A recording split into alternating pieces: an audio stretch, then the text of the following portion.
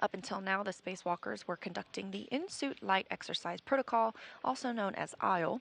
This helps acclimate their bodies to lower pressure inside the suit and helps astronauts avoid what we call the bends by purging the nitrogen in their blood slowly.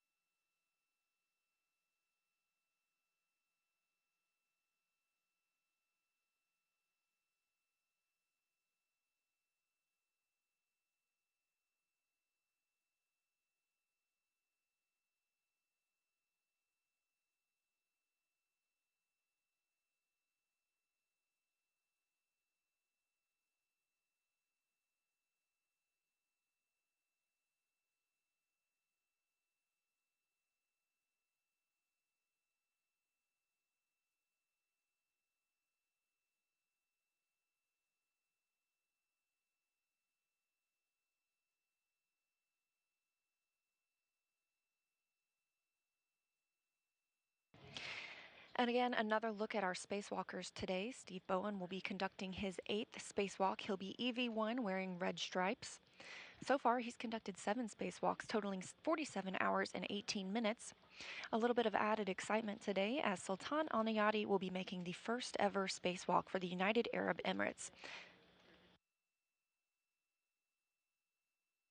Overall, it's the 261st spacewalk in support of station assembly maintenance and upgrades, and our 4th for this year. We have 2 more spacewalks coming up soon. Russian spacewalk 65 and 66 coming up in May.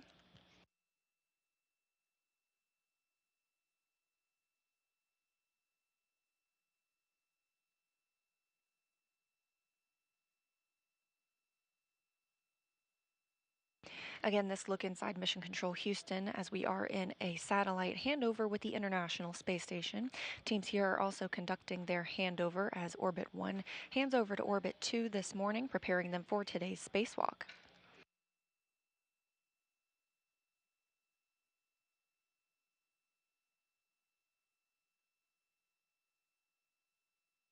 And this view inside the airlock as Woody Hoberg on the bottom left of the screen and Frank Rubio up at the top of the screen prepare to attach the SAFER, the Simplified Aid for EVA Rescue, to NASA astronaut Steve Bowen. Again, this is sort of like a jetpack that is worn as a backpack. The astronauts use 2 tethers at all times, so they do not become detached from the International Space Station, but this is another backup option for them in case they were to drift from the International Space Station.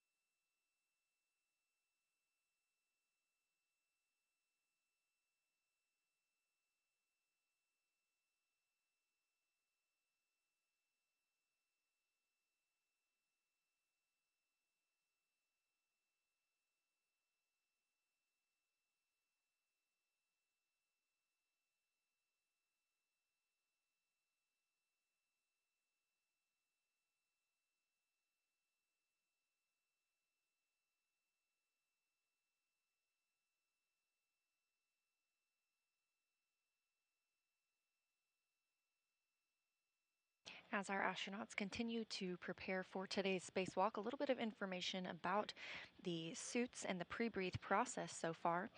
At nominal pressure, the suit is about 4.3 psi, or pounds per square inch of pressure. And to put that into context, the atmospheric pressure we're used to on Earth is about 14.7 psi, which is approximately the same as the inside of the space station, with a mixed oxygen and nitrogen environment similar to what we have here on Earth. The 4.3 pounds per square inch of pressure in the spacesuit is similar to what you'd experience at about 30,000 feet elevation, and that low pressure helps the spacesuit feel a little more flexible, which we really need because the gloves can be kind of rigid, especially during a 6.5 hour spacewalk. So it helps the astronauts flex their hands in those gloves. We discussed the pre-breathe process earlier. That includes about 50 minutes of cycles where we spend 4 minutes exercising and 1 minute resting.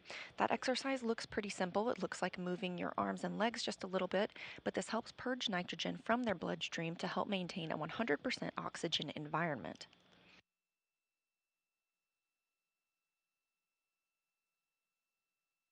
Pre-breathing consists of two phases. In the first, the crew breathes 100% oxygen through a mask to begin purging that nitrogen.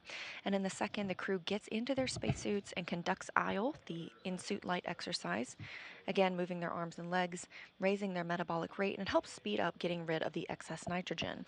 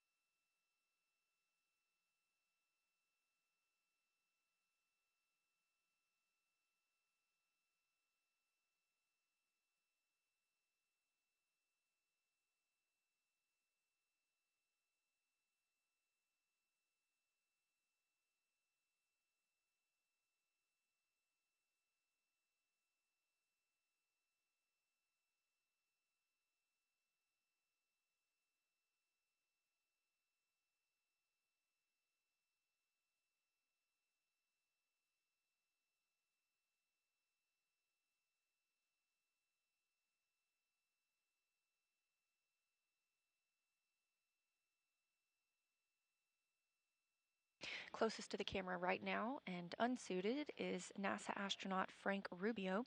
He will spend 371 days on the International Space Station before returning home this year, setting a new spaceflight record for any U.S. astronaut.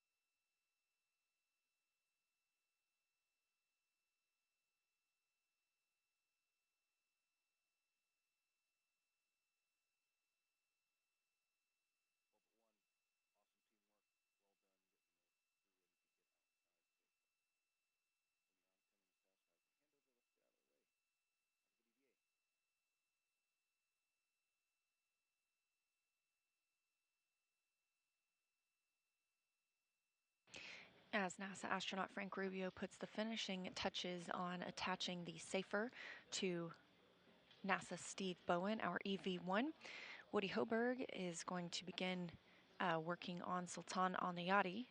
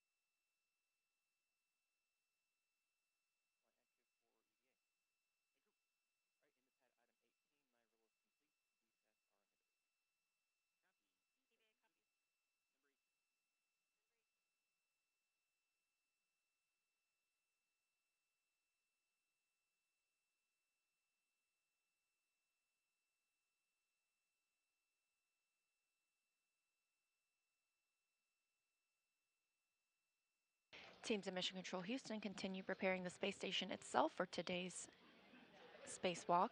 That includes inhibiting some of the thrusters on the outside of the International Space Station so there isn't any interference. Additionally, it can include closing some of the shutters over the windows.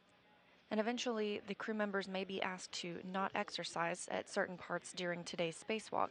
Specifically, that no exercise request comes whenever the SSRMS, or the Canadarm2, as it is more commonly known, is in use. This just helps ensure there are no additional loads being imparted on the Canadarm2, especially when we're moving a crew member from one place to another.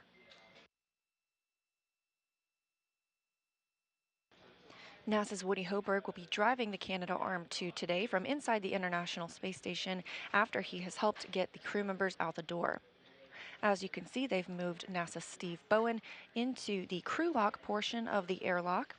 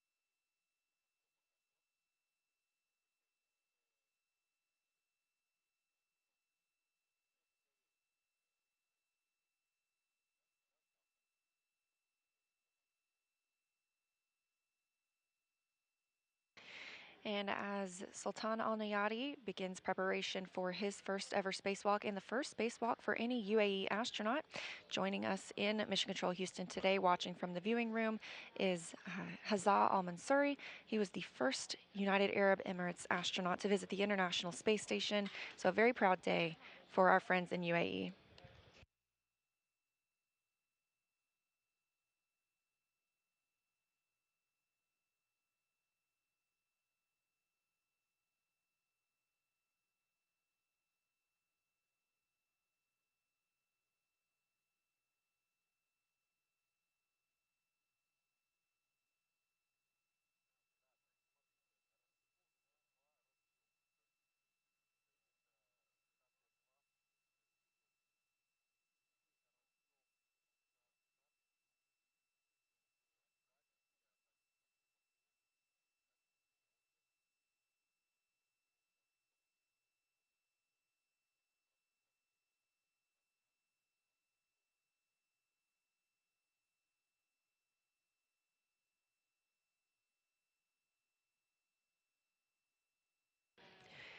As Woody Hoberg, our suit IV, and Frank Rubio work to attach the safer, simplified aid for EVA rescue to Sultan Al Nayati's spacesuit.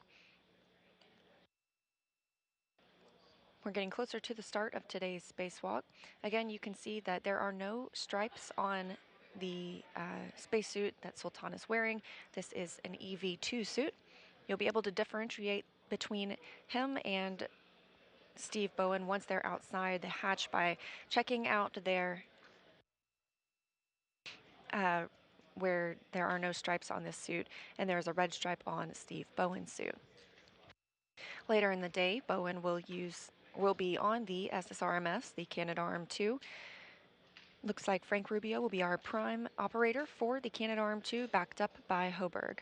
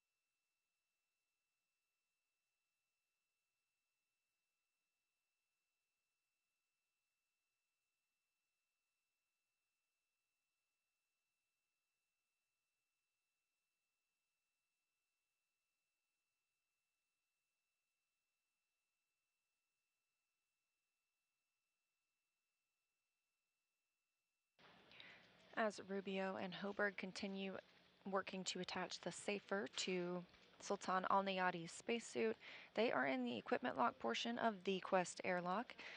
You can't see him, but Steve Bowen is already in the crew lock portion. Once this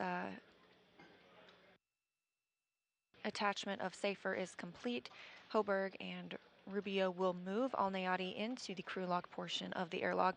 They'll then close the hatch and begin depressurization of that airlock, eventually preparing for the external hatch to be opened and our spacewalkers to head outside.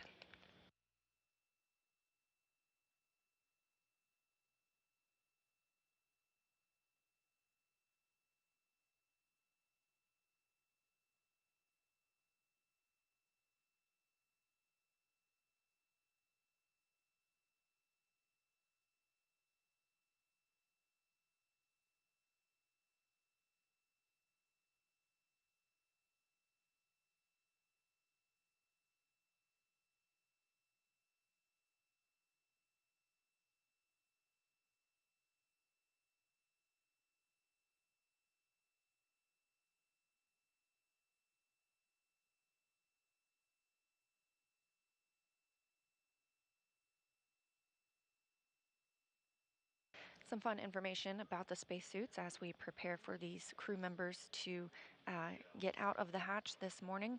These suits are obviously fitted on the ground for the crew, but they also refit their suits in space to account for any spinal elongation or fluid shifting that has occurred since they arrived at the International Space Station. The suit has 6 layers. It provides atmospheric containment, thermal insulation, cooling, solar radiation protection, and micrometeoroid or orbital debris protection.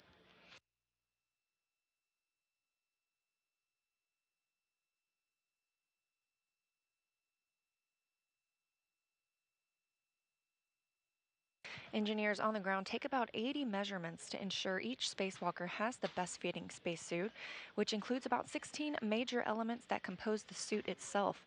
This includes 3 different sizes of torsos, 8 sizes of elbow joint pieces, 2 sizes of adjustable waists, 5 sizes of knee joint pieces, and 65 sizes of gloves or custom fitted gloves.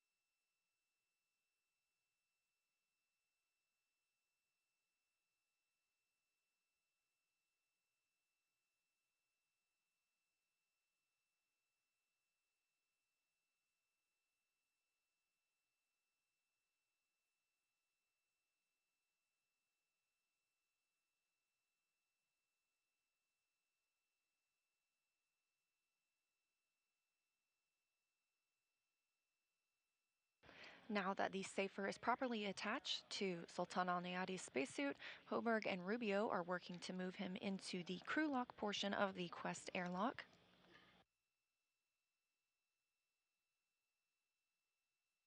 Once our 2 spacewalkers are situated, Rubio will exit that portion of the airlock and rejoin Hoberg in the equipment lock section. They'll then close the hatch and begin depressurization of the crew lock area.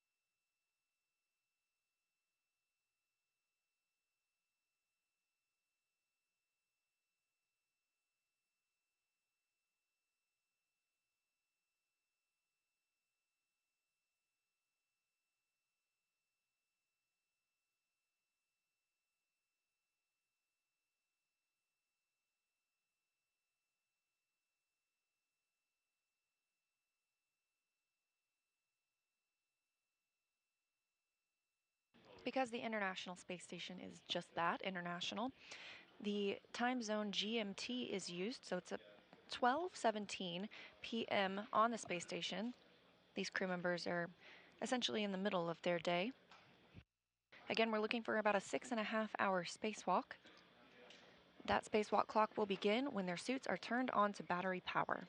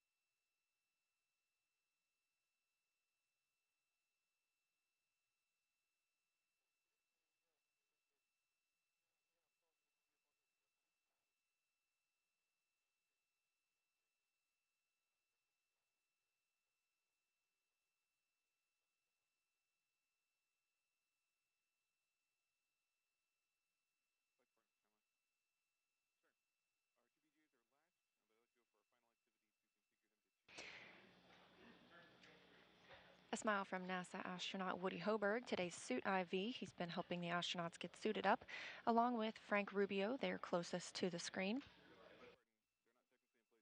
They're both in the equipment portion of the Quest airlock.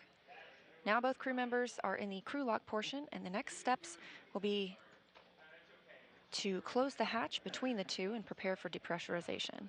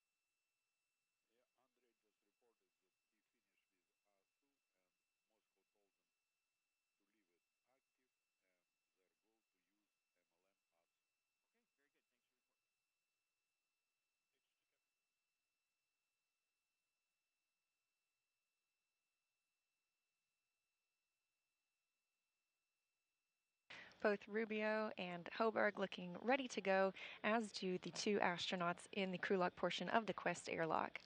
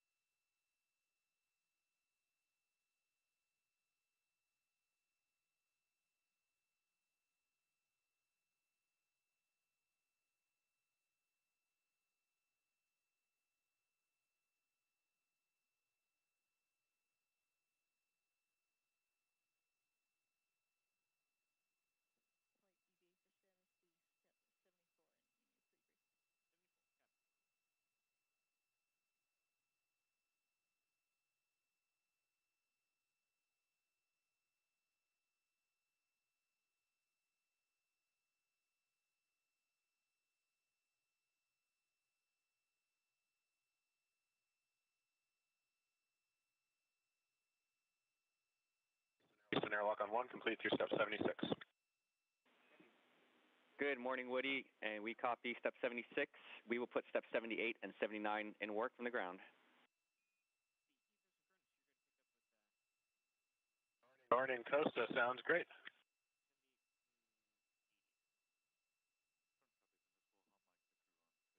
The voices you hear right now, obviously Woody Hoberg using that tablet to step through the next steps ahead of today's spacewalk. He's speaking on the ground with Costa Mavridis, who is the Capcom. Once the astronauts switch their suits to battery power and get outside the hatch, they will hand over communications to NASA astronaut Anne McClain here in the room. She's known as the Ground IV and will be relaying steps to the astronauts from here in Mission Control Houston. Mavridis will remain on console to work with the astronauts that are on board the station, but not outside on the spacewalk.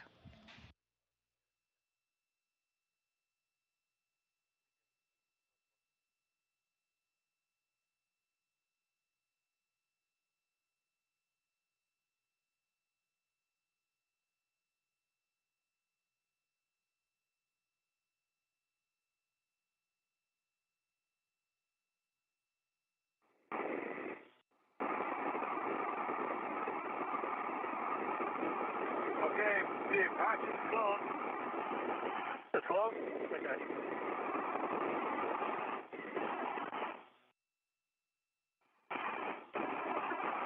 Let me see how far back I can get. Okay, see my safety tender pack. My wrist tether is connected to the gearing extender. It's locked, gets locked back and back. Okay. And I see gearing extender on my right is also. Oh, I got it back. Two hooks, they're all locked. And back to back. So make sure you have my ankle hook and it's locked. And Steve and Volkan, good morning. Letting you know you are hot mic on Space Ground 1. Morning, Costa. Have your coffee. Good morning, and Woody, back to you for step 81 and on. Back, Costa. Thanks a lot.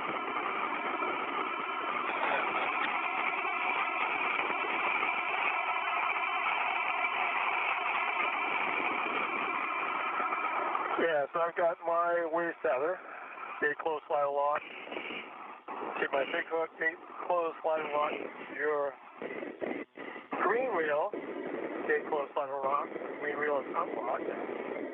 The yellow hook is gate close slide lock. We'll do the tunnel config in just a minute. I'm going to have Sultan check that the depress pump power is off, OFF. Okay, depress pump is off. And depress pump enable LED? The enable LED is on. Copy that.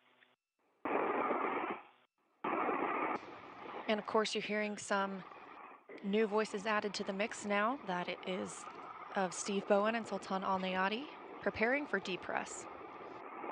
And Costa, we're in step 84, awaiting your go.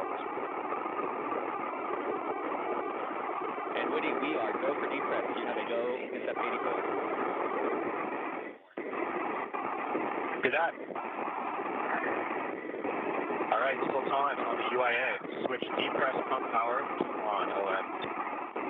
Okay, depress pump is coming to on. Switch on.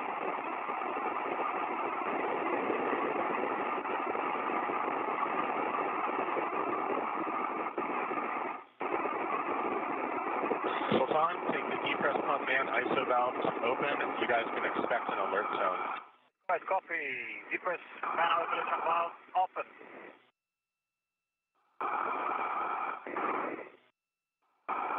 Okay, and as the crew lock depresses, you'll monitor your suit pressure gauge and make sure it remains less than 5.5. All right, copy. Everyone go.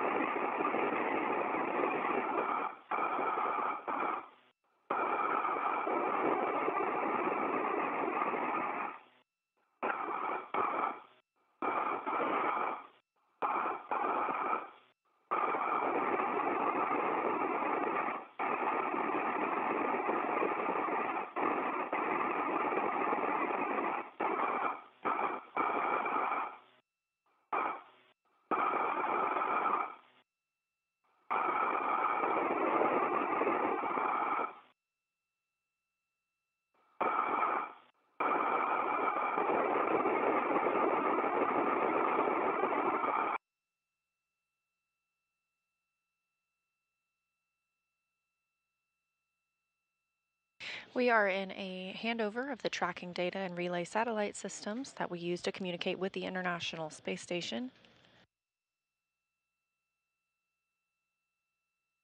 Teams have given a go for depressurization of the crew lock portion of the Quest airlock, where our two spacewalkers, NASA's Steve Bowen and Sultan Al Nayati of the United Arab Emirates, are inside and preparing for their spacewalk. We started with pressure in the airlock at about 14.7 psi, or pounds per square inch. It continues to drop now at about 11.6 pounds per square inch.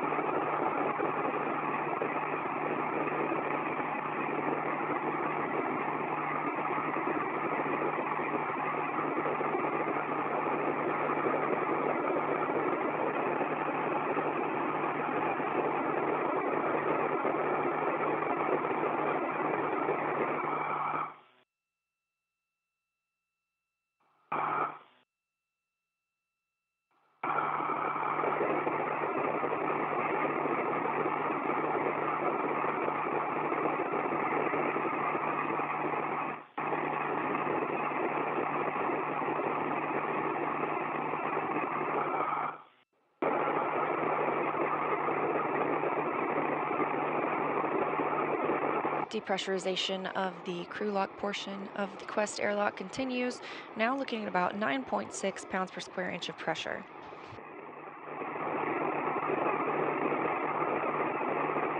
They'll have a built-in hold shortly where they wait to check out and make sure that the readings are accurate coming from inside the Quest airlock and that temperature fluctuation isn't causing the pressure readings to change.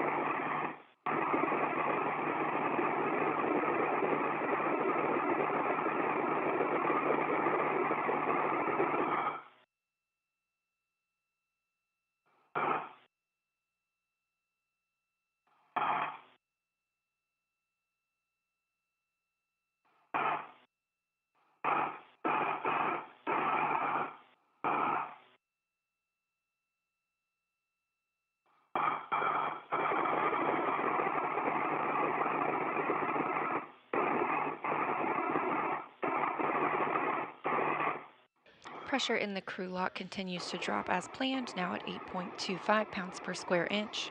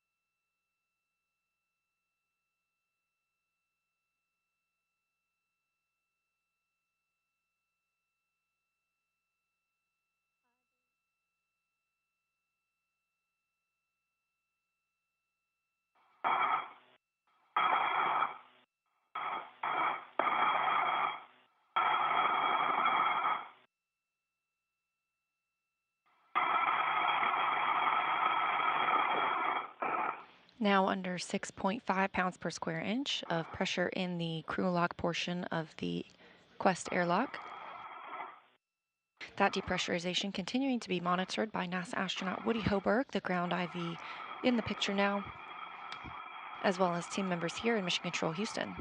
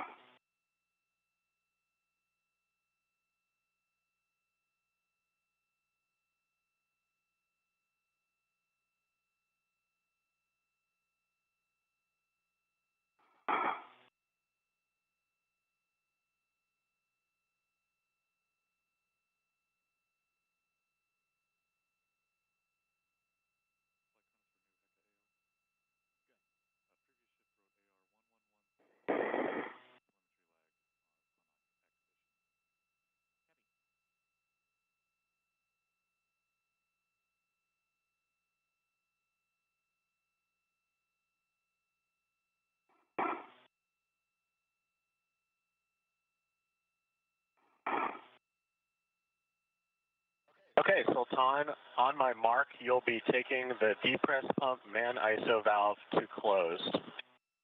Copy and ready.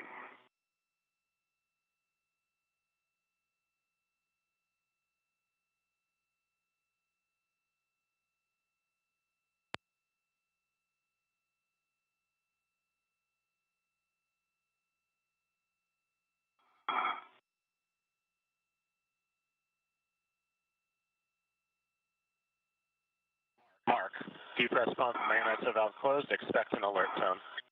Man ISO valve closed.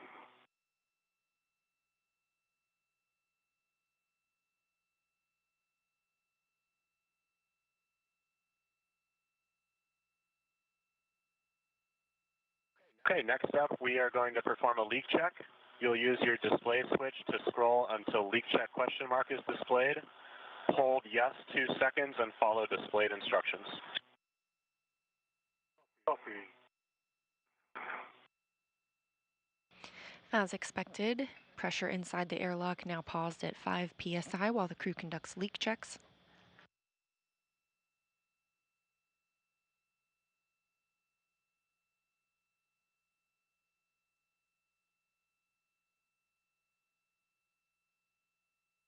Depressurization will resume shortly once these leak checks are complete, ensuring everything looks good with the airlock.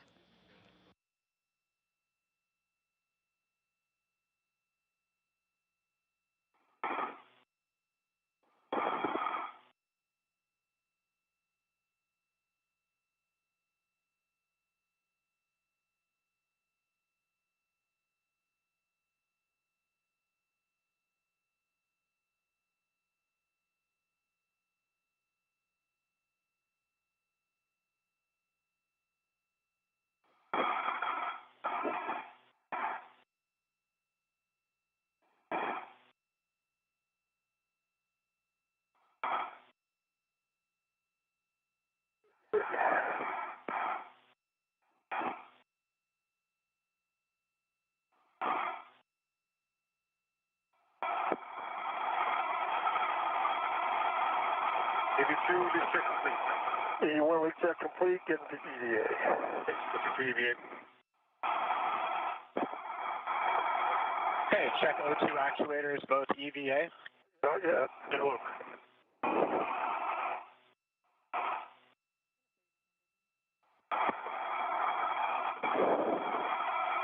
Confirmation coming from both astronauts that their suits have good leak And checks. Sultan, I think you might have said it, but O2 actuator EVA. That's affirmative. EVA on EV2. And EV1 is in EVA. For that, Sultan, you'll take the depress pump man ISO valve to open. Hold on. Okay, we're standing by. I'm still not quite in EVA. Hold on.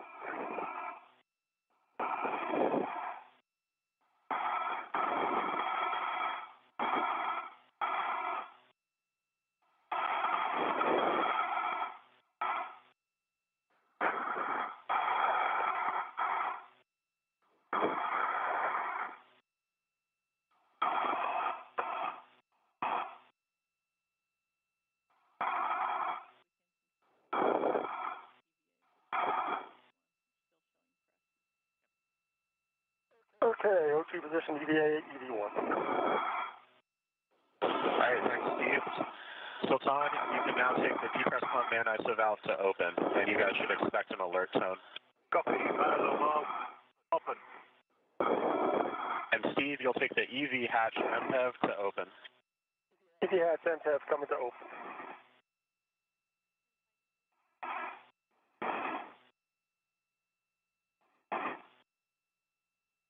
Open. Copy, open. Depressurization of the crew lock portion of the Quest airlock has resumed.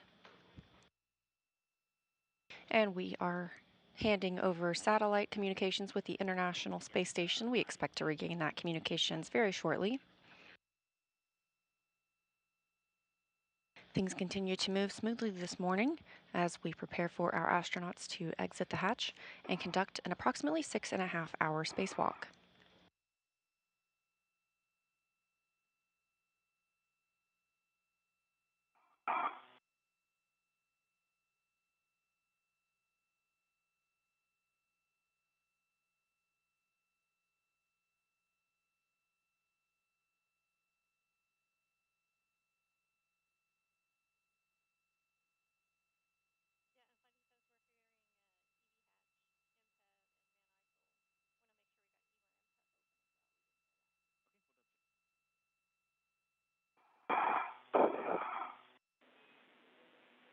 And Station Houston for Steve, we heard you working on the EV hatch MPEV. Can you let us know when it's complete?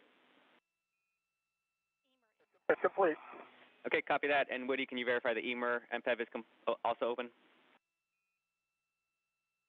Affirm Costa, the EMER MPEV is open. Step 9 complete. Okay, we copy both. Thank you, guys. Voice on the ground currently communicating with the astronauts is Costa Mavridis. They are in the center of your screen. Over to the bottom of the screen and his left is Scott Stover, today's flight director.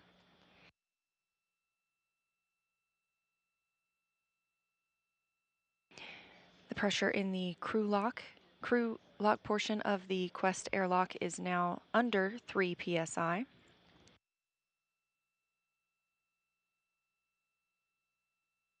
Meanwhile, the pressure inside the spacesuits is about 4.3 psi.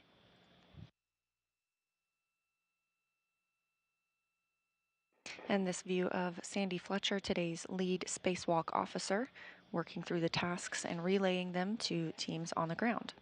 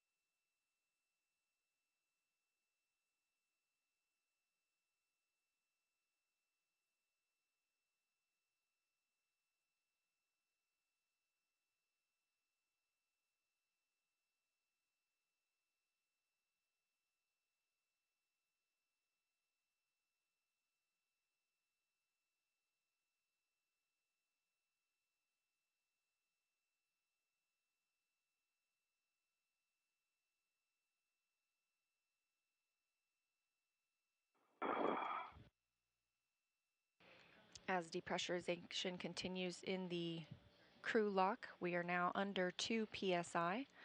The International Space Station, flying 266 statute miles over the Indian Ocean, will be coming up over the south coast of Australia shortly.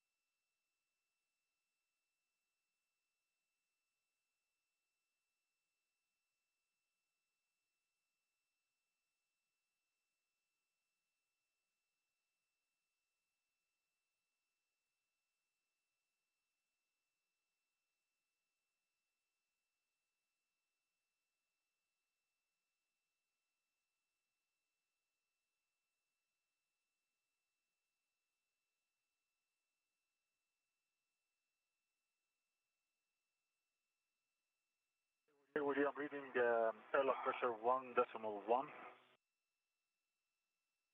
Okay, Sultan, copy that. We're just lagging a little behind on the PCS. I'll give you a go for step 10 in just a moment. Let's copy, standing by.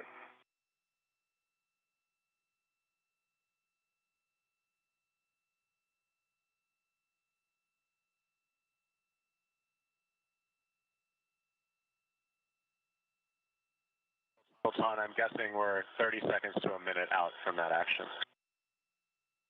Copy.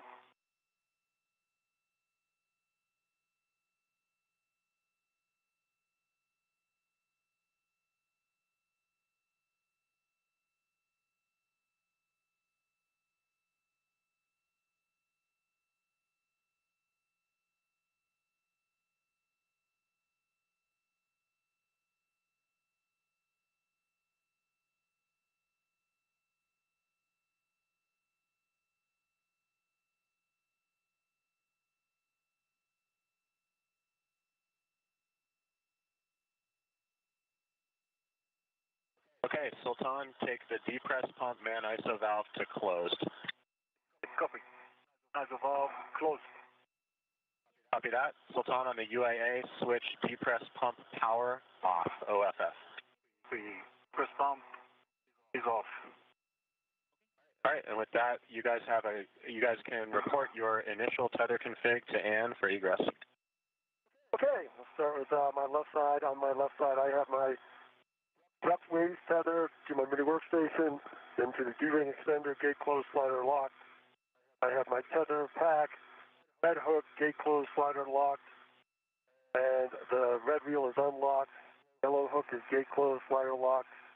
The green reel is to my mini workstation. On my right-hand side, I have my light wave tether, gate close, slider locked, to Sultan's blank hook. Like I see that, Steve, my anchor hook is connected to your waist tether, and anchor hook is gate close locked, black on black. My green reel is unlocked, and the green hook from the green reel is connected to my red reel. That hook is gate close locked, black on black. Red reel is unlocked, and from the red reel I have my my yellow hook is connected to the green reel, and it's gate closed locked, black on black. And the red hook from the red reel is connected to my right gearing extender, and that hook is gate closed locked, black on black. The same gearing extender on the right.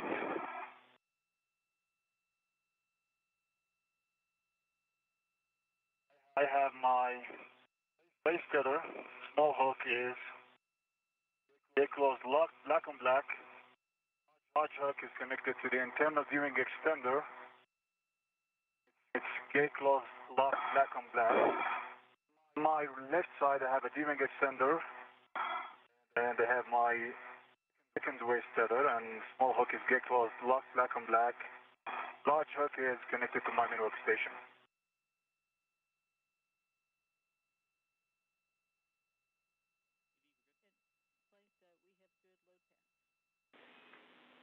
And Stephen Sultan, that's a good load path, good config.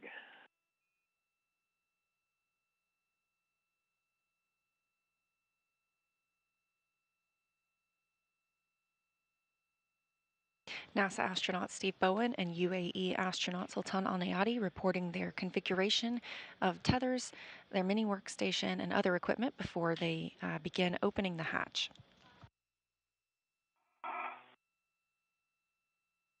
Okay, and Stephen Sultan, just a reminder, once the DPT gets near 0, you can expect an alert tone. Copy. Copy that.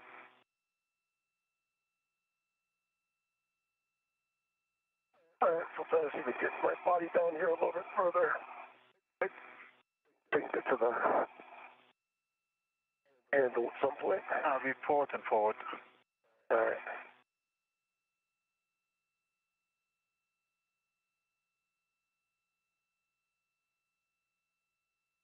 Oh, sort of hung up on something.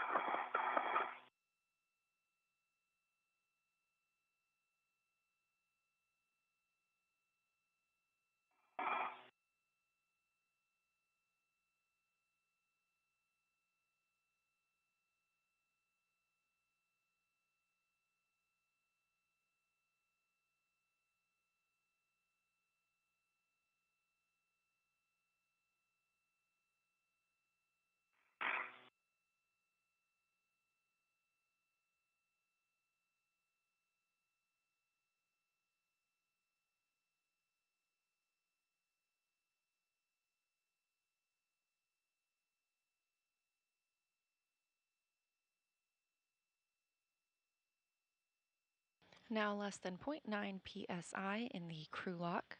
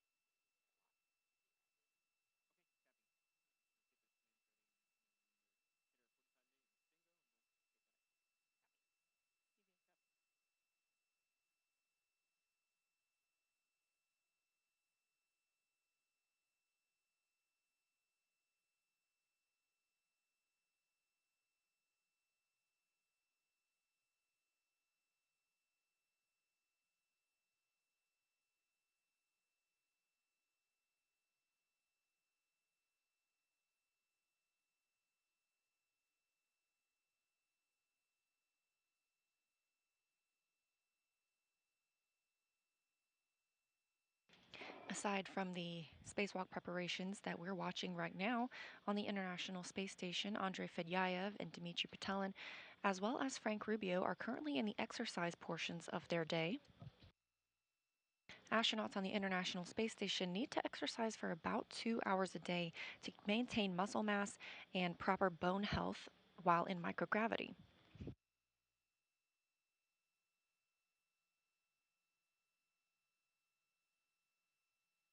That exercise will be limited and actually restricted while the Canadarm2 is in use today.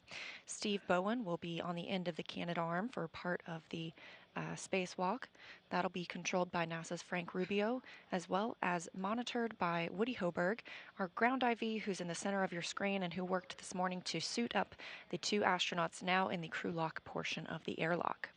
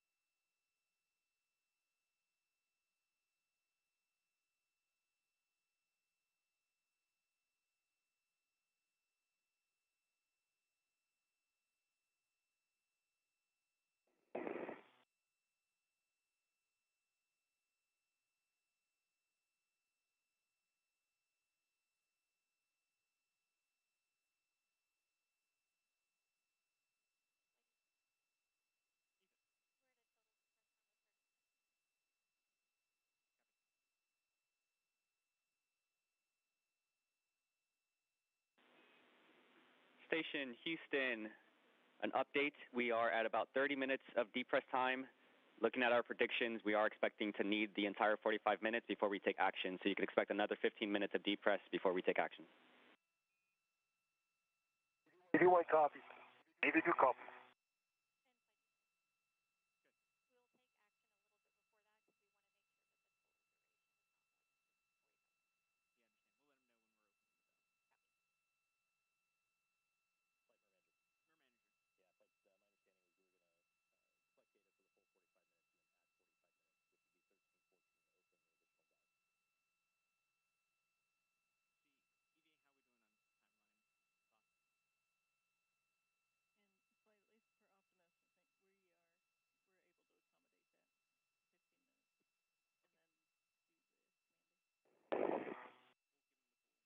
Depressurization of the crew lock continues, now 0.69 psi. Anticipating about 15 more minutes of this depressurization.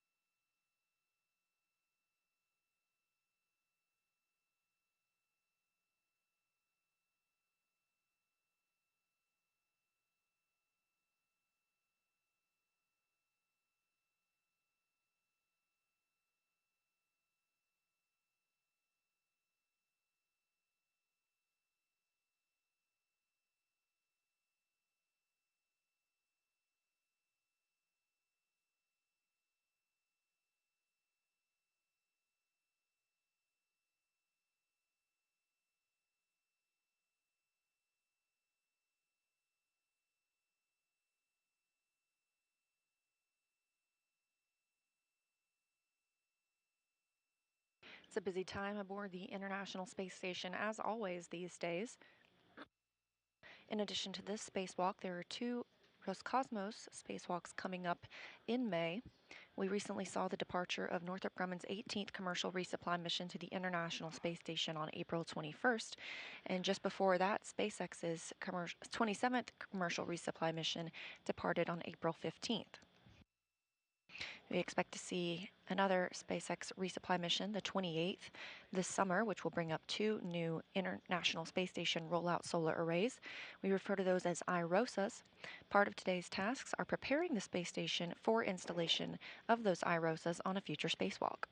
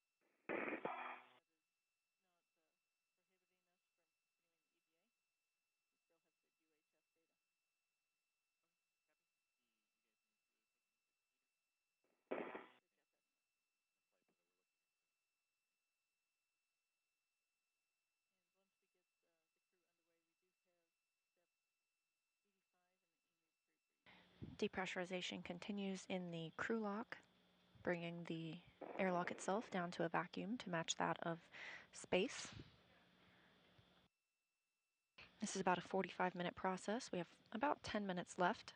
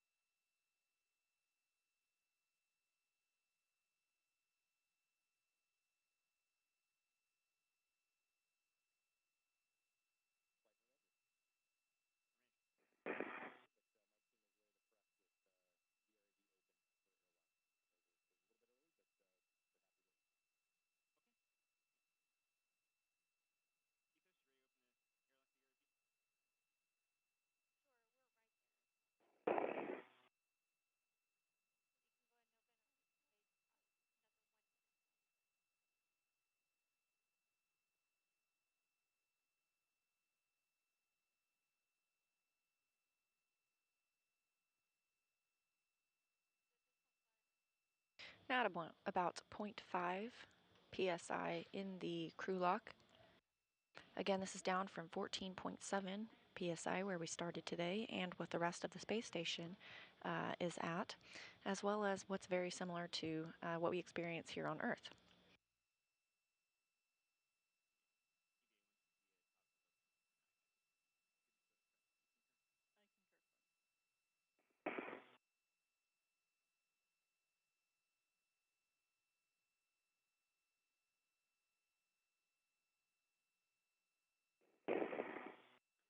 All right, Stephen Sultan, I'm showing crew lock pressure less than 26 millimeters. Steve, can you verify the EV hatch gauge shows less than 0.6? The hatch gauge shows less than 0.6, looks like about 0.4. All right, with that, Steve, you have a go to open and stow the EV hatch. And a reminder, once you get it off the seals, you'll want to get the hatch MPEV to closed. All right, I am opening the hatch and I will get the impact to close. Work.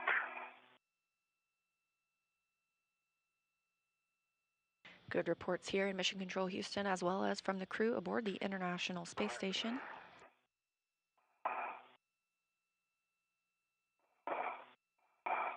The hatch is now open and the crew lock itself is at a vacuum. Again, we will start our timer for today's spacewalk once the spacesuits themselves are on battery power. And the hatch is open. The impact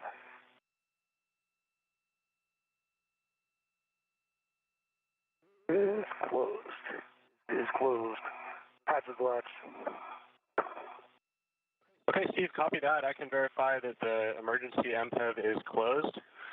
Gentlemen, it's time for me to hand you over to Ann. It was a real honor suiting you up this morning. Sultan, you're making history today. Congratulations. We're so excited for you. Hope you both have a great EVA, and we'll see you in just a few hours. Fantastic job, Woody. Thank you very, very much. Thanks for all the help, Woody. Thank you.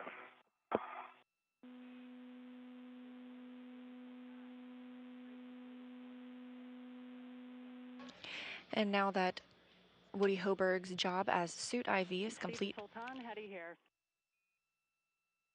And I have you loud and clear. And I got you loud and clear. Fantastic.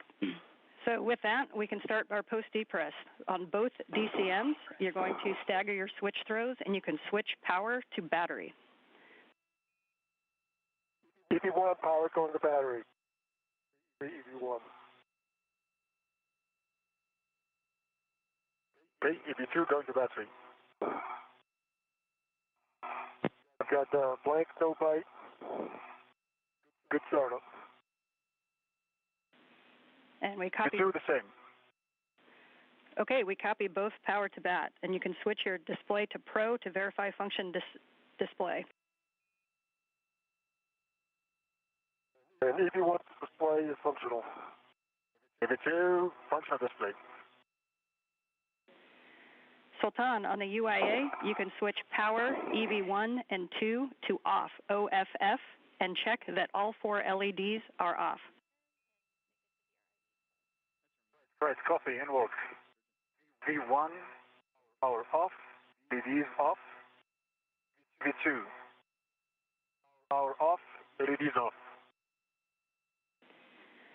Okay, copy. For both of you, you can now disconnect your SCU from your DCM, install the DCM cover, and stow your SCU in the pouch. And that did work, EV1. Work.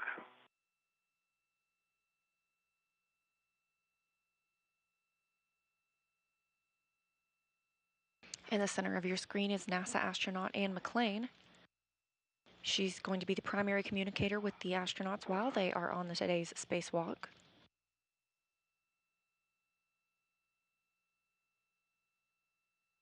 Okay, cover in place, SCU is in the pouch.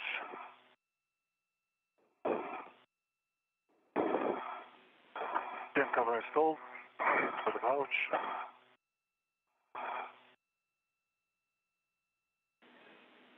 Okay, we copy that you both have the DCM Dim covers. pouch, you're right.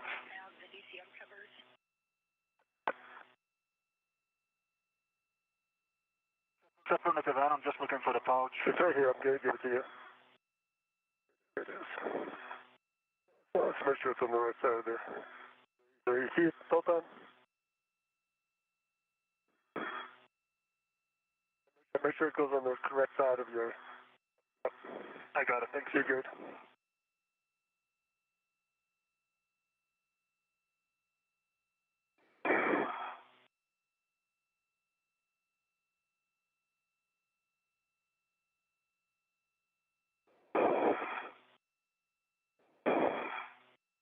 Okay, DCM, correction. SCU is in the pouch now. Copy, both SCUs are in the pouches. At this time, you can check that the depress pump man ISO valve is closed. That's affirmative. Manazil valve closed. Copy, for both crew on your DCMs, you can take your temperature control valve to max hot. Control valve coming to max hot, EV1. Control valve, max hot, EV1. Copy? EV2, max hot. Copy. You may now both switch water to on, ON. EV1, water's on. Water's on, EV1. EV2, water is on. Copy both. Now on your DCMs, check blank bite off. Blank bite off, EV1. EV2, blank bite off. Copy. You can now set your temperature control valve as desired and let us know what that setting is. And just a reminder throughout the EVA today to please report your changes and try not to do any changes that are larger than 2.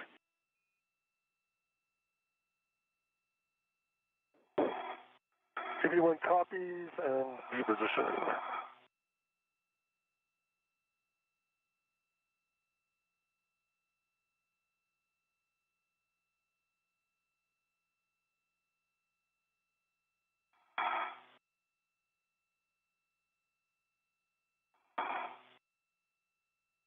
Okay, EV2 TV setting is 5.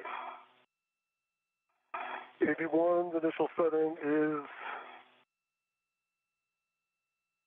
4 when I get there.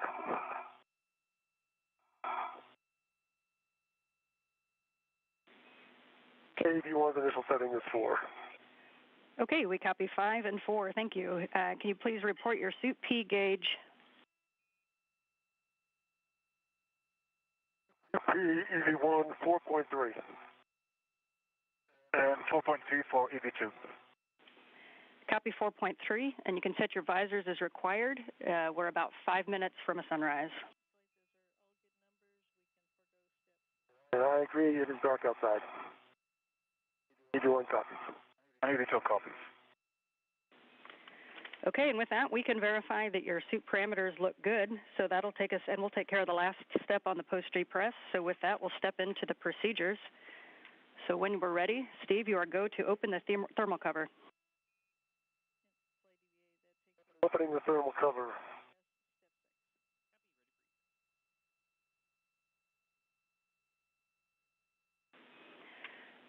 And Steve, reminder to release the hook for the magnetic plate D-ring and attach the hook to the stowage tether point and cinch the strap until snug. And that's in work.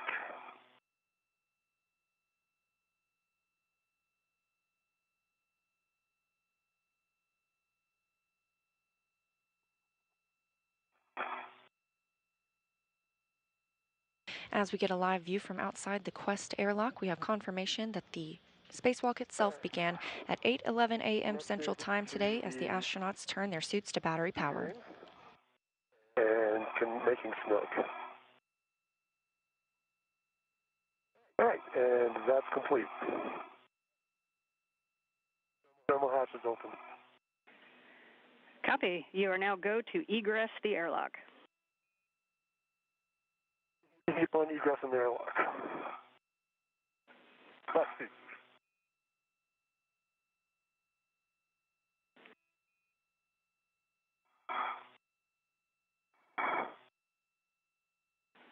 And Sultan, as he egresses, your next step is going to be to transfer the crew lock bags out if you want to get eyes on crew lock bag on 2 or 3.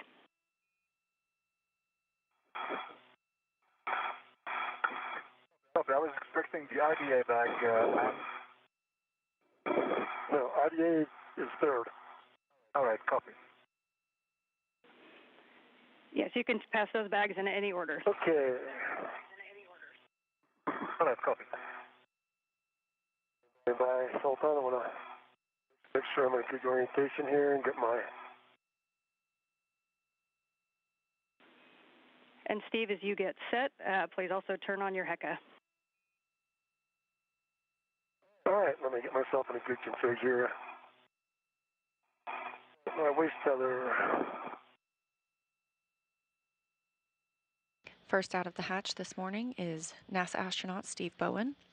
He is EV1. You can differentiate between he and Sultan Al-Niyadi by the red stripe that is on Bowen's spacesuit.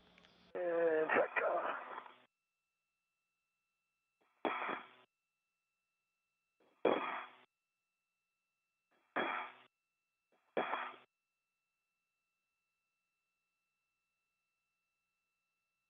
And I got a good green light for HECA.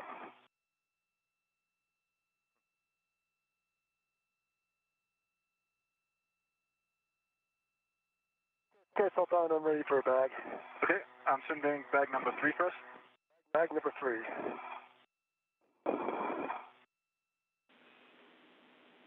And I know you're tracking, but crew lock bags 2 and 3 are going to be stowed on the airlock zenith of the starboard airlock toolbox on 556. 556.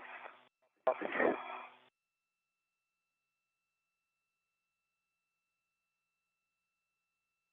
The crew members start their day with Sultan Al-Niyadi passing out some of the Coming your way, Steve. I see it. passing out some of the bags that will be used to Steve Bowen. He will then stow those on a handrail for use later. Airlock that. Got it. It's coming back. Got it. Okay, here it goes.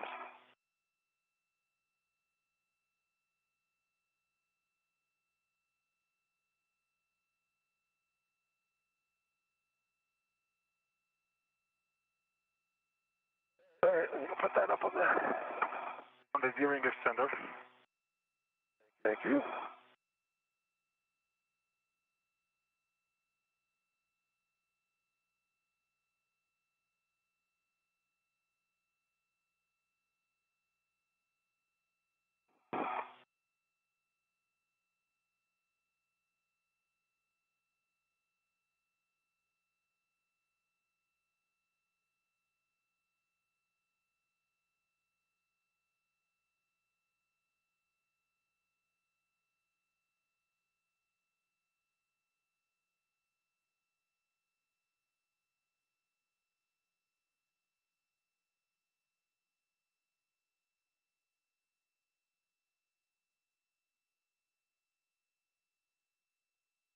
As you can see, the colors changing outside of the International Space Station.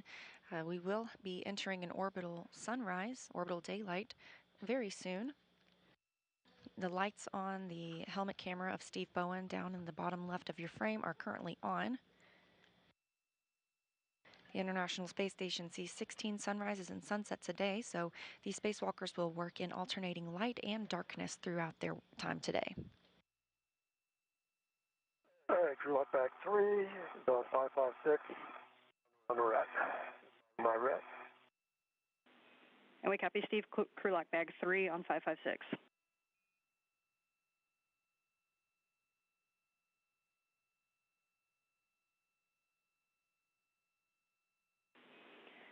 And Sultan, just a reminder, the large, small rets from these crew lock bags are going to get stowed on the airlock D-ring extender.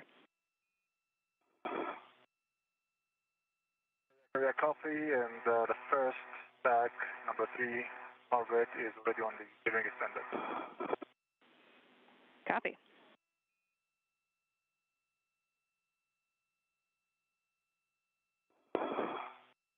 Okay, Sultan, I'm ready for bag number 2. Wait, ready.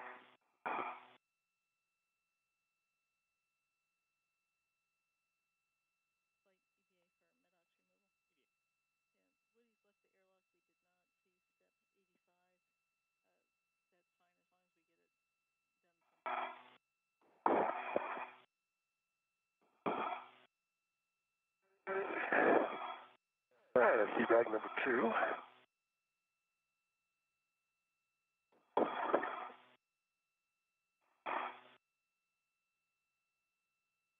These bags that Alnayati is transferring to Bowen are stored on the same handrail. They'll be used later. They contain tools for different tasks. Releasing the airlock. And I'm ready for it.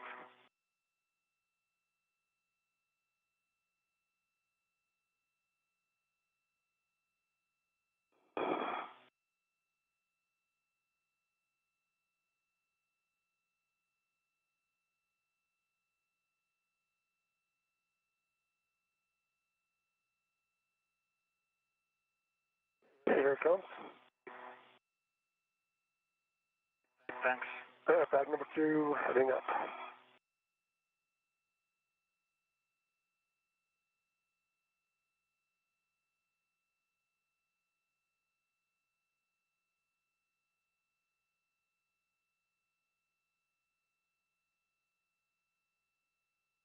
Small red is going to be ready.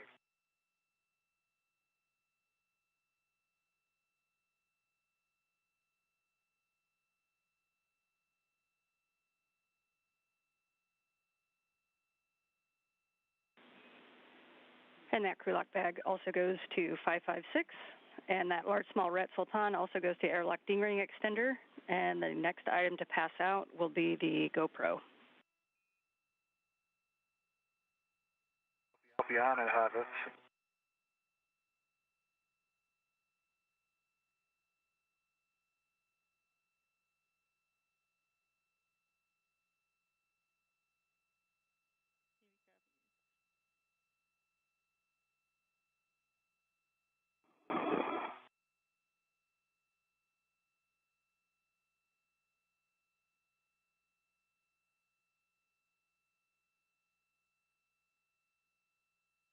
All right. Bag number 2 is attached to 556 with the integral tether. The bag 3 is on with the ret. Bag 2 is on with the integral tether. Okay, we copy both crew locks on 556. Nicely done. And the next thing is to retrieve and install the GoPro. Thanks. That's ready for your seat. Yep. All right, that is wrapped around the handle now. I gotta take that off first.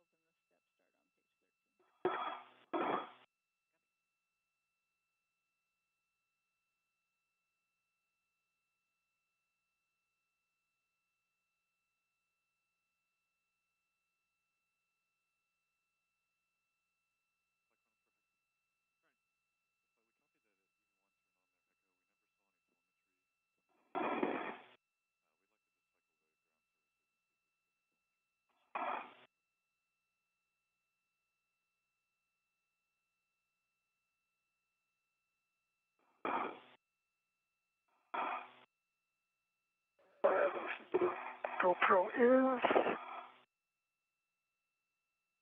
Right. Yeah.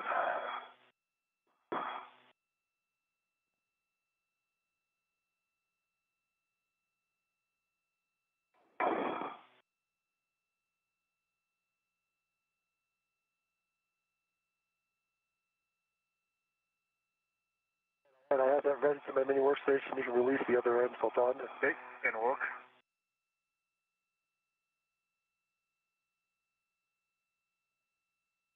When you're ready.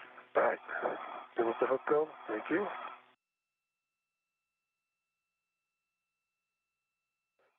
Give me a minute to set that up.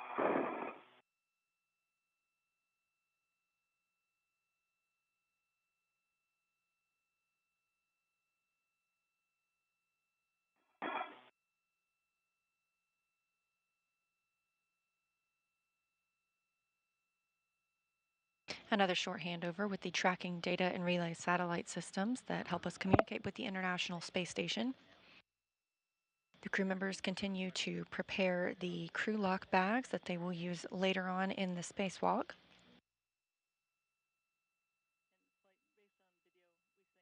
I've got the small hook on 550.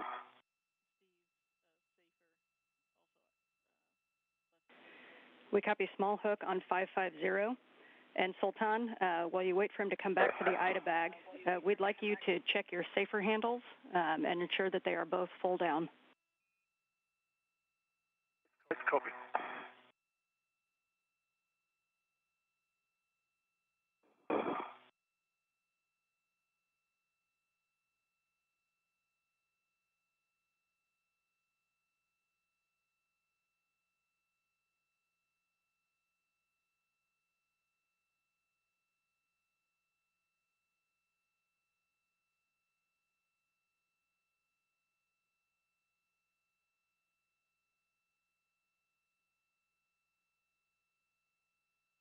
Okay, I got the big hook on 546. And Steve, was that 546?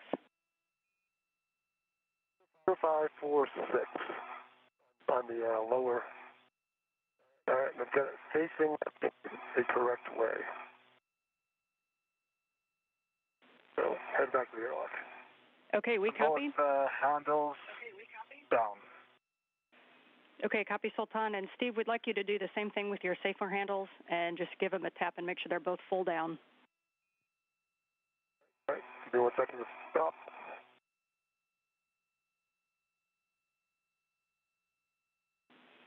And Sultan, the next bag will be the IDA bag, and this large small ret will also go to the airlock D-ring extender. Yeah.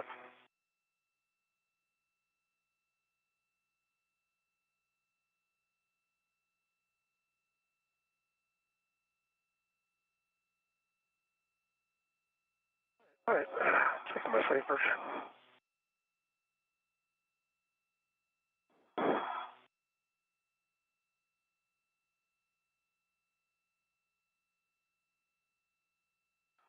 Right handle is down.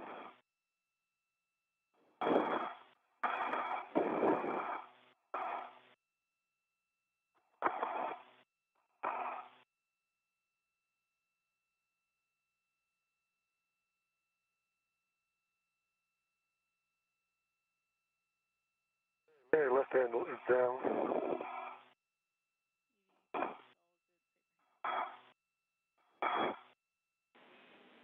And we copy Steve, so you can get the IDA bag from Sultan and stow it on your BRT.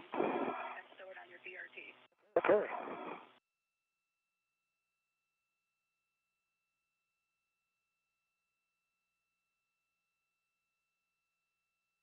Okay, Sultan, pass it out this way. Almost there. A little bit further. Thank you. I'll try to pass the handle. I missed the handle. I got this. All right. Hold on.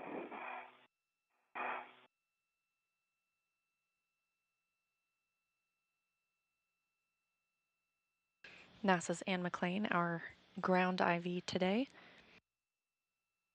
She lived aboard the International Space Station during expeditions 58 and 59 and was a lead spacewalker on 2 spacewalks herself. Yeah, hold on. I want to make sure it's on the... Take your time. I'm trying to tuck the wire ties in.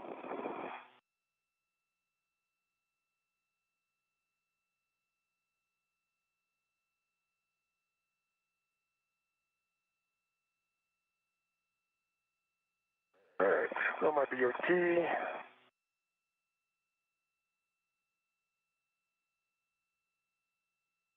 Your key red is attached.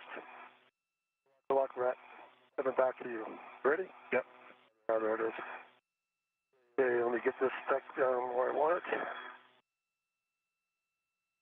Those wire ties don't do a thing where I want them to, but it's okay.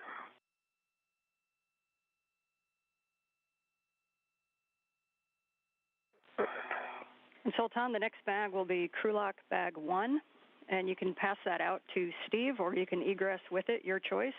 Reminder to keep the large small ret on crew lock bag 1.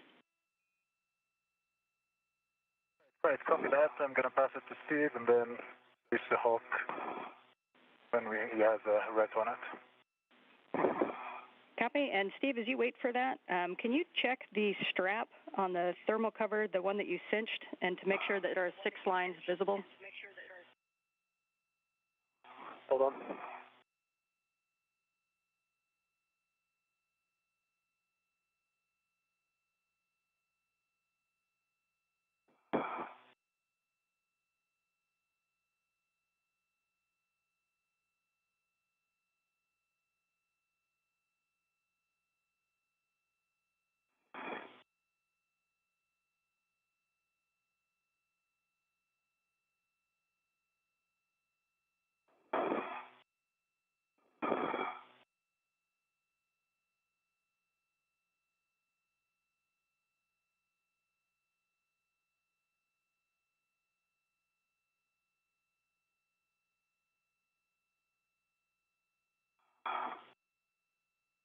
I've got 1, 2, 3, 4. 1, 2, 3, 4, 5, 6. I see 6 lines visible. Copy. Thanks for the check. All right. So I'm unfamiliar. Zach is up, and I'm unfamiliar with what that shows exactly for right above eye. So give me an idea at some point. Appreciate that. If it's well above my head. Copy. Will do. Thank you. All right, Sultan, I'm ready for your bag. Coming your way. All right. Not quite.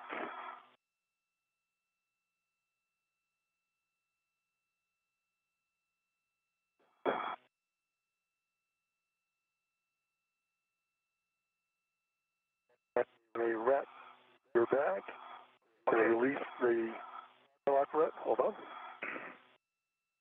Here it comes. No, Steve, actually, this stays with the... Oh, that's right. Yeah. Here, bring it back I'm out. going to pass it back. Thank you.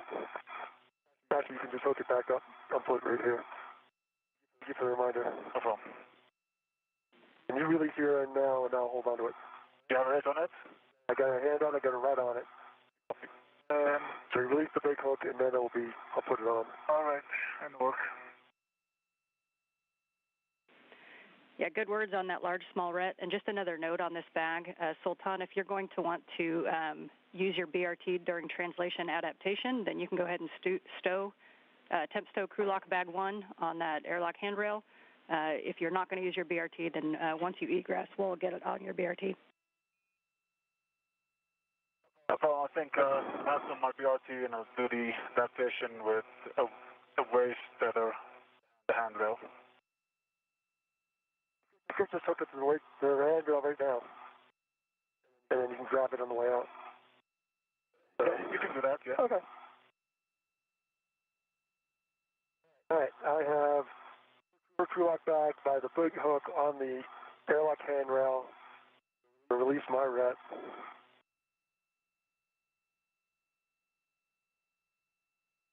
And I will clear the hatch for you. Thank you, Steve.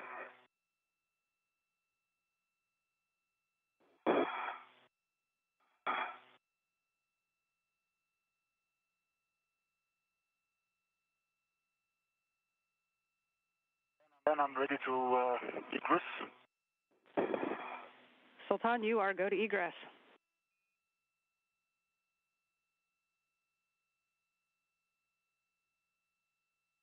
I'm going to get the view from my feet before.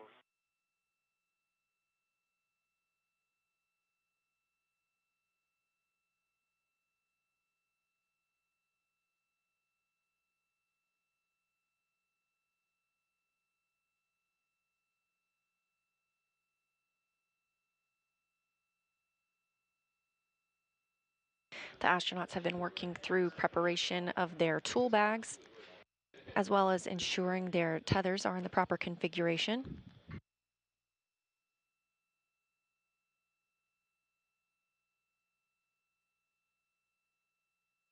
Now preparing for UAE astronaut Sultan Al Nayati to egress the hatch.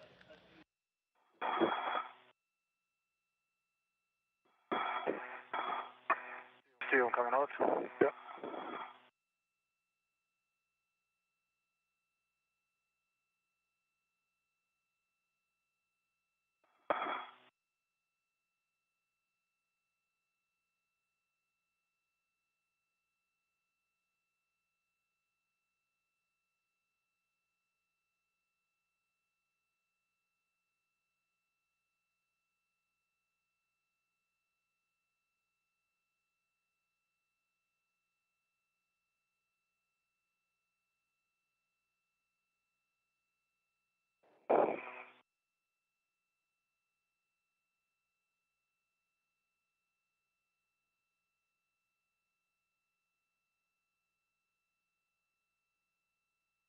Before that, actually, I need to reroute the SCUs coming in between my safety tether. Okay. Take your time. Make sure it's right. So,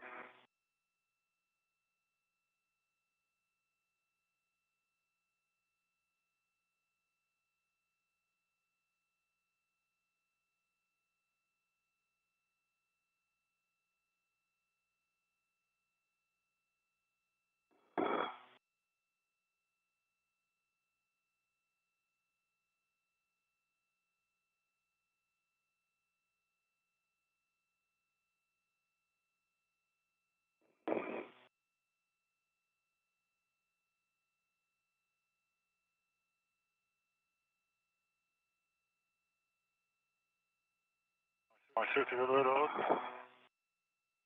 Coming out.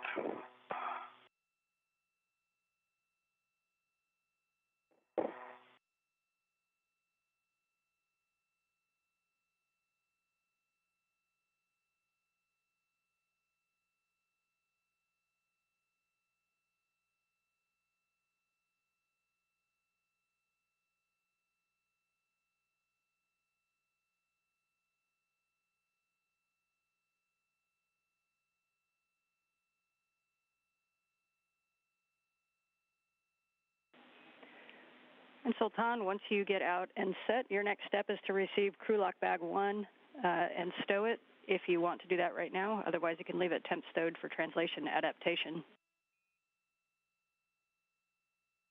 It's right here.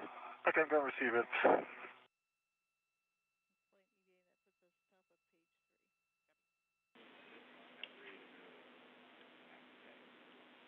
At 30 minutes into today's spacewalk, UAE astronaut Sultan Al Nayati has egressed the hatch, the first ever spacewalk for an astronaut from the United Arab Emirates.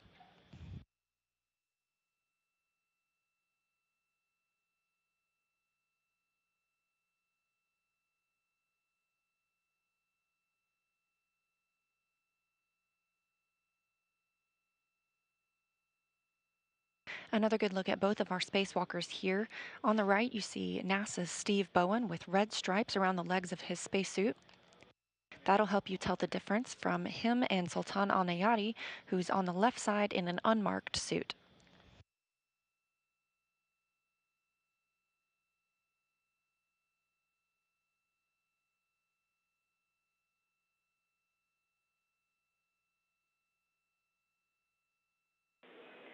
And Steve, while he is working crew lock bag 1, just want to let you know that we noticed that the wire tie caddy is not staying tucked to the IDA bag.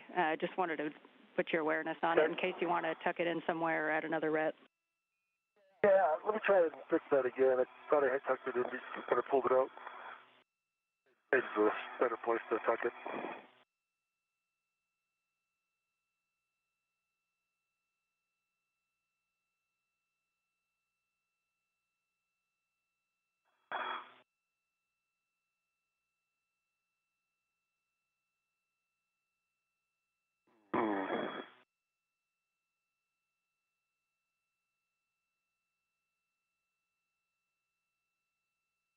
Okay, look back, stow it to my BRT. Okay, copy, Sultan. You can now turn on your HECA.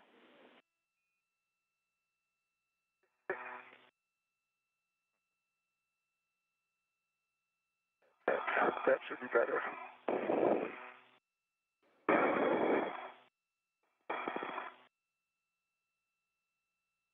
See green LED HECA. Okay, we copy your HECAs on. And just a quick note to congratulate the UAE for having their flag on an EMU outside the International Space Station for the first time. And gentlemen, you can get it set up for your buddy checks. Thanks so much. All right.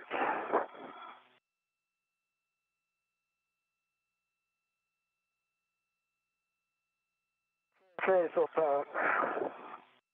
I see 2 green lights. I see 2 latches up. The 3 latches up, 1 is taped. Yep, that's a BRT. And I see your right each other. And Going for the unlock. that one goes back to the lock, the gate closed slider lock on the small hook. On your red hook, the gate closed slider lock, see the red reel, which is unlocked, and the yellow hook, which is locked, gate closed slider lock on the green reel, which is unlocked. To my right wave feather, which is gate closed slider locked on me. So I see us in a good config. And I see safer handles. check your safer handles again. To your left safer handle down. To your right safer handle down. My hand is right. Good All right. checks on Sultan. Secures. See LB HECA. WSE.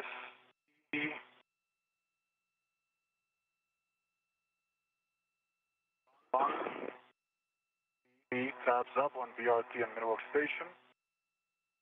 Right safer handle is down. Your left safer handle is down as well.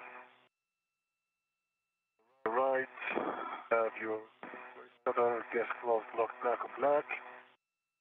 It is connected to my anchor hook, both hooks. I get closed black, locked black on black. Right. Right, my half is dry. Yes. Have, skip back, I see it, flow black, black on black.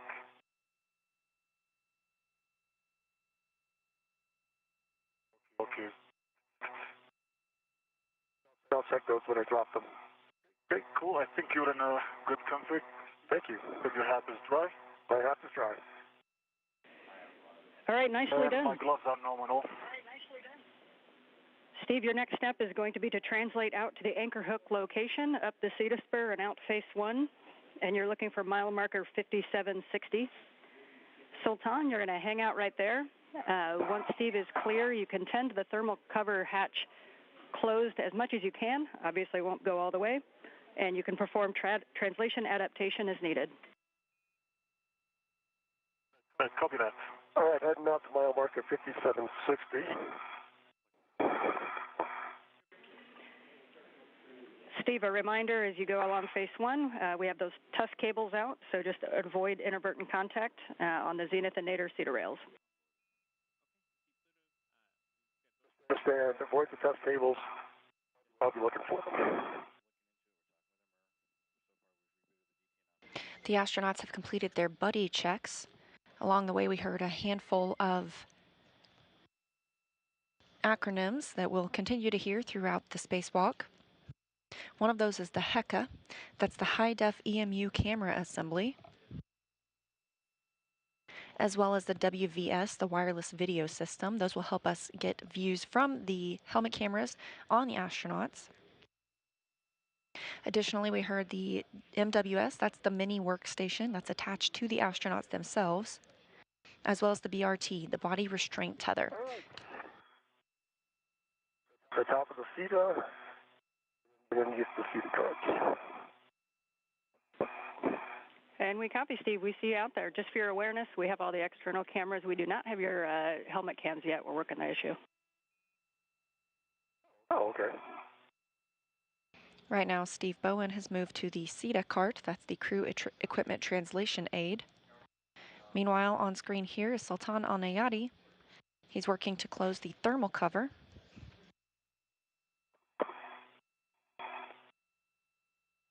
The main hatch on the Quest airlock will remain open in case the astronauts needed to ingress quickly at any time.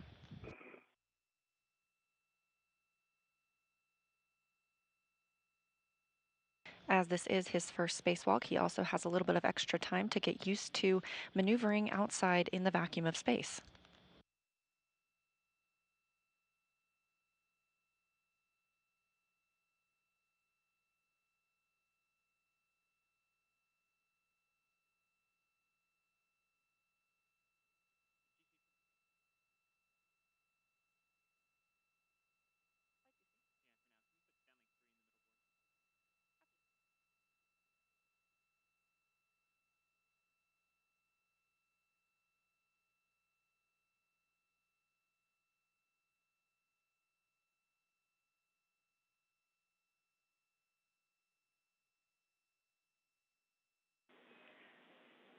And Steve, we see you getting toward 5760, and you're going to be placing the anchors just nadir of 5760. The first handrail you're going to be looking for is 3011, and that's the one that is straight up and down.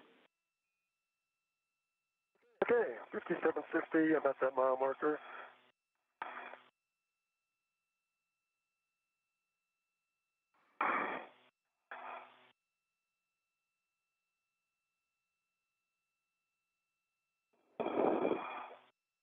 All right, 3011. That's what I'm looking for, correct? Affirmative. On 3011, you're going to drop your anchor hook, EV1 anchor hook, ensuring the gate closed and hook locked.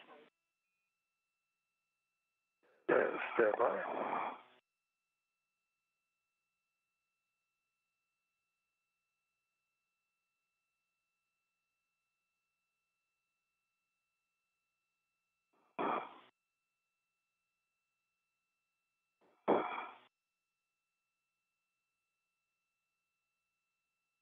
Okay, ED1 anchor hook.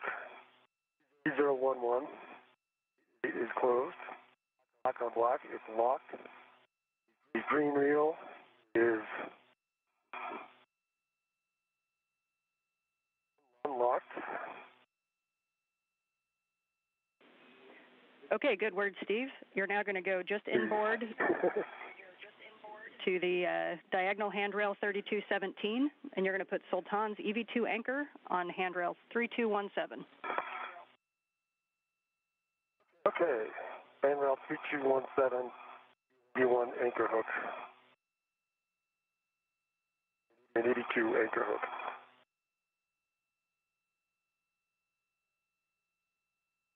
All right, I have 82's anchor hook. Stay close, final lock on 3217. Now see you turning back to the airlock. Okay, we concur you guys are in a good safety tether config, so with that, you can give Sultan a go to release his weight tether from the airlock D-ring extender. Sultan, you have a go to release your waist tether from the airlock D-ring extender. All right, copy that. Releasing my waist tether from the D-ring extender.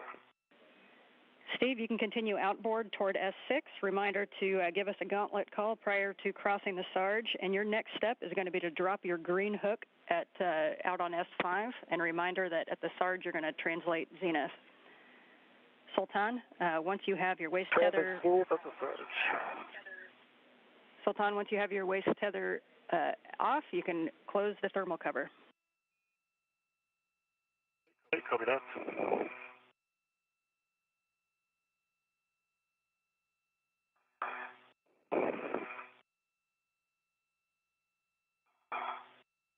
Okay, thermal cover closed. Copy, thermal cover closed.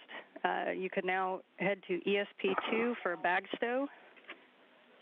And reminder, you're going to translate. You can either translate on the wagon wheel of the airlock across to ESP2, or you can go direct from the toolboxes over to ESP2 to the starboard side. All right, copy that. All right, my gauntlets are down. I am at the Sarge. Okay, copy, Steve. And reminder, because of the angles everything's parked in, you're going to need to go zenith prior to crossing.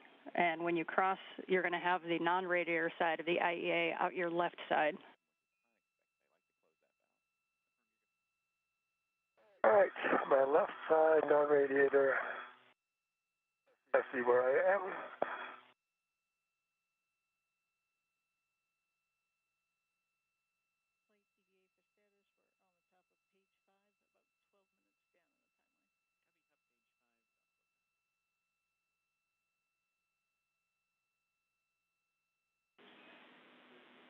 And Steve, as a check, once you cross the struts, the first whiff, you're going to see our whiff 2 and 6 and handrail 2203, and then you know you're on the right path.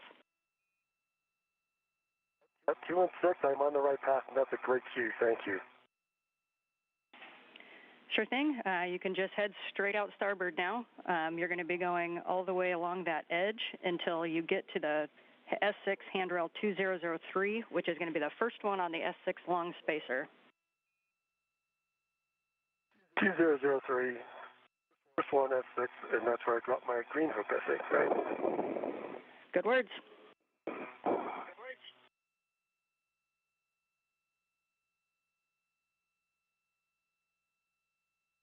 This view coming from the helmet camera of Sultan Al Nayati.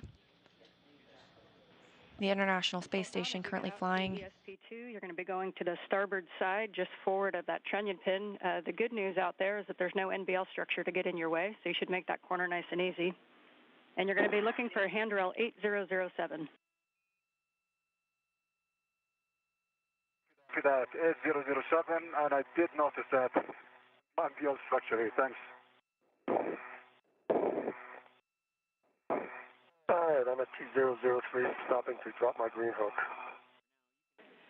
Copy. Green hook to 2003, and just note the barber pole on the one side.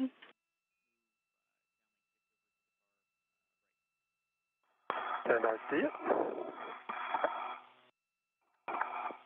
The space station currently flying 258 statute miles over the South Atlantic Ocean, which we are getting glimpses of in the background of Sultan Al Nayati's camera. You just continue straight outbound on that same path to S6 handrail 2009. That'll be with the IEA off to your right side. And a reminder, your left hand as you get out there is going to cross handrail 2008, and that is the one that has wire ties and MLI secured to it that we want to try to minimize loads into. Understand, 2008, minimize loads.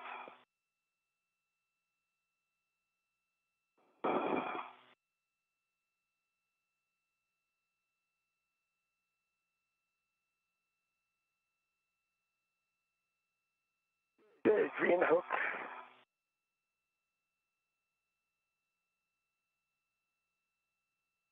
On 2003.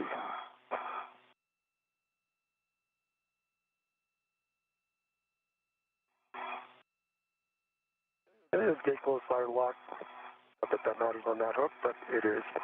All right, put this key down a little bit more. Yeah, good word, Steve.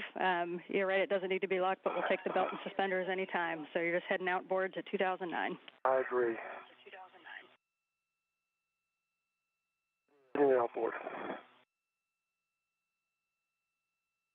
And this video coming from Steve Bowen's helmet camera.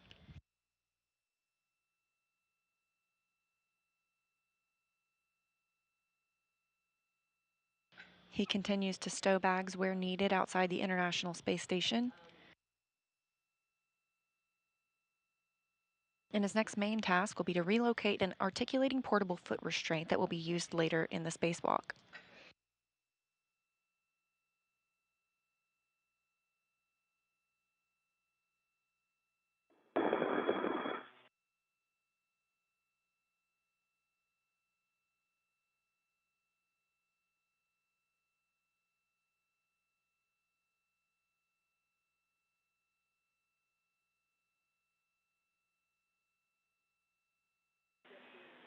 And Steve, that's you're passing that BCDU MLI right now on 2008, and that's what we want to try to not put loads in. I think you saw it as you went by.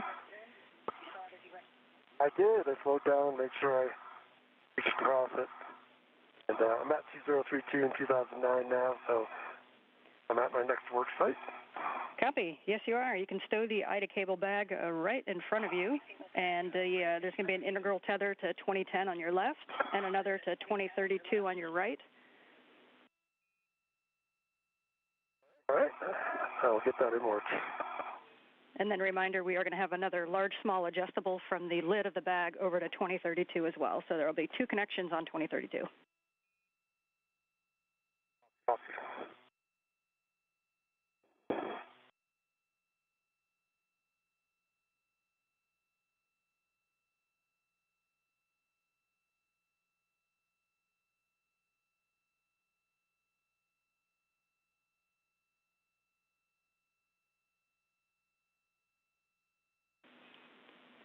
And Sultan, it looks like you have a good temp stow on the bag.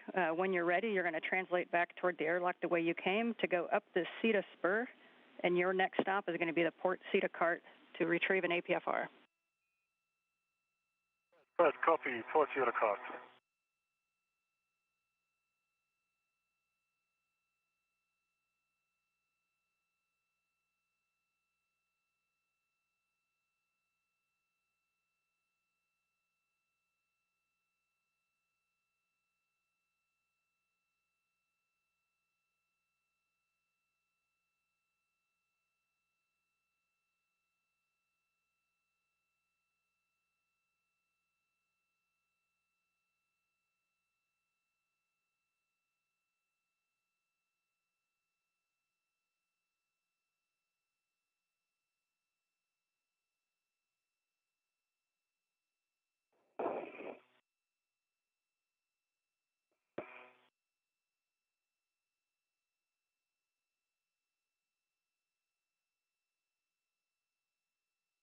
And is it the inboard or outboard handrail stanchion on 2010? We suggested the outboard, and then for 2032, the one that's farthest away from you. But if you see a better way, just let us know. All right.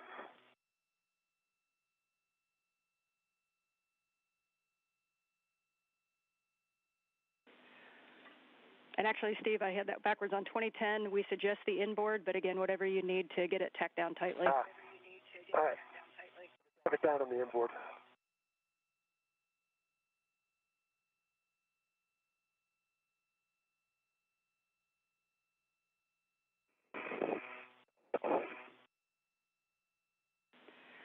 And Sultan, as you get up the CETA spur, you're going to be heading up to the port CETA cart.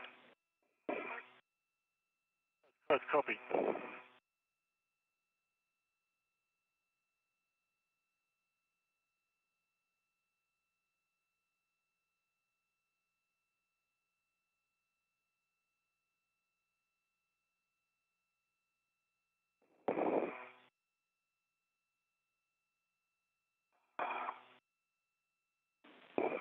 And as you get up on phase 1 Sultan, that port CETA cart will be off to your right side. And a reminder for you as well of not touching the test cables.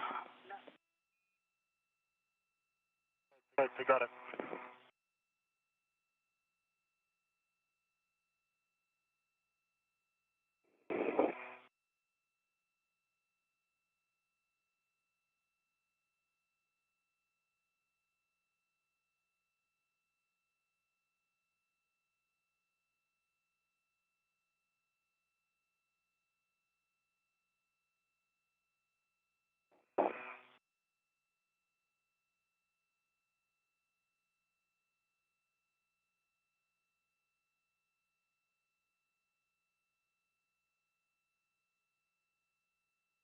Okay, I have one of the corners to 2032, the other corner to 2010, and the big hook on 2032 well, back to the top of the back.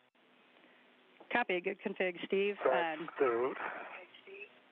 And we will take a glove inspection and a HAP check and ensuring your gauntlets are in place. Okay, my gauntlets are in place. Hat is dry. I'm checking my gloves. Okay, copy, Steve. Then you can continue your tour of station, and you can translate back inboard to the starboard CETA cart to retrieve an APFR, and you will retrieve your green hook on the way. Okay, retrieve my green hook. Head back to the starboard CETA cart. My gloves are good. Copy, good glove check.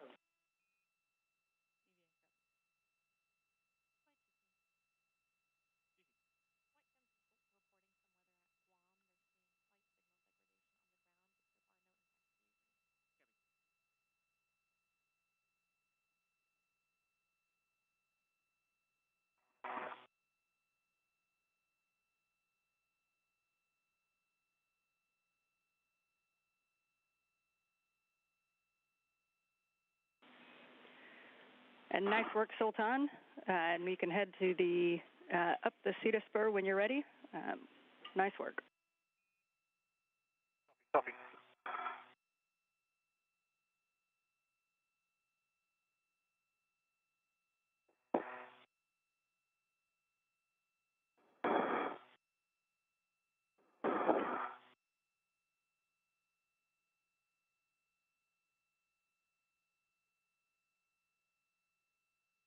Okay, stop and retrieve my green hook. Copy, green hook. This is Mission Control Houston. Views from both of our spacewalkers, now 53 minutes into today's spacewalk. To the starboard CETA with 4, which is the top right. And note as you translate that, when you get there, there is 2 APFRs. There's one in the top right and the bottom right. We want the one in the top right that has the ingress aid.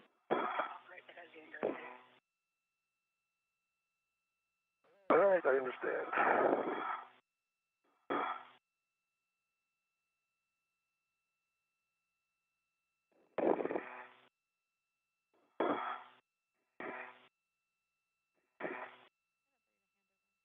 Bowen and Al-Nayati are heading out to relocate an APFR.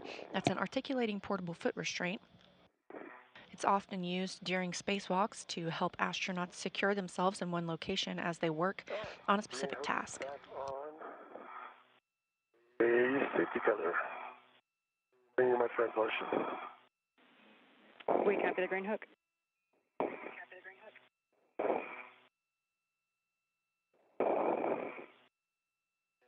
translating under the MT. Copy, Sultan.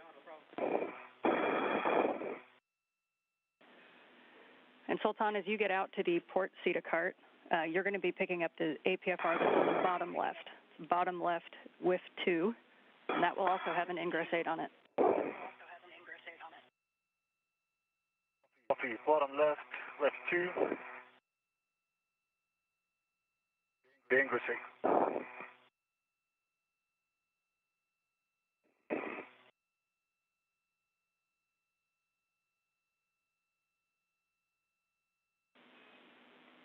10 seconds to a handover.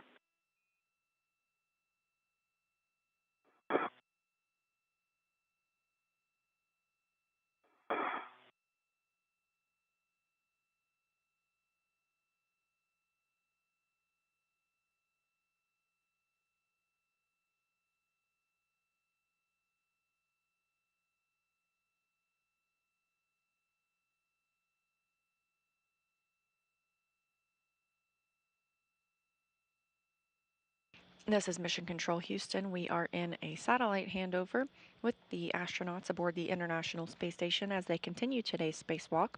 Again, they are heading out to relocate an articulating portable foot restraint.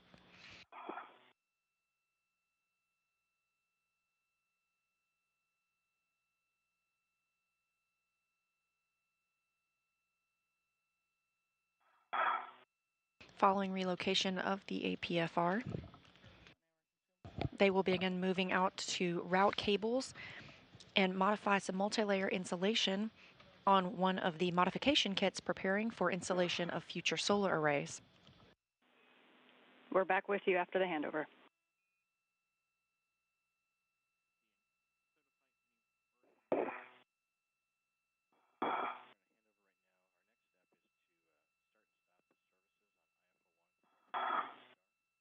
All right, passing the anchor hooks. Copy.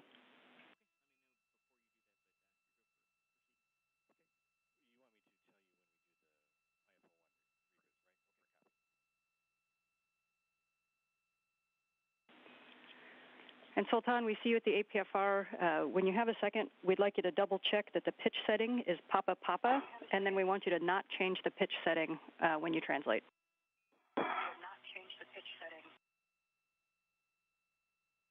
Right, we'll check for Papa Papa, we'll not change it.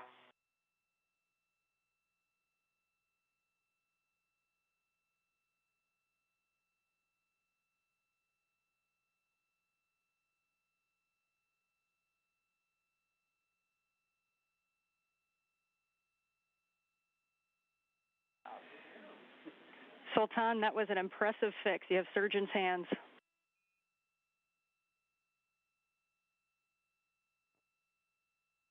Thank you.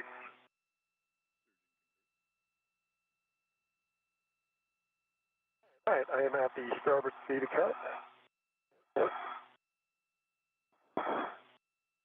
Get up on it. Okay, copy, Steve. And you're looking for the top right, WIF 4. And we are going to have you keep that APFR in the WIF and adjust the pitch knob when you get there. Understand. Top right WIF 4. Adjust the pitch knob while still in the whiff. Yep, and for... And I see Foxtrot on this APFR.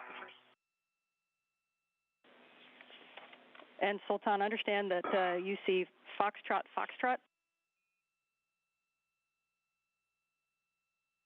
That's affirmative, yes.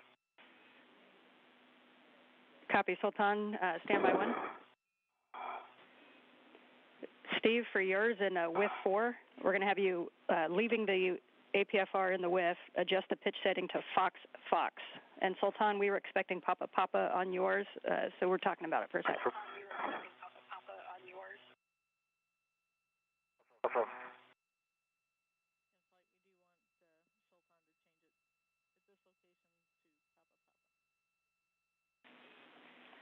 And Sultan, we would like to have you adjust that pitch setting to Papa. So just the pitch setting, and you can leave it in the WIF if you'd like. So Steve, Fox, Sultan, Papa.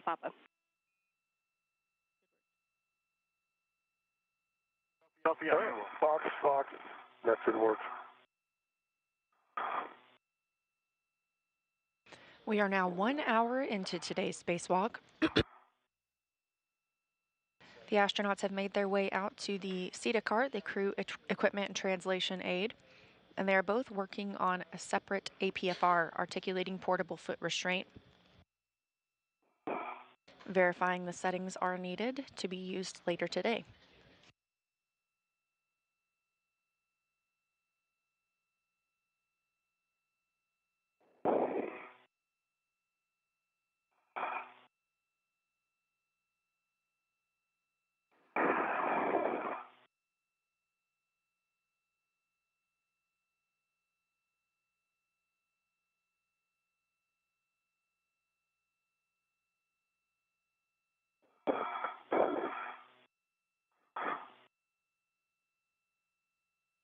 Okay.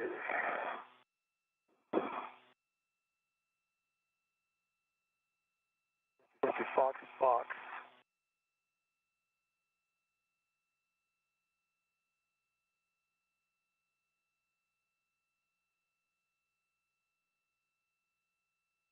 All right, I have the APFR and Fox, Fox, and the pitch knob is locked and able to be depressed. Those are great words, Steve, as you know. So you can retrieve that APFR now with the ingress aid and stow it on your BRT. All right, that's going to be in work in a minute.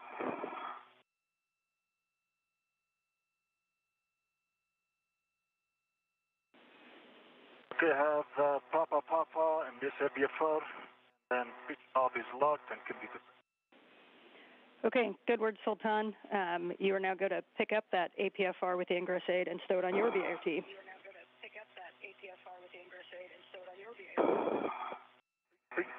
That is towards.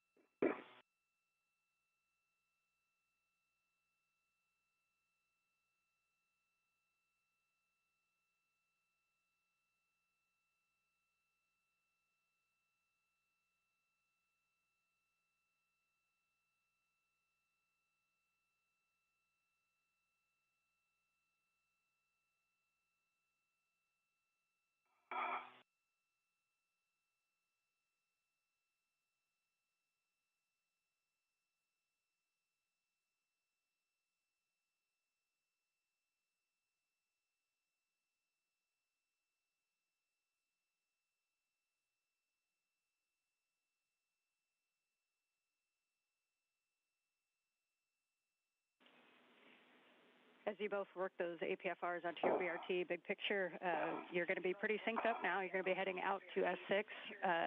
Just note we're about 5 minutes to a sunset if you want to set your visors accordingly.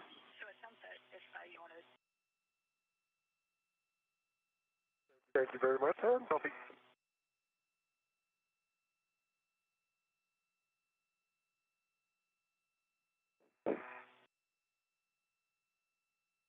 Again,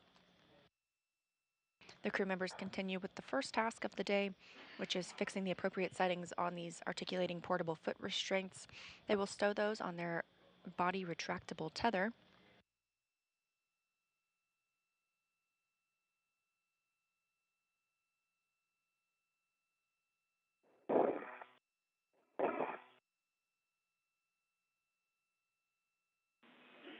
The APFR will be used later in the spacewalk. Same as before.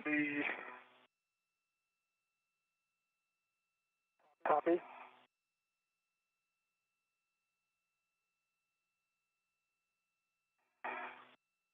And just to confirm, man, I was translating on the hands of the cart and release the brakes. Yes, good words. And we'll also catch them on the end of the EVA. Steve's actually going to be back on this CETA cart to pick up the other APFR in a little later, but that's always a good check, and we'll always take it. Copy. Thanks. That's empty.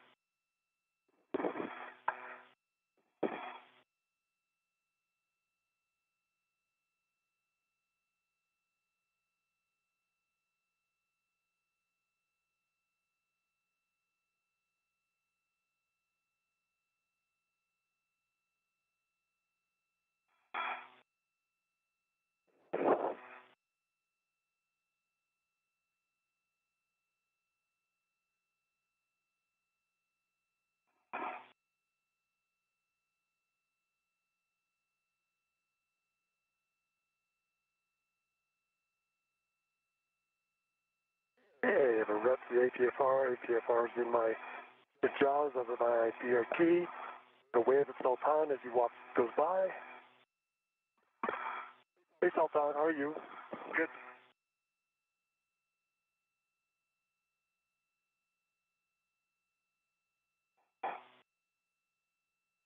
I assume I'm good to translate ahead of you, Steve, right? I think that's the plan, yep. Yes, we were just talking about that. You are going to translate ahead of him. So you're going to continue outboard prior to crossing. You're going to cross where the anchor hooks are, and then a little bit outboard of that prior to crossing the Sarge. We'll make sure your gauntlets are in place, and you're going to be translating zenith from there.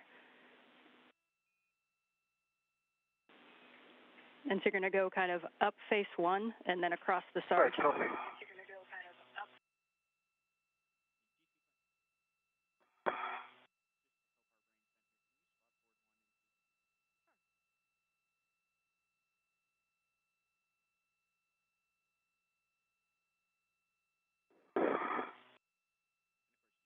All right, keep an eye on my tether there as you go by it there, Sultan. Thank you, Steve. I see it, and I see our anchor hooks.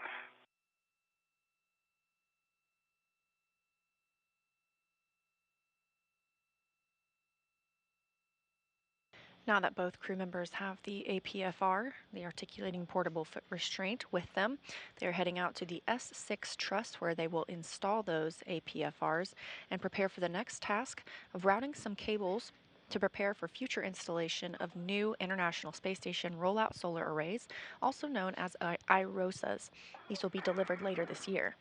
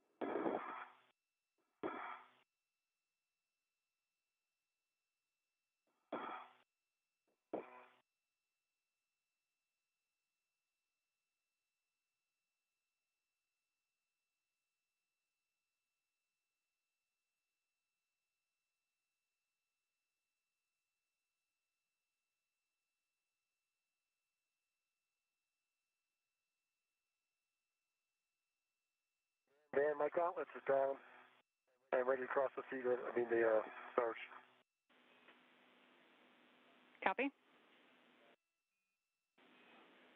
And for both of you, it's the same translation path as Steve took out the first time. So as you cross the Sarge, you're going to come zenith and then cross onto S4. And you should have the non-radiator side out your left side and the IEA out your right side.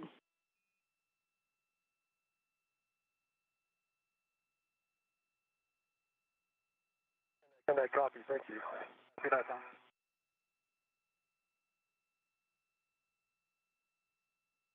As you can see, Can we confirm mile mark or handrail that we brought the help?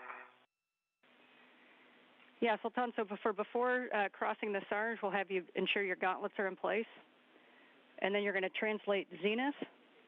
And then when you go across the struts and you get to S4, have that non-radiator side out your left side the first thing you should see is WIF 2 and WIF 6, and then handrail 2203.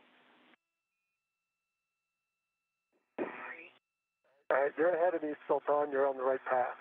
When you cross over, what if you cross over to the other side, Ed? And I concur, and I checked my gauntlets right down. I took the expected route, and I'm by the handrail 2103, heading outboard. Okay, we copy 2103 and heading outboard. As you can see, the Sultan, when you get out there. Our handrails for anchor hook, I see 2003. Yes, so you're going to hook to your green hook to 2004, which is one handrail outboard of 2003, and then two handrails outboard of that is where you're going to actually cross on the inboard side of the BCDU that's open. So the first thing you want to do, though, is get your green hook on 2004. Right, copy. Green hook on 00. Can work.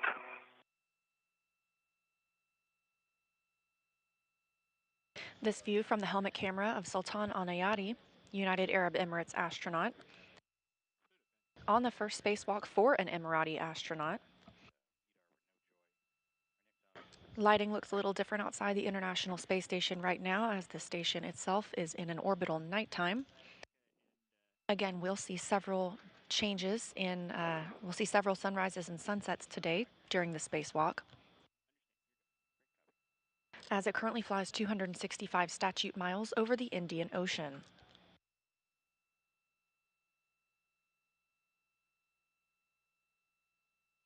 Okay, green hook for EV2, handrail 204.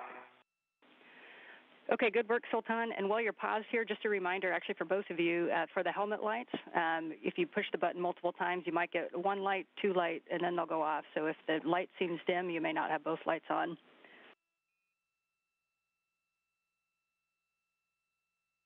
Thank you, Ed. Copy. And Sultan, you're going to continue out along S6. When you see WIF 9, you're going to take a right, and you're going to see handrail 2024, and that's going to be just on the inboard side of the BCDU. So you're just going to head straight across. Just on the inboard side of the BCDU. Copy that, then. And Steve, you're just heading out to where you were before to drop your green hook on 2003, and then head straight all the way outboard. And then head straight all the way outboard. And I'm working on that now.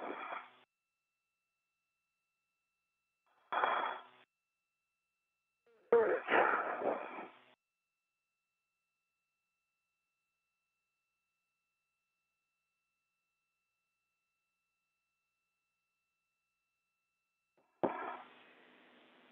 Yeah, and that short handrail there, Sultan, is 2025, and then it'll be a kind of a reach around to the other side, and then you can go outboard, and you're going to be looking for your S6 with 15.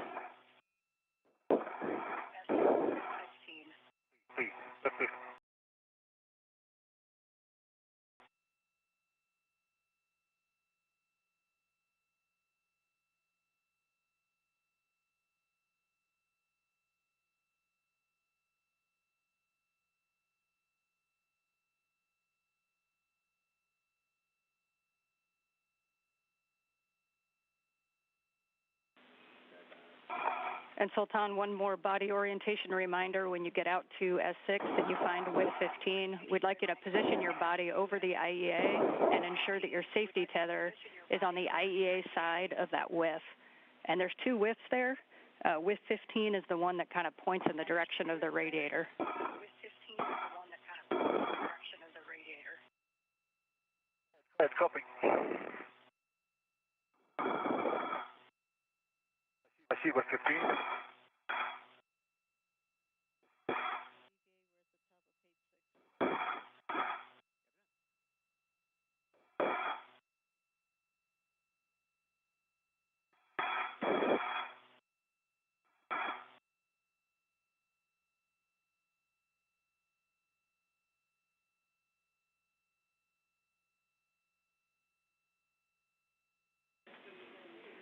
And Sultan, because that APFR was in a different configuration than we expected when you picked it up, we're going to have you verify the settings. And so when you're ready for the settings, let me know. You are going to be installing it at clocking of 12. But at 12.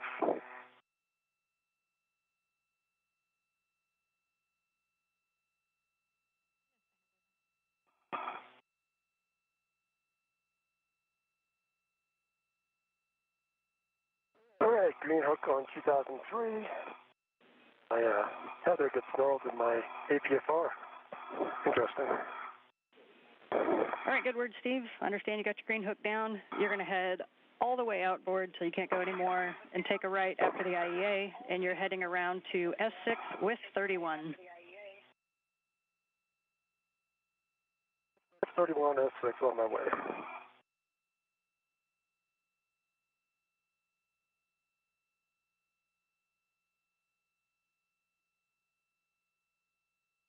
Yeah, and I see Papa Papa,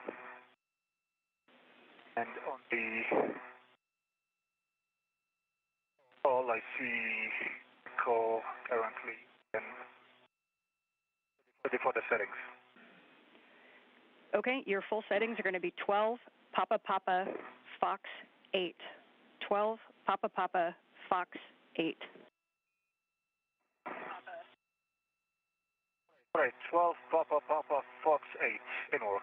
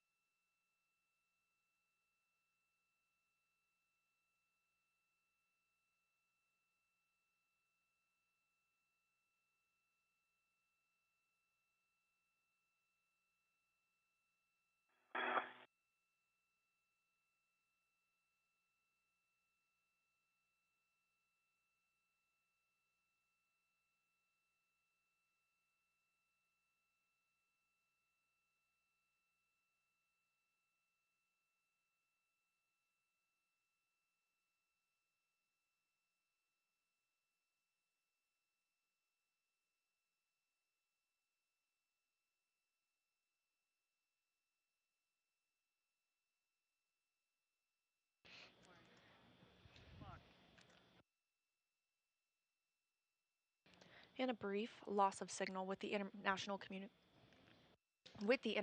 Space Station as our spacewalkers continue today's spacewalk, now 1 hour and 18 minutes since they switched their suits to battery power.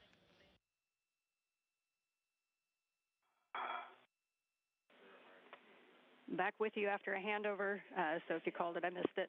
We've got Sultan working 12 Papa Papa Fox 8 and WIF 15, and Steve, you're heading to WIF 31. I am heading to WIF 31.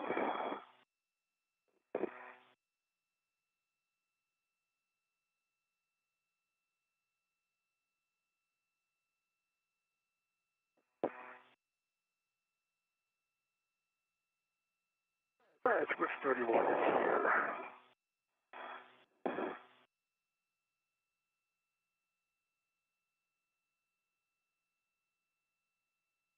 Okay, and I have good installation, good pull twist test.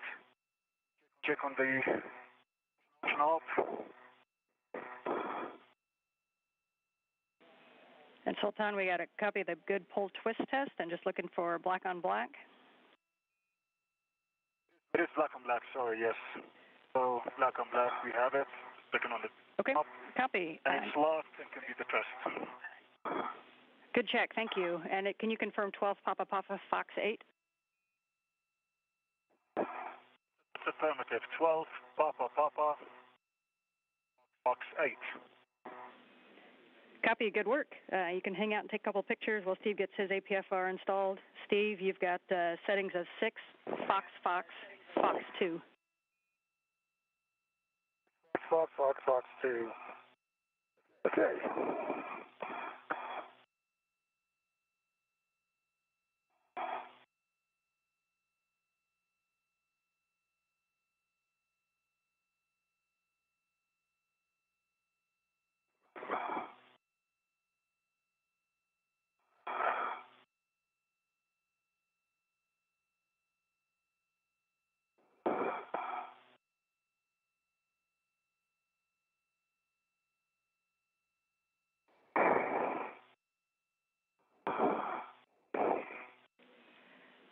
And Sultan, as you are taking pictures, I will also take a glove inspection, HAP check, and just double checking your gauntlets are in place, please.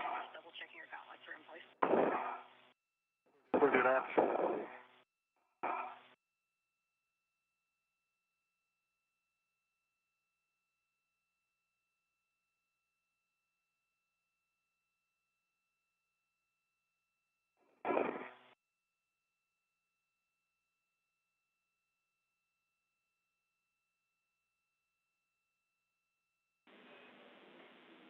And again, for Steve, your settings are 6, Fox, Fox, Fox 2.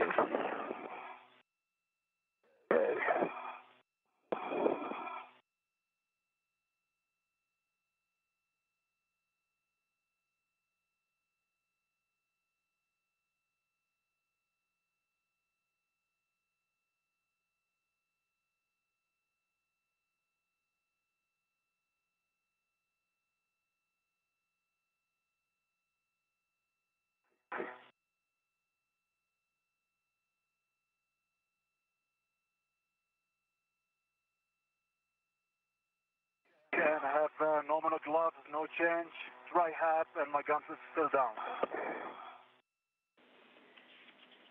Good word, Sultan. And after Steve has APFR in, we'll be heading to the cable routing and the mod kit. And just a reminder, you do have cuff pages if you want to read about it first. Right, copy that.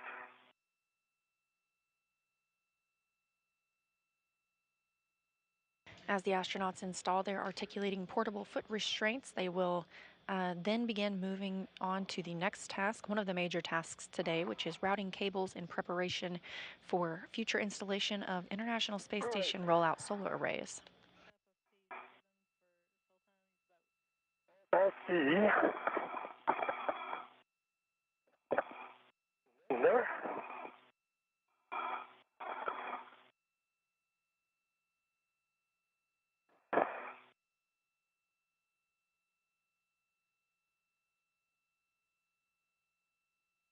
Okay. 3 o'clock was 6. In this view from Sultan Anayari's helmet camera, on the left, on his left glove, you can see a small, what looks like a notebook that includes some reference information. Affirmative. Fox 2. Yeah, I got Fox. Go to 2.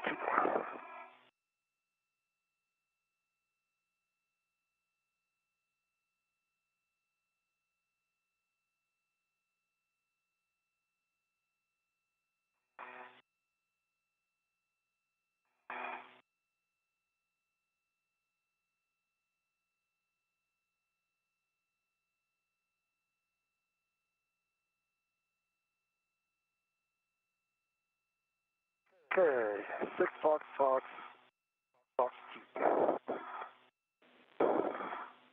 Copy, Steve. And we get a full twist and black on black. Twist, pull, black on black. That's it. Copy and verify the pitch knob is locked and can be depressed. All right, hold on, I'll get on the other side.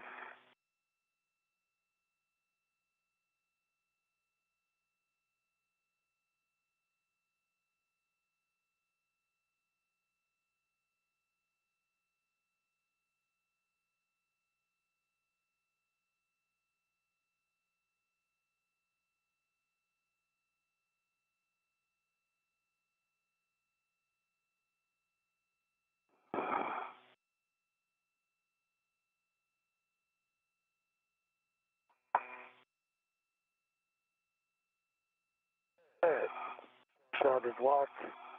It can be depressed.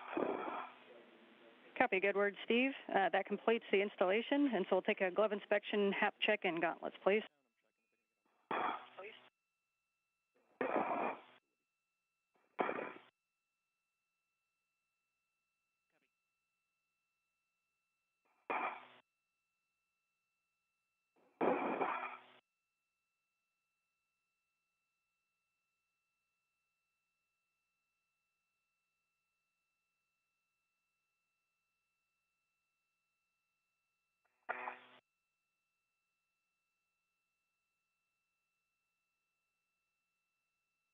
Cap is dry, gloves look good. Copy, good gloves, Steve. So we can now, for both of you, move over to the 1B cable routing. Steve, you're going to go directly to the left side of the mod kit. Sultan, as you go outboard past Steve's APFR, you're going to do a fair lead on the short handrail on the radiator side of the IEA. It's handrail 2061, and again, it'll be off to your right side on the radiator side. Copy that, and work. For both of you, as you go out there, a couple of reminders about the mod kit. We don't want to translate simultaneously on the mod kit. We want to keep translation rates lower than 3 seconds per foot, and then avoid cyclic loading into the mod kit.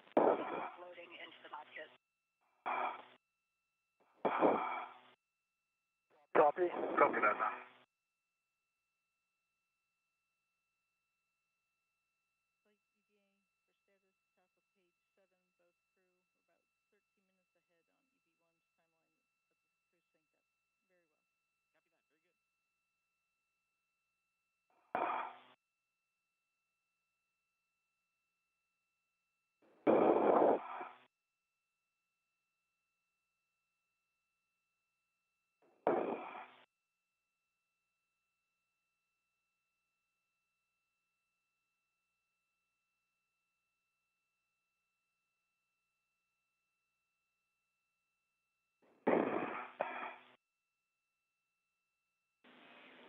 And for both of you, for your awareness, you got a happy team down here. You are slightly ahead of timeline. Oh, it's good to know. Thank you. Great, thanks. Okay, Sultan, I am trying to track my tethers. Seem to have lost sight of them. See it, and it's clear up to the anchor hook. I don't see the anchor hook, obviously, but it's heading that way, and it's clear for my tether.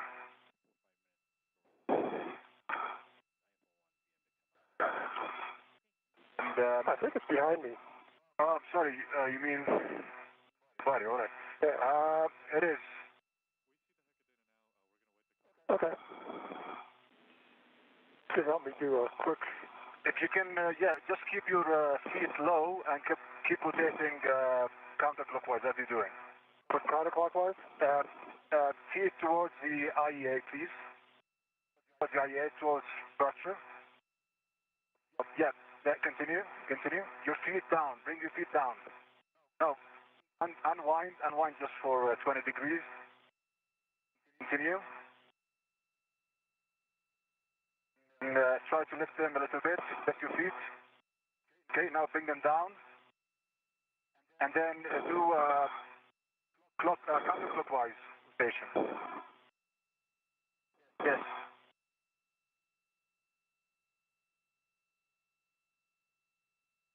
No, stop. Excellent. Thank you. See it? I have it, yes. I think it's still behind your chest. No, it's right here. All right, see it. Okay.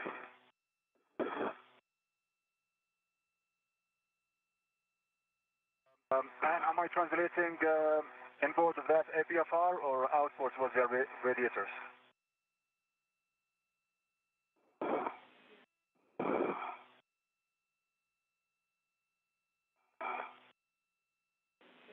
Checking.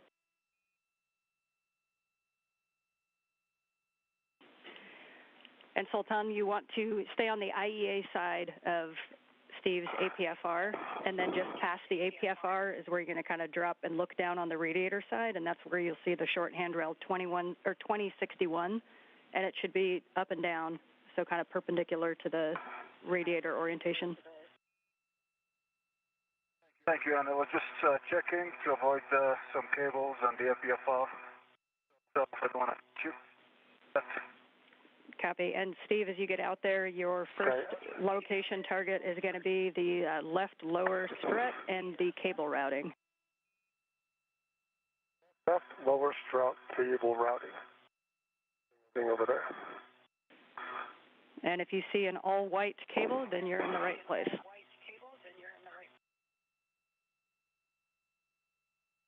I see an all-white cable come to the center, and then connected next to the barber pole cable. Copy, that is your bundle. So you're going to retrieve and route that left IROSA cable bundle, first wire tying it to the left mid-strut handrail with a pre-stage wire tie. And for both of you on these cables, I just want to draw your attention to the wing tabs where the cables are connected to themselves, and we want to make sure that when we finish that they stay connected to themselves. Understand. Good.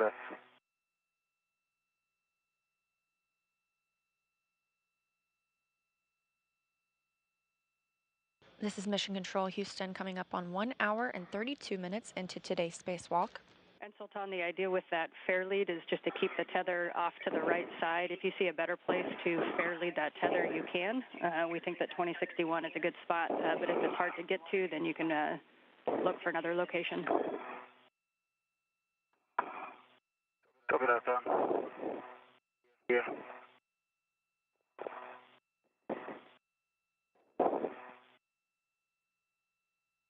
Both crew members have moved to the S6 or Starboard 6 portion of the International Space Station. They're going to be starting on the first major task of today's spacewalk, which is to route these cables to prepare for future installation of solar arrays.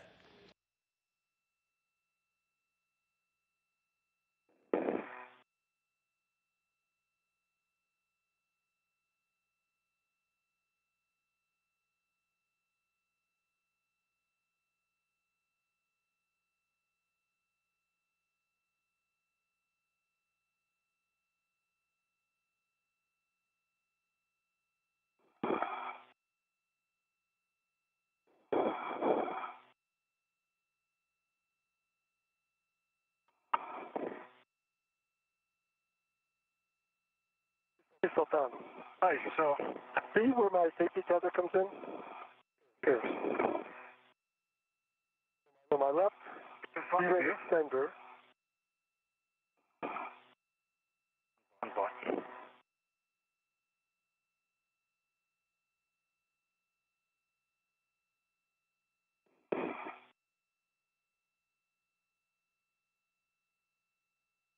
Okay, see if it's clear, Steve, right?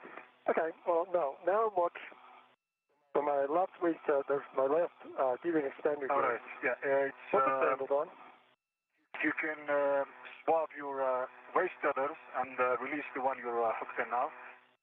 Swap with another local and then, release that one.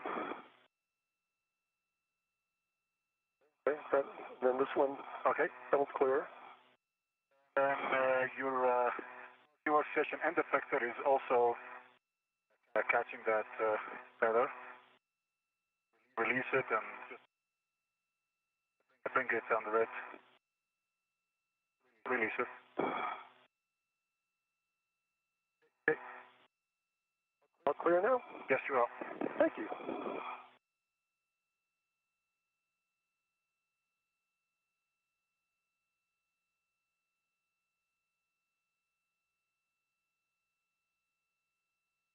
The left side cables.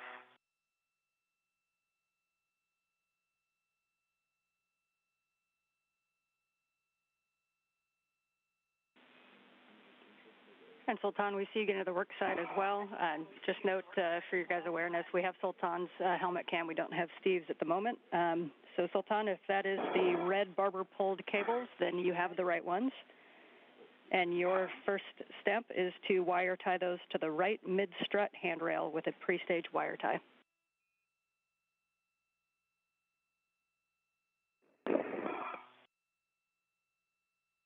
Right, I see the right cable and I see Lights 1 Bravo with the Sharpie line.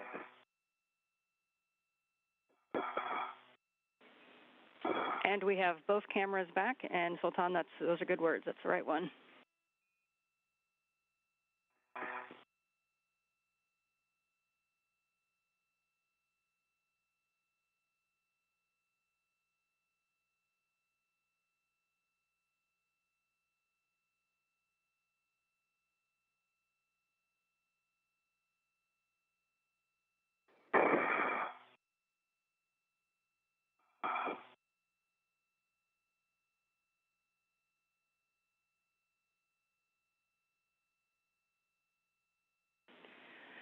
And just a reminder, as you're routing these, the wire ties will go to the mid-strut handrails that are pre-stage, and then all of the slack will be back toward the mass canister on the long handrail. Copy.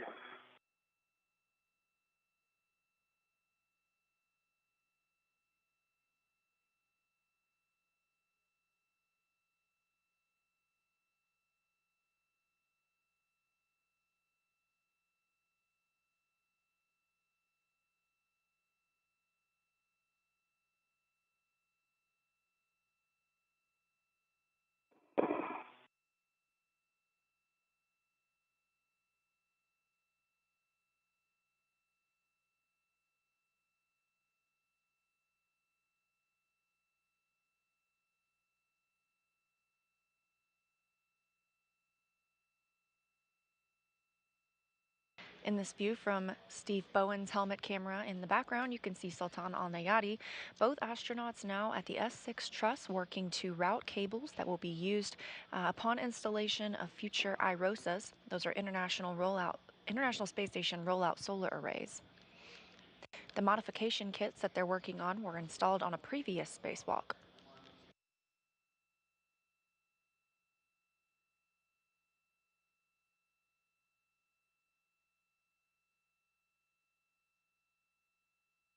All right. 3 turns on the mid and heading to the aft. We copy the wire tie on the mid-strut and heading toward the mass canister.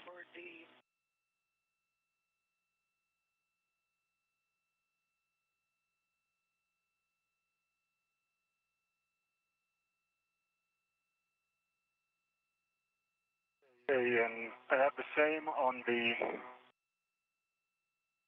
mid-strut and the pre-stage wire tie. I've got 3 twists into the long handrail.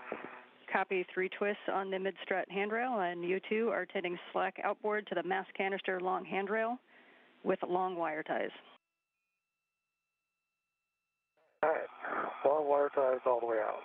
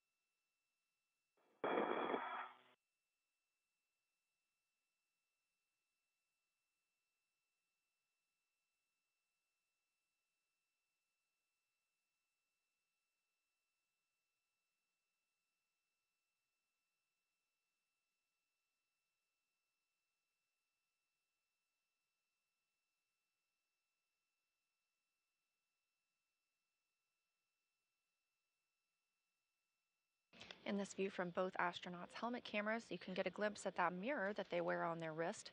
The panel on the astronaut's spacesuit, it's on the front of their spacesuit, and all of the dials. Integrated wire tie, or we use something from RT Caddy? And Sultan, you could use the long wire tie that's there integrated on the cable. Oh, thanks. All right, now 3 turns. Twist in the aft, try to make it look pretty. All right.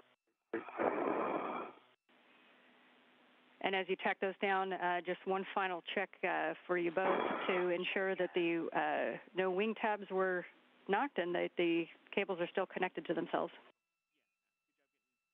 Wing tabs are still in place. Same on the right side as well. And I have 3 twists on the wire tie, the long handrail. Okay, copy. Good work. So the next step for both of you is to go to your respective upper strut. So Steve on the left upper strut, and you're going to be right toward the center pad, so just up from where you are, and Sultan to the right upper strut to the MLI gap near the center pad. Upper strut, center pad. Can you tell me when you're done translating? Yeah, give me 1 second. I will be done. And good call, Sultan, keeping people happy down here. And just a reminder, you do have photos of this area on your cuff pages if you need a reference. All right. Sultan, I think I'm in a good position. All right. Thanks.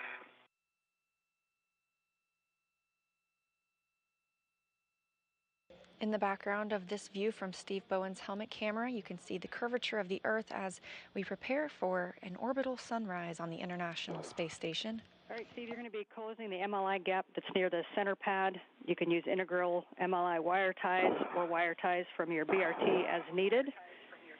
And if needed, ensure the flap side of the MLI wraps underneath the non-flap side before securing with the integrals.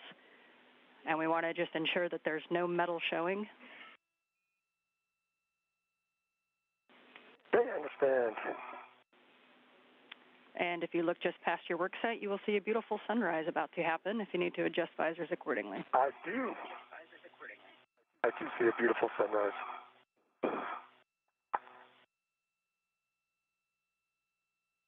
That sunrise coming 1 hour and 43 minutes into today's spacewalk as the station is flying over the North Pacific Ocean.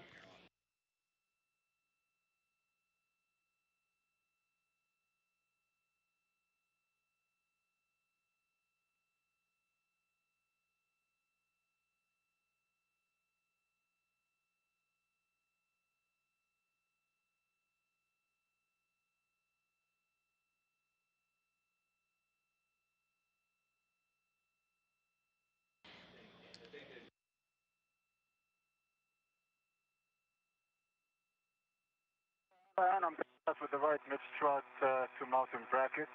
That is okay.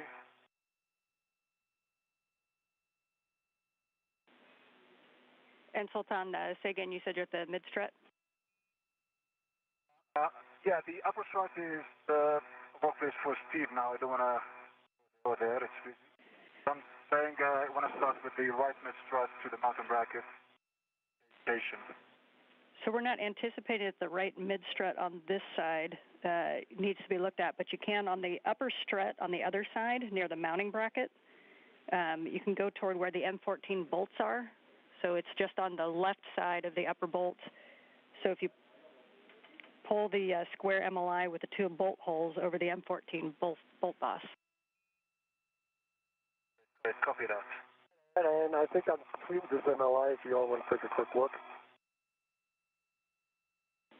I see no metal showing. And Steve, we're taking a look at that right now. We'll also take your call. The right upper strut is kind of right in front of you. If you're in a good position to get both of them, you can. I want to get that one too.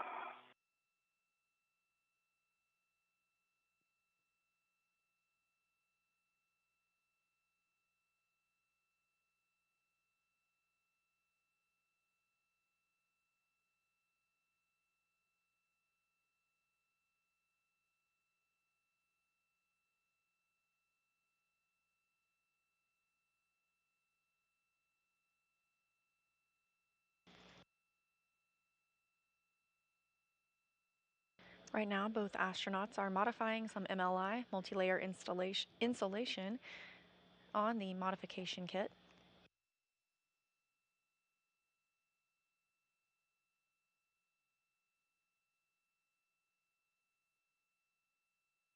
This view in Steve Bowen's helmet camera, and to the right of your screen you can see Emirati astronaut Sultan Al-Nayati.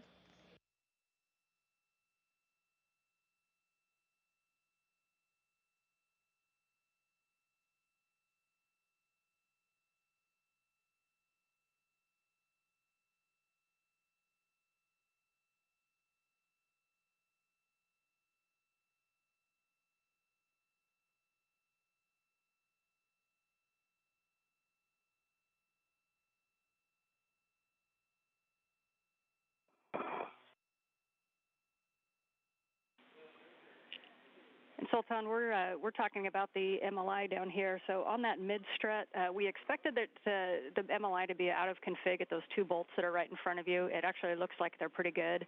But right by your right hand, it looks like there's an MLI flap sticking up on that strut. So we're just wondering if you could maybe adjust those wire ties and get that flap more securely down on the whole mid strut.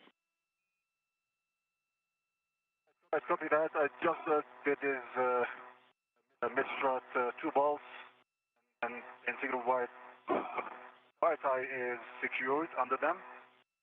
You're saying there is a flap on my right-hand side that you need to be secured? So now it's off to kind of your left, but wherever you see a flap sticking up, you can go ahead and tack it down. Right, I see it. That in, and how does that look on the other side? That's right there. Let's stand a little bit more.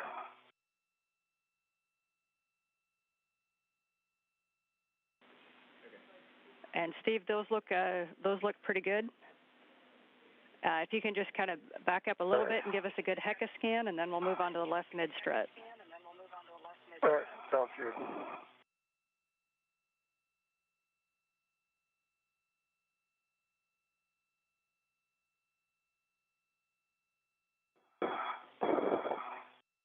Okay, so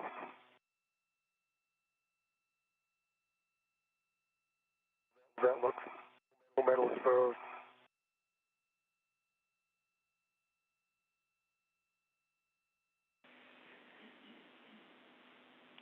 And for Steve, we're good with the MLI on the upper struts. Nice work. So you can move on to the left mid strut. We expect there was an MLI gap between the collar bolts and the mounting bracket. But similar words to what I gave Sultan, if you see other MLI that looks out of config, we would love it if you could snug it up a little bit. But we're expecting the left mid strut between the collar bolts and the mounting bracket. Mid strut between the collar bolts and the mounting bracket. All right, I'll take a look.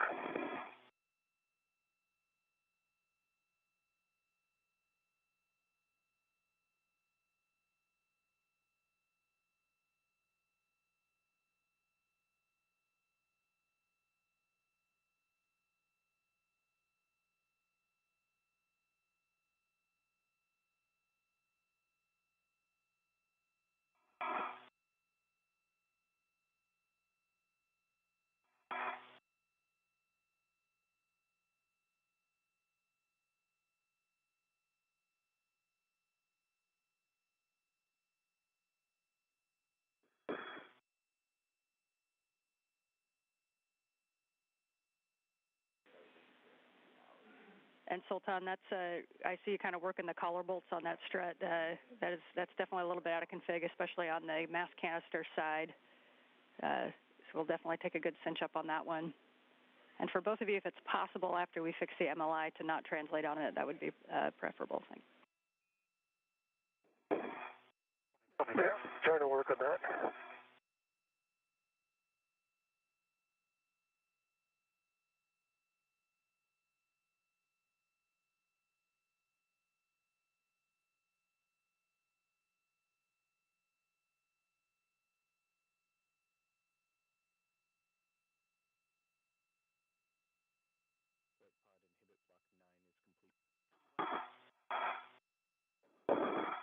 And on this mid strut to upper strut, I see no metal exposed, and I'm not sure about the mid strut middle area, the one you pointed just now. To me, from this side is covered. Do you have a view on it, Steve, from this side? There's a gap on this side. Okay. You may have to come inside to look at that. How does mine look, by the way, since you were looking across at me? Yours is covered. I didn't see any that point, but between the 2 wire ties, the metal is exposed from here. Okay.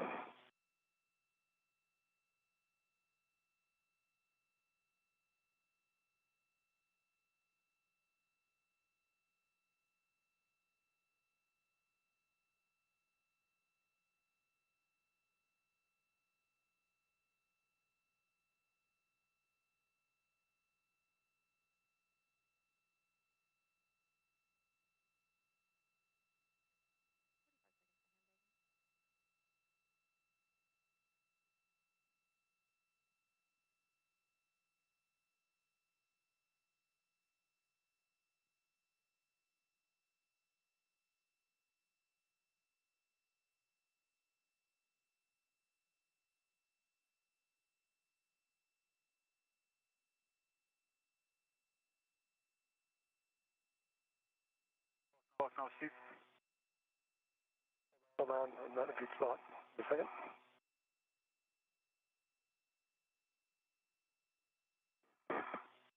Still can't see it. Hold on.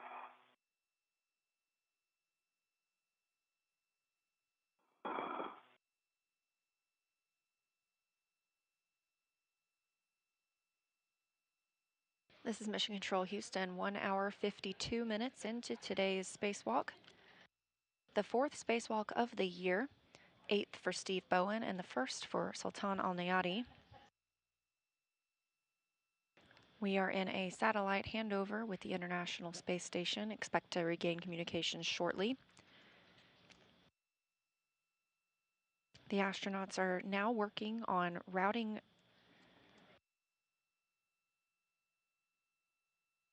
They've completed their cable routing portion of this specific mod kit work. They are now working on the MLI, or the multi-layer insulation, ensuring it's properly placed to protect the hardware itself.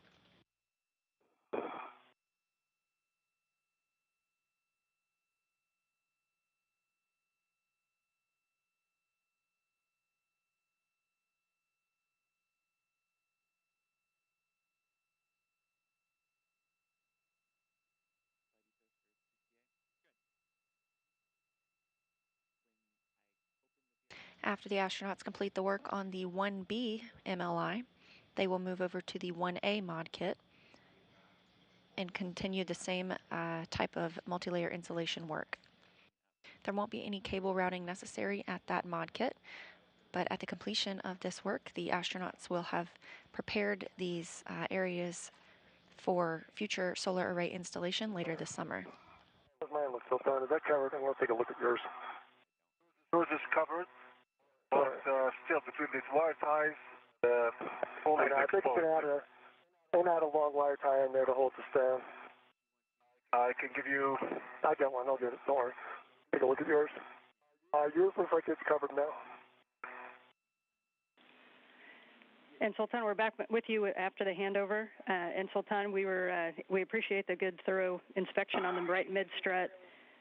So as Steve, as you continue to work that left mid-strut, Sultan, you can move to the mounting bracket to cycle the soft capture features. Good. I have one on my side, right? There is one on your side. There's kind of one in the center, one on the left, and one on the right. So the expected config when you get there is that they're going to be pulled down and in the little J hook. We just want you to pull it out, release the soft capture, and then re-engage the soft capture.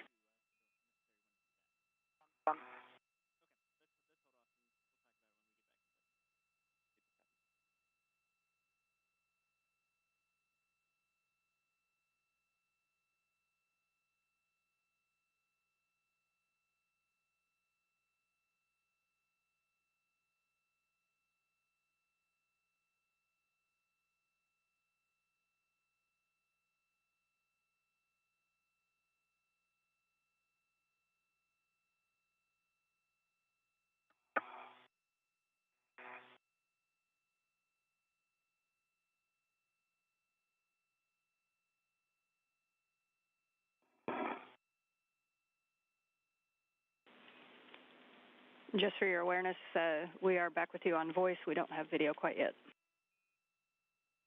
Okay.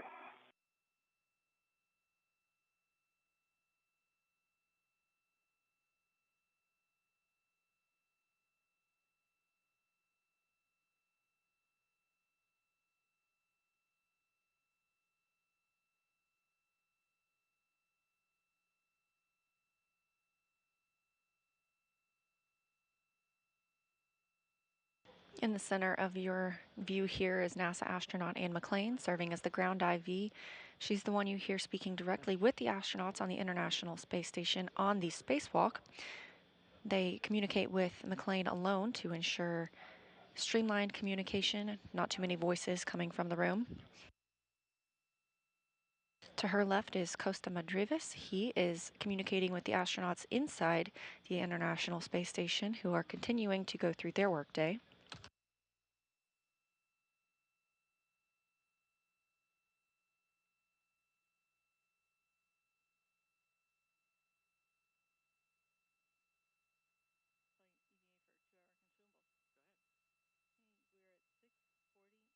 Yeah, get a long wire tie on there with 3 twists.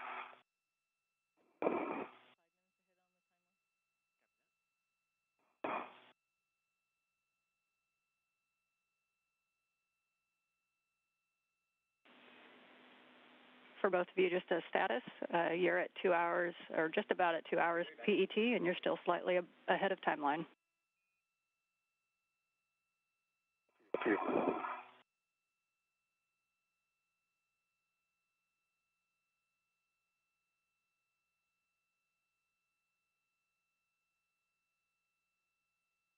All right, Sultan, how's that look now? Look pretty good?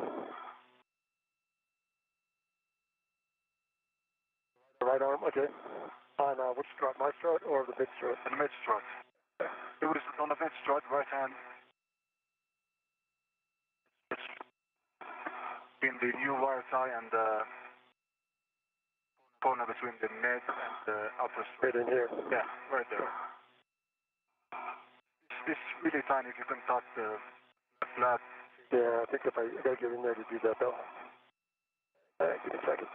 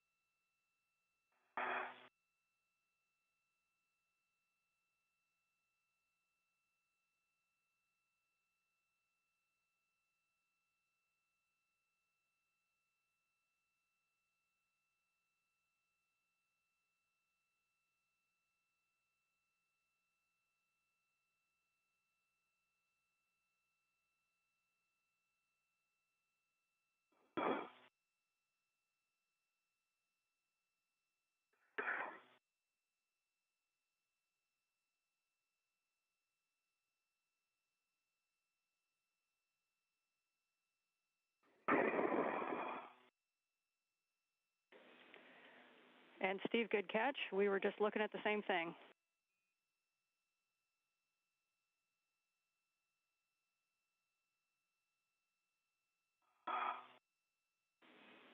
And Sultan? That one might benefit from it. So Sultan, from your angle, does that close up that gap? Absolutely, yes. Okay, so I should put another wire tie there. All right, that'll take a second.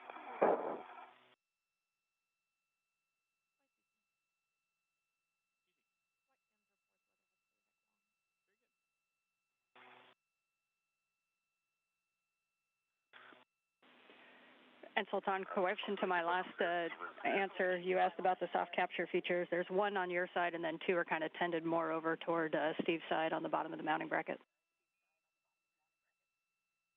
You want me to do all 3? We do need to do all 3. Okay, I'll do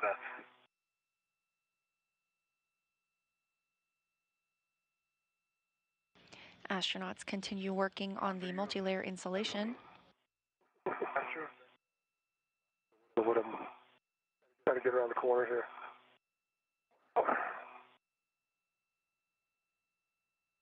This multi-layer insulation protects the modification kits where future solar arrays will be installed. And that view that we had from Steve Bowen's helmet camera, International Space Station, flying over Illinois.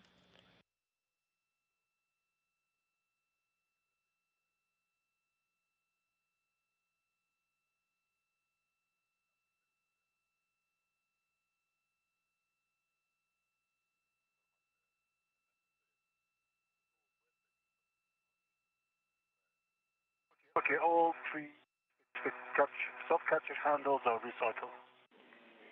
Copy, thank you. Thank you, Sultan. And Sultan, so the last thing we'll take from you is a HECA scan of all MLI. Anything you could see on the right side and on Steve's side. We just want to make sure there's no gaps in the mid and upper struts and that the mounting bracket is clear of MLI. Okay, I'm scanning the upper strut now. Then the other side that I can't see covered.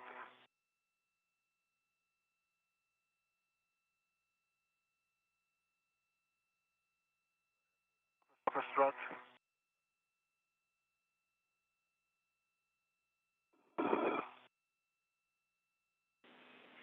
And Steve, as you finish up, same thing. Same thing from you, Steve. Just a good HECA scan of any of the MLI pieces that you can see, and a verification that there's no MLI on the mounting bracket. There you go. All right, let's see what we got here.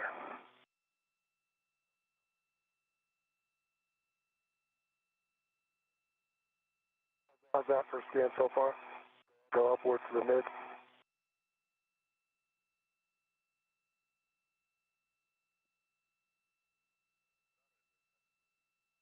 This one up. We appreciate the views. We are talking about it. All right, gentlemen, good news. You did so good on this one that we're going to head to 1A and do the same thing. All right. Good copy. And before translating, please a glove inspection, HAP check, and a gauntlet check from both.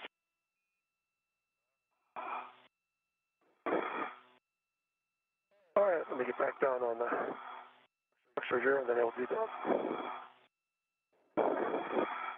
I'm ready to follow the inspection. So on my left hand, I see a rubber RTV.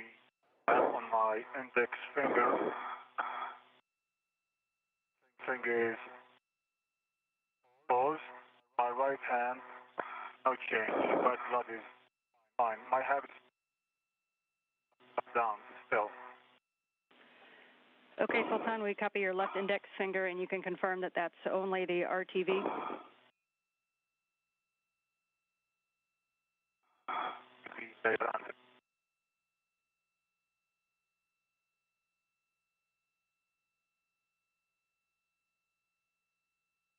All right, my gloves.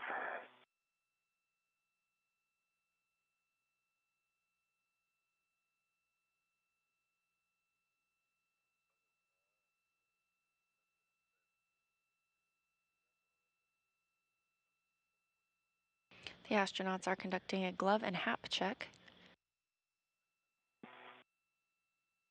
They take a look at their gloves often to report the status.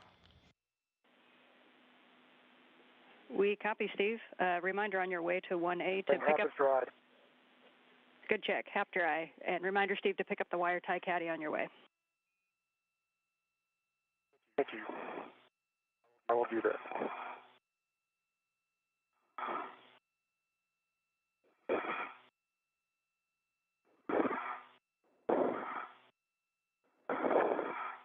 Again, we just saw those glove checks. The astronauts. I do. It's clear? It's clear. Thanks. You can come back this way and follow me. Is it already over the box? Okay. It's already over the box. Okay. So wait for me to grab before we can move on.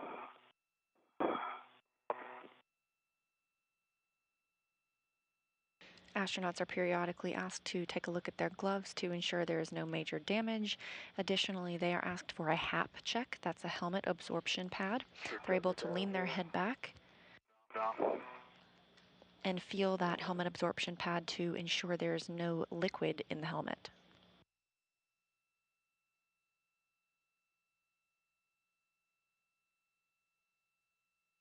This is Mission Control Houston. It's 2 hours and 6 minutes into today's spacewalk. The astronauts have just completed the work at the 1B mod kit after routing some cables and modifying the multi-layer insulation.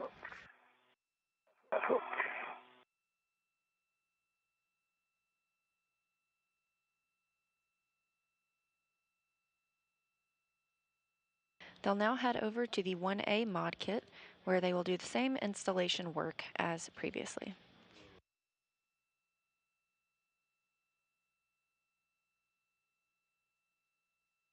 All right, I have the wire tie caddy ready for me.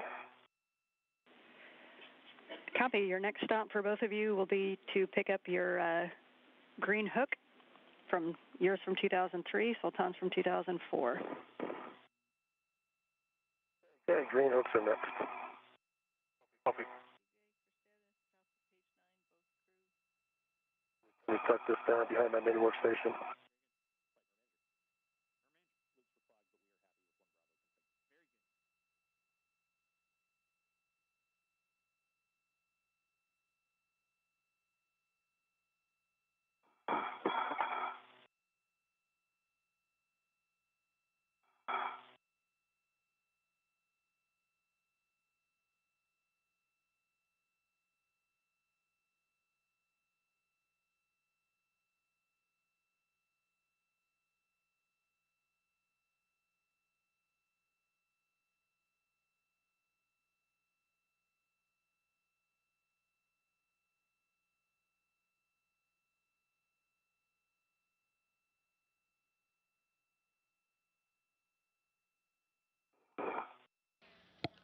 These beautiful views coming from NASA astronaut Steve Bowen's helmet camera. Today is Bowen's 8th spacewalk.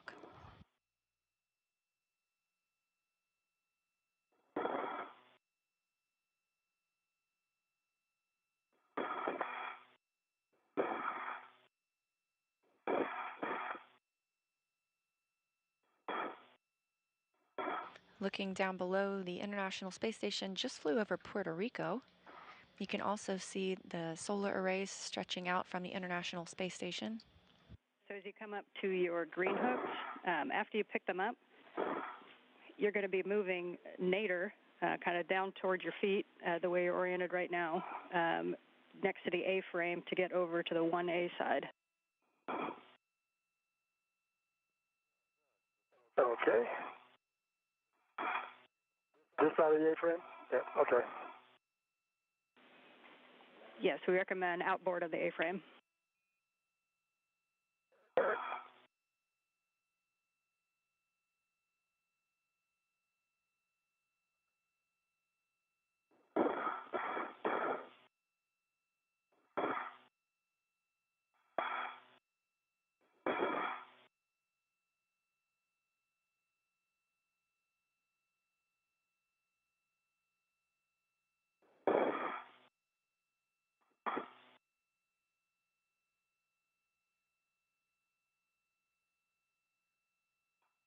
Make sure and clear your feather.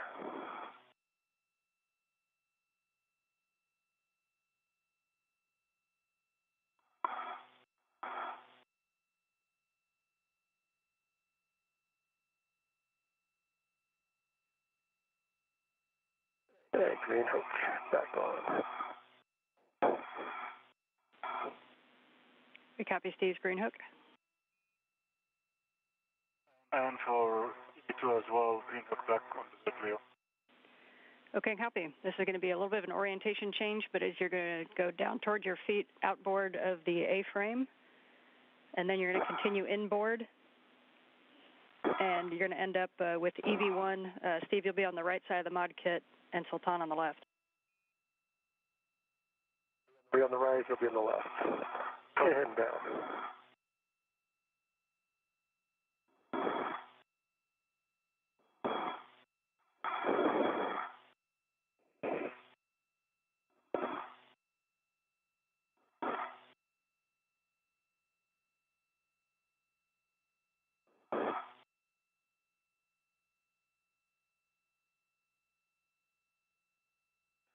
Okay, so I am on the right side.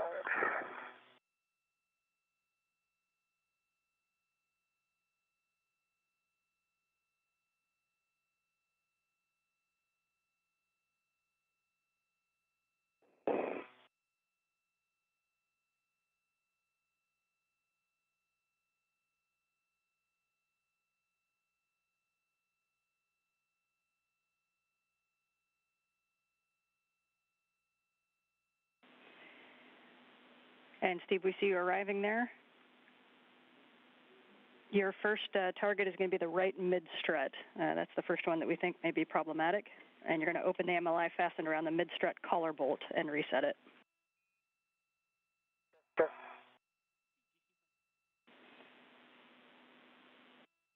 The astronauts have now arrived at their next work site. They will begin securing the multi-layer insulation around the 1A mod kit.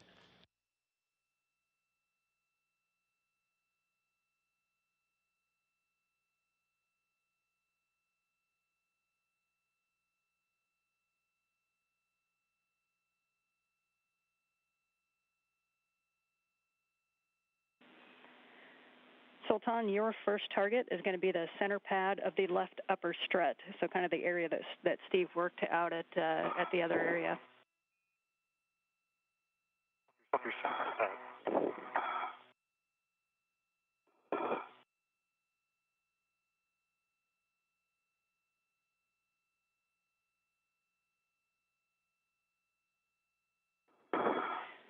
And Steve, on that right mid strut, there's both the collar bolts we think are problematic, and then the area between the collar bolts and the mounting bracket.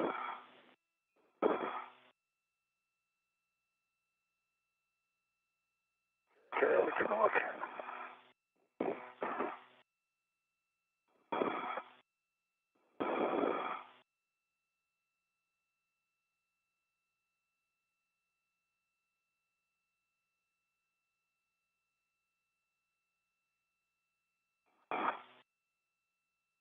In this view, you can see NASA astronaut Steve Bowen on the left, easy to identify thanks to the red stripes on his spacesuit.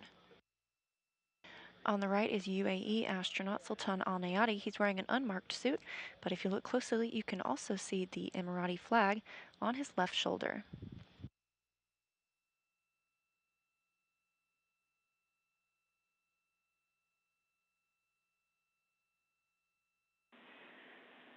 And Sultan, as you get up there, our suggestions, you can either reposition those integrals as you're working, if you need to use wire ties from your BRT, and ensure that that flap side is under the flatter side.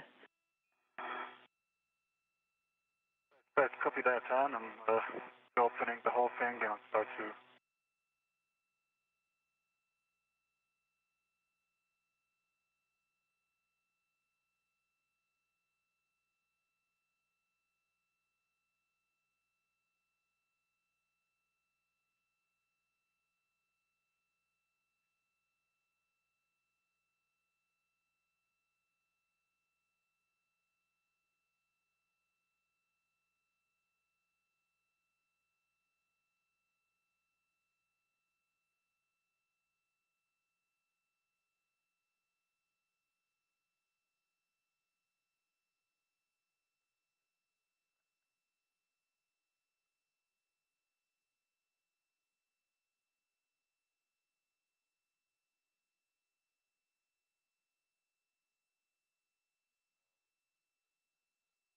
The multi-layer insulation that these astronauts are securing today helps protect the structures that are on the International Space Station. They are exposed to extreme varying heat and cold while outside in the vacuum of space.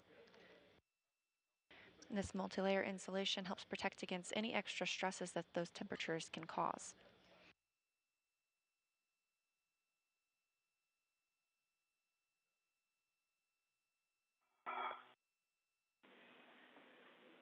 Sultan, we're taking a look at the MLI. The MLI that's on the back of your right hand right now, that flap, we think that needs to be laid down first, so it needs to be underneath.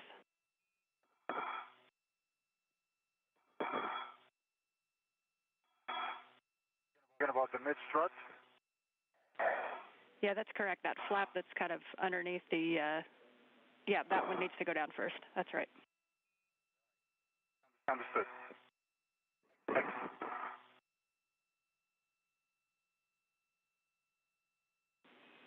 And you may be able to kind of pull those integral ties around the strut, and then before laying down the second one.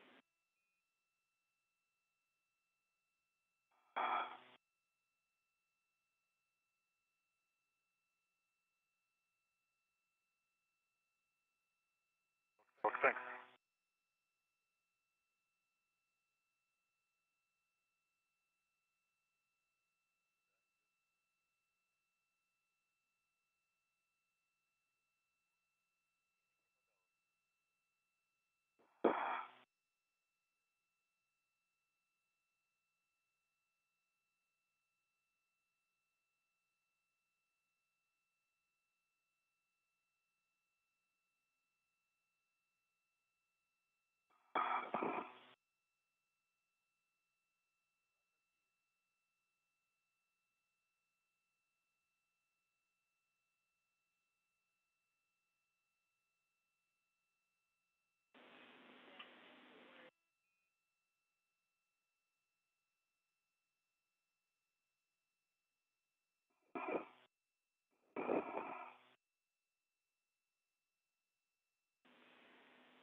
And Sultan, we know that that one's a little bit challenging, and that there may be some metal exposed. You may need to use a wire tie. If you do, just a reminder not to put the wire tie over the actual collar bolt, but or over the actual bolt, but put it on one side or the other. Let's copy.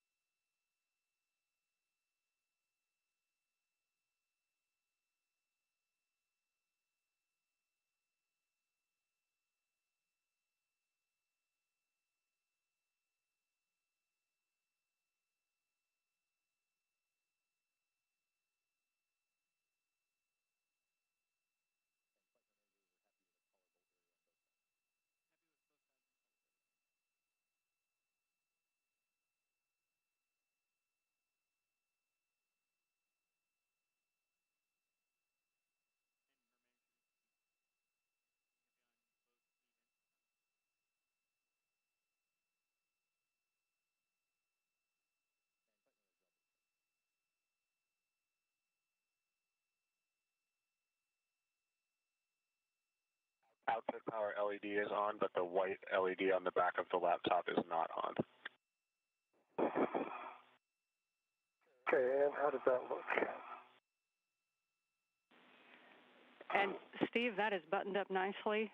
You got to go from the MUR on that one. So on your side, we can have you move to the right side of the mounting bracket to cycle the soft capture features. Okay.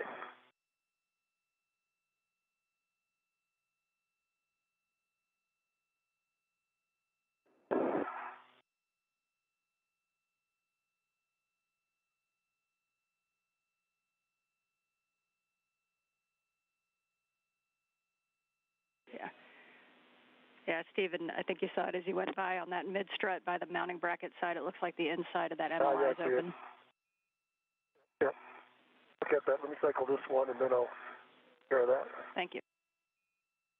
All right, that's cycled and back in the J. Almost back there it is. Now it's back in J. Yeah, let me get a better angle on that to fix it.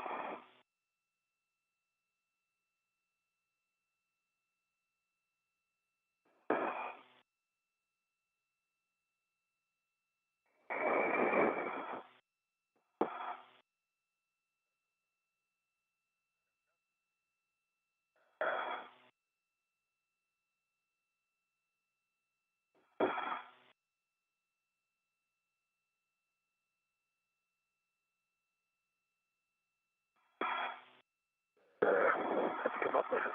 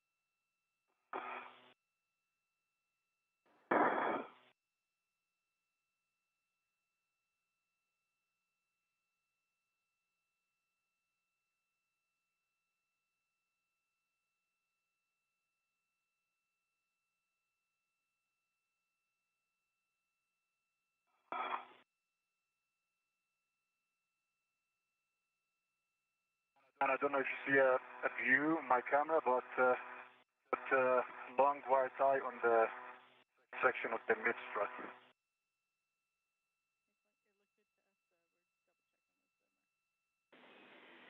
And Sultan, that looks good to us right now. I appreciate that.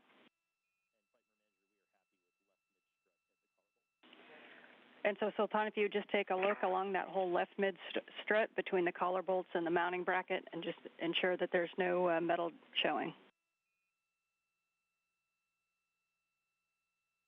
Work.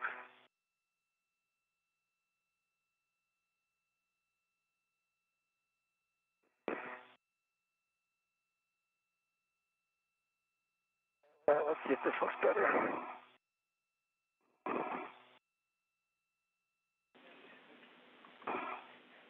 Good work on that, Steve. We're looking at the images. While we have you right there, just to your right side, there's a soft capture feature. So we saw you grab the middle one, and I think you're going for it. That we'll need to grab that soft capture feature on the right side and make sure it's in the J-hook.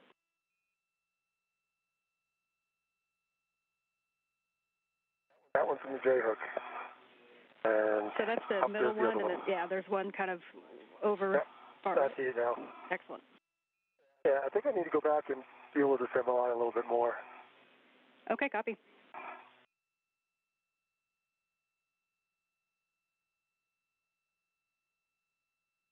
I want to stay in the J here. I pulled it down, had to cycle it in, got it that time. I think I have to go back and take a little look at this thing. Okay, copy, thanks. And Sultan, when as you move off of there, oh, you got all three of them. Okay, thank you.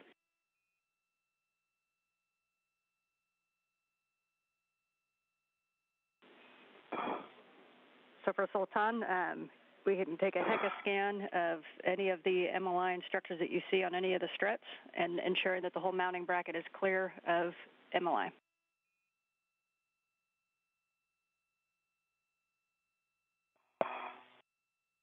But it didn't work.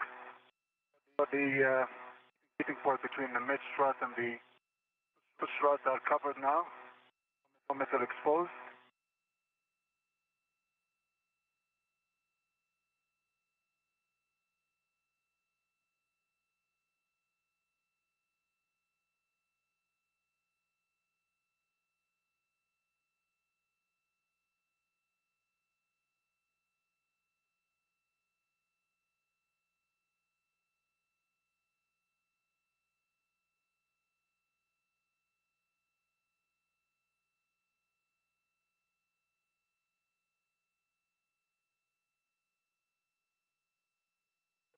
Can you see this strut over here? Your side? Is it? Can you see the strut over here? Your side?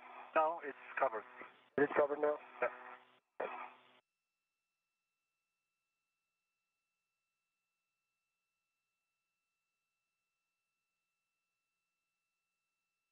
And on the upper strut, I see good MLI. I don't see any exposed metal except for the screw. Covered, but I can that tighter, but I don't see any metal exposed. Okay, we copy. So as we get as we await the that's not good. As we await the final. Yeah, we copy. We're waiting. And looking at the cables that they've got here, I think I need to go back and redo that whole section.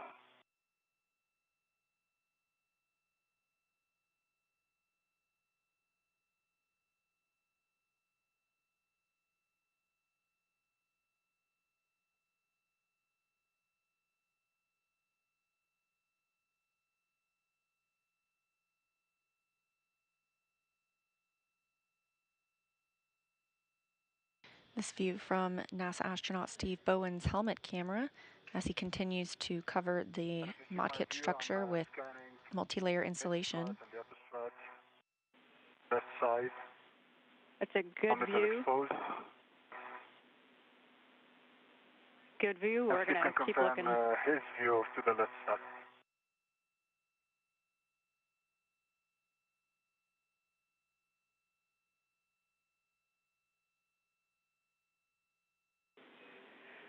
And Sultan, the flap that's right in front of you, that you're kind of the one you're playing with, we may ask it to, we will ask you to put a wire tie around that, please. The end work.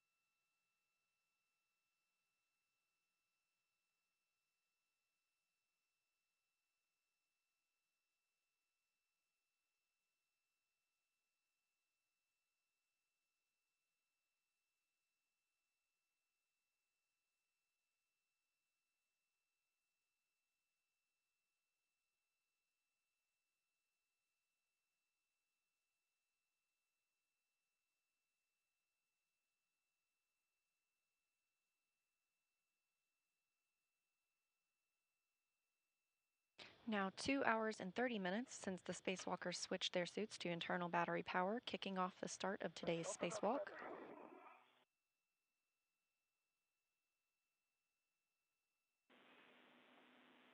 Yeah, we're looking at the views now. That was Steve, a lot better. Steve, while you're paused right there, the next thing we'll need is a wire tie count on the caddy. Yep, hold on. I'm going to pull this one piece that's hold it down here now. Okay.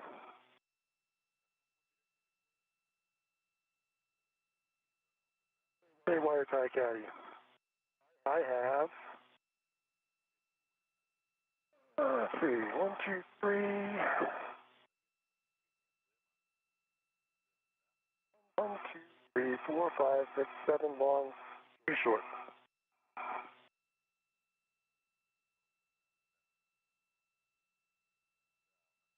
And I used the long and the short for my BOT.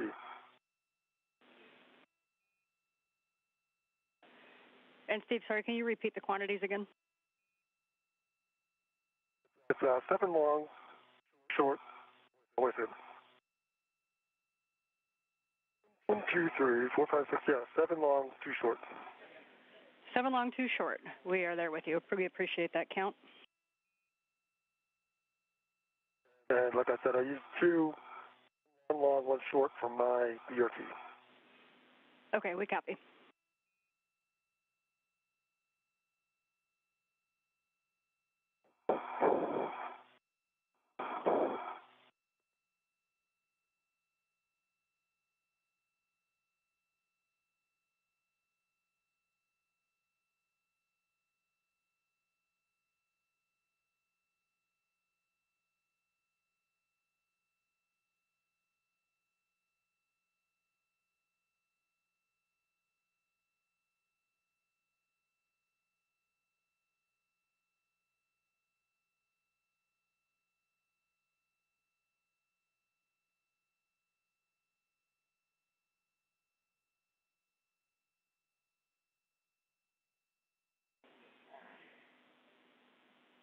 Okay, we've talked about the high priority areas, and we are happy with all of the MLI fixes in the high priority areas.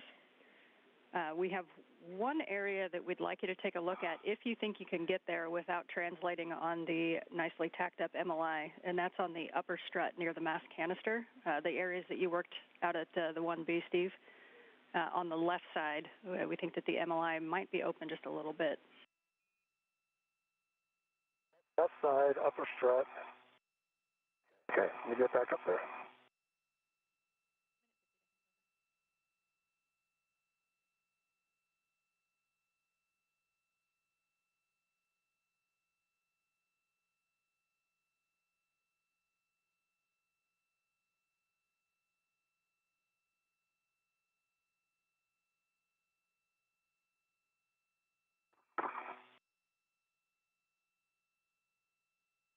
Up here, actually looks pretty good. Look around.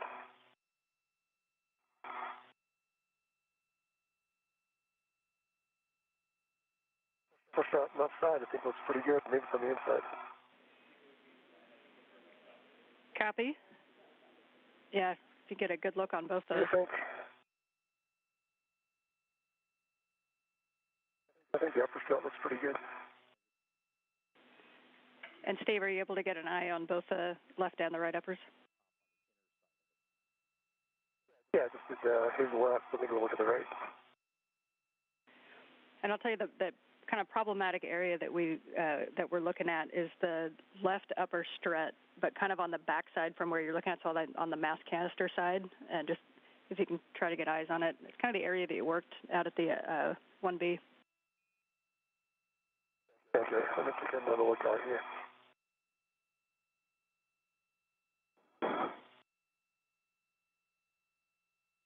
Okay, I'm looking at both sides of this left upper strut. That looks good. The right upper strut up at the top. Let me go take a look up at the very top here. Yeah, I could probably tighten that. I see what you're talking about now. Copy. Thanks, Steve. A second to get sure.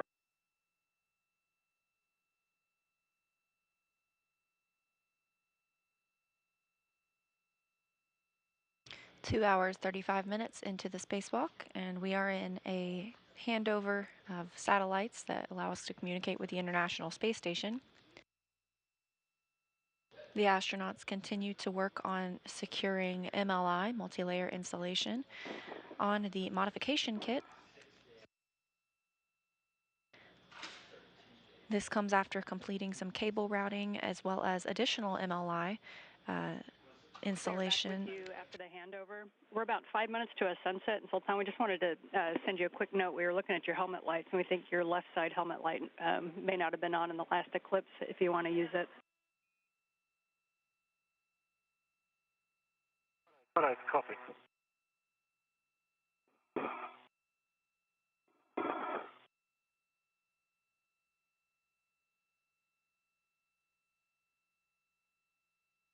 The modification kits where the astronauts are working today are where we will have future IROSAs, International Space Station rollout solar arrays installed. I don't know if you see a view of my camera. We see it now. That looks beautiful. Thank you.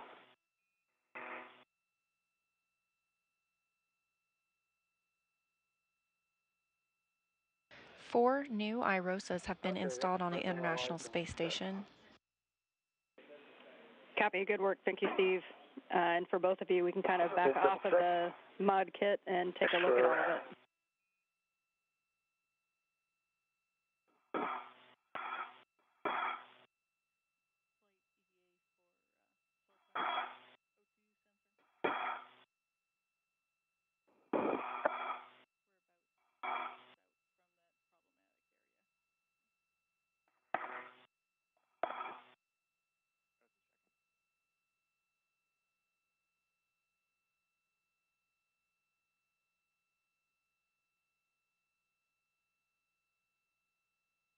All right, quickly before the sun goes down, that's the upper struts.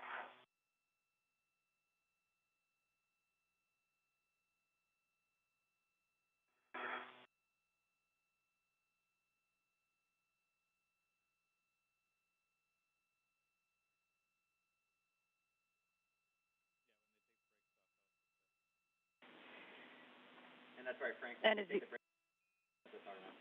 as you guys get reset off of that work site, Sultan, just a couple systems notes for you. We're about 10 minutes from where the O2 sensor readings had been seen to be erratic before, so just for your awareness. And also just for your awareness, we think that your helmet lights came detached from your helmet and they're being held on by the strap. There's no action needed for you, but just letting you know that it might be a little bit wobbly.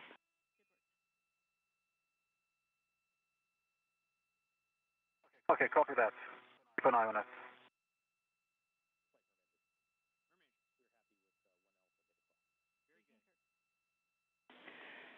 And Stephen Sultan, we just got word from the MER. They are happy with your MLI work on 1 Alpha, so that will complete this task.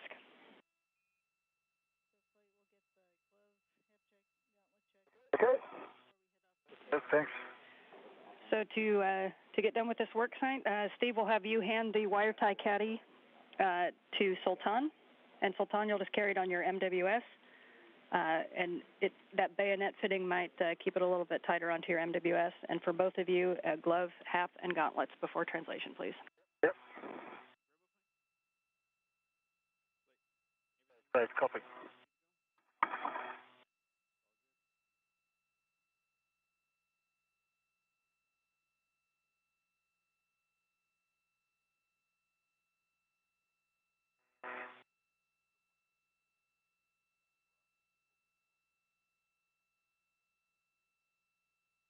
Nice.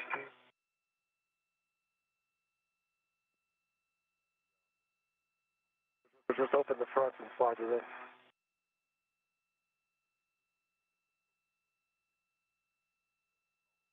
Thank you, Rip. Want to drop it back? If I can get it.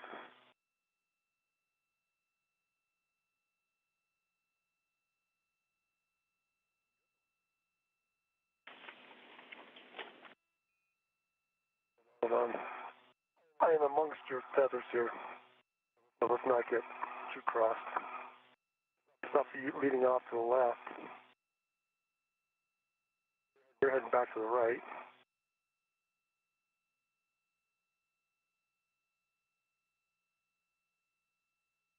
Do you want me to go ahead of you and then pose? Yeah, I'm trying to figure out how best to do that. I can do it. I'll just okay, I'll pick up my local and then I'll head. Let me double check where mine is. Okay. Let me get low so you can get by me. Okay, go ahead, bye.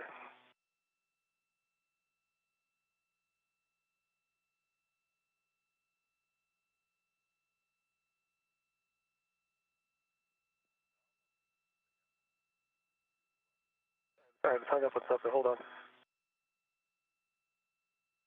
Yeah, there you go. I'll put it on a handrail.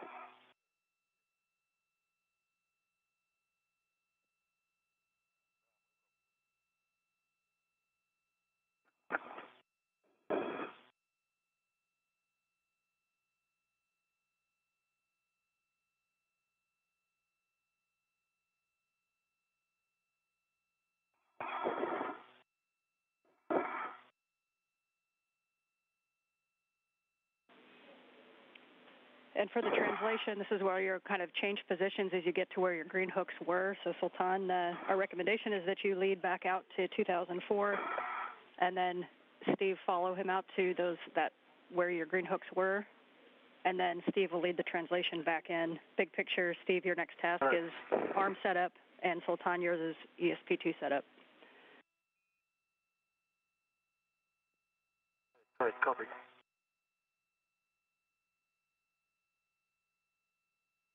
I'm at 2004. Okay, let me get up there and swap myself around.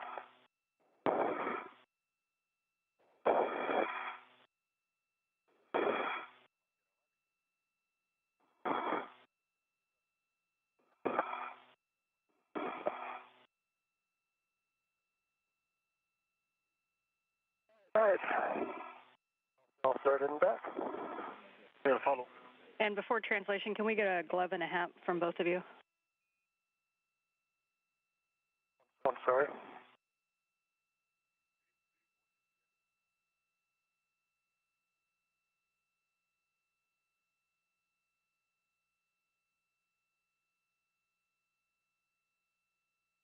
Both gloves look good. Hat is dry. Copy, thanks, Steve. And for EV2, no change on the gloves. For EV2, no change on the gloves, and hat is dry. Okay, copy, thank you. So, Steve, you'll lead the translation in. You're heading to the port CETA cart. And you will leave your anchors right where they are. So you're going to pass the anchors. And Sultan, you're going to be heading into the ESP2 work site. So you're going to follow Steve until you get to the CETA spur, and then you're going to go down the CETA spur. All right, so follow speed until the spur, then we'll head down to the ASP2. Good words, and you're actually going to go down the CETA spur, and we're going to have you fair lead near the port airlock toolbox when you get down there, and this would also be a good time to turn on the GoPro.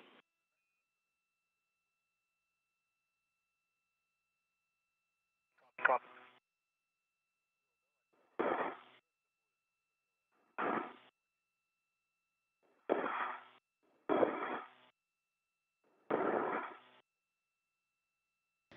Coming up on 2 hours and 45 minutes into today's spacewalk. This view from NASA astronaut Steve Bowen's helmet camera. Both spacewalkers have accomplished the first major task of today, which is routing cables and modifying/securing MLI, multi-layer insulation, to the mod kits where future IROSA arrays will be installed.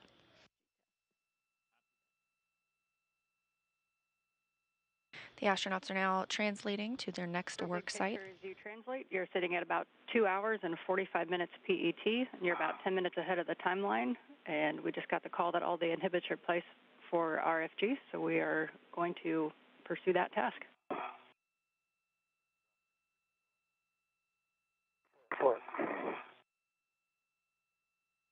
The next task is for the astronauts to retrieve the RFG. Yeah, I'm trying to get around here.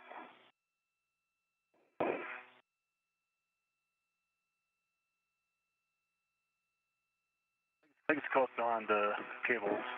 Hold on.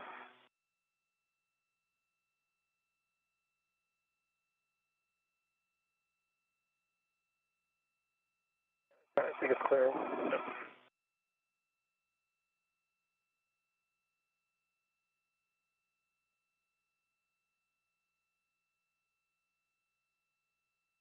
What that's going on? It's behind it, yep. Yeah, now. Okay.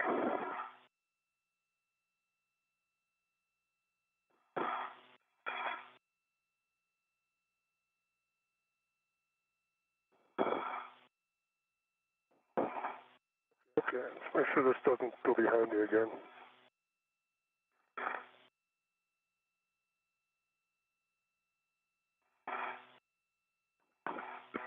Hey, hold on for a second. Let me get I know a spot here.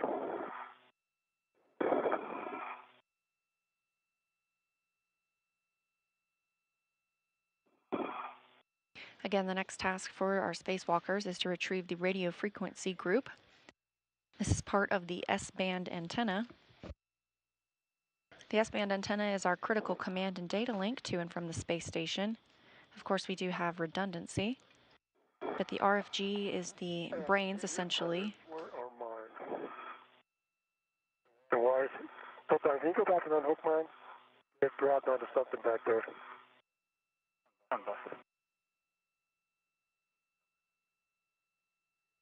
The radio frequency group houses the electronics, high gain and low gain antennas on the S-band system. Don't grab back. Can you follow that back a little bit?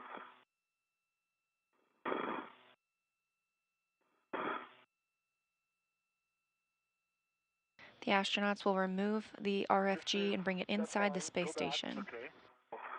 You see, the wire is folded, so it's caught back on something. So if you follow it back a little bit, you'll see what it's hooked on.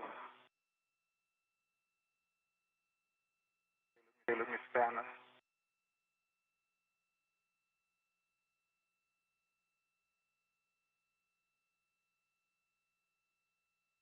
On the EN10.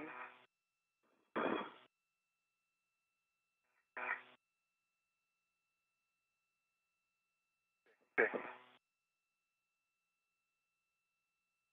Unbar speed. Yep.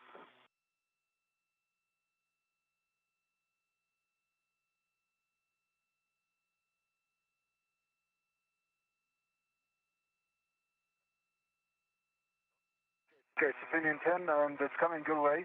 I see it. Thank you.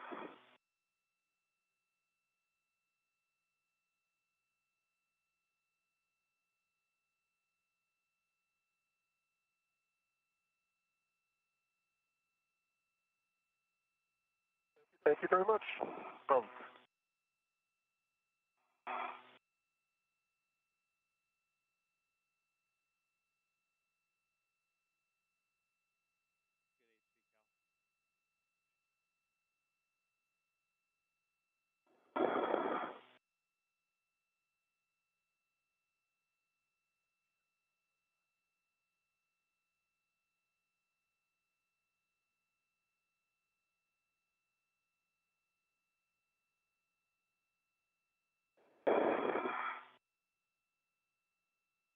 All right, so your tether currently goes behind me.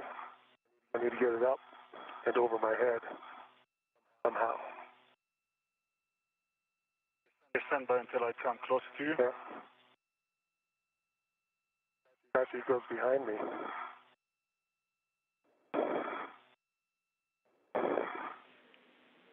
So where we want it for the next setup for these tethers, just for awareness, is Sultan should go from the anchor down to a fair lead by the port airlock toolbox. And Steve, yours will go from the anchor to a fair lead that you're going to put on the lab strut. Yep. All right, so Sultan, the way to solve this problem, because your tether goes behind me, but it's underneath my safety tether.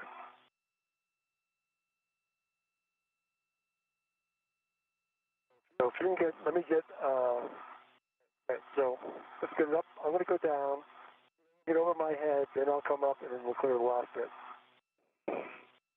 Okay? Are they crossed now, or just behind? Yeah, they're crossed now. So can you get your tether out from behind me and above, put it back above me?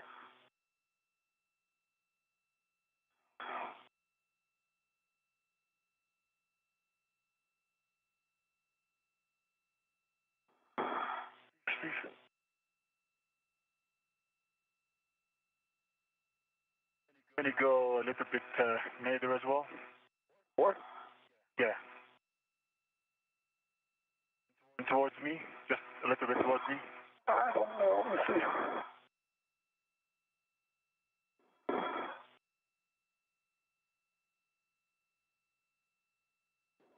Be clear now.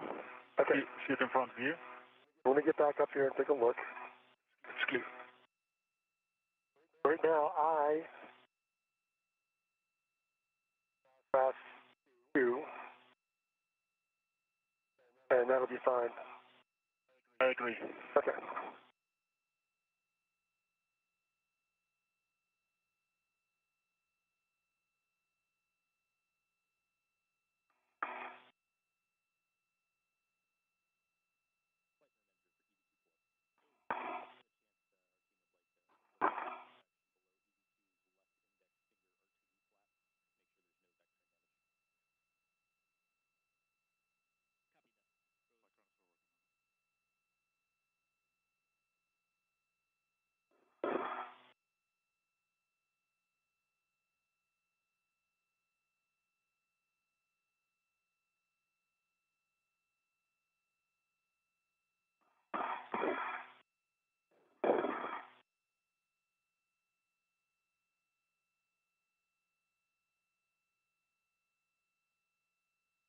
As our astronauts continue to translate to the next work site, the International Space Station is flying 261 statute miles over the Indian Ocean west of Australia.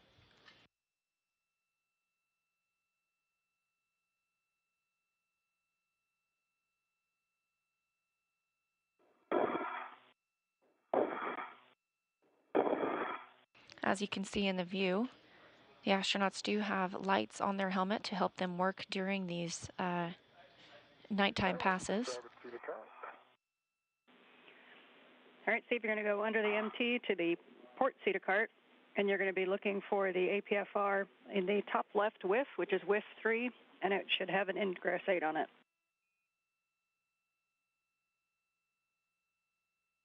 Right.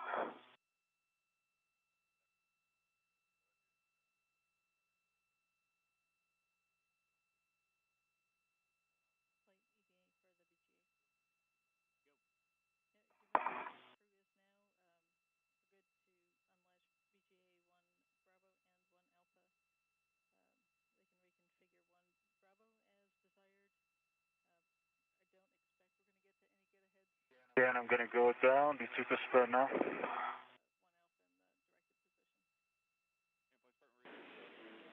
And copy, Sultan. Yep, you're going to head down the CETA spur. And then you can turn on the GoPro, and you're going to fair lead on the port whiff near the port airlock toolbox. And when you pause, I have a couple words for you on your glove.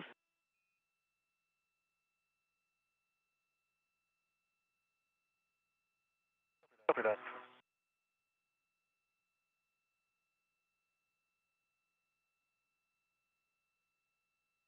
Hey, whiff 3 is the one that's currently in the middle on the swing arm, correct? Yes, whiff 3, which is... And it's set Papa Papa. That's correct, Papa Pampa, and then we ask that you don't change the pitch setting for translation, and you can stow that on your BRT.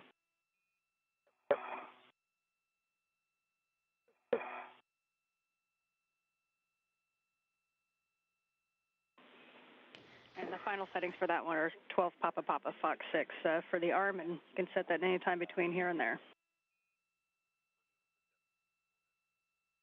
Okay. This view from Steve Bowen's helmet camera as he picks up an APFR, articulating portable foot restraint. As overheard, he'll stow that on his BRT, the body restraint tether. He'll then attach it to the Canadarm 2, which will be used during the next task when they remove the RFG, the radio frequency group, and prepare to bring it inside the space station.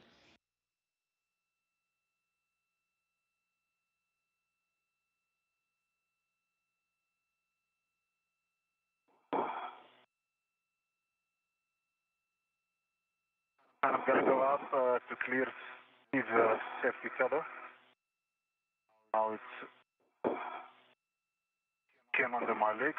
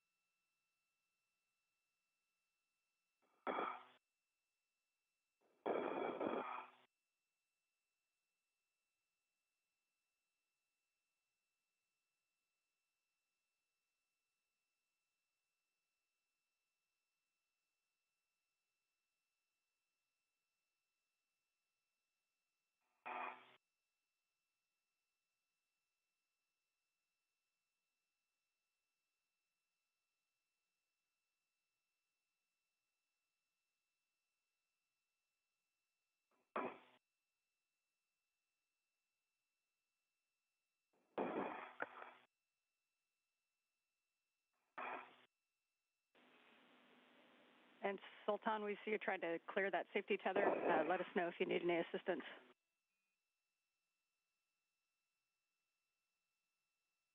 Yeah, before making this watch, I just want to see where are they wrapped. They cross behind my place, but I want to go down and take it. All right, I might be able to help you out here. Just grab the ATFR. No problem, Steve. And yeah, Steve, we'd like you to head back a little bit outboard to the other side and see if you can help clear that. Yeah, let me down the left strut and my fair lead, and then I'll go help him. That's okay? Yeah, we concur with that plan. Okay. And it's the starboard strut I'm supposed to go down?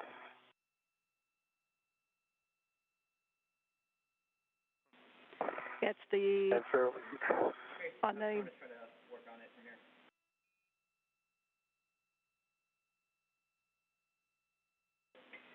on the starboard lab strut handrail.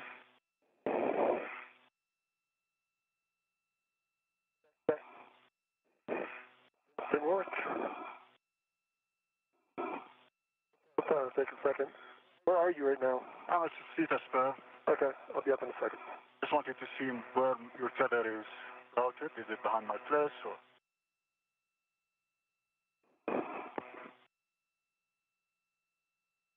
Let me get my adjustment.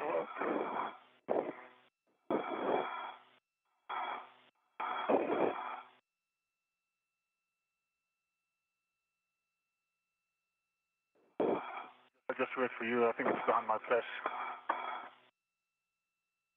Okay, I'll be there in a minute. Okay.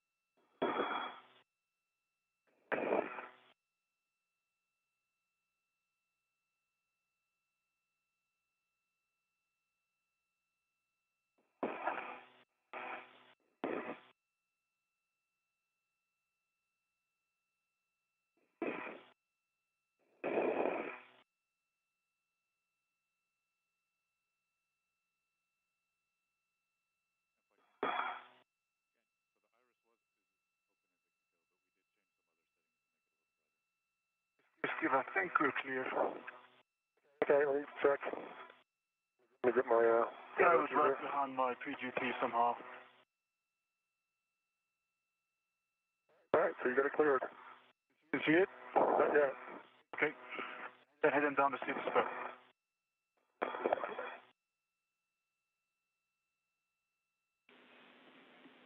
Okay, and we told Sultan, or we monitored Sultan. You said that it is cleared. It is cleared and it was wrapped around my PGP, unfortunately. All right, nicely done. So you can continue down the port airlock, or toward down the Cedar Spur to the GoPro, and you can turn that on. And Steve, you can go down to the front side of ESP2 via the lab and then the gap spanner.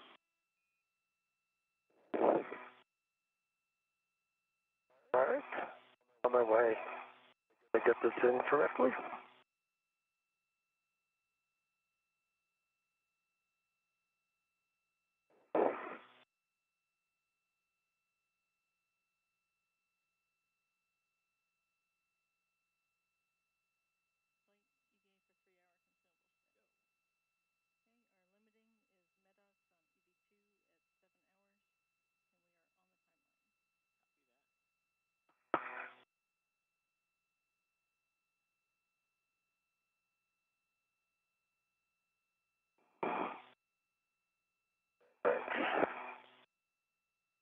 That you left. All right, yeah, fairly in place. Copy, fair lead in place.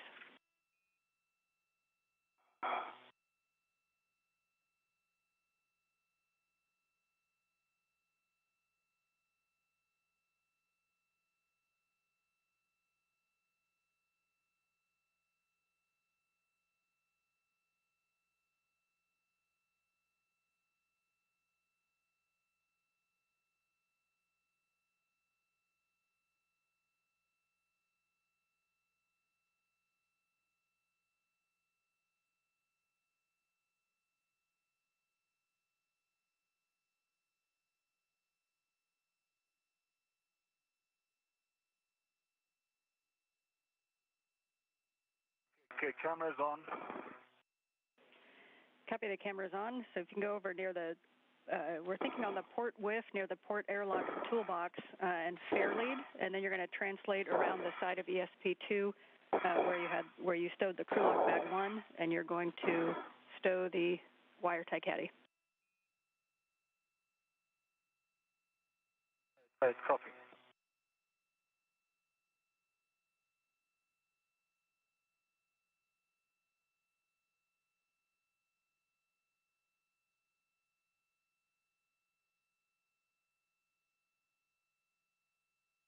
Okay. I'm going.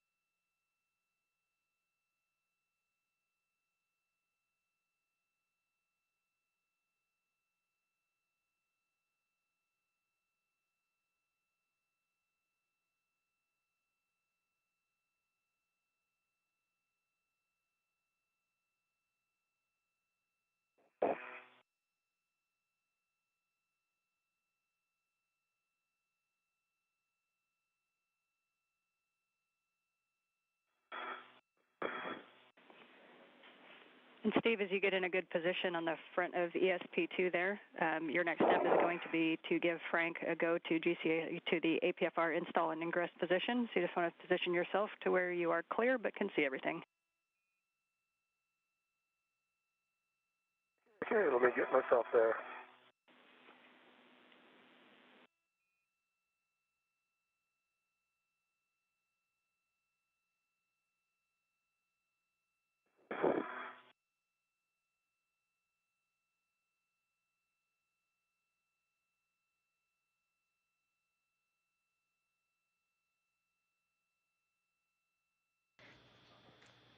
Now over 3 hours into the spacewalk today, astronauts are preparing for the next major task on their list. This is to remove the RFG, the radio frequency group, from the S-band antenna.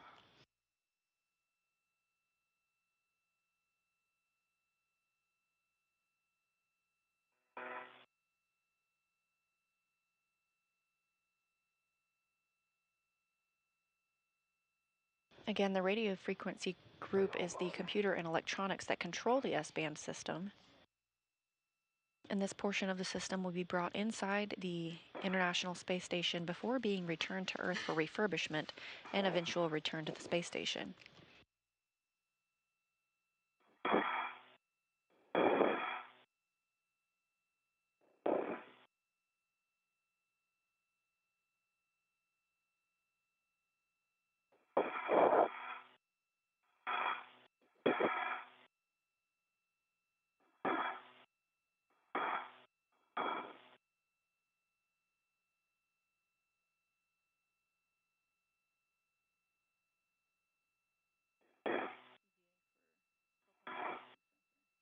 All right, let's see my match.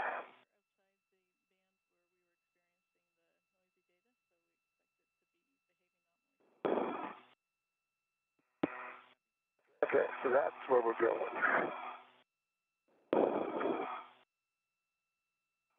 In my tether.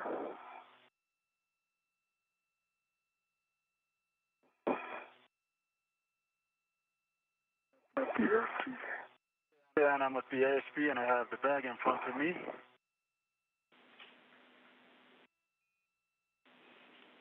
Okay, Sultan, you can stow the wire tie caddy, and then I have a couple systems words for you when you have time to look at your left hand again. All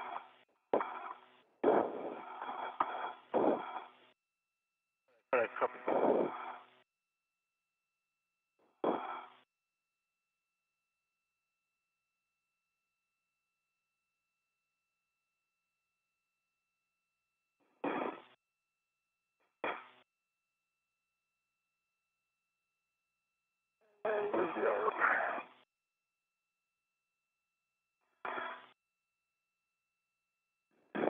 And then that's why caddy will go into integral bit.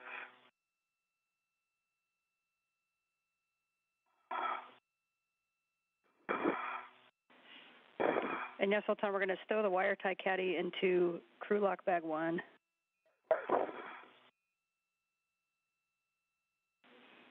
At the same time, you can The grab... question is, are they going into integral bit? Or... Yes, you can put it on any available integral RET.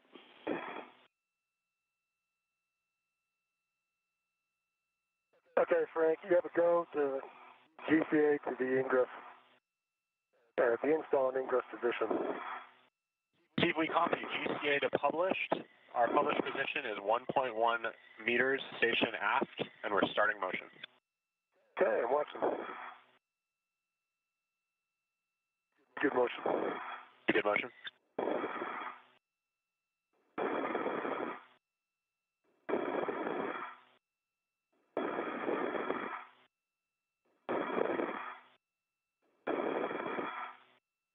Half a meter to go. Continue to publish. Copy, continue to publish.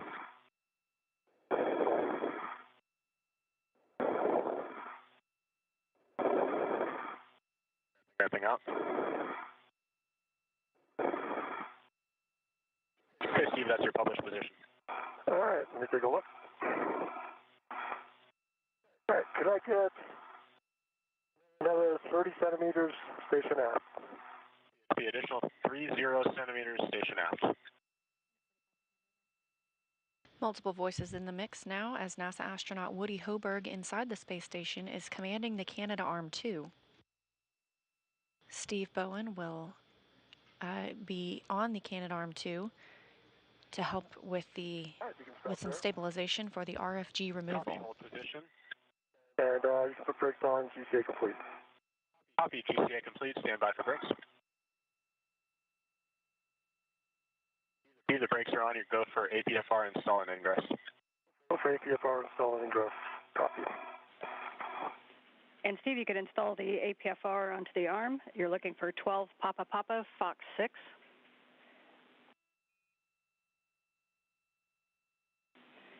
For Sultan, while you have that... Papa Fox 6, okay. Yep, good readback. For Sultan, while you have that bag in your hand, you're going to retrieve the large small RET that's on the handrail of that bag, and you're going to put the small hook onto handrail 8007, which is the same handrail that your temp stowed on. 8007, copy, small hook on... Copy.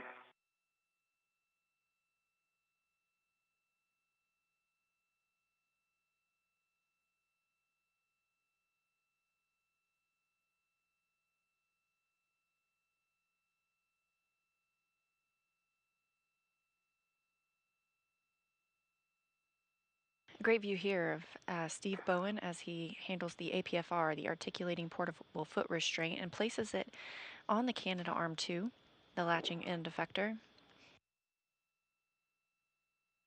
Okay.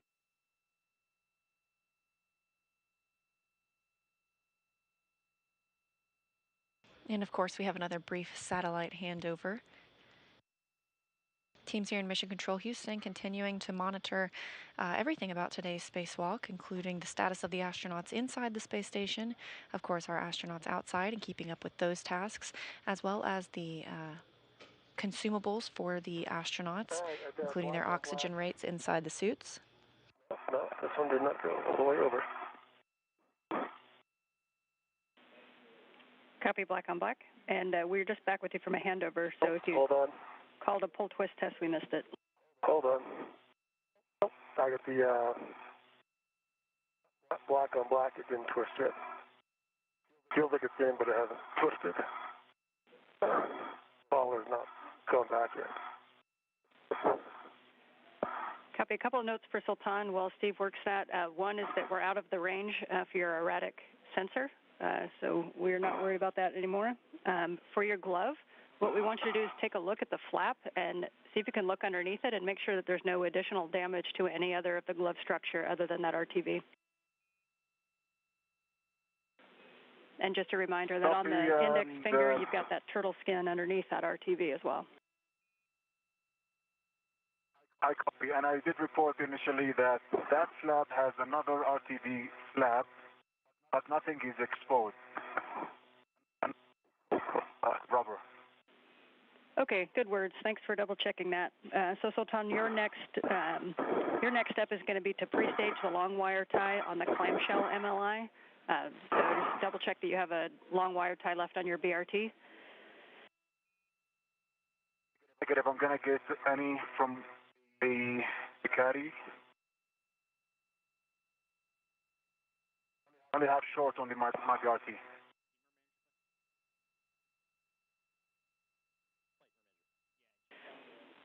Okay, yeah, we agree with that, Sultan. Sorry about that. I should have cut that before you put that in there. So we'll have you grab one long wire tie on the clamshell MLI. Right, copy and work. All right, and I'm having a hard time with this on black in the collar.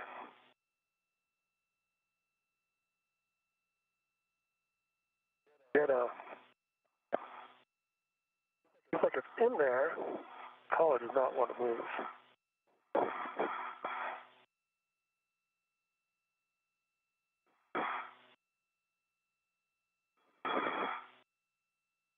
Any suggestions? We're taking a look.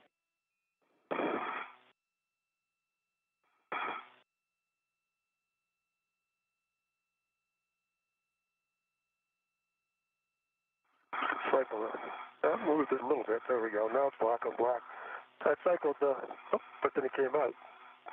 Well,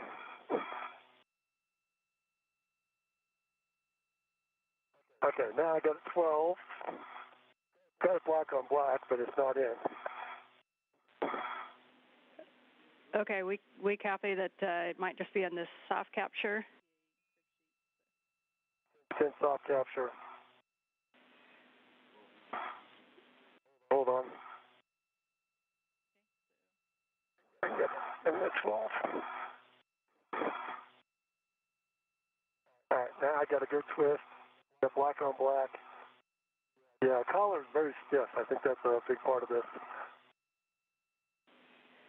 It is in place.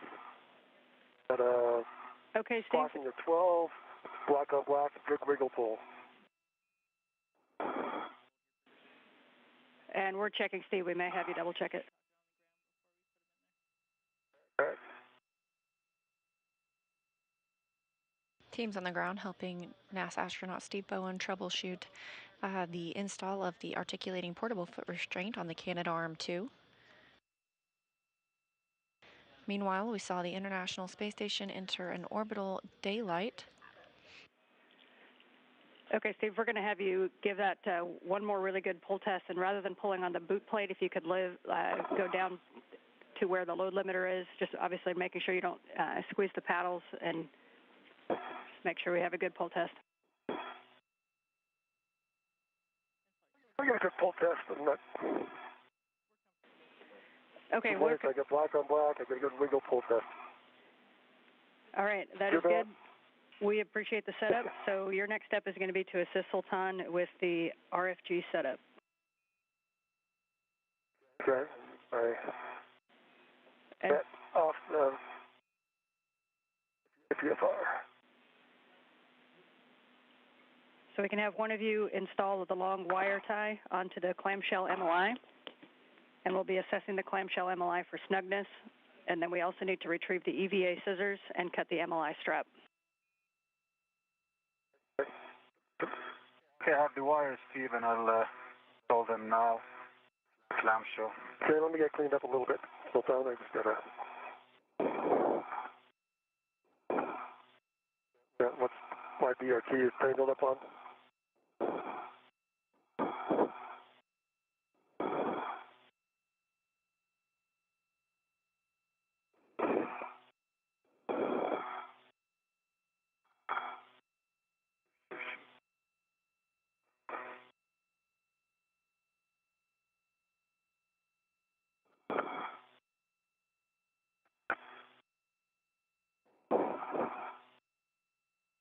There it goes.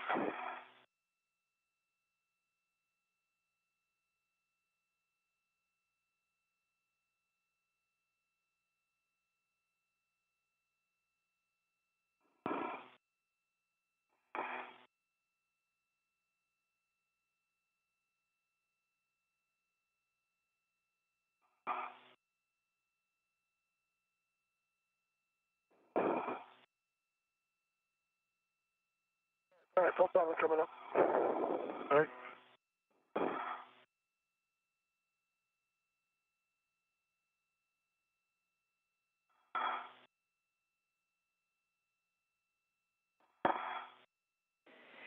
And Steve, we think what you could start doing is undoing the quarter turn fasteners on the MLI tent. I can do that.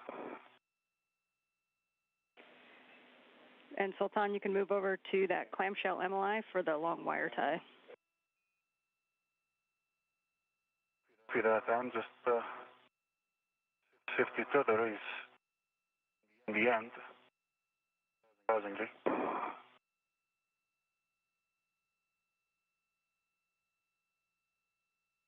Can I drop a green hook somewhere? There's the tension that the green hook is, green wheel is, which reach the limit.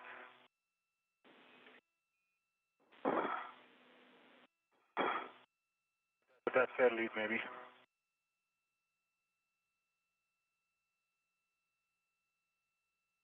We'll check. And Sultan, yes, you can drop your green hook. So we recommend one method would be to fair lead over by the port airlock toolboxes. But you can also put your green hook down to get your tethers out of the way wherever you see fit, probably toward the airlock on ESP2. Disregard that, and I think it was the red wheel caught behind the ESP structure. Now I have enough room to work. Yep. Yeah, we copy. And I do not see the quarter turn. I don't see the quarter turn fasteners on the backside, correct? Nothing on the back, just the one over here and the ones on the front. Yeah. Yeah, that's right. It's just ISS forward in port and on the high gain side. There should be 10 total.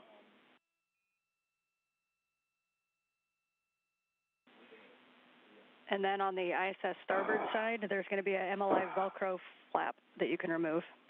I can't get up there.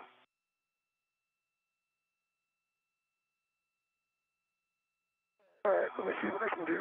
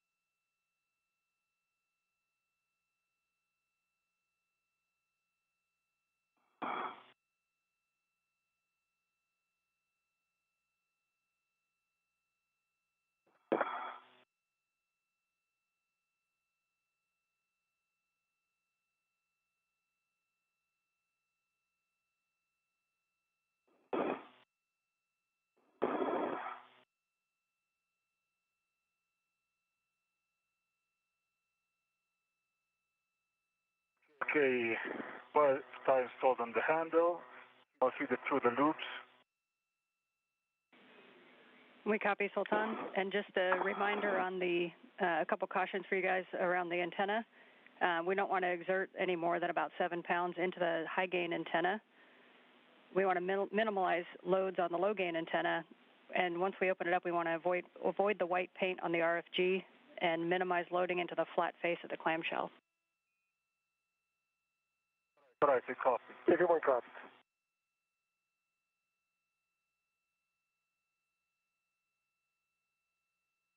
Think that's enough, Steve, or? Yeah, you gotta twist it on there. Tuck it back through again, then twist it on itself. As our spacewalkers begin work on removing the radio frequency group as part of the S-band antenna, if you look in the background at beautiful Earth, just above it is our moon. I'll twist it.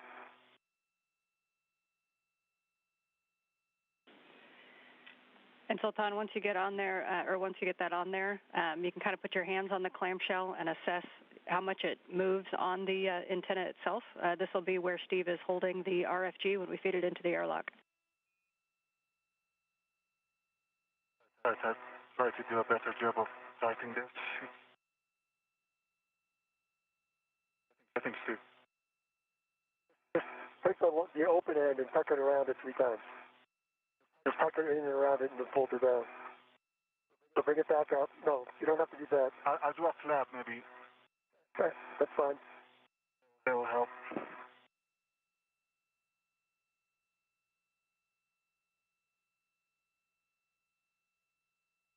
I think you need to tuck it back through at least one more time. Sure. And Steve, by your left hand, there's kind of a Velcro seam along the RFG. You can open that up, getting ready to peel it back whenever you're ready.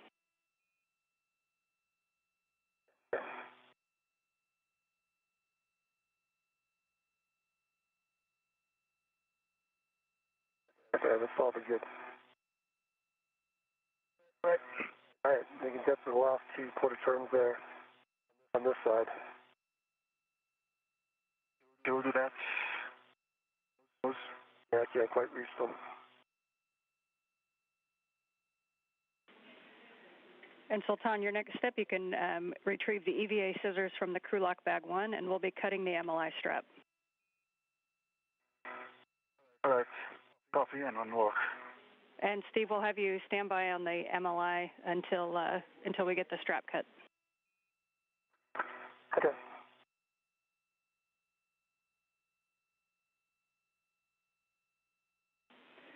As we get that MLI open, reminder to both of you that we've seen some MMOD strikes on the RFG, and so we want to minimize touching any potential MMOD strike areas and that Z93 paint area.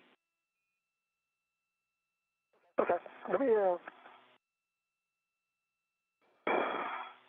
my APFR settings. I'll make sure I'm good there. Let's APFR Papa, settings 12, Papa Papa, Fox 6. And I think I'm there.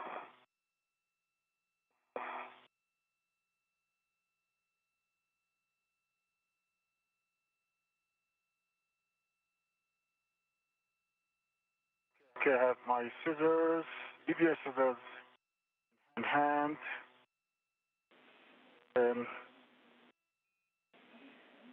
This is my location for the cut.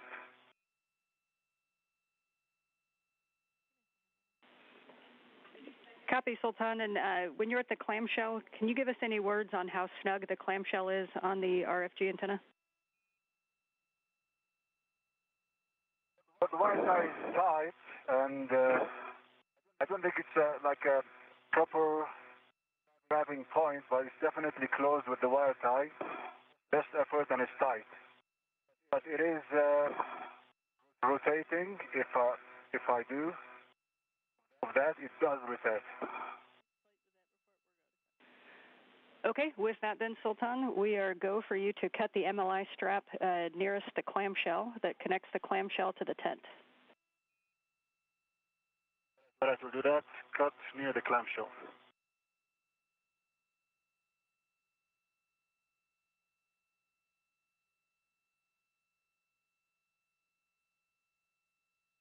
The first step in removing the radio frequency group is to remove the MLI, the multi-layer insulation that has protected the hardware. The RFG was not designed to be retrieved during an EVA.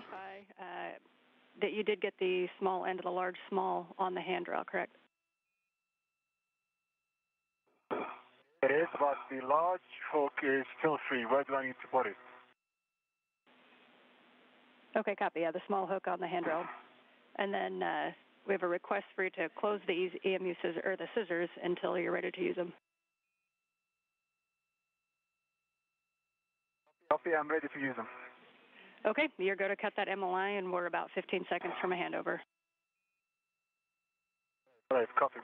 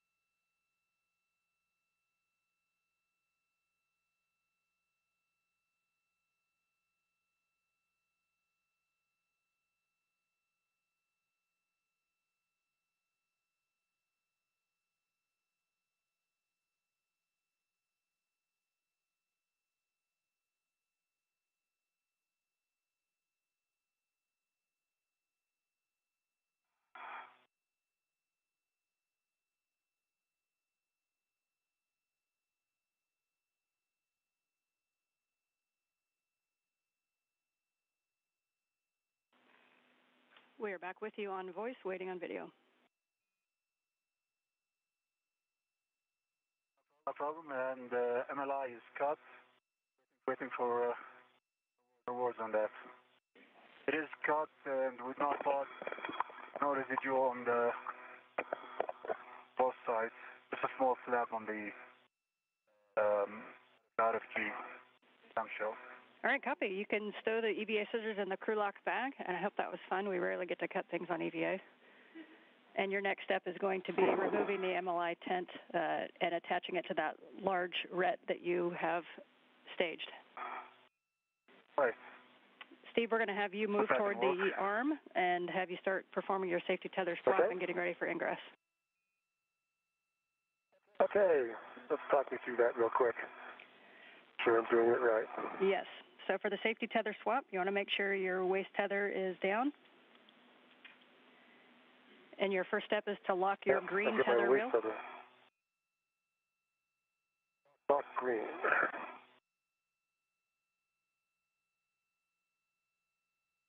Green is locked. Copy, green is locked. Check that your green hook gate is closed and the hook is locked. My green hook gate is closed and locked. You can now relocate your yellow hook to the SSRMS handrail tether point. Okay, going on to the yellow hook is going to the SSRMS. We'll put it on the forward handrail tether point. That's gate closed, slider locked. Copy, gate closed, hook locked on the yellow on the handrail tether point. Your next step is to attach your green hook to ESP2 handrail 8011. 8011 green hook, that's in work.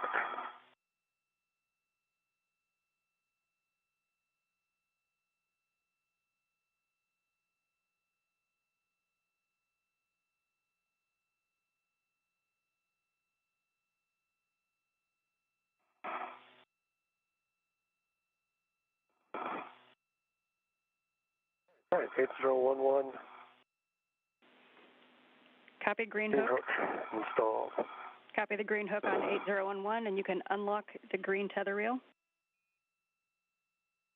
Unlock green tether reel.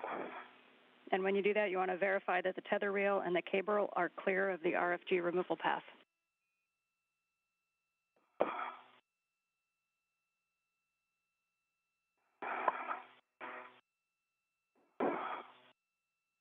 Yeah, it will be probably once I get the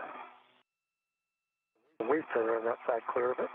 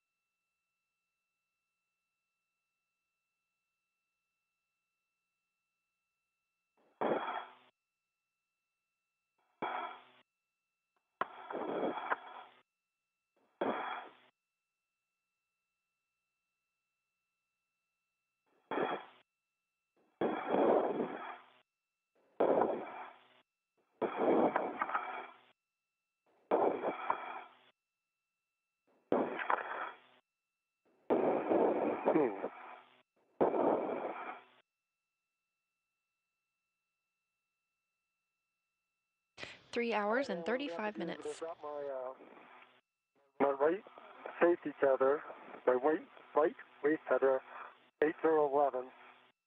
I'm gonna lock it. I'm gonna undo my red hook from my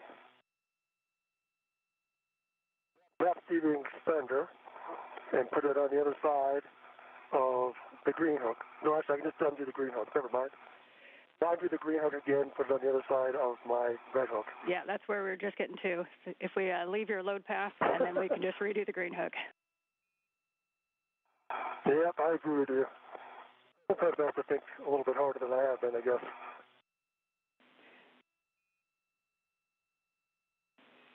And with that, Steve, that completes the safety tether swap procedure.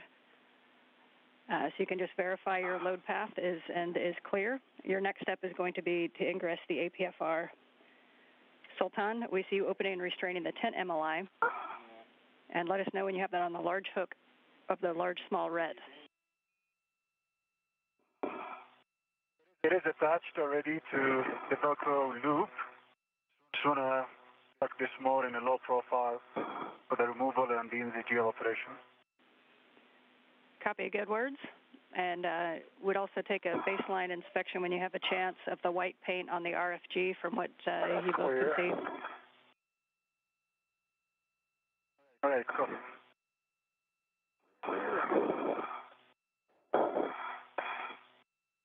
All right, I feel much better about that.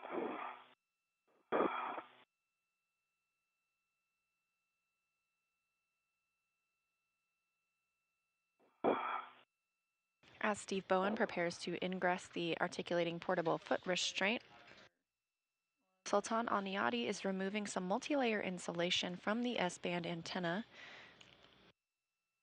This will allow them to more easily access and remove the RFG, the radio frequency group, which will be taken inside the space station. For Steve, as you get to the ingress, you're going to make sure your tools and tethers are clear, that the ingress aid is stowed, and you can attach your waist tether to the ingress aid. Okay, my waist tether is attached to the ingress aid. I'm going to detach myself from ESP2 and ingress the APFR. Copy. And Sultan, when you're complete with the baseline inspection, we'll take any words on any damage or flaking that you may see, and then we'll go for the cables. All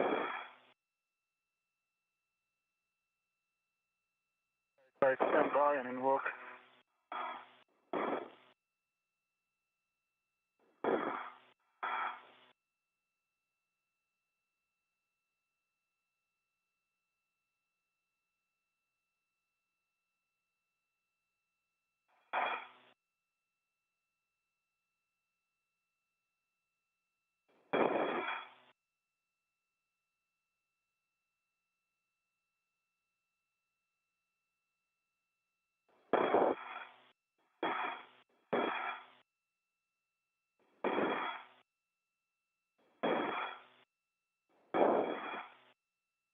And I do see some MOD stripes. The one it was shown in the pictures right in front of me, just left of the J1 connection. And I do see just smaller ones all around. I don't know if you see my camera view. Just tiny, very tiny, maybe. We see a little bit in your camera. If you look up a little bit more, we've got a good view of the rest of the box from Steve's camera. Yeah, that's a good inspection. We appreciate that, Sultan. So you're now go to demate the SASA cables from the RFG and give us an inspection. That's going to be the P9 from the J9 and the P1 from the J1. And then you're going to get the caps from the crew lock bag and cap both ends. All right, we'll do that. J9 from P9 and then J1 from P1. Thanks. That's correct. Okay, and I have ingress the APFR. I'm ingress the APFR. All my feathers are clear of ESP, and I think I'm ready to go to the removal position. Yep, and from Steve, we'll get a 11.5 check from you. But before we take the comm for Robo, Okay. Sultan, are you good for your next couple steps? You're going to demate those cables. You're going to retrieve the cap keeper from the crew lock bag, and then you're going to put the caps and the plugs on both cable ends and both box connections. Absolutely, and I did demate J9 and P9, and I see no fog, good fans, and good MI band. We're back, fully forward, fully backward, over center. Demating the other one, do a quick inspection, then you can translate to Steve.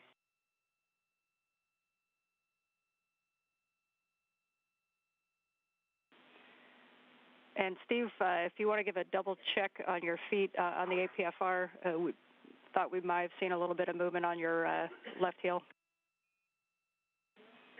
Correction, right heel. Okay, no, Right heel.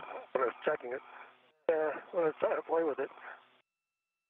All right, and same thing here on the J1, P1, good pins, no fog, good EMI bands, ready to cover all of these. Okay, Sultan, you are go to get all the caps, and we'll get words on those after we move the arm. And so for Steve, did you get your glove and hat check? Hey, glove's good, happens track. All right, Steve, you can you have the comms to give Frank the go to GCA to the RFG retrieval position.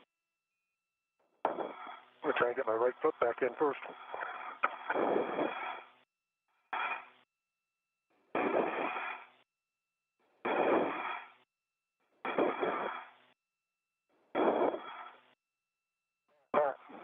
That feels good. Okay, Frank.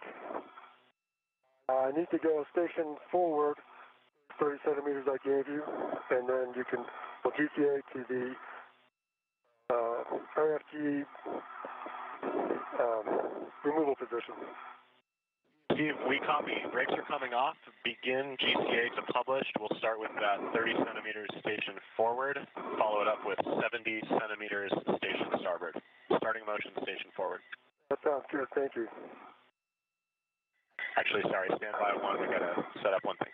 Okay. That's the voice of NASA astronaut Woody Hoberg, who will be controlling the Canadarm2 as he begins to relocate Steve Bowen on the end of the Canadarm2. It'll put him in a proper position to remove some bolts that are on the RFG.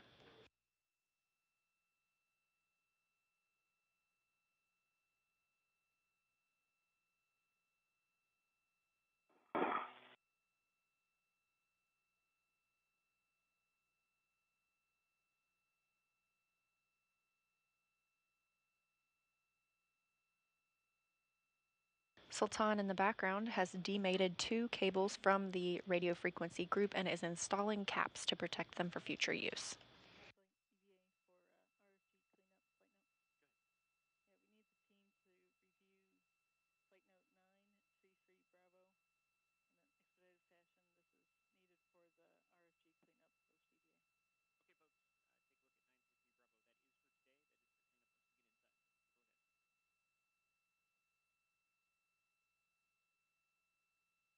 Steve, we're starting motion station forward for 24 centimeters. That sounds good. I'm ready.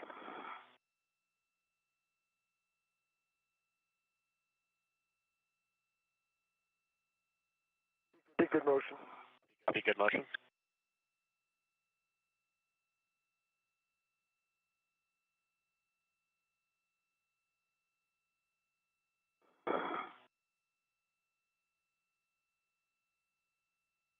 Okay, Steve, starting motion station starboard for 70 centimeters. That looks like good motion. Good motion.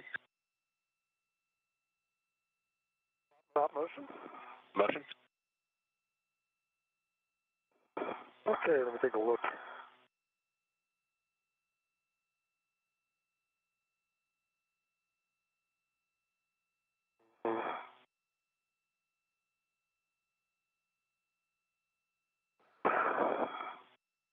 I think I need about 20 centimeters station starboard, and then 20 centimeters station. Let's see, we were going starboard, right? So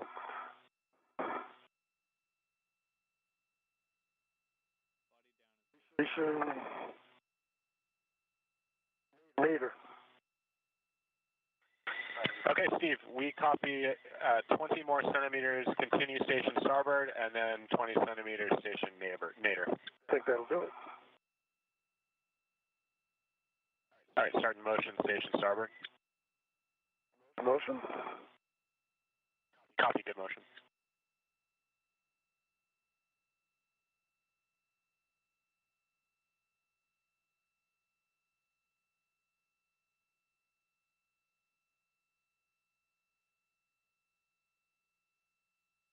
Actually, station zenith. I'm sorry, I had that backwards since I'm upside down.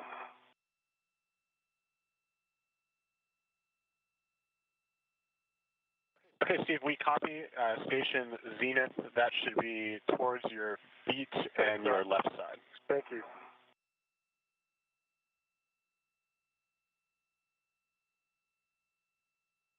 Starting motion station zenith. Great motion. Copy, good motion. All right, you can stop motion there. Copy, hold position. And you put brakes on. That's a great position. Thank you. We copy, GCA complete, stand by for brakes.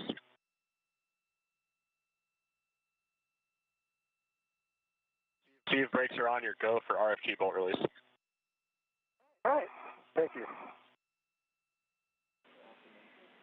And we copy that brakes are back on. So Steve, big picture, when Sultan is done installing the caps, he's going to hand you a large small ret, and you're going to put that large small ret onto the RFG, and then you're going to be driving the bolts. I understand.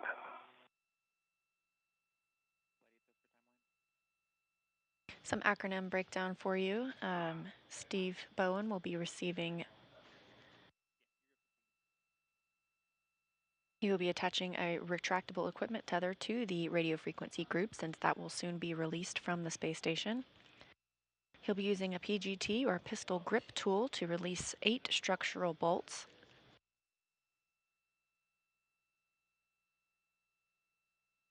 After those have been released, he will release 1 jacking bolt.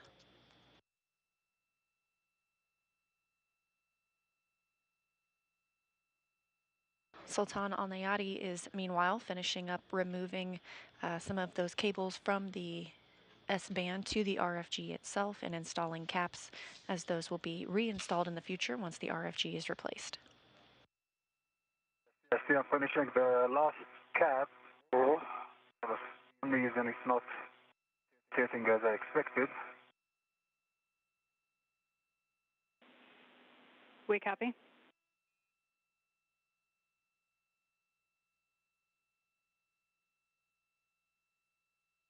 And one cap is installed on J1. The other one is looking for a better alignment here. We copy.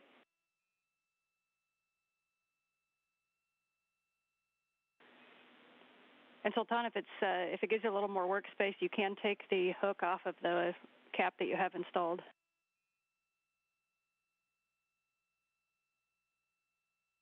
Right, copy.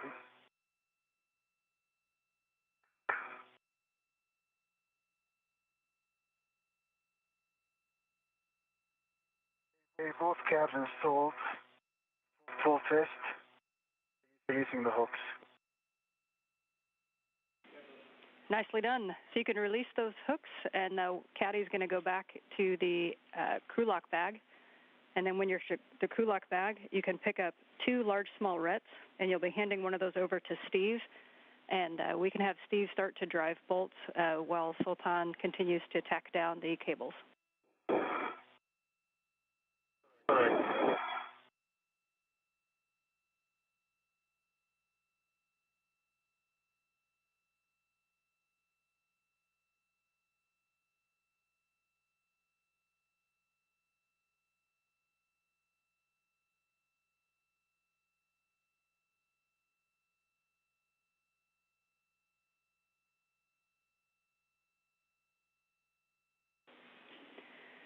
And Steve, just a reminder for you that you do have the page in your cuff if you want to take a look at the orientation. But in general, if you look at the bolts, the middle jacking bolt is bolt E. And then just to the left of that is F. And F is going to be the first one that you do. And then you're going to go basically 1 left, 1 right, 2 left, 2 right, all the way to the ends. Copy. Yep, that is good. And then hopefully we won't need to know this, but if you look to the left of the leftmost bolt and to the right of the rightmost bolt is where you'd see the spring plungers kind of perpendicular to the bolts. Pretty small little spring plungers. Those guys. Yeah, that's a good spot.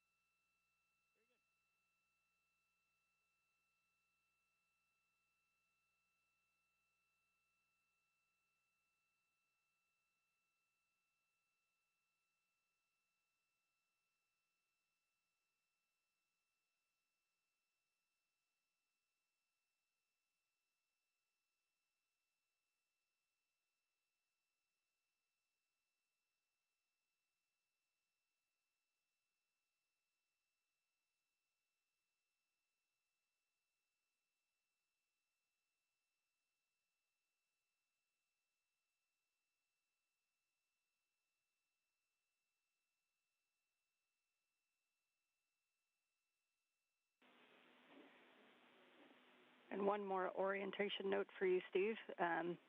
When you go to remove it, I know we talked about this a lot in the conferences, but the motion that you'll want to do is kind of a yawing motion where you would push slightly with your right and pull with your left, and then vice versa. So just a real slight yaw onto the RFG as you pull. Copy. And just keep it basically flat. Don't lift it till it clears. And we should be able to pull it basically straight back out. Yep, we agree with those words. I think I've got enough low here to get it out.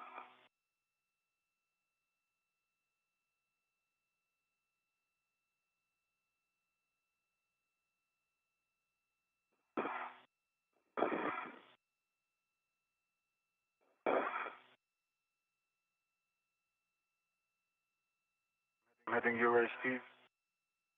Yep, just waiting on the long duration. I mean the large flow. Thank you.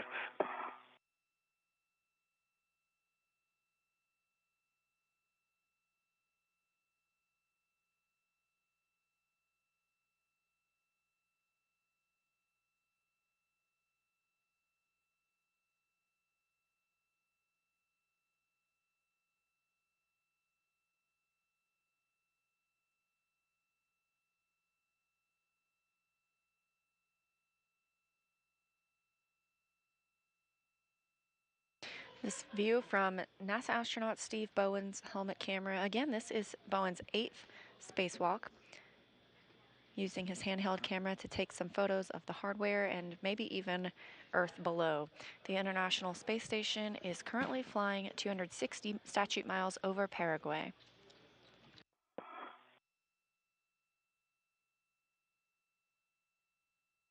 Give you a small hook. Copy. They have the small hooks. And let me get that in place.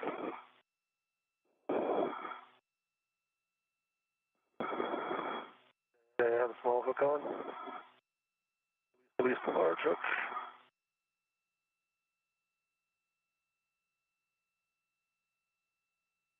Thank you. The large hook is going on the RFG. Back in place. Yeah, we see that the large small is on the RFG. So for Sultan, you can move back to the crew lock bag, and actually we need actually not quite yet. So we're going to have you secure the stanchion cables P1 and P9 to the stanchion with a wire tie, and then you can stow the cap keeper there in crew lock bag 1. Okay, copy. And for Steve, we are ready to drive the bolts. Just a reminder around the RFG to watch for sharp edges. Your PGT settings are Bravo 1, counter 2.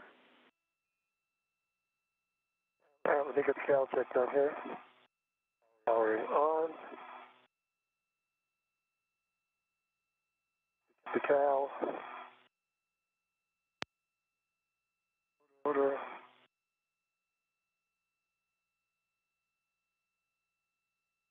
Check the cal pass. The D-test is good. And 41.17 volts. Sound right? All right, 41.17 volts. And I'm looking for what now? You want to set Bravo 1, counter 2. Bravo 1, counterclockwise 2. I got Bravo 1, counterclockwise 2. And the fifth bolt from the left is the fourth bolt from the right. Yep, so it'll be the fourth bolt from the left will be your first one. So F1, it's going to be one to the left of the jacking bolt. Okay, so they're numbered A through A from the right. Okay, one to the left of the jacking bolt. And I'm starting at how many turns? That's correct, and you should expect about 6.8 to 12.8 turns. Okay, that's in work. First bolt is coming. Again, Steve Bowen will release 8 of these structural bolts. He's using the PGT, or the pistol grip tool. It's essentially a drill. And it helps for him to be in the articulating portable foot restraint that's mounted to the Canadarm 2, so that he has some... Like the heel coil's coming out. It is loose and clear now, though. Maybe that's just the spring. Must just be the spring. Spring's clear on Foxtrot. I'm ready for Delta. Copy. We are ready for Delta. That was 12.0 turns. Copy. 12.0. Clear that. Back to counterclockwise 2, going for Delta. Concur. Having stable footing during these turns keeps Bowen from rotating with the drill.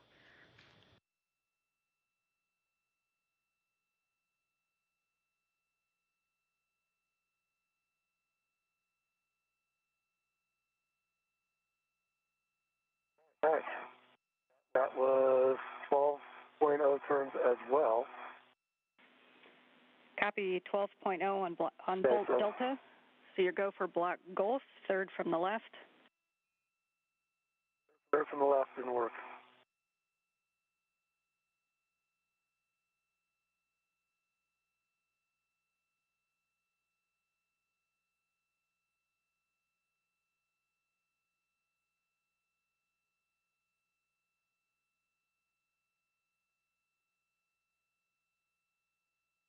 Yeah, that feels like it's clear as well. And another 12 turns. All right. Copy. Another 12 turns for block Golf. Your next will be block Charlie, third from the right.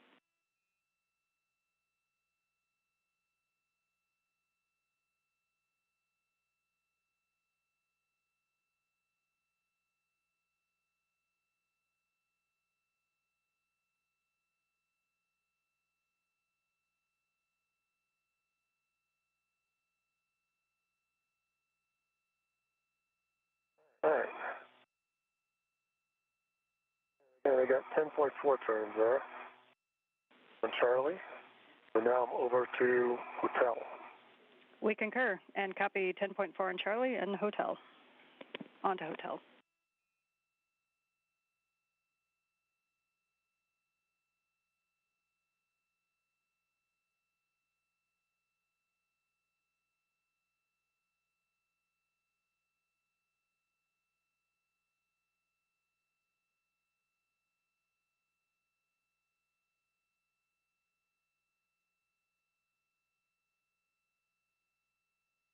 And 10.5 turns on hotel.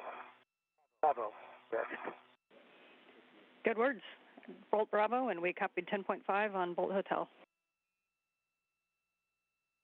We're now 4 hours since the start of today's spacewalk. Steve Bowen now helping release 8 bolts. That will help remove the RFG, the radio frequency group. NVGL cables, you want them anywhere in the stanchion?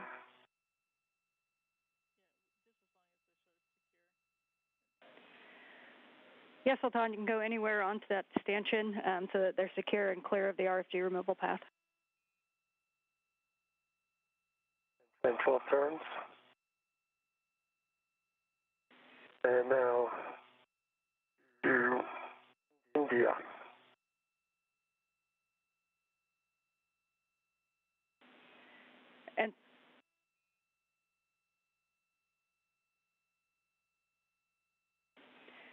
And Sultan, just to clarify my last, we want those cables tacked down to anywhere that's on the same structure as the RFG. Understood. It's going to be on the same stanchion that's carrying the RFG. Copy.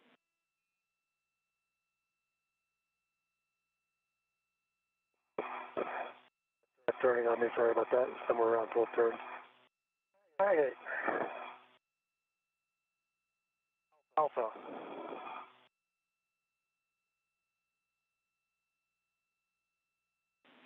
And we copy that you're on to Alpha.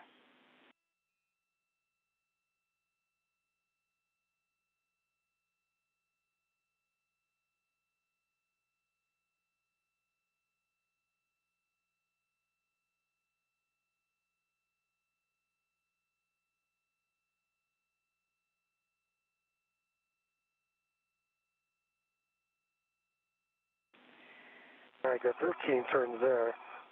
Maybe check all the strings. And we copy all the bolts and It's just Charlie. Trying to figure out which one's my Charlie and this one and golf might be worth another turn or two if that's okay. And Steve, we are good with that if you want to put a couple of turns into golf. All right.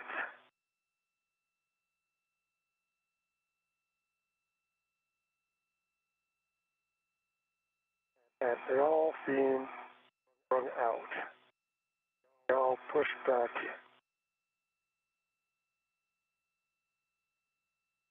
Okay. That's good. I think I'm ready for echo. Okay, and we're going to stand by one and get Sultan in a position to monitor. Bowen has released all 8 structural bolts from the radio frequency group.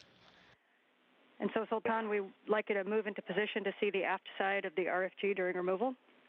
Reminder for both of you is that after the center jacking bolt is released, we only want to pull the RFG towards Steve, not up. And to beware of sharp edges on the stanchion mounting plate and the RFG base once that RFG is removed. All right, I copy all, and just give me a second, Steve, to position yourself. Mm-hmm. Okay, stand by.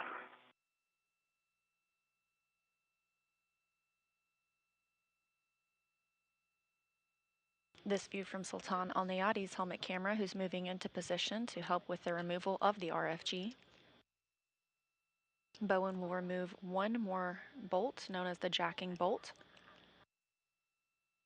The hardware will then only be in soft dock.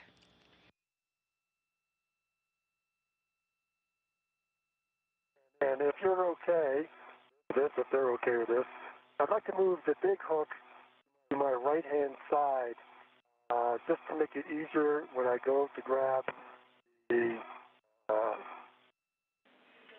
And Steve, you are go to move that.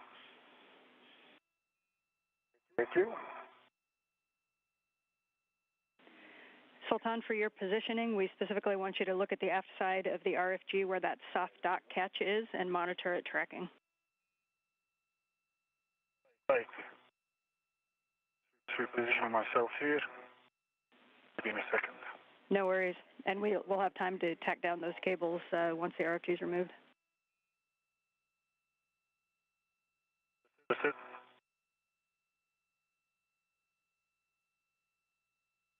Okay, Steve, I have the aft view of the RFG. You are good to release. Okay. And we concur. And Steve, just one note, you're about 8 minutes to a sunset if you need to reconfigure anything before you have your hands full. I think I'll be okay. And what about settings again? Okay, so for releasing the RFG center jacking bolt, you are go to release that. It's the same settings, Bravo 1, counterclockwise 2, and you're expecting about 24.5 to 30.5 turns. Bravo 1, counterclockwise 2, 24 to 30.5 turns. That's going in work. All right.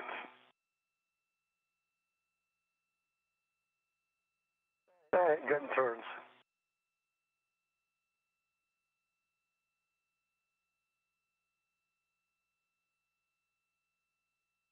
Okay, torqued out at 4.64 turns at 12.1 pounds. And we copy, standby 1.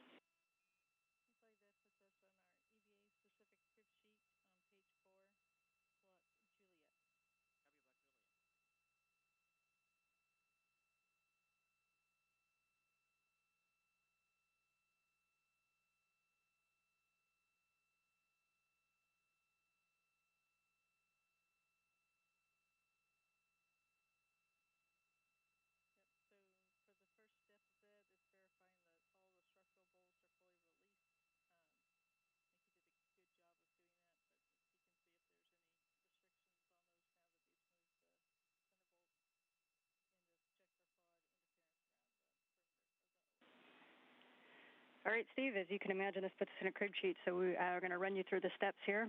The first thing we want you to do is, and you got to give a good call, but just re-verify that all of the structural bolts are fully released, that they're spring-loaded and should free spin and pop up. All right, let me put my key away, and I'll double-check all those.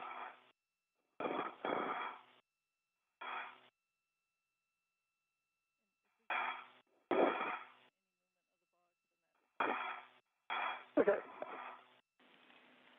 And Sultan, as he drove that jacking bolt, did you see any movement on the soft dock catch?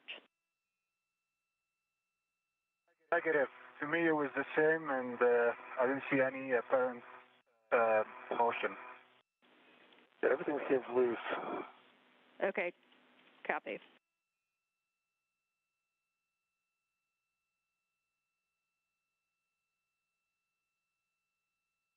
All right, and I think everything's loose. Good spring on each one of them. Obviously, sometimes hard to tell when you can't turn. They all seem to spin, actually.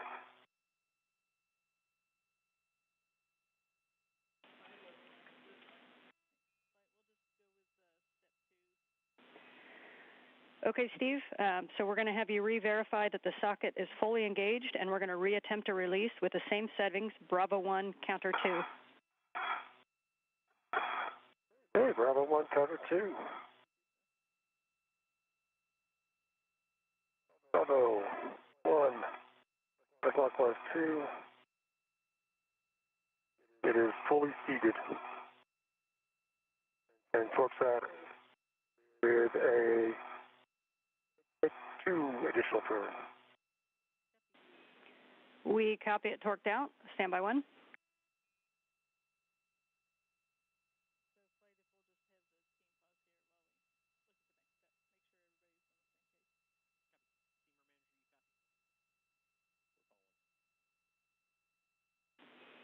and we're going to talk about this for just a minute.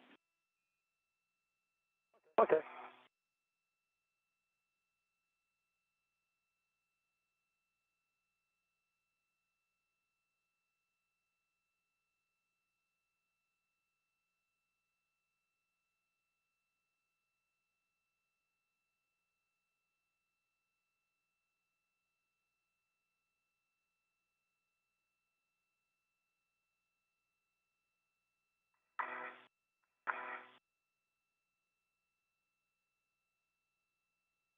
NASA astronaut Steve Bowen and United Arab Emirates astronaut Sultan Al Nayati are on their first spacewalk together, the fourth of the year. And still no words for you quite yet, but just for your awareness that we're talking about it because with the low turn count that we did get on the jacking bolt, it tells us that it's still engaged in the aft section.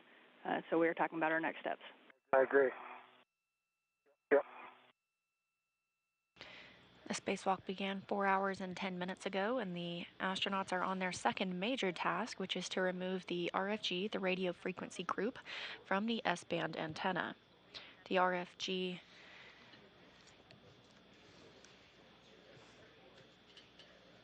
is the computer and electronics that control the S-band system.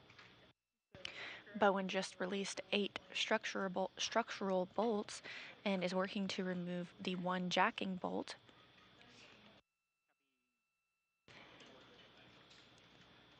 Bowen was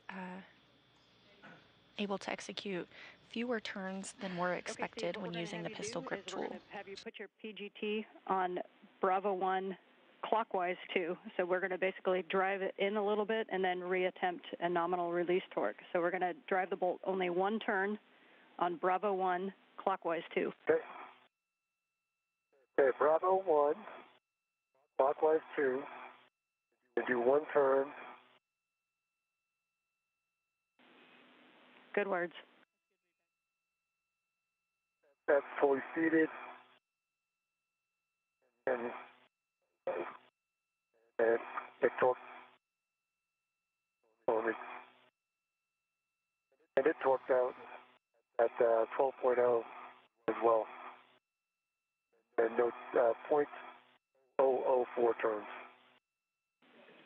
Okay, we understand that it only went 0.004 and torqued out. Checking. And we're about 20 seconds to handover, so you might want to take a picture. We're going to have to talk about this for a sec.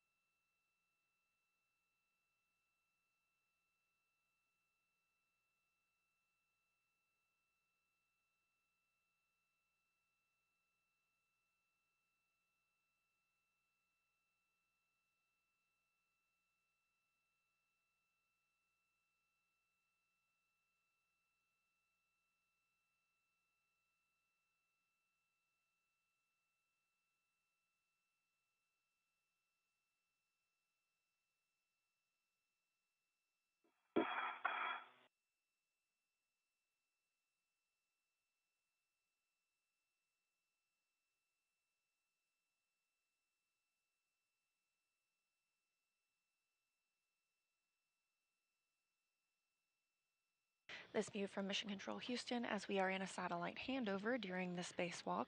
Teams here are troubleshooting the removal of the RFG, the radio frequency group that Bowen is working on. He's using the pistol grip tool to remove a jacking bolt that has given fewer turns than expected. Teams previously have outlined several different ways they can troubleshoot this, so they are working through those right now.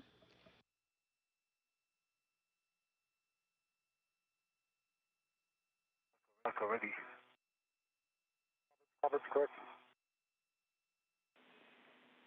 We are back with you after the handover, but we are still chatting. Okay.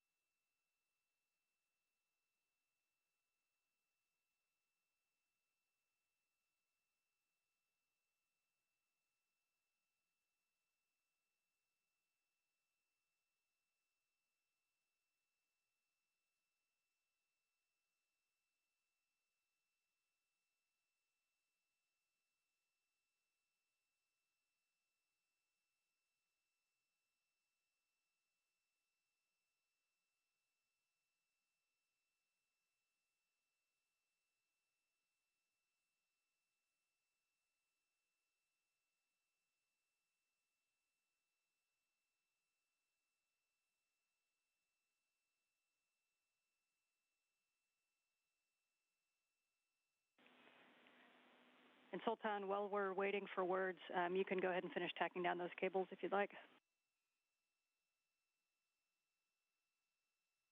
All right, thanks.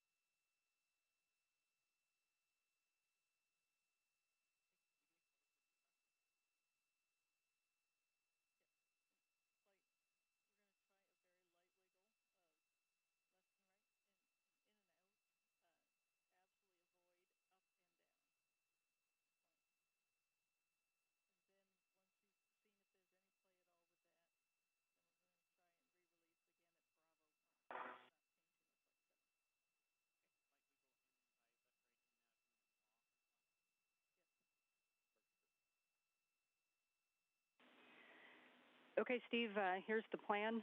We talked earlier about kind of the yaw motion to wiggle the RFG. So this is where you're going to gently push on your left and pull on your right, and then vice versa to see if there's any bit of play. It's really critical right here that we don't go up and down. So you only want to go left and right with a slight yaw.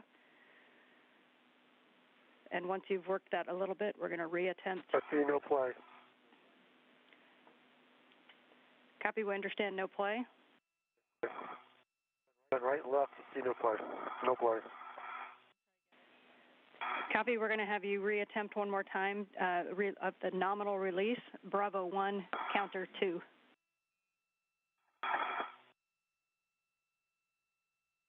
Bravo 1, counterclockwise 2. Good read back.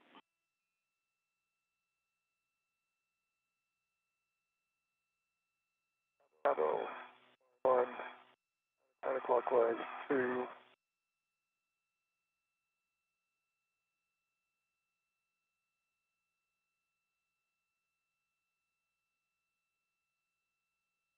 No joy. I got 0.1, 12.4 pounds torqued out.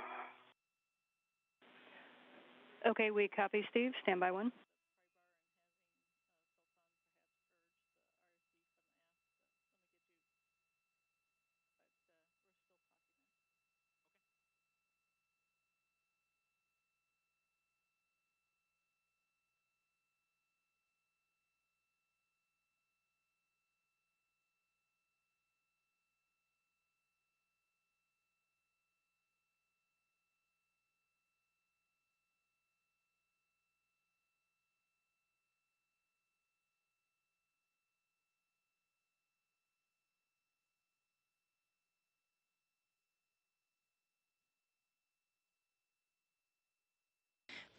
Coming up on 4 hours and 20 minutes into the spacewalk, again, Steve Bowen working to remove the RFG, the radio frequency group, part of the S-band antenna.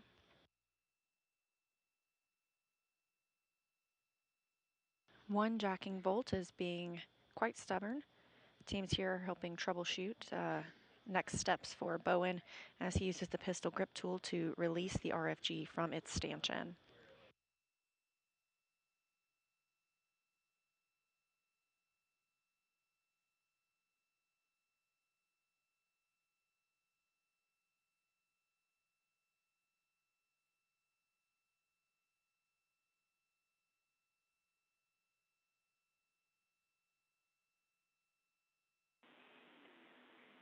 And Steve, just letting you know, we are still talking about it. This is kind of a unique case that puts us in between a few things.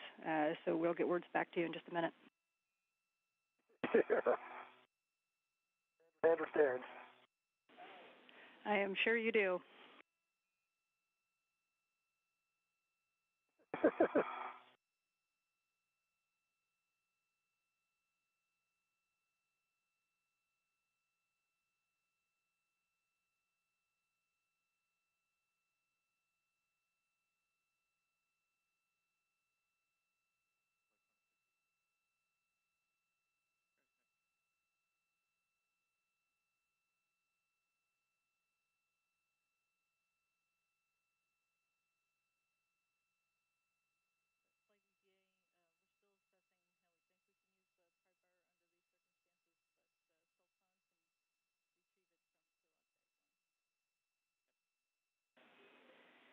And Sultan, we still don't have our next steps, but it may include the pry bar. So just to save a little time, we'd like you to retrieve the pry bar from crew lock bag 1.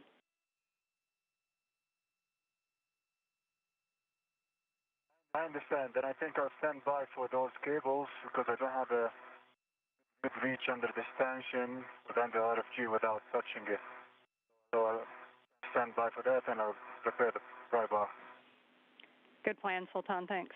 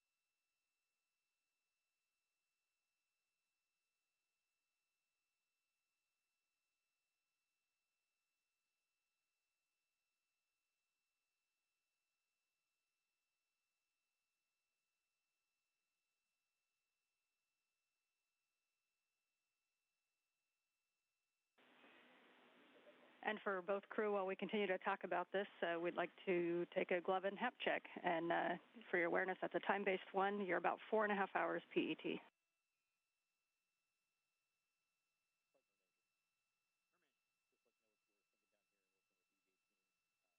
Copy. Copy.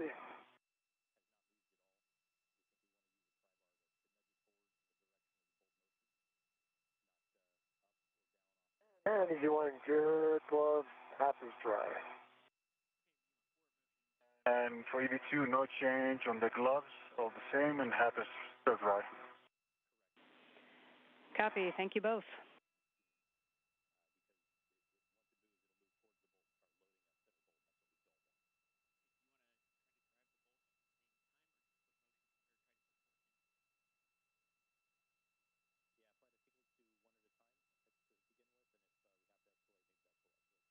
So, Todd, is there even a lip you can get that pry bar into back there? I think so, yes. Okay. It hasn't backed off any that we can tell, but I can tell anyway. But will it work without removing the jack and bolts? I don't know.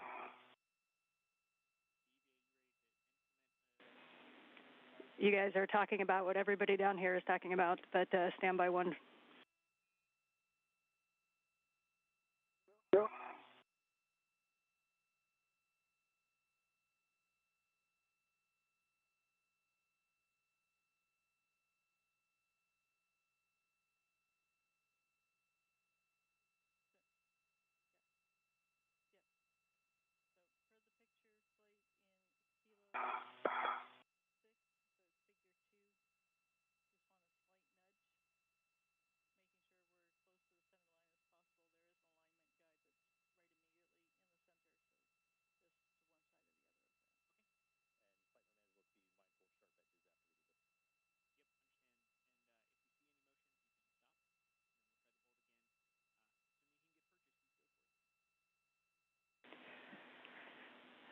Okay, here's the next steps that we're going to try. Sultan, you guys were kind of reading our minds up there. We're going to have you go to the aft side of the RFG with that pry bar. And what we're going to do is we're going to line the pry bar up in the middle of the RFG with a small end, and let us know if you can if there's a lip or like a catch. You want to put the kind of the tooth of the pry bar down, and then so that when you lift up on it, it'll push forward on the RFG only in the direction of the bolts.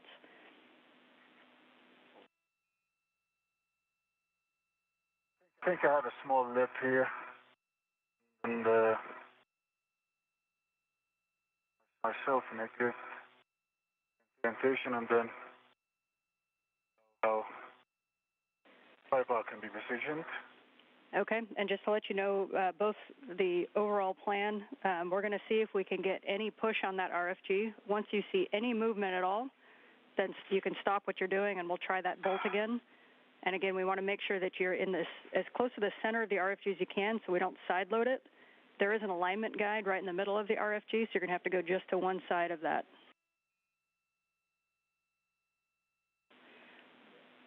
And when you do put the force into it, it's going to be a slow, steady force. We don't want any impulsing.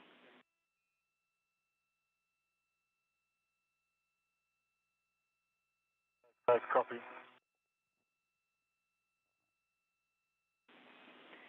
Yeah, and just a little further words, we don't want any kind of impulse hits on it. And the limit is about 75 pounds, but just a nice smooth turn on the crowbar or the pry bar to see if you can get that pushed.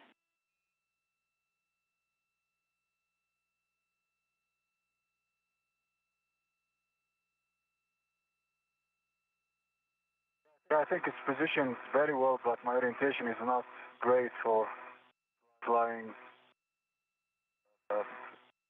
more force. I did push a little bit, and it did not move.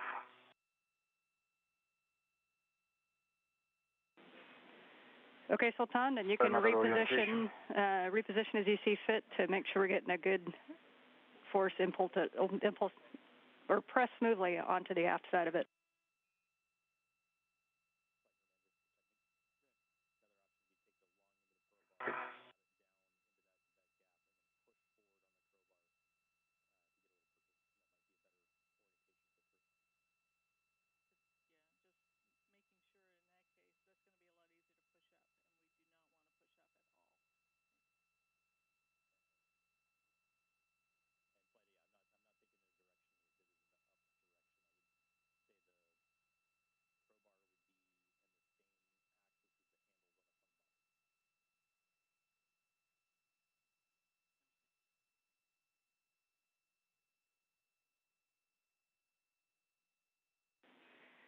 And Sultan, if it's easier at the work site, you can release one of it looks like there's two rets on the pry bar.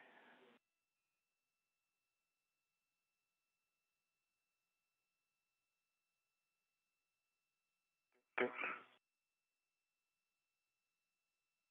Right.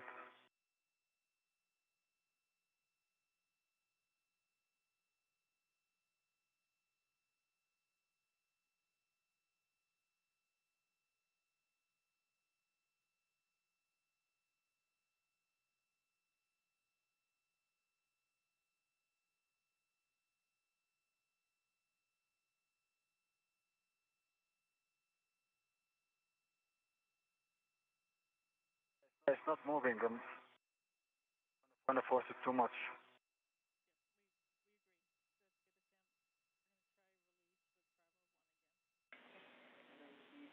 Okay, we copy, Sultan. Negative motion, nothing. Okay, stand by.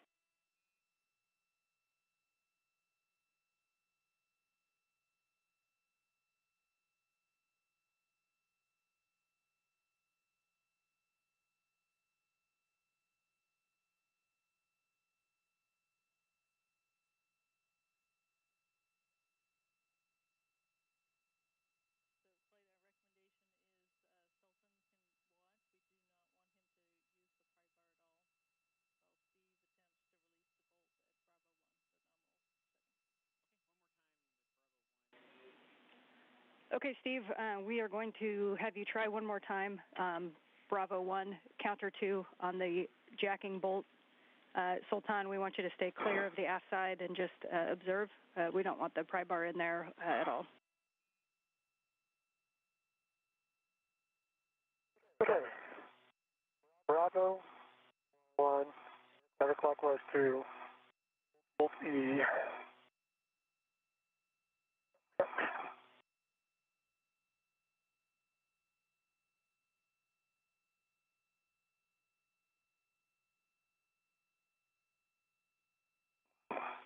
All right, I got 0.15 turns and torque down to 12.4. Okay, we copy.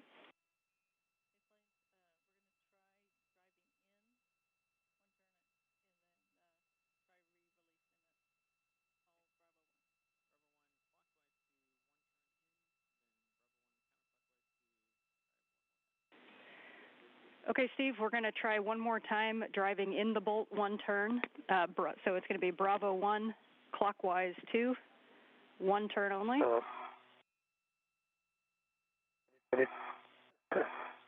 Bravo 1, clockwise 2, I need the cow, hold on.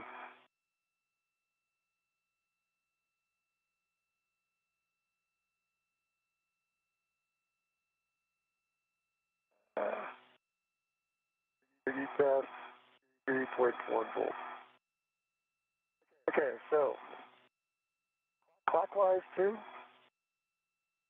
Bravo 1, clockwise 2. Is that correct? One turn. Yeah, and that's correct. Driving in clockwise, one turn.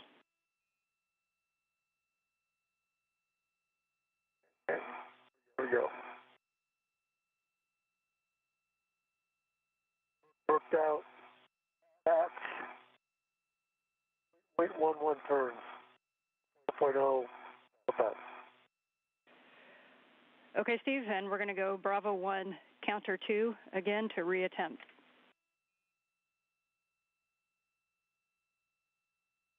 Bravo 1, counter 2, reattempt. Bravo 1, counterclockwise 2.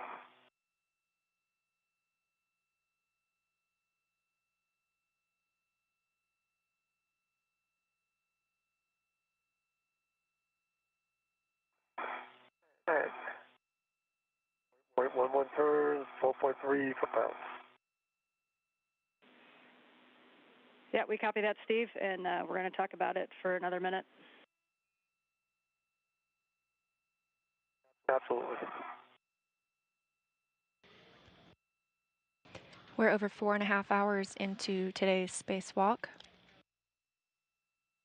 Our two astronauts, Steve Bowen, this is from his helmet camera view right here, and Sultan Al Nayati have completed the first major task of the day, which was to route some cables that will be used on future IROSAs, some rollout solar arrays that will be installed later this year, as well as to secure some multi-layer insulation around the hardware in that area. They've moved on to the second major task of the day, which is to remove the RFG, the radio frequency group, from the S-band antenna.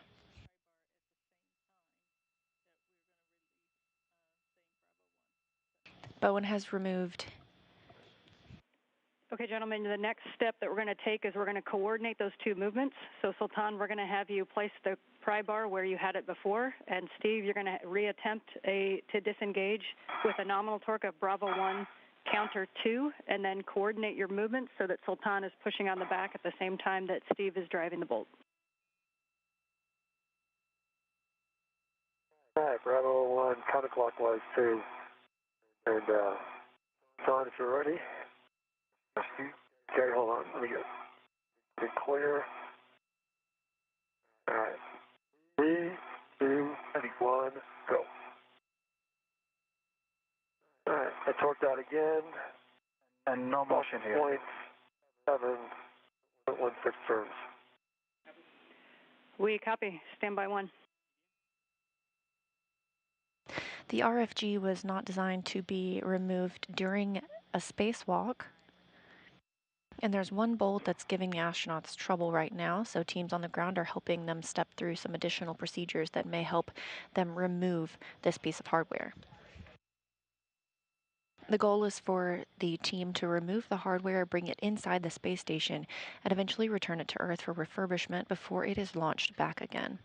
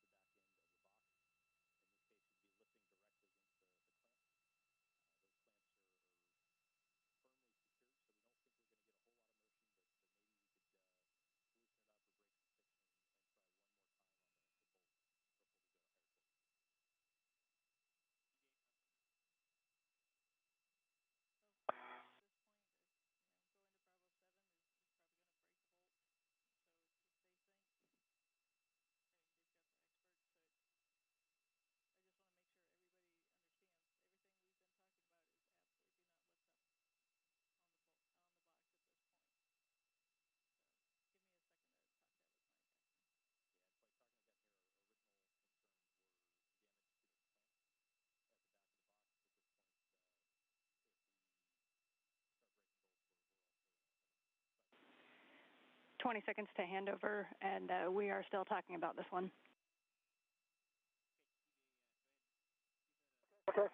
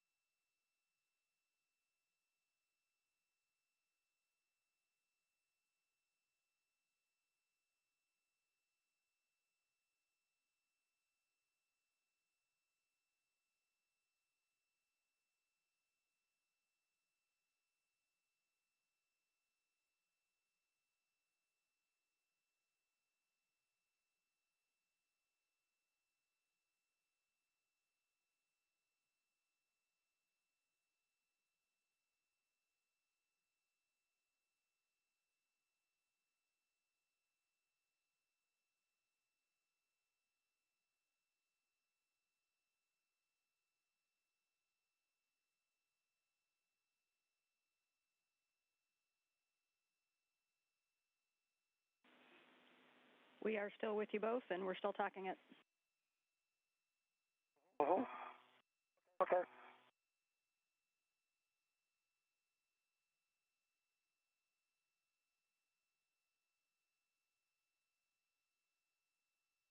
Again, this view live inside Mission Control Houston as NASA astronaut Steve Bowen and UAE astronaut Sultan Al Nayati are on a spacewalk today outside the International Space Station.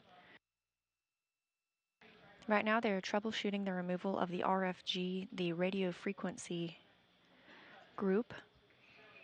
This is the brains, essentially, of the orbital replacement unit on the S-band system. It contains the computer and electronics that control it.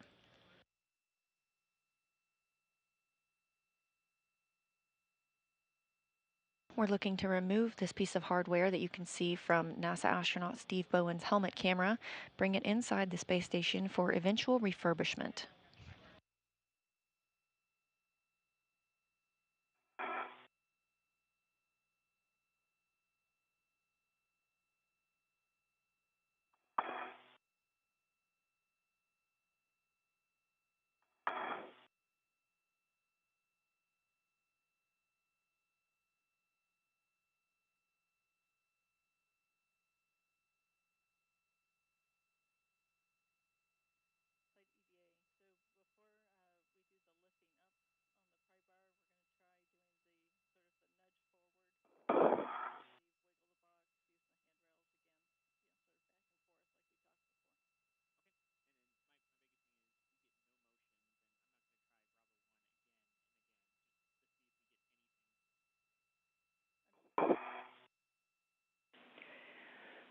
Okay, the next step that we're going to have you both try is a combination of the pry bar on the back with Sultan and then the wiggle on the front with you, Steve. We're thinking that we need to overcome a little bit of stiction between the RFG and the mounting plate. And so some gentle yawing at the same time as we use the pry bar on the back. Okay, tell me when you're in position, Sultan. One. Just get in a good position where you can be steady, with a steady push. Three.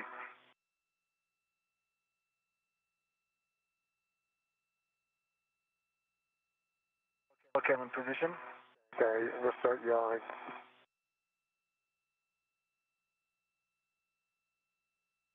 Left, right. Seeing no motion. Are you seeing anything? Nope. Okay, good steady push on it. I am. Yeah, it looks like it. You can see a reflection in your helmet, by the way. The visor. I'm seeing nothing.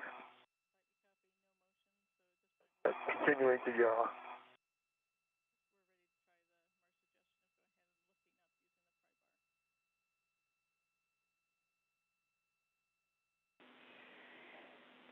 Okay, we copied no motion. So the next step, Sultan, I know we have talked about not lifting up the RFG, but it's stuck in the position that we're at. That's kind of our next best option. So Sultan, we're going to have you flip the pry bar around and put the long edge just under the RFG and gently try to lift slightly up on the RFG. And what we're trying to do is exercise some of that stiction between the RFG and the stanchion plate. All right, copy you. Put that in work. Wrong side. And just to clarify, no action for you on this one, Steve. I'm just standing back there and watching.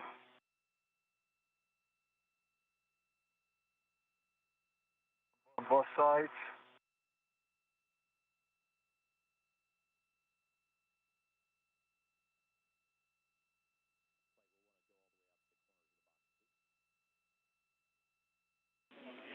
And Sultan, those are good motions, and we'll just have you continue that all the way out to the edges of the box.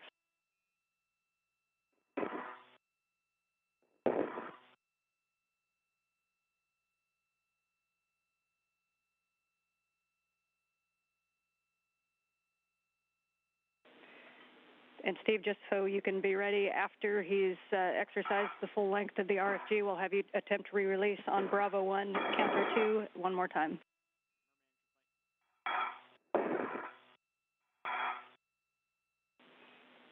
And you guys are about 3 minutes. Bravo 1, counterclockwise 2. Those are good words.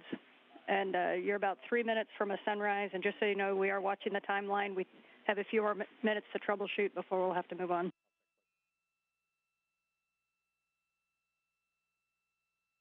Copy.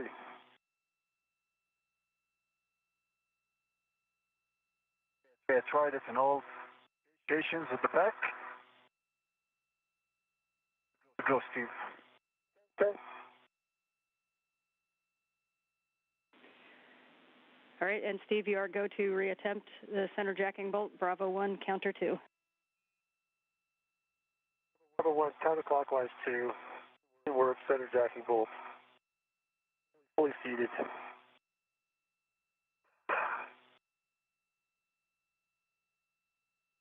That torque. Got a good green light. 12.3 turns, 0.3 turns. 0.3 per pound, 0.3 turns. We copy. Stand by 1.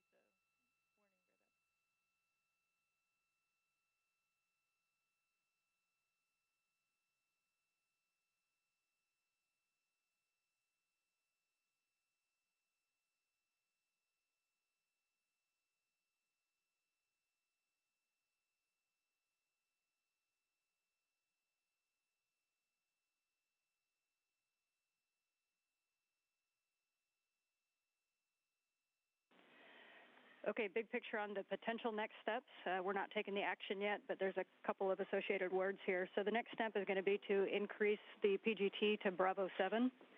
And note that the PGT will only, it'll ramp up the torque that it puts into the bolt until it starts moving.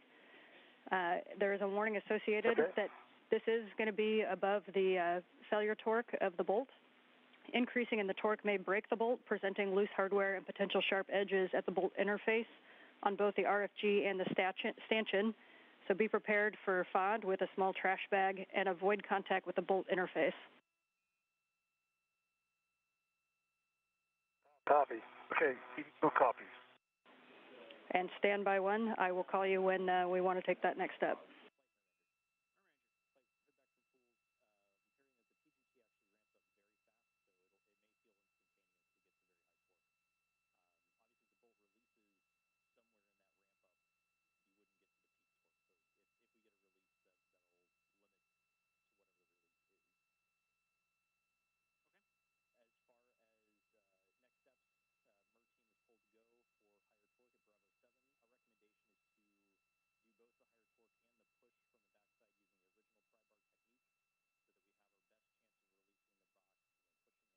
Coming up on 4 hours and 50 minutes into the spacewalk, we have an orbital sunrise on the International Space Station.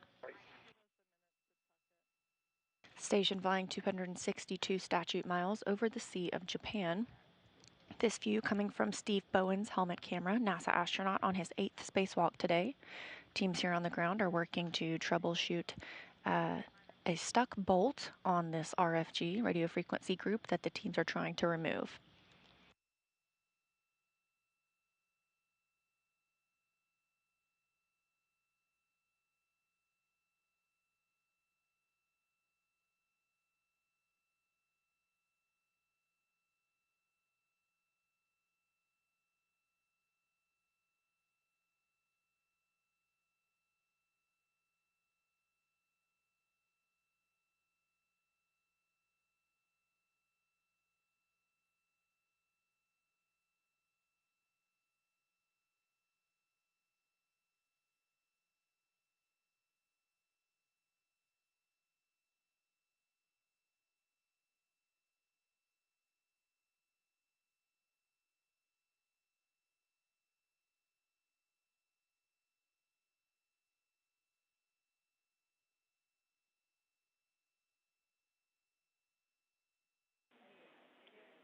And we are still talking about it before we take this next step.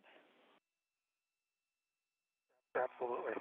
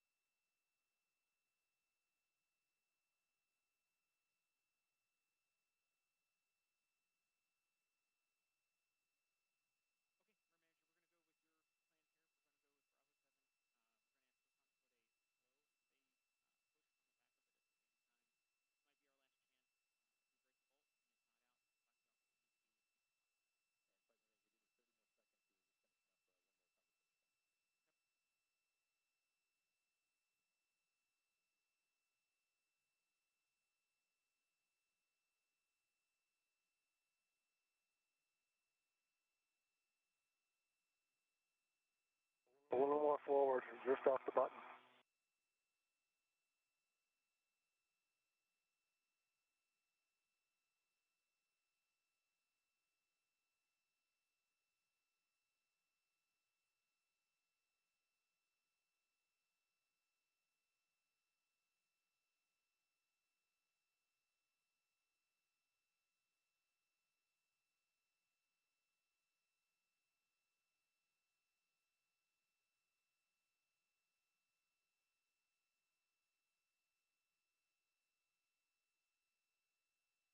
A good one.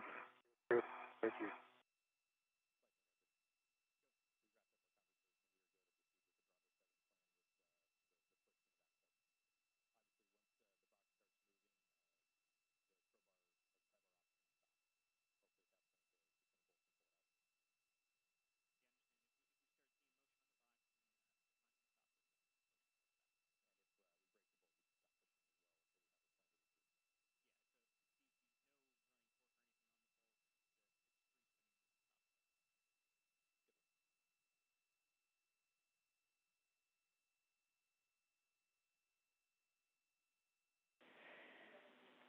Okay, Steve and Sultan, here's the plan. Steve, we are going to have you do Bravo 7, counter 2. Sultan, at the same time, we're going to have you gently push with a pry bar on the back side. And keep in mind that the PGT is only going to put in as much force as needed to start driving that bolt. So if you get an indication that the bolt is broken, as in it's free spinning and the box is not moving anywhere, go ahead and stop. Sultan, as soon as you see motion on the box, stop pushing with the pry bar. I copy all. I copy all as well. All right. Ready when you are, Steve. Bravo 7, counterclockwise 2. Is that correct?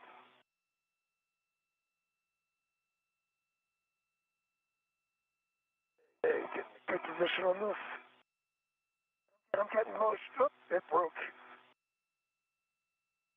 And let it Yep, and we see that. try to collect. I'm not going to try to catch the washers. And Steve, did you see where the bolt head went, or did that stay captive on your PGT? Not yet. I haven't checked the end of the PGT yet. All right. Copy? Oh, it was at the end of the PGT. I have the bolt head in hand. Put it in my trash bag. One washer was going forward zenith direction, and it wasn't hitting anything. They went zenith and forward of the station.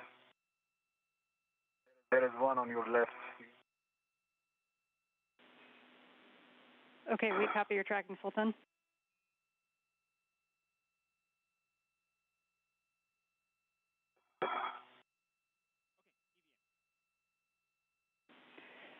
Okay, we're going to need a minute to talk about this one. If you see any loose items, please let us know where you see them going. If you don't catch them, we'll take those words, and we're going to talk about this one for a minute.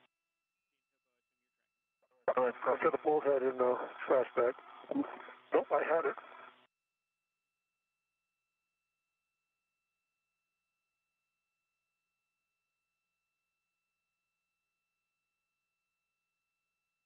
And then there is a washer just on top of Steve's helmet. Slowly, I don't know if you can see it from my camera. Okay, I can't even get this thing through the bristles on the trash bag. Hold on. All right, it's in the trash bag. So where's another one? It's right on top of your helmet. You can't reach it. Bring slowly away.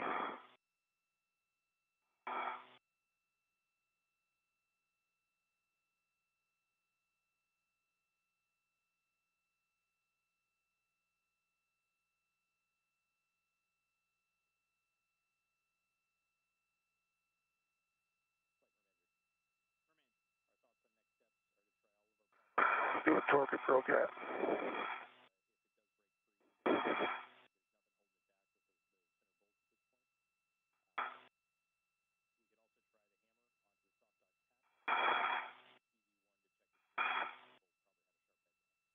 And then just for your records. And Steve, as you get everything... 20.4. 20.9 on the actual torque, and I got the bolt head stowed in the trash bag, and you can see where it's sheared off at the base of the white part of the bolt. Okay, we copy that. That was expected. And once you get things stowed, if you give us a good glove and hap check due to the sharp edges, or sorry, glove check due to the sharp edges, and we're talking about next steps. Okay.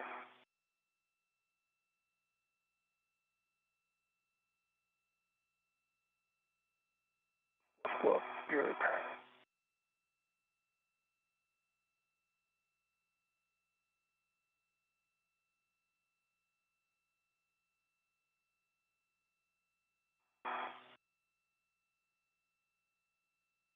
Right glove is good. Both gloves are good. Might be a small bump on the RTV on my right glove. Can't tell if it's and it hasn't penetrated RTV. Might need to get inside. Well, might need to take a look at that later on. Okay, we copy the spot on the RTV on the right glove, and you believe it's limited to just the RTV. Yeah, absolutely. Okay, good word, Steve. We're obviously talking about this one a little bit. Big picture, we're at 5 hours of PET. Understand.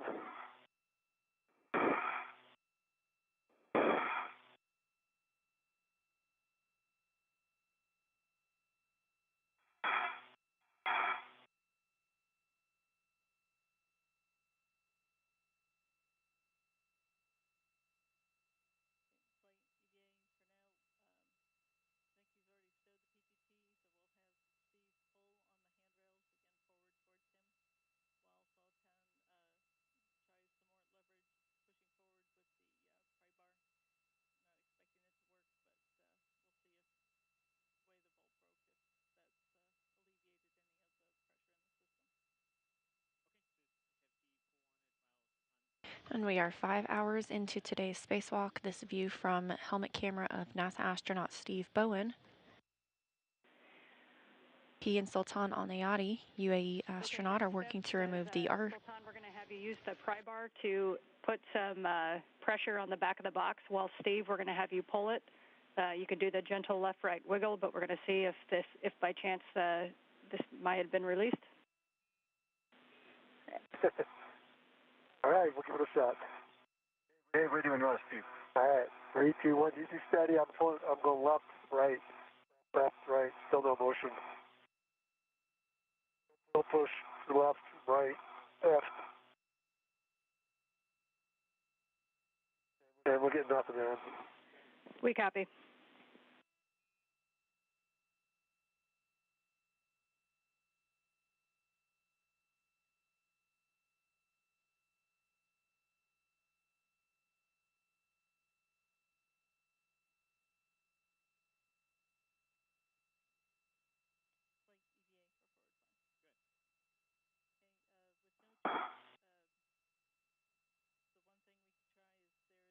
The two astronauts have been working to remove the RFG, the radio frequency group.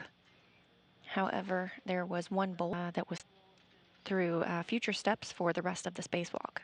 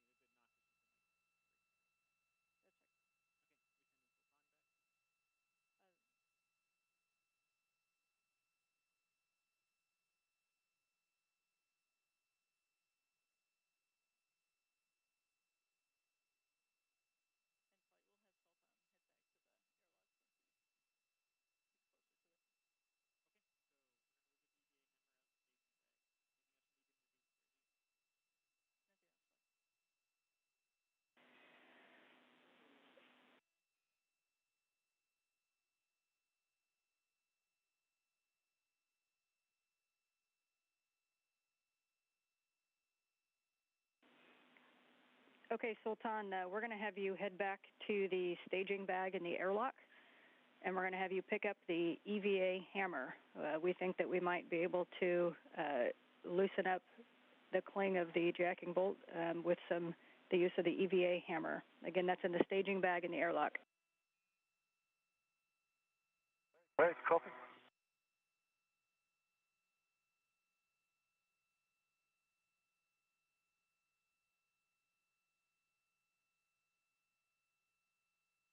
Teams continue troubleshooting procedures here in Mission Control Houston and relaying those up to the astronauts. Sultan Al Nayati is going to retrieve another tool to attempt in helping remove the RFG from its stanchion.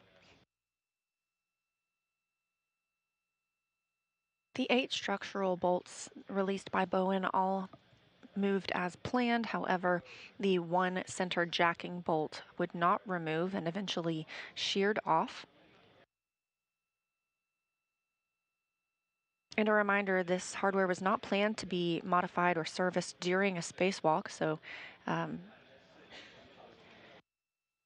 the goal overall, though, is to have it removed, brought inside the space station, and returned to Earth for refurbishment ahead of another launch to the station. This hardware is part of the S-band system, which is our critical command and data link to and from the station.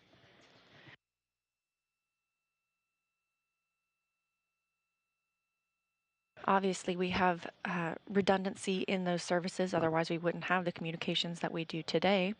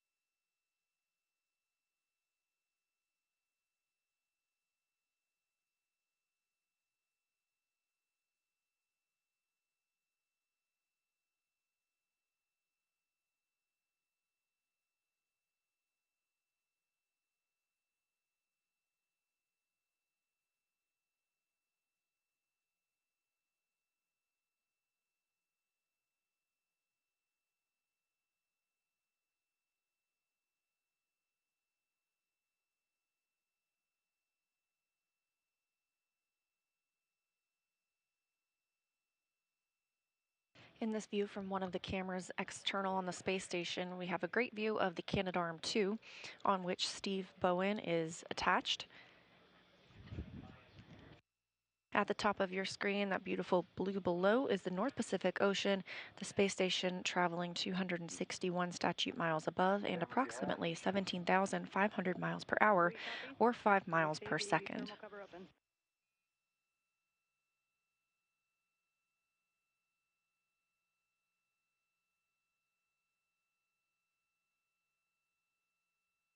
Meanwhile, Emirati astronaut Sultan Al Nayati, on his first spacewalk, which is also the first spacewalk for an astronaut from the United Arab Emirates, has made his way back to the airlock to retrieve an additional tool to assist in troubleshooting with removal of the RFG.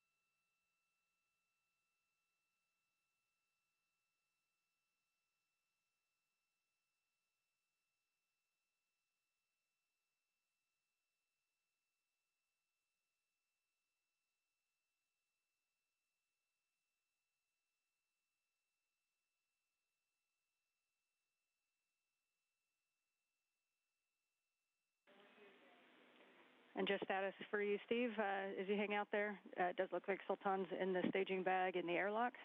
We're going to use the EVA hammer on that soft dock catch that's on the back of the RFG.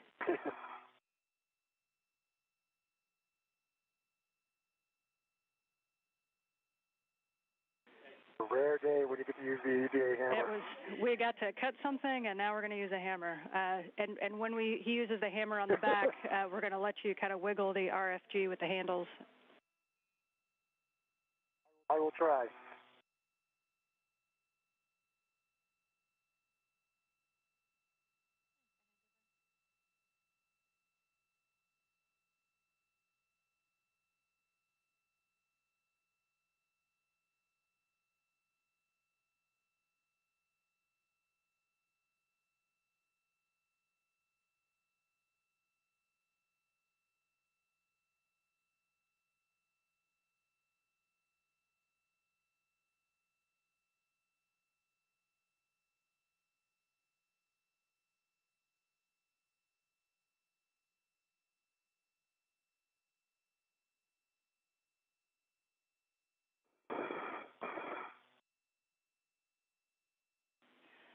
Hey, Steve, as you're sitting there, we're talking about some of the FOD that was generated. Can you give us an idea of how many pieces of FOD you think? We're tracking a bolt and a washer. Did you see anything else? I don't. I've got the bolt head. There were two washers that I saw. I don't think I saw much of anything else. But I caught the bolt head, and the two washers. I thought I had one, but they seemed to have disappeared on me. I didn't see anything else. It was pretty quick. Okay, it was. It was a great catch, actually. So we did see you get the bolt head, and so we're just kind of thinking through where the washers could be specifically because you're close to the arm. Did you happen to see what direction the washers went in? Well, Tom tracked both of them initially. One of them was sitting on top of my head for a while, but it was drifting behind us shortly thereafter. He said I couldn't get it. I agree. Two washers. The first one was immediately behind Steve and moving towards the arm. And the second one, it was moving slowly. It was going station, that orientation.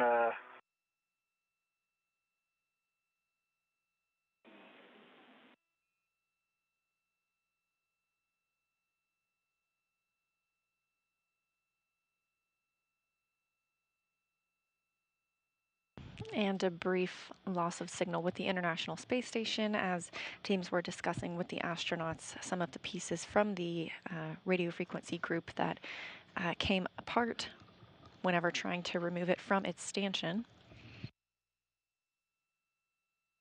We will regain communication shortly once satellites have handed over.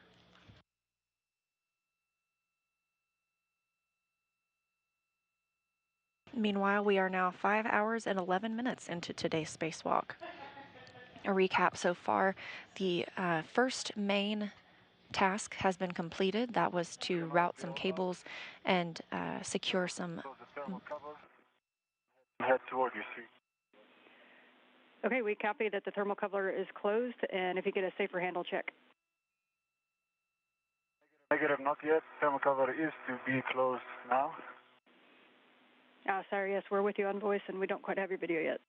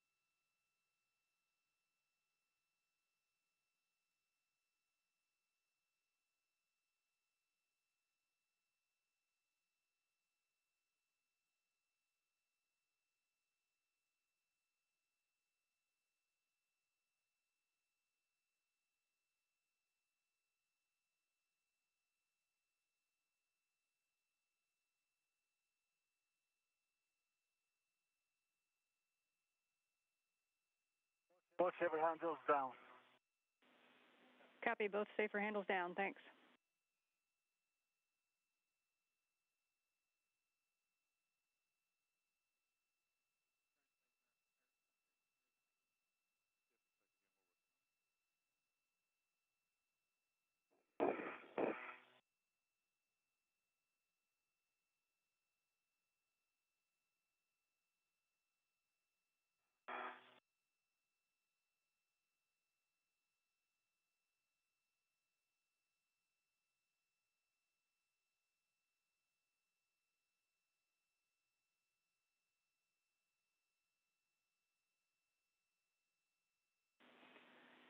And Sultan, as you get back out to the work site, we're going to have you take it the same position on the aft side of the RFG. When we use the hammer, we're going to be specifically using it on the soft dock catch.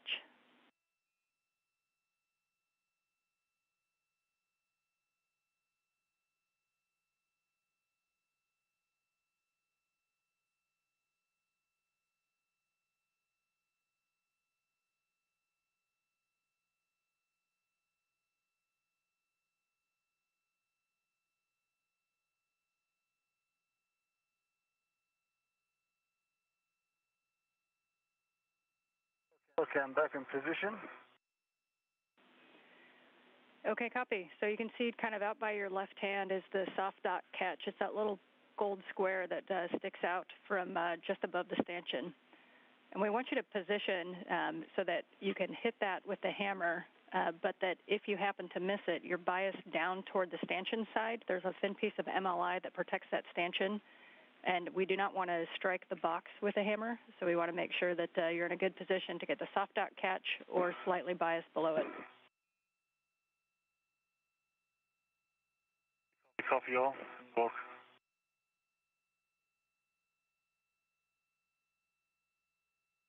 Do you have a specific side of the hammer? Rubber side or the metal side?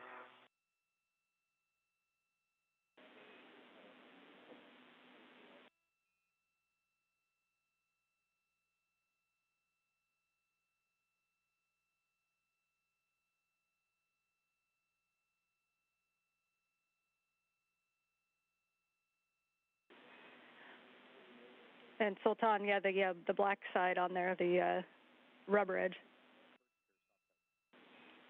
the non-metal side.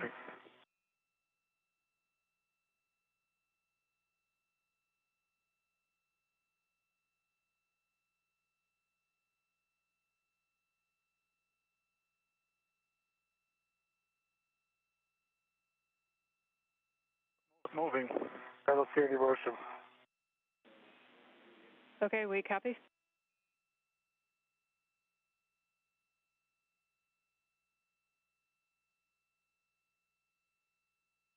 This view from the helmet camera of Sultan Al Nayati. And Sultan, can you verify that neither the soft catch nor the box are moving? Get it. Well, soft dock is wiggling up and down, but not forward and aft. And there is like a dark line which for an alignment, and that is not moving as well. No forward motion. Okay, we copy.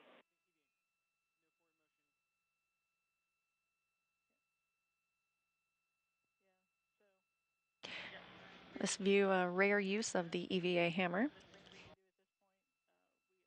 as the astronauts attempt to remove the RFG, the radio frequency group, from its stanchion. Okay, we copy. Thanks for the try. You can go ahead and stow that tool. You can just put it in the crew lock bag or on your MJBS, whichever you prefer. And we are talking steps to reinstall the RFG.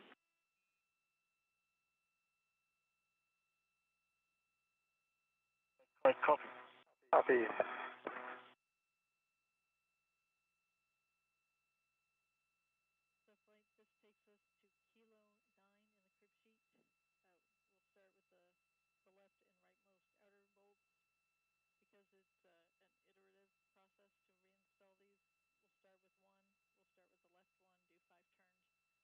Again, the RFG that the astronauts are working to remove was never intended to be serviced during a spacewalk. Steve Bowen was able to remove the 8 structural bolts, but had issues with the 1 jacking bolt still keeping the hardware attached to its stanchion. That bolt head sheared off during troubleshooting procedures. Okay, so you can continue cleaning up that aft work site there. Steve, we're going to have you redrive the bolts in. So you know this is going to be one of those iterative bolt processes where you're going to drive it for 5 turns, and then we're going to look at the running torque and then give you a final torque. The first bolt we're going to start with is the far left bolt, Bolt Juliet. Your settings are Bravo 1, clockwise 2, and we want you to drive for 5 turns, and it's important to not release the PGT trigger until 5 turns, and then let us know the peak running torque. Okay. Bravo 1, clockwise 2. Going 5 turns to get peak running torque. Going all the way to the left at Juliet.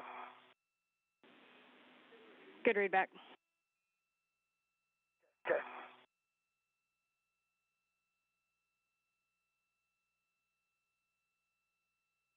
All right, starting turns. Going clockwise.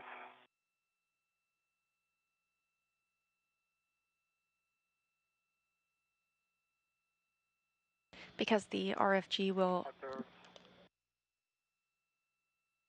And I got an actual running torque of 0. I'm not sure. We take a look, see if it's bit.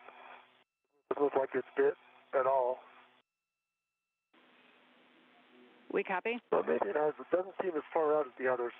It has definitely gone in. I just have 0 running torque.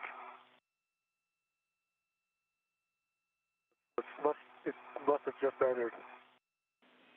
We copy. Stand by. The RFG was unable to be removed as intended today. Therefore, Steve Bowen will redrive the structural bolts to hold it in place.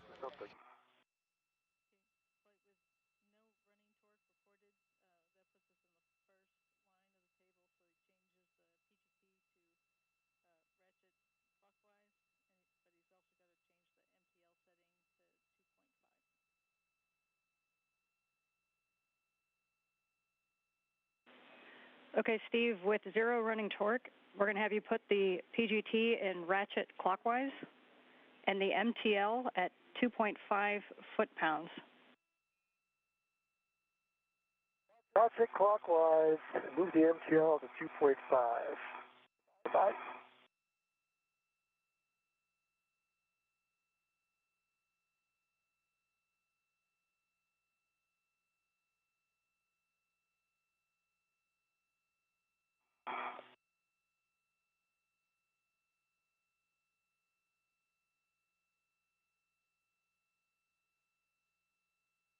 All right, MTL's at 2.5.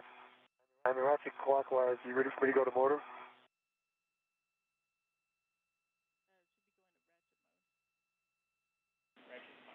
Yeah, so you should just, at this point, just ratchet clockwise.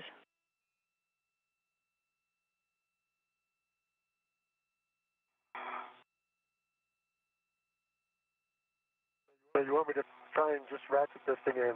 Okay.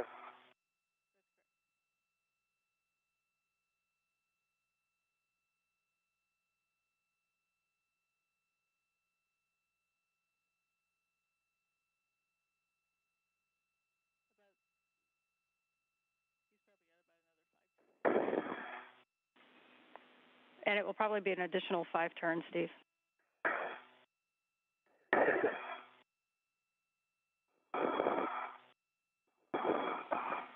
And for Sultan... I'm not sure what I'm getting for turns.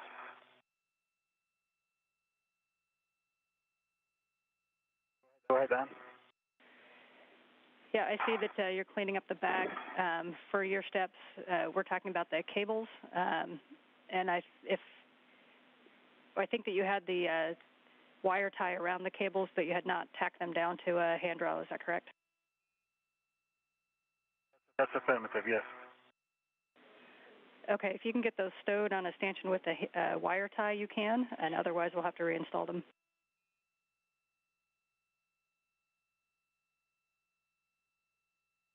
Right, the handrail outside of vent. Are we closing the tent anyway? Checking.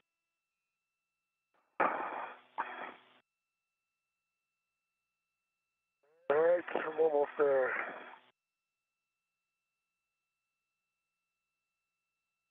All right, I think I'm breaking torque. Yep, that bolt is in.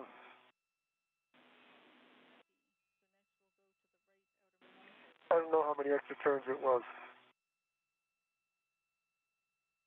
Probably the 5.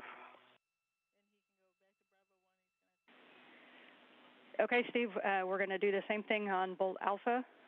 So we're going to start in Bravo 1. You have to reset the MTL to 12 foot-pounds. We'll go clockwise 2. Correction, 30.5. Okay, MTL. Back to 30.5 on the MTL? That's affirmative. And for Sultan, we'll end up kind of cleaning up everything back there. So your call on the cables, if you can tack them down out of the way, we will end up reinstalling that MLI. I think if I just tuck them under the RFG, they'll be secured. Plus, they're capped, and we can cover with the tent. They'll be secured. They'll be in the tent. Again. We are good with that plan, Sultan.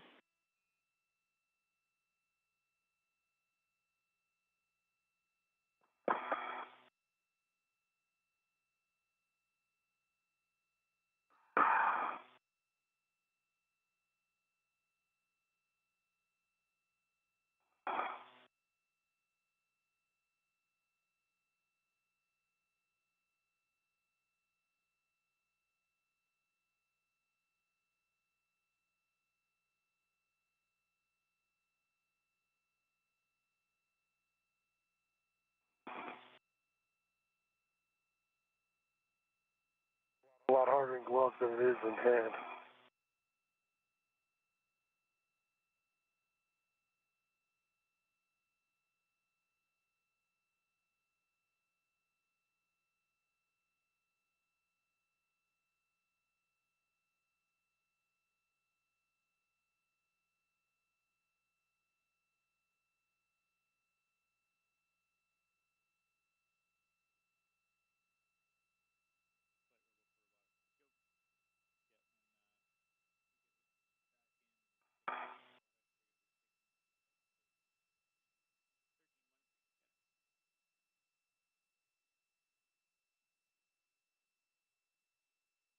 All right, 30.5.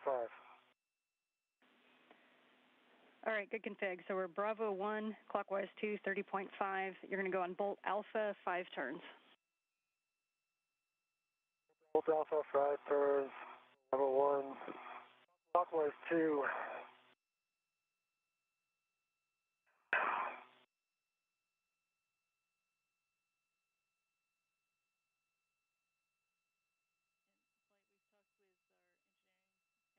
All right.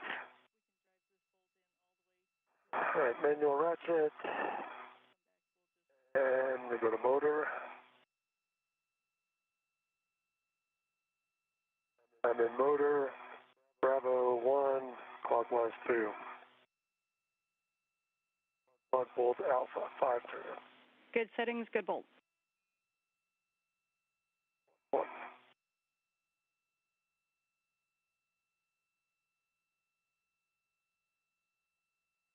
5 turns. 5.06 turns. 0.0. Okay, we copy. And the good news is you can now just go to Alpha 1 and drive it in to torque. That is much better news than going back to MTL. Bravo Alpha 1. To Alpha. Verifying I'm in Alpha 1.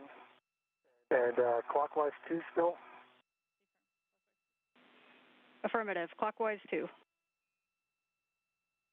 And I'm going to go till torque on Bolt Alpha. Good words. Here it comes.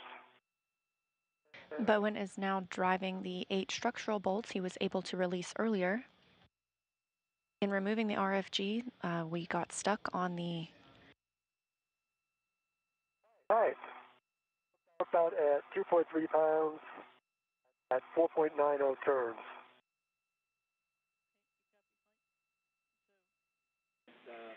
Okay, we copy 2.3 and 4.9, and next we're going to go to the second in from the left, Bolt Hotel, Bravo 1, clockwise 2, 5 turns.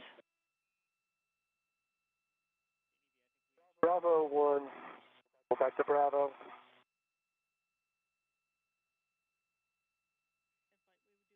Clockwise 2, go 5 turns. Okay, and Steve, actually stand by 1.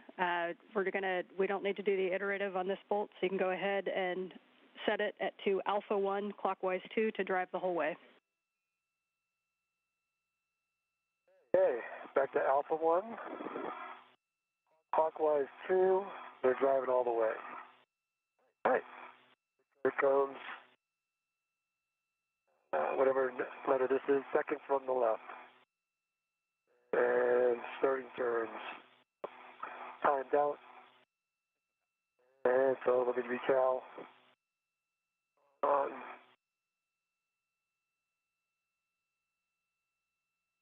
Cal. Take the Cal pass. Grid LED test. 3.1 volts. Okay, so Alpha 1, clockwise 2. Good settings. And the torque, correct? All right.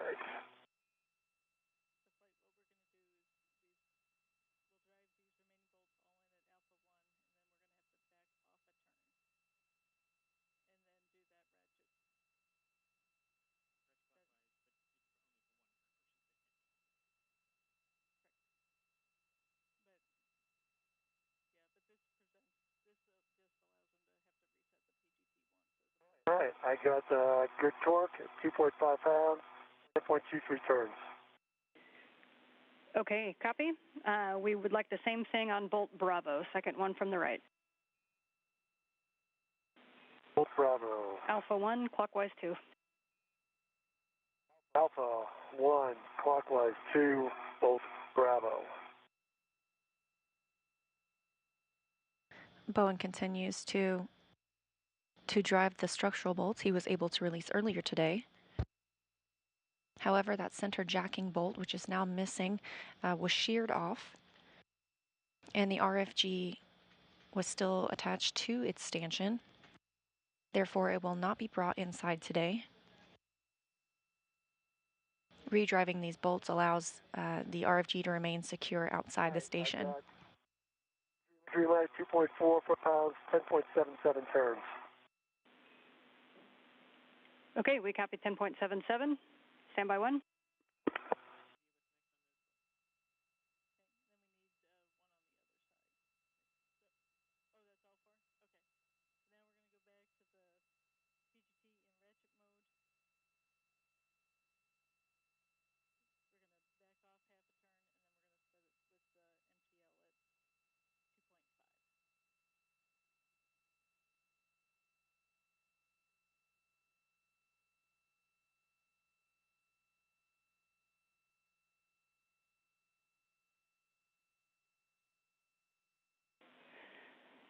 Okay, Steve, we're going to have you do next is that those second 3 that we just drove straight in with Alpha 1, we're going to take your PGT back to ratchet, and we're going to rackage counterclockwise, and we're going to have you release it half a turn, and then after that, we're going to have you ratchet all the way in just like you did on the far left bolt. So the first thing you want to do right now is put your PGT in ratchet counterclockwise, and we're going to release half a turn on each of the last 3 bolts you did.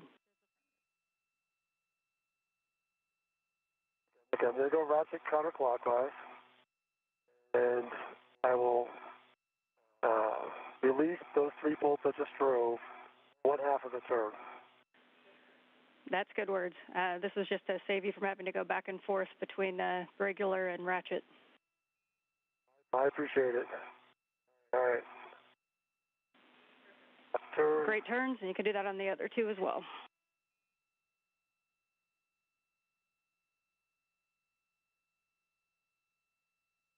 All right, half a turn, and last one.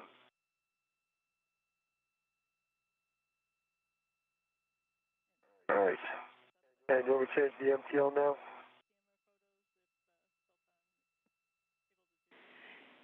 Okay, so now you'll go ratchet clockwise with MTL 2.5. Yeah, okay, change the MTL.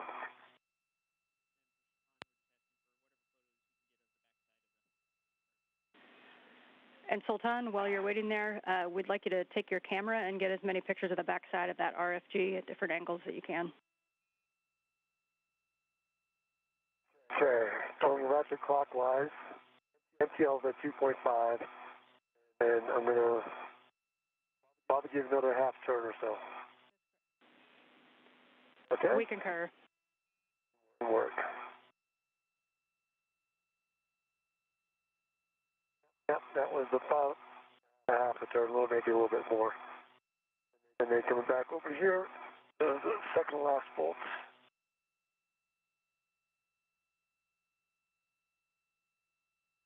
That was just about a half turn. Let me get the last of the four.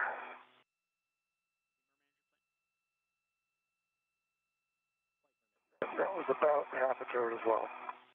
Okay, those 4 bolts are all manually set. The torque at 2.5 miles. All right, good work. Thanks for that, Steve. You can stow your PGT. Okay.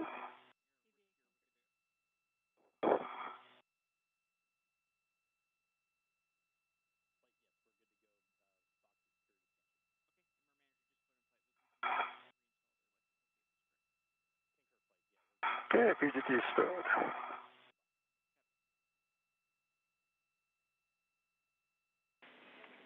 And Steve, you can release that large small ret.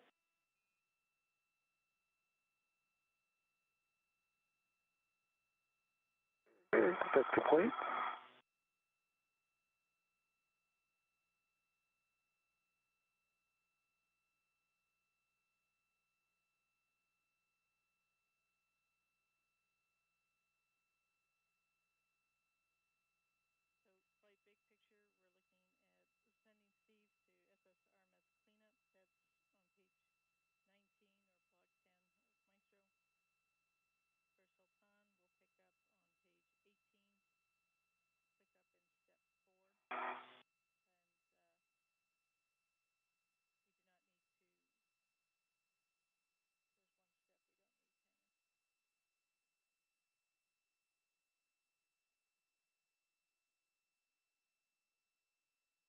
We are 5 hours and 36 minutes into today's spacewalk. This view from the helmet camera of NASA astronaut Steve Bowen.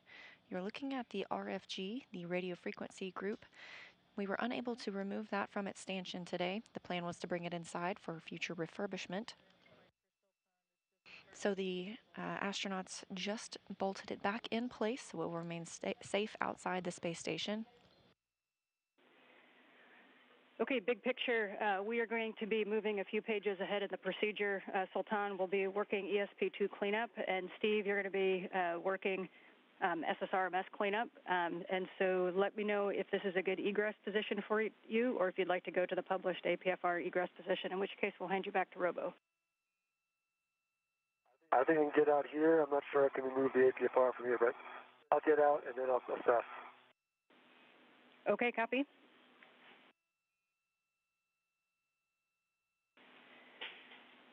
And for Sultan, we are going to be reinstalling that MLI, so you can retrieve the pre-staged large small ret that you used to tie that back. Looks like you're already in work. And we'll be putting that back over the RFG with the 10 quarter turn fasteners. Okay, copy. Work. The astronauts are stepping into their cleanup procedures. Yeah, look at the... I'm definitely going to need to get a different position to remove the APFR. I can get my waist tether off of it. I'm still sticky tethered to it.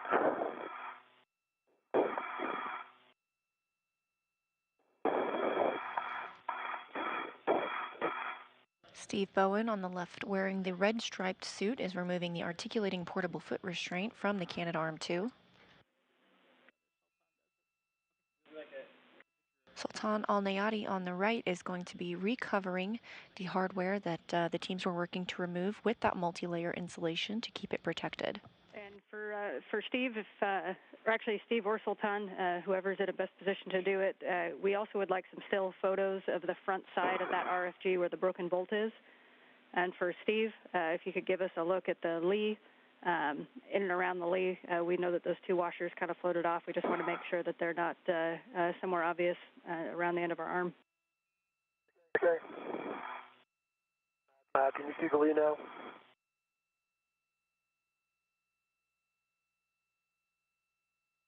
You want me to get closer? I'll climb out on the APFR.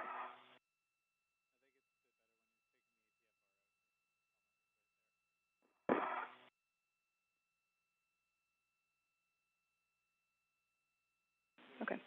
And Steve, it's your choice if you want to climb out there or wait till you take the APFR off. All right, well, there I am. I'm out on it. I don't know if that helps that much. Let me get back. It's a pretty good shot with your helmet cam, actually. That's what I was hoping. I can get I want to get a more direct on view, though. Not sure if that's a little bit better.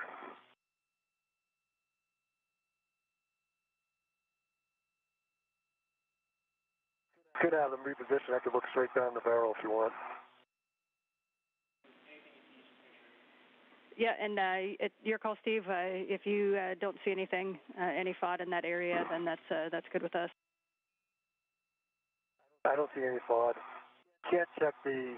Well, that would have been in the wrong direction. Must have bounced. Can't see the wires that are immediately next to me, whatever face that is at this point. If that's aft. Yeah, I can't see the aft wire. Everything else is clear. Okay, that's Steve, we're ready to support GCA if you need it. All right, actually, let me see if I can reach my safety. Let's see.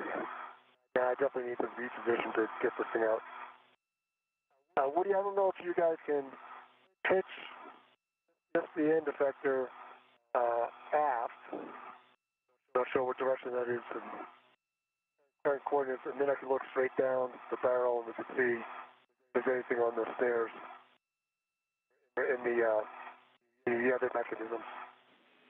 okay. That's a good report, Steve. We're going to get you moving off the arm, and if you want the Frank to move the arm to the published APFR egress and removal position, we just want you to be aware that your safety tether base is still there. Yep. I agree. So, Woody, I'm ready for you to move the arm to the published VA egress position. Okay, Steve, we copy. We're setting up for that now. For awareness, that's just about 22 centimeters station nadir. Okay, I'm going to need to come. Go ahead. Brakes are off. Okay, I need about, I guess it's 20 centimeters aft, and then 20 centimeters, 40 centimeters starboard. Steve, we copy 20 aft and 40 starboard. Stand by. Is that correct? I'll make that port. I need it toward me. I'm sorry.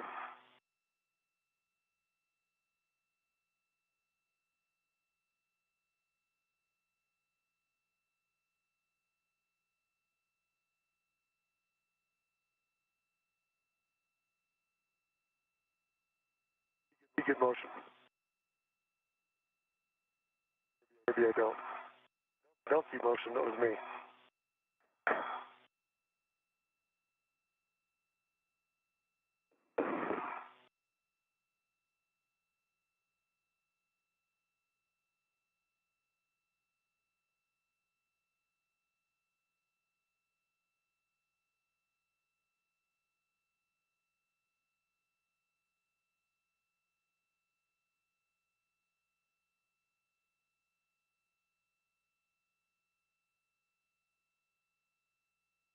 what have you got? Steve, we're going to begin GCA, and we're going to start with your 20 centimeters of station nadir motion. Okay. Starting motion.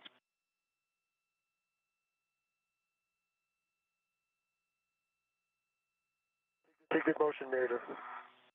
Copy, good motion.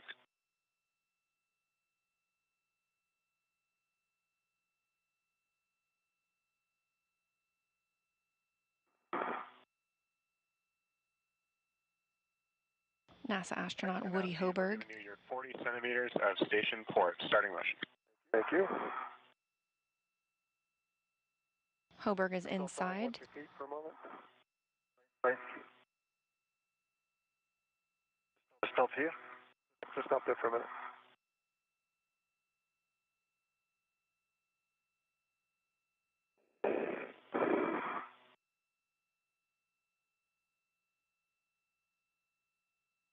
Left. Can you continue another 20, Woody? Sorry, continue 20. Thank Station you. port. Station port. 10 to your 20. All right, that's a good position. Stop there. Hold position. All right, and if I can get 20 centimeters aft. Sorry, 20 centimeters station aft. I've got the clearance.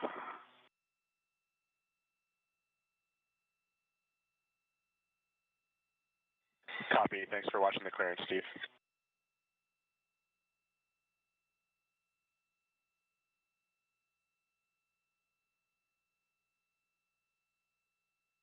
All right, you can stop motion there. That should do it, I hope. Copy, hold position. And you can put the brakes on. I think I can get everything taken care of here. Steve, we copy. GCA complete. Brakes are on. All right, thank you. Okay, and before we get into your tether swamp, a couple more words for Sultan and the cleanup. You're going to do those 10 quarter turn fasteners, and then you're going to be looking to stow the large small ret back into crew lock bag 1, and then we'll get ready for a crew lock bag 1 inventory. For Steve, Relax. we are ready for your safety tether swap, so when you have a local down, I will read you the steps when you're in position. Okay, let me get a bit better config here. All right, I have my right tether down, get close by the lock, and this is going through my left E-ring extender. Oh, yes. I will just do that directly.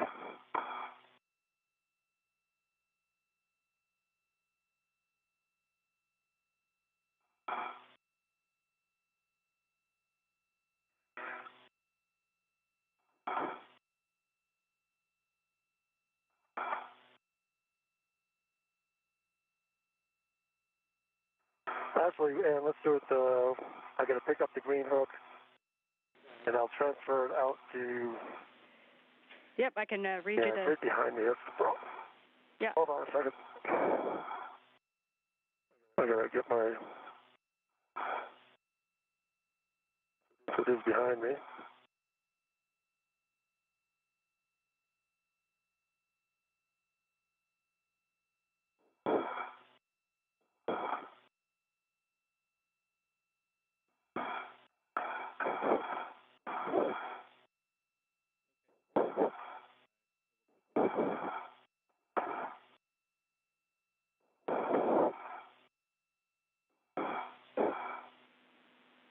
And Steve, Sultan might be able to help out with that reel. Sultan, if you look to your left, you might be able to help Steve out with his reel. See the red wheel? All right, copy on. Done by Steve. Okay. Right. Six. Move body up now. Body up. Time between your legs. Here. Is that to my left now? You're not. Perfect, thank you. I'll make this a lot easier. All right, great job. So, Steve, your first step is going to be to either lock or tether to the green tether reel. going to lock it and put a hook on the reel.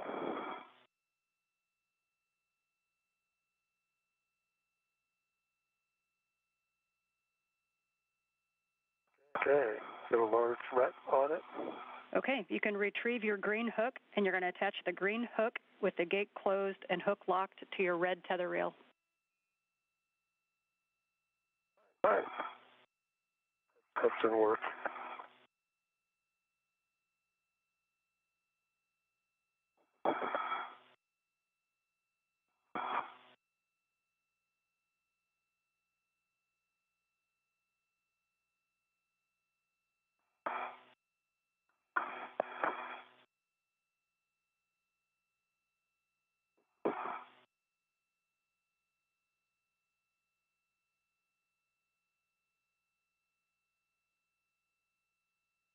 The green hook to the red tether reel.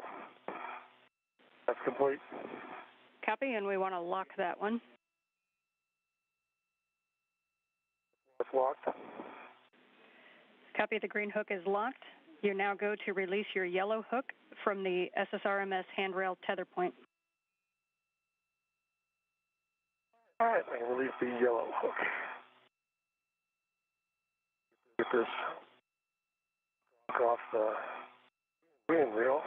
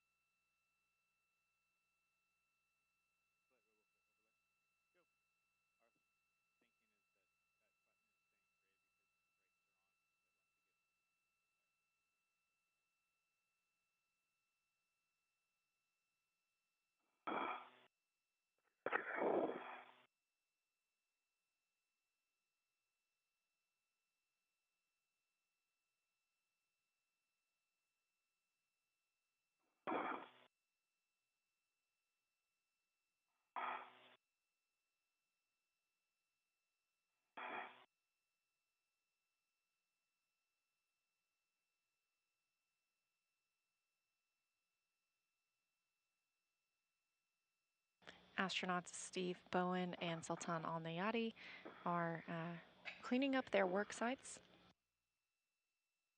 Al Nayati is reinstalling the multi-layer insulation over the S-band antenna group.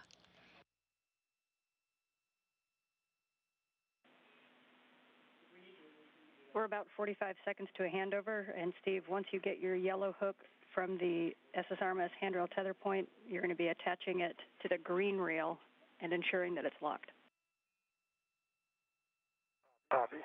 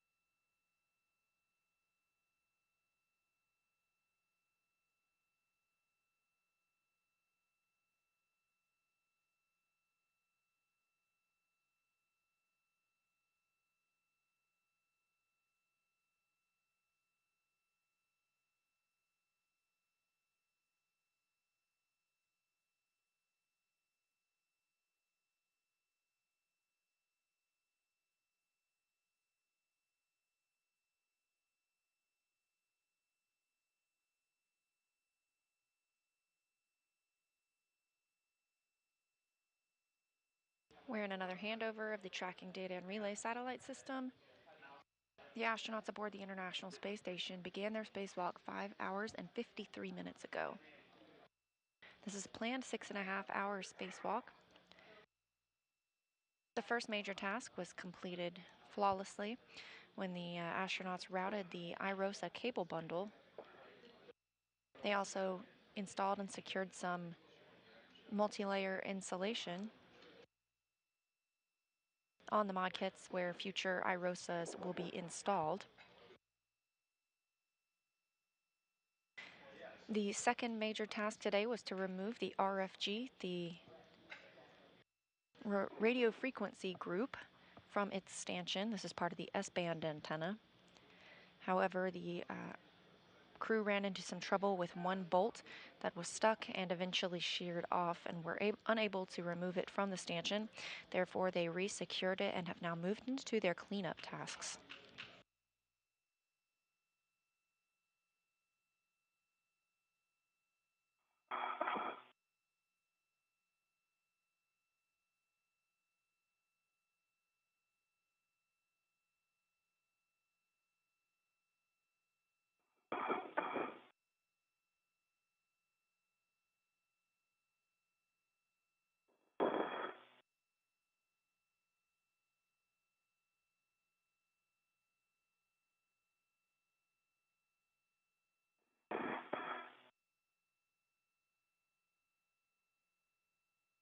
All right, yellow hook and green, gate closed, slider locked. And I'm going to unlock my reels.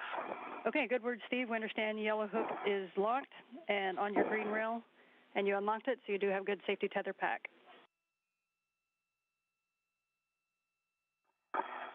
All right, I understand I have a good safety tether pack.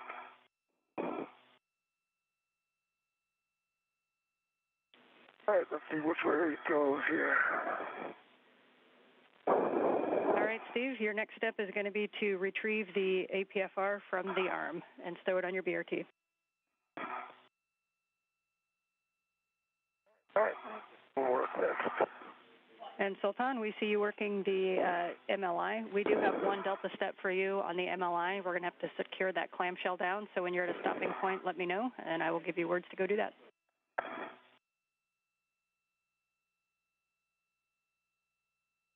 All right, send watch.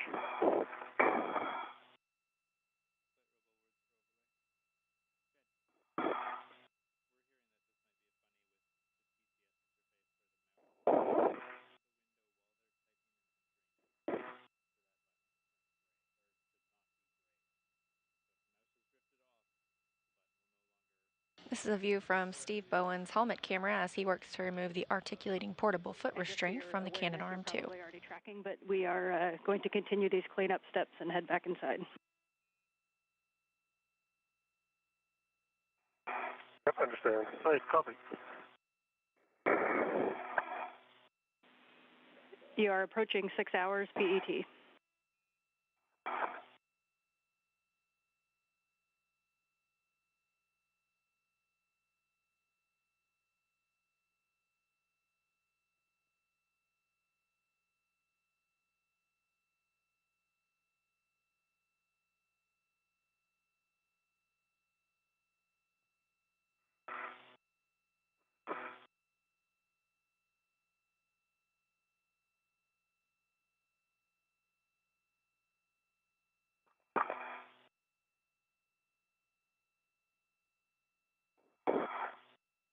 Okay, Woody, I might need you to do something here and take the APFR, well, take the arm,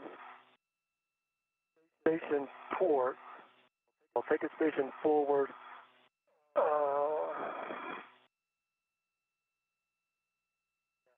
take it station forward 30 centimeters, and then towards me, and that would be station 4. Correct, Woody? Steve, we copy. The brakes are off. Begin GCA. We're going to start with a motion station forward 30 centimeters, and then we'll come station port. Thank you.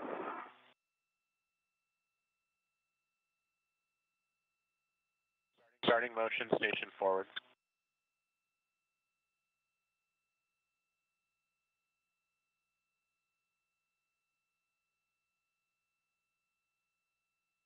Good motion.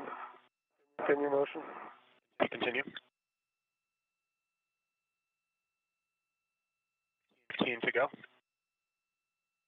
Continue to another 20. Copy, continue another 20.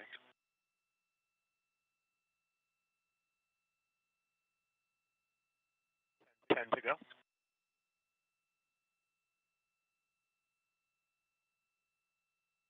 You can stop at that 10.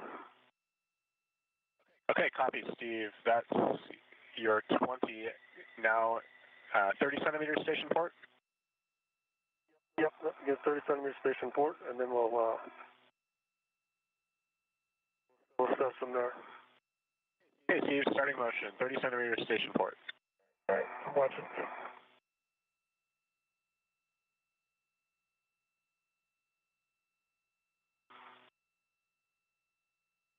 Fifteen to go.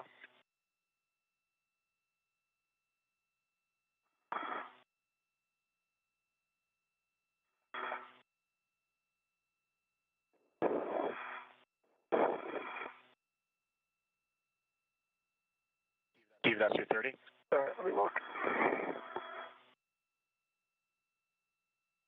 And we're going to need you to continue another 40 centimeters. Steve, we copy additional 40 centimeter station port, starting motion.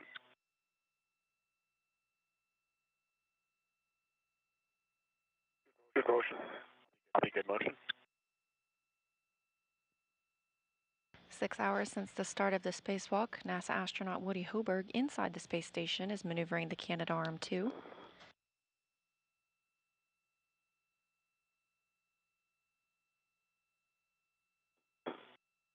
The astronauts outside are working through their cleanup tasks and preparing to ingress after those are complete. Steve, that's your 40. Okay. Stop there and then bring me station aft, 30 centimeters. We copy station aft, 30 centimeters.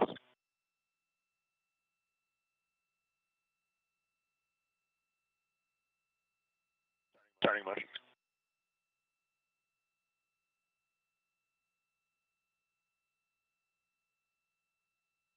To go.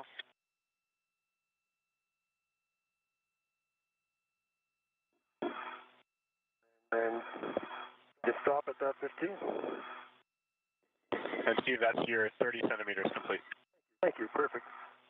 Put brakes on, I'll take the APFR off from here. Steve, we copy GCA complete.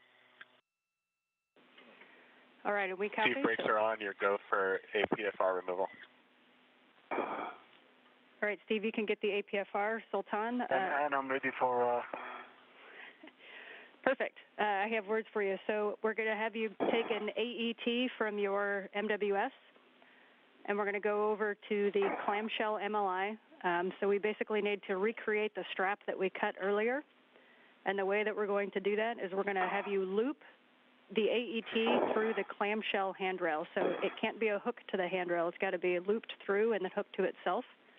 And then you're going to take the hook end of the AET, and on the other side of the RFG from where you're at, there's some black seams along that Velcro seam, and you can hook the AET to that.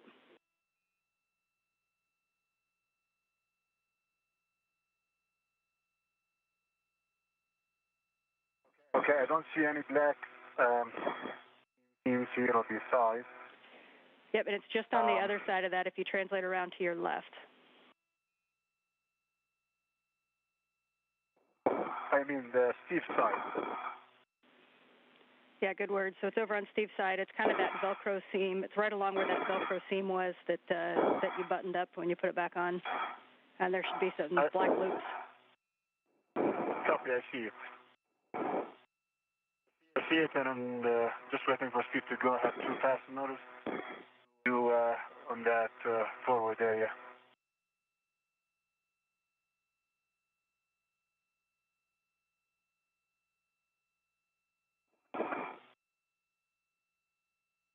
Okay, the APFR is removed. Okay, Steve, that's going to go on your BRT, and you're going to be heading out to the port CETA cart via the same path that you took this way, so over the lab to the gap spanner and up the struts. And you'll be picking up that fair lead that you left with the AET earlier on the lab struts. All right, I'm putting that in work. Clear my tether for once.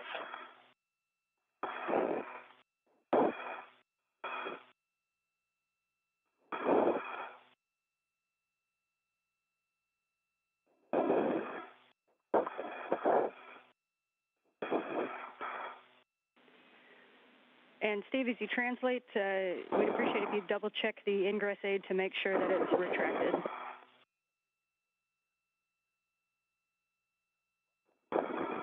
All right.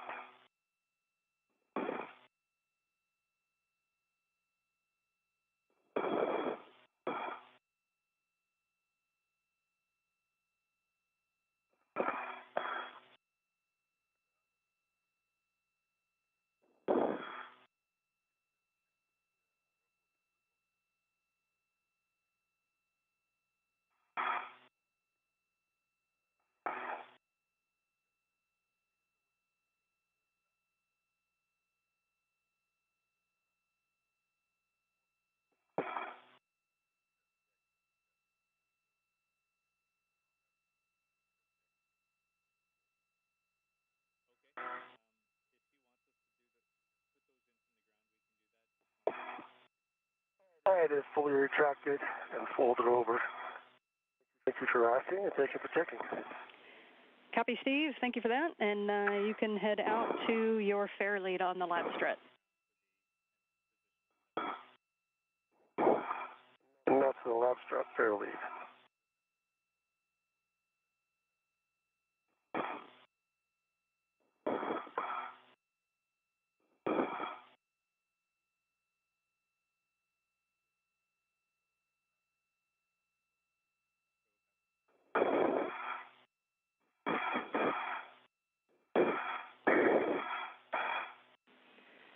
And Sultan, you can just position that hook on one of those black tether loops, whichever one you think is the best fit.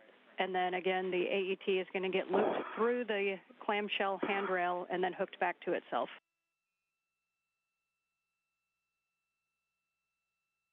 All right, copy that and in work.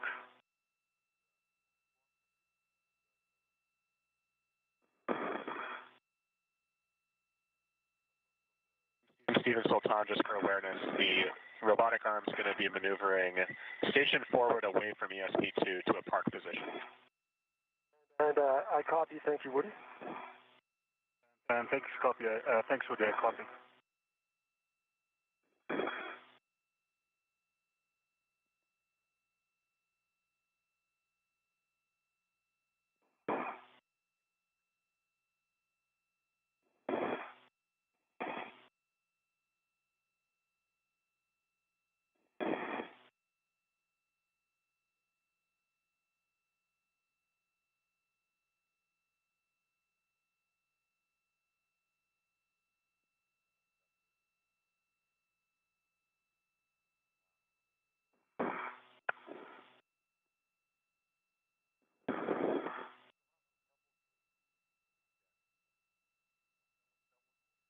All right, stopping to pick up my fair lead.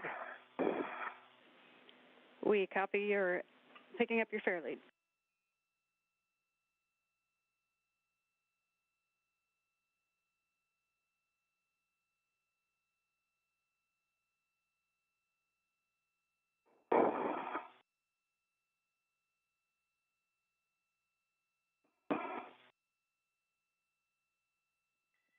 Arm is starting motion, station forward.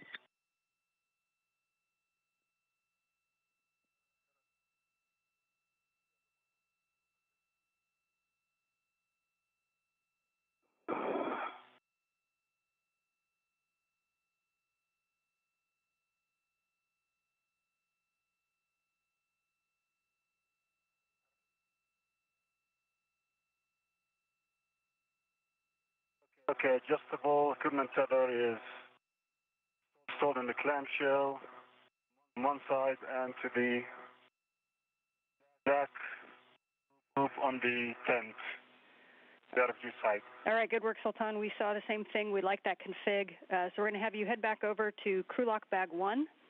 And there was a large small that you had pre-staged outside of that. We want to make sure that's back on the crew lock.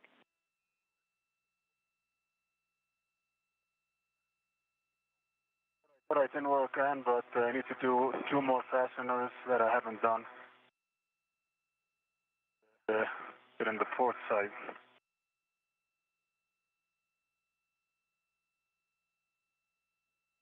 All right.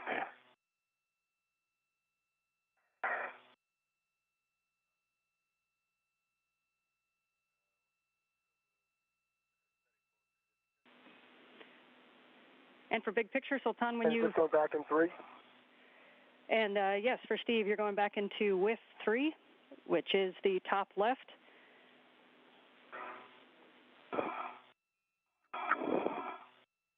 All right.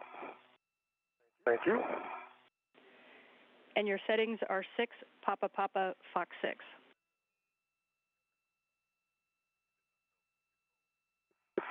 Papa Fox 6. Okay. Good words. And for Sultan, as you get back to the crew lock bag, I'm going to have you check a couple items. We're not going to do a full crew lock bag inventory, but I'm going to just have you check off a couple items that we used on this EVA.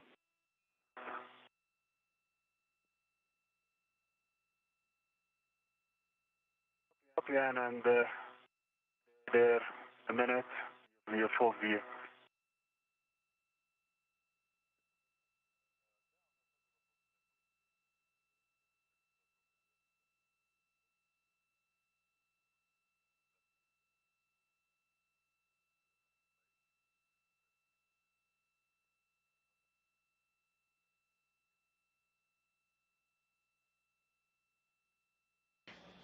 Bowen and Alniati continue cleanup procedures during today's spacewalk.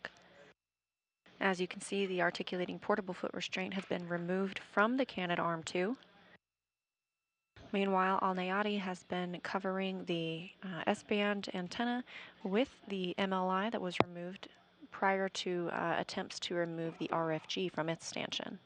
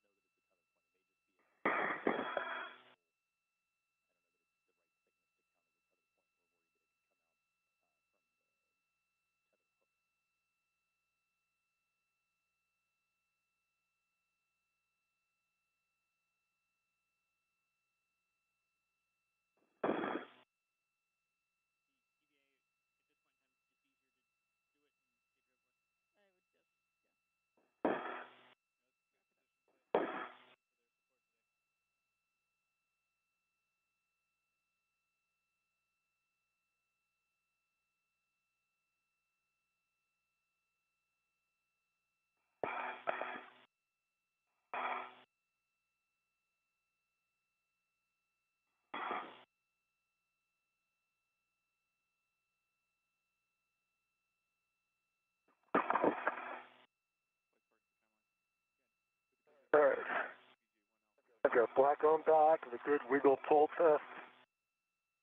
And 6, Papa, Fox 6. I think it's still in place.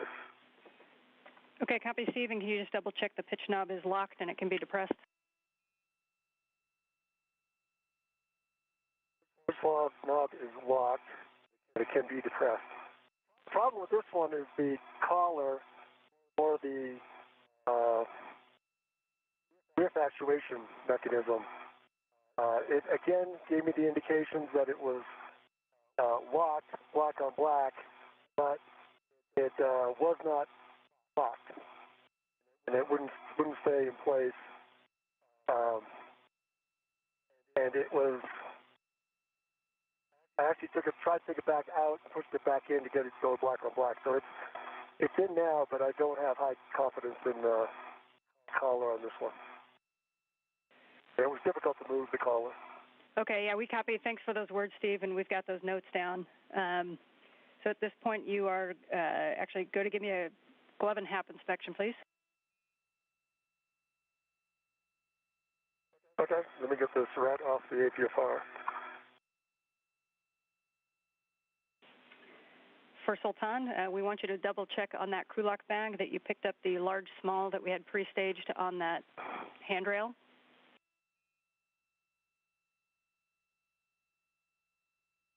That's affirmative. It's hooked to the bag again. Copy, and then we want you to verify that the hammer and the pry bar are in the crew lock bag.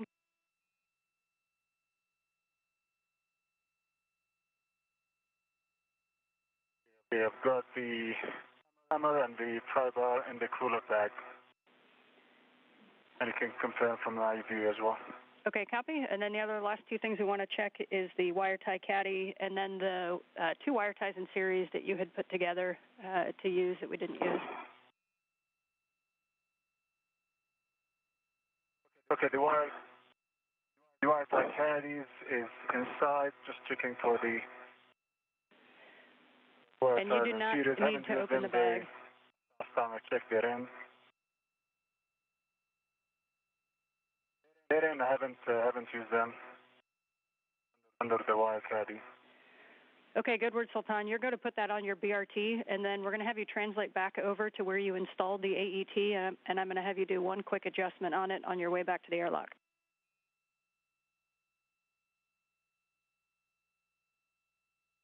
All right, copy and work. All right, and my gloves to give my hat is dry. Copy, Steve. So you can translate off of the SETA cart, and as you do so, please depress the port SETA brake pedals twice as you go by, and then you can translate to the anchor hooks. At port SETA brake, I go by. I will put that in work.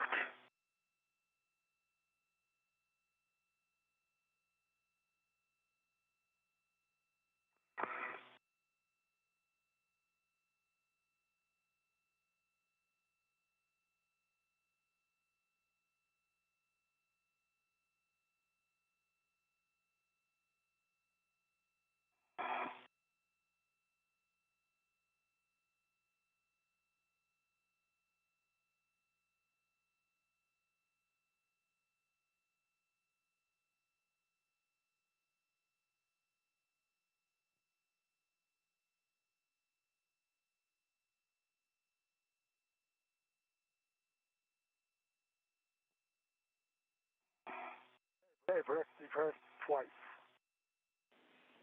And we copy the brake pedals. Thank you.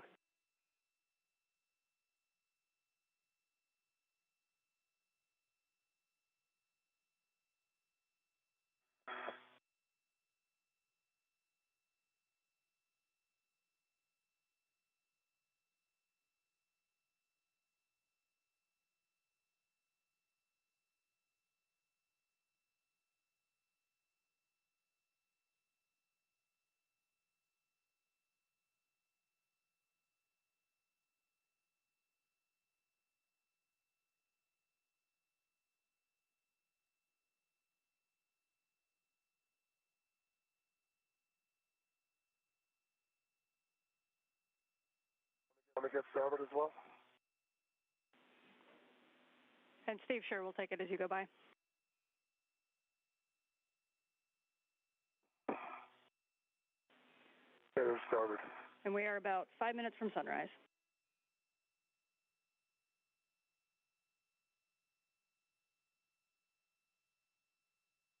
Okay.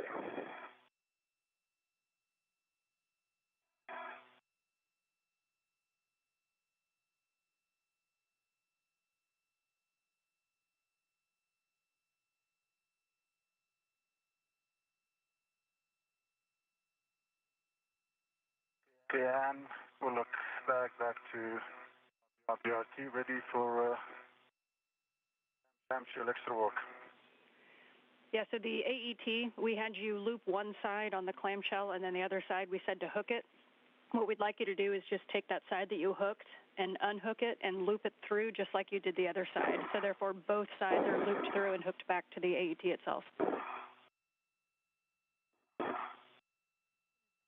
Okay, I see. Thanks. I'll do that now.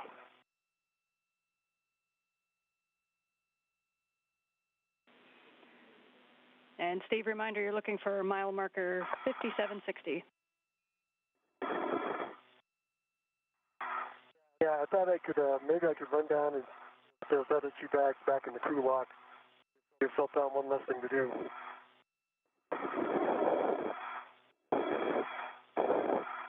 How does that sound for a plan?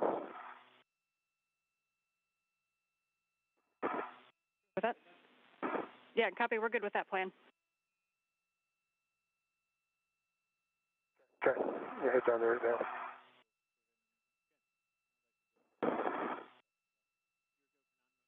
Okay, ET, loop back to itself, both sides. We appreciate that, Sultan. And so now you can translate over to the airlock.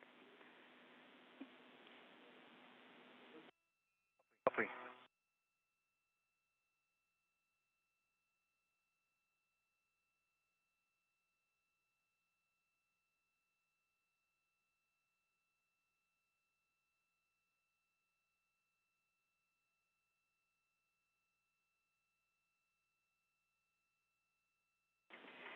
So as you get back to the airlock, you can coordinate how you guys want to get things back in. We have crew lock bag 2 and crew lock bag 3 above the airlock toolboxes, and we have the GoPro on the side of the crew lock.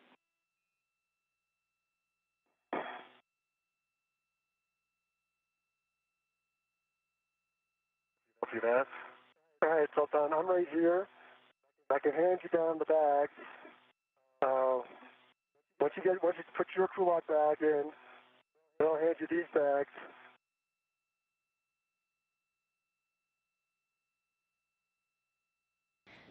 This is Mission Control Houston. We have a handover of our satellites that allow us to communicate with the International Space Station. Both astronauts Steve Bowen and Sultan Al Nayati have completed the cleanup portion of today's spacewalk. They are now moving back toward the Quest airlock. That's rough. Both of you. Oh, I see it. They have a couple bags to retrieve that will be stowed in the airlock.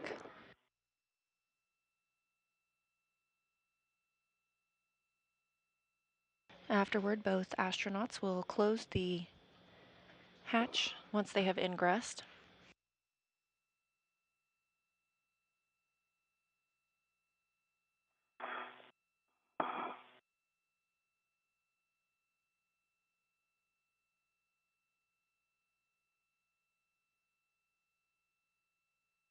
I'll open the thermal cover. And we copy thermal cover open.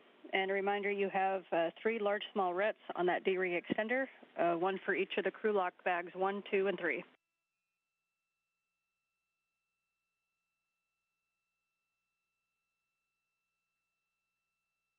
Copy, Ann. Thanks.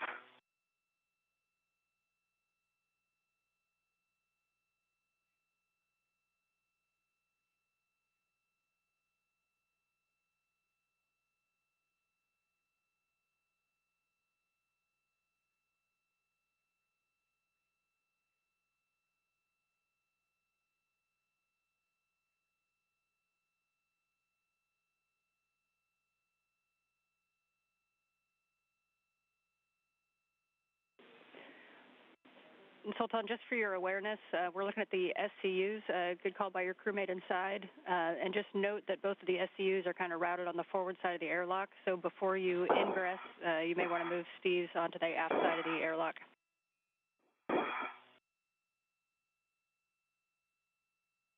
Right. Right. I'm just going to wait before I ingress. Steve, are you good with that GoPro to bring back? I was going to bring down, if you can come out and just... all right, I'll just crew lock back number 1 and then... Yeah, and then come back out. I'll give you crew lock bag number 2 and number 3. All right, thanks. And then we'll be, if you can get the GoPro while I run out to the... All right. Let me get the...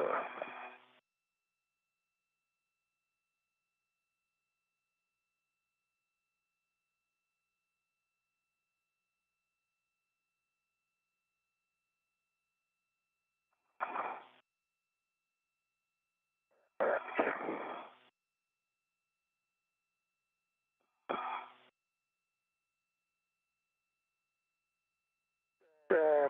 to both of the crew lock bags.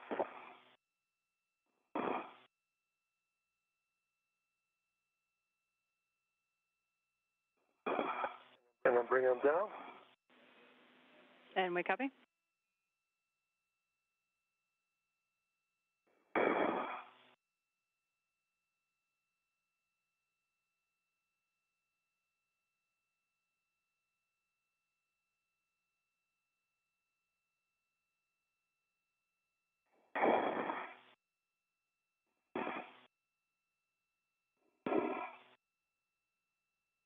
Actually, I can probably grab that GoPro too.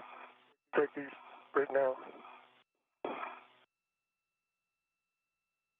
You're ready. Here's crew lock bag number 2. You want to English all the way? What's that? You want it English? I want you to put this inside. Okay, I'll do that. Let me route your SCU first. Okay.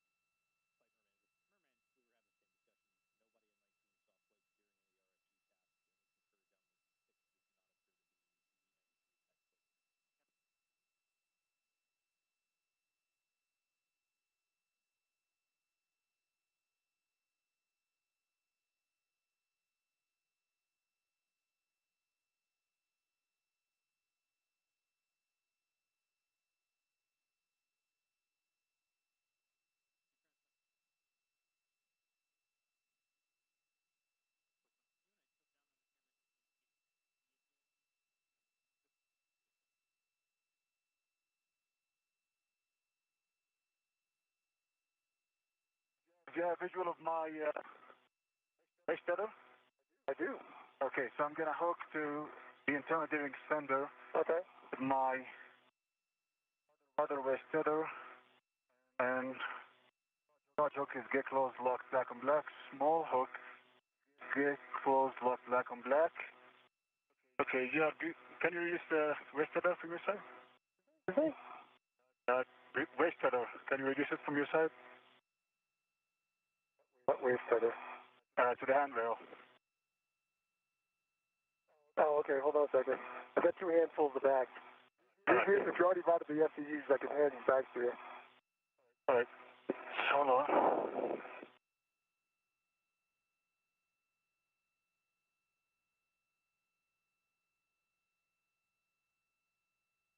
Actually, I'll release that waist tether. I can do that. Right here. Yeah, that'd be helpful, and then be ready once you're done. Okay, your waist tether is released. Okay, thanks. And I don't have any place to hook it. Just release it. Okay. Be secured inside.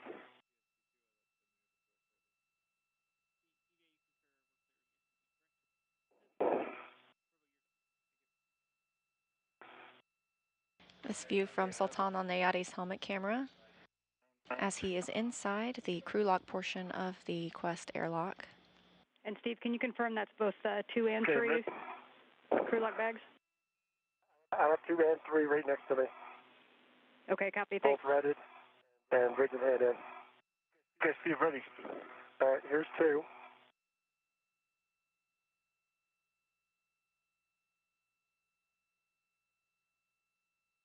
Get it? Hold on. All right, let me try and roll over a little bit more.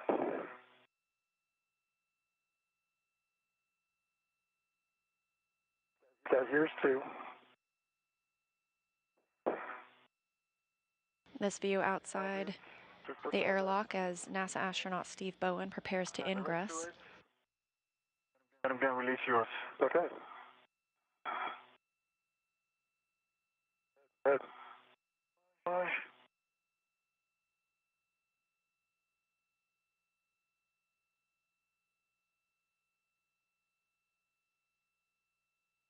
They're coming your way. Got it. Let go. All right. Here's lock bag 3.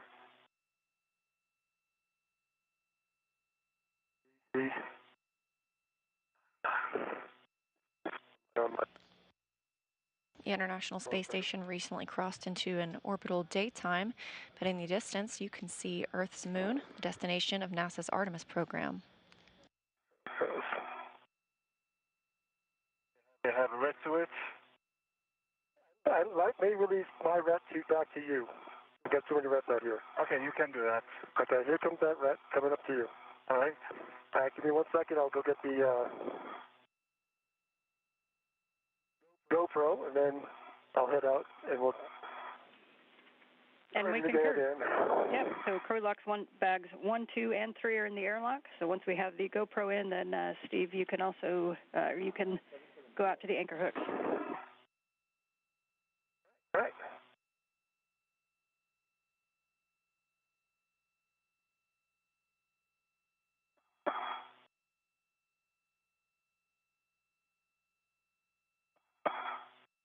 And the GoPro attached. Copy. And we see you translating out. Oh, I'm going to translate top hand up to Sultan, then I'll head out. I've got too many hooks on me right now. Copy.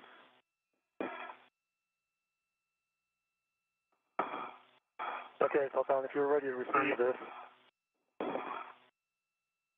I'll give you the big hook. And tell me when you got it secured to something. Let me get to... All right. Oh, I see what you're doing. Once you just attach the test point, I'll give you the big hook when you got it. Okay? You release it? Yeah, I can release it. All right. I'm going to head out to the others. All right, I'll be waiting for you. Good work. That's good. Out to mile marker 5760. 5760 on my way.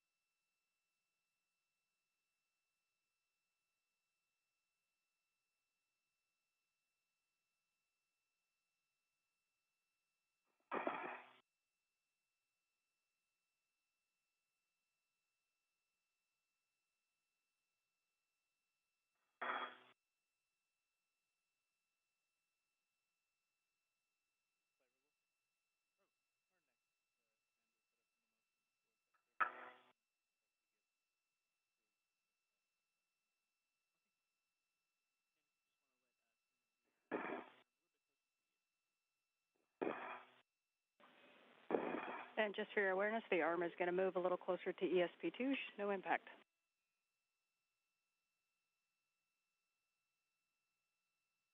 You're doing copies. Thanks.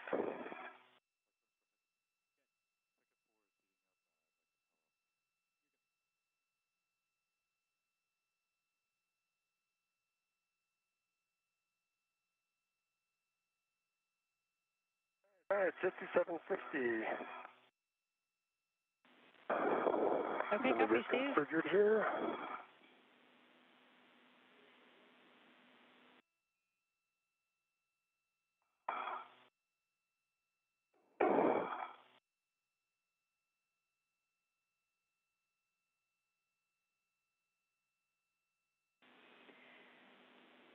All right, Steve, as you get set, your first step is going to be to ret to EV2's anchor hook. It's the one that's on 3217, the diagonal inboard handrail. 3217, ret to the anchor hook. All right. Release the tension in that a little bit.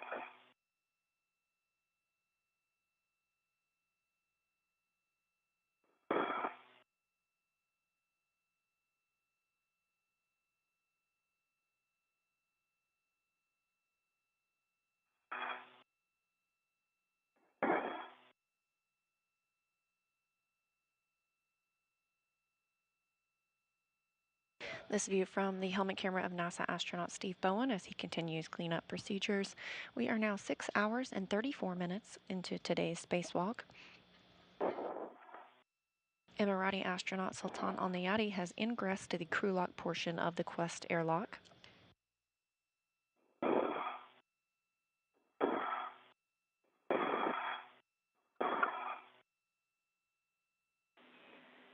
So see if you're going to ret to that one as you are. Then you're going to release it and hook it to your anchor hook, or sorry, that anchor hook to your waist tether with gate closed, sliders locked. All right.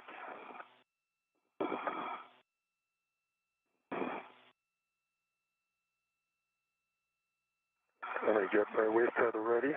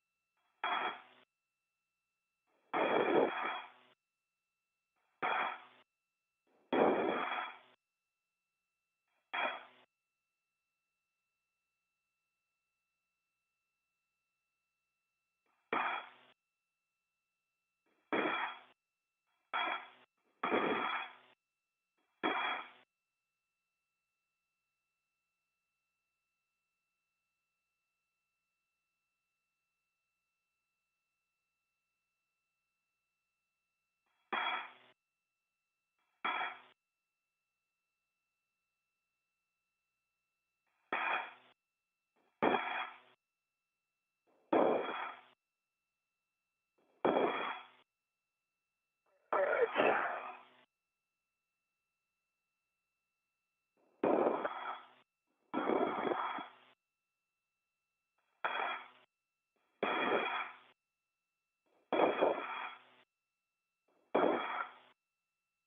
Got my right waist tether.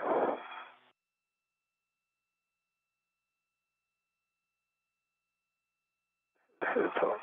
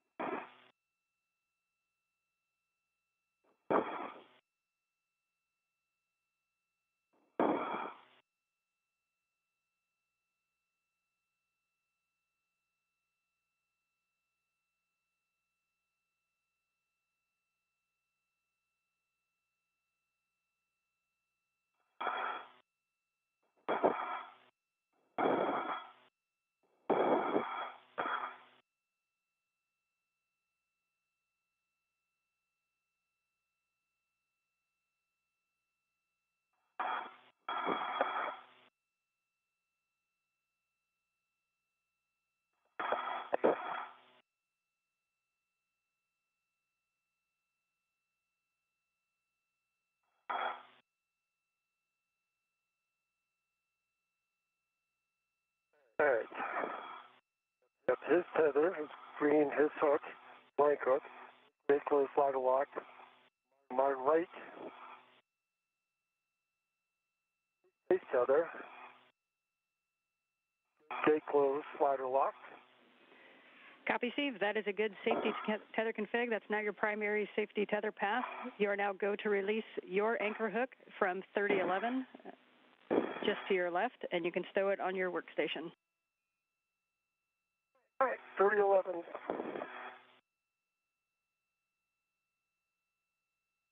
for your awareness, Steve, all hooks are closed, locked black on black, attached to the airlock through my waist tether. Both hooks are closed, locked black on black. You're good to go. All right, then head back. And we copy, Steve. And good word, Sultan.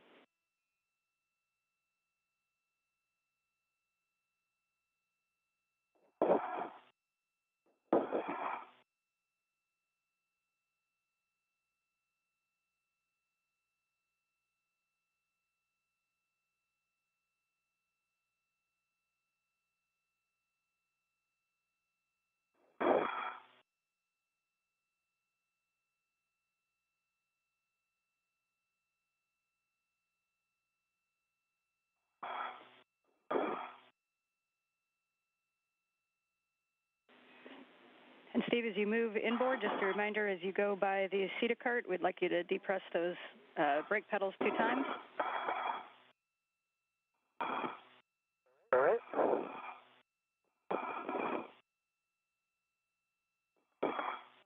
Get caught on handrails that didn't know existed.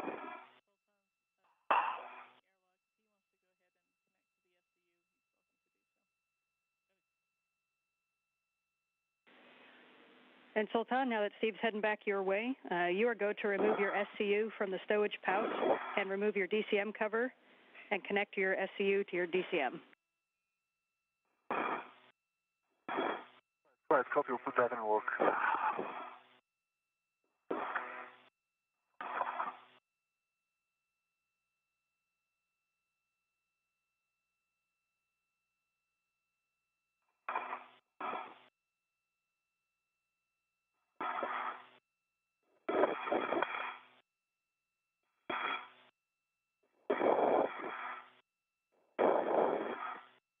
Having released the necessary anchor hook as well as Sultan Al Nayati's anchor hook, Steve Bowen is headed back to the airlock following his safety tether. And Sultan, you can also turn your HECA off. All right. The view below Bowen is that of the North Pacific Ocean as the space station travels 260 statute miles above it. Off and LEDs off. Copy, LED off. All right. See the cart. See the cart, brakes depressed. We copy, brakes depressed, so you can head back to the airlock. And as you enter the airlock, you can also turn off your HECA. All right. Down through the spur.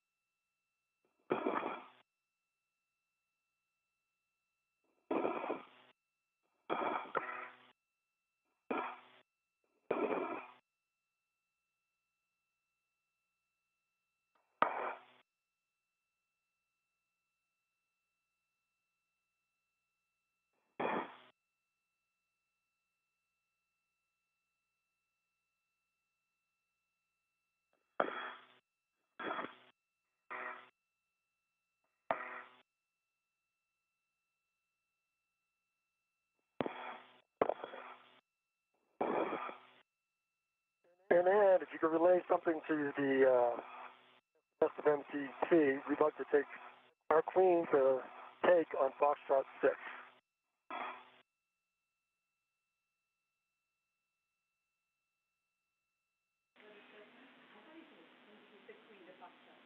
We understand Queen to Fox 6. And we'd like Costa to make that move if he can before he gets really busy. He's on it. This wire tie on 554, what's that supposed to do? Long wire tie?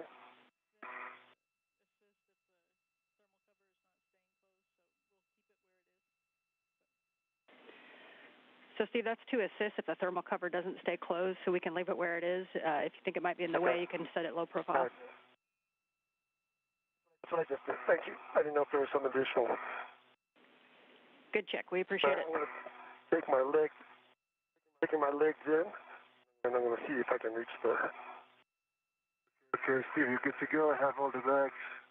And the forward and NATO for you.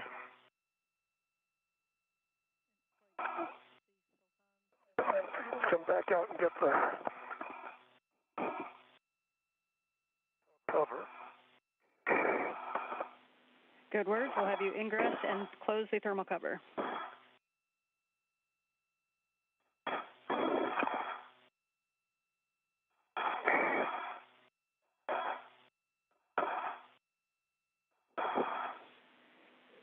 And if you both want to, this is where you can reduce your TCV setting. As you get on the SCU, it has warmer water. So to minimize risk of fogging, you can reduce your cooling just a little bit. Okay. Let me take care of that. Get the cover in place. Okay. See where you are. Okay. Clear, Steve. Okay, my legs are coming back then. All right, try and get this on its magnetic.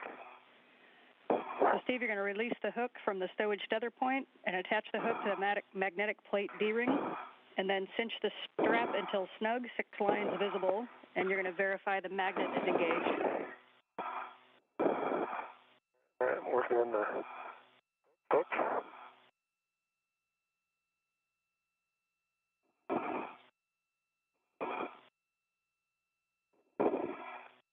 Get that.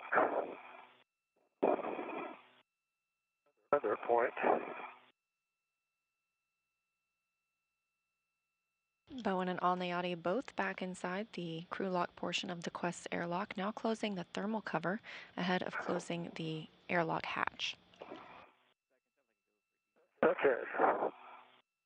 Let me get that cinched down.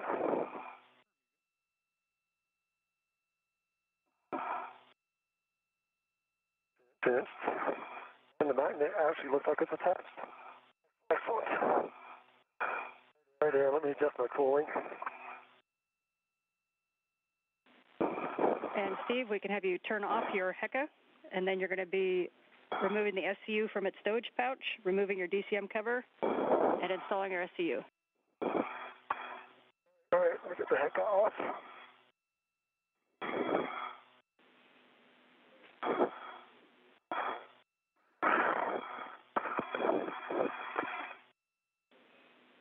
And a reminder now that you're in, if you wanted to reduce your TCB setting to a lower number to minimize the risk of fogging prior to putting on your SCU. All right, let me fix that.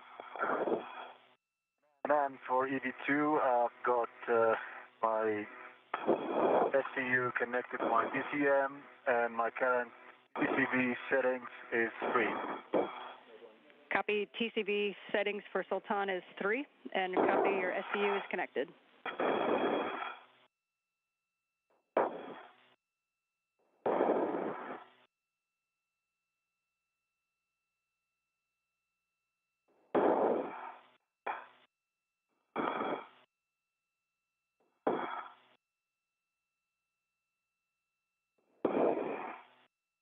All right, I'm going to try to make mine colder. And I am at 7. Okay, now I'm going to get my SCU connected. We copy.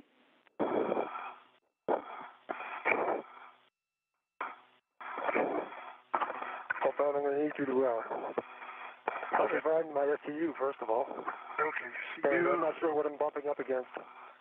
all right, stand by. It's me, so I'll move forward. Thank you. And I'm trying to find the SCU pouch. Okay, let me find. I don't know where it went. Okay, your SCU is here. What does that mean? Okay. My SCU is here. Okay, I'm gonna give it to you now. Okay. There you go. Which way? Just between your hands, front of your mini workstation. Huh? Front of your mini workstation. Yeah, but which end is the... Yeah, your left arm. Yeah. Your elbow. Yeah. Okay.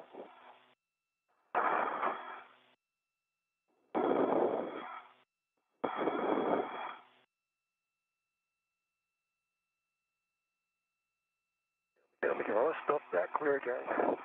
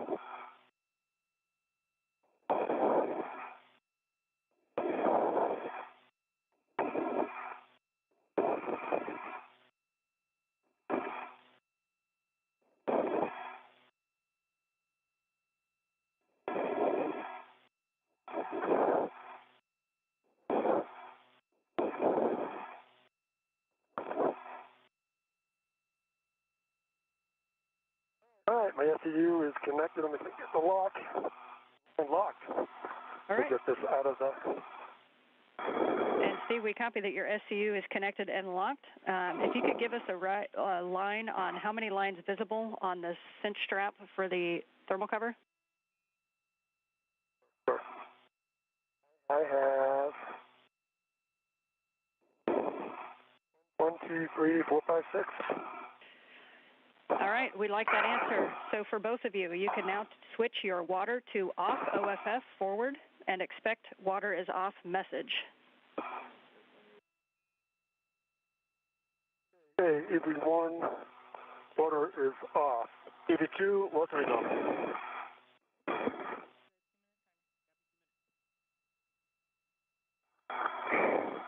Okay, we copy Steve and Sultan. You both have your water OFF, and we'll hold here for 2 minutes.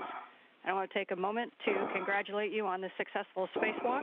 We're nearing 25 years of spacewalks on the ISS in support of assembly, maintenance, and upgrades. Steve, congratulations on your 8th EVA and your first in 12 years. Sultan, you've now entered an exclusive club of humans who have stepped out into the void of space, and in doing so, you've marked a milestone for the United Arab Emirates. This is a historic moment for the expanding face of global cooperation. Congratulations to you both. Thank you, Ann, and I know things didn't go exactly as we had hoped, but we were trying something that we had never really intended to do, and sometimes that doesn't work, but it was a tremendous opportunity, and I really want to thank the Robo community for getting that SAS located where it was. I would have intended to try and carry that with us, but everybody, the whole team did a fantastic job. I really appreciate all the work that went into it, and it's been a great honor to be a participant in Sultan's very first spacewalk, and I'm sure he has a few words to say as well. Thank you, Steve, and thank you. It's a great moment for the UAE. I would like to thank my leadership, the leadership of the UAE, and the USA, specifically MBRC and NASA, for believing in us and for giving us this opportunity. This might be the first in the Arab world, but definitely won't be the last. We have astronauts under training now to undergo future missions to the ISS, to the lunar service, and to Mars. So I would like to thank everybody who helped preparing us for this moment. First of all, allow me to say a few words in Arabic. أحب أشكر والدتي ووالدي على هذه الثقة الغالية اللي أعطوني إياها. دعواتهم الصادقة. أريد أشكر عائلتي، شكرا القيادة الرشيدة في الإمارات والولايات المتحدة الأمريكية بالتحديد، مركز محمد بن راشد للفضاء وناسا على ثقتهم، توصيلنا لهذا المكان، والحمد لله هذه مجرد بداية في مهمات فضائية إلى المحطة وإلى القمر وإلى المريخ بإذن الله. وشكرا جميعا. Thank you so much, Anne. Thank you, Steve and Sultan, for those words. And that takes our 2 minutes. So at this time, Steve, you can verify the outer hatch is clear of hardware and verify the handle position per the hatch decal, and then close and lock the hatch. All right. Outer hatch is clear. And the handle's where it's supposed to be per the decal.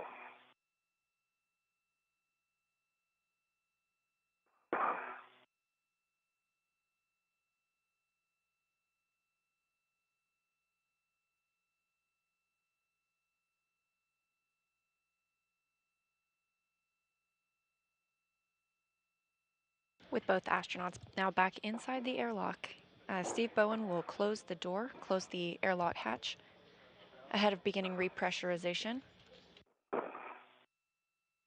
We're now at 6 hours and 54 minutes into the spacewalk. Again, that spacewalk started when the spacesuits were set to battery power.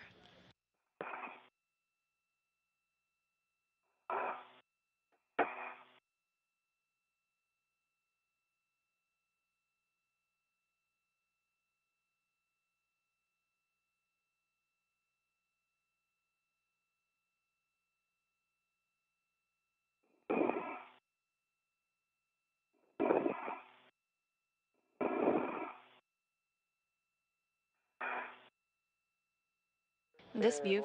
And lock. Okay, we copy that the EV hatch is closed and locked. Sultan, on the UIA, can check that oxygen EMU 1 and 2 valves are open.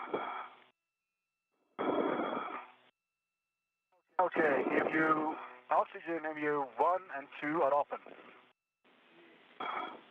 You can switch the power EV1 and 2 to on and verify the LEDs and volts.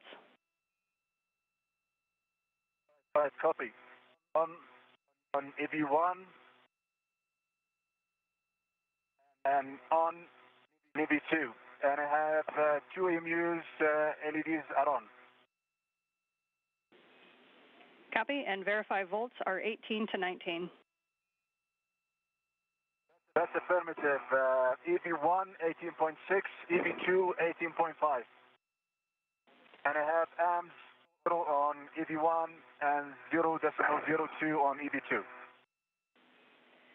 Okay, we copy. So both of you on your DCMs, you can switch power to SCU and expect a warning tone. EV1 power to SEU. Restart. EV2 power SCU. Copy, and with that, I will hand you back over to Woody. Thank you, Ann. Thank you, everybody. And Thanks so much, John. Thank you, Ann. Steve, Sultan, welcome back. We're looking forward to getting you inside. On your DCM, I'll have you take your O2 actuators to press. okay, O2 actuator to under press. As you do that, verify that O2 act press is displayed on your DCM.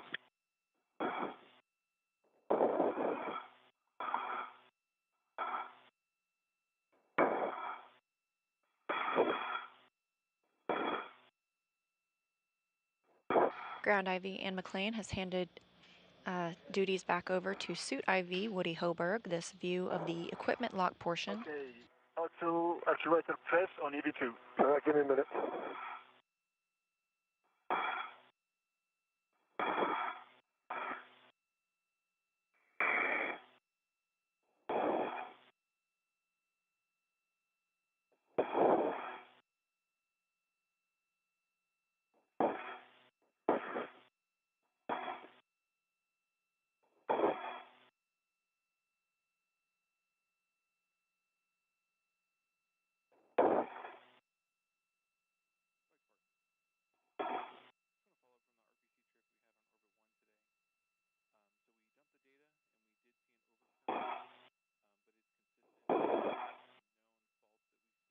Hold on.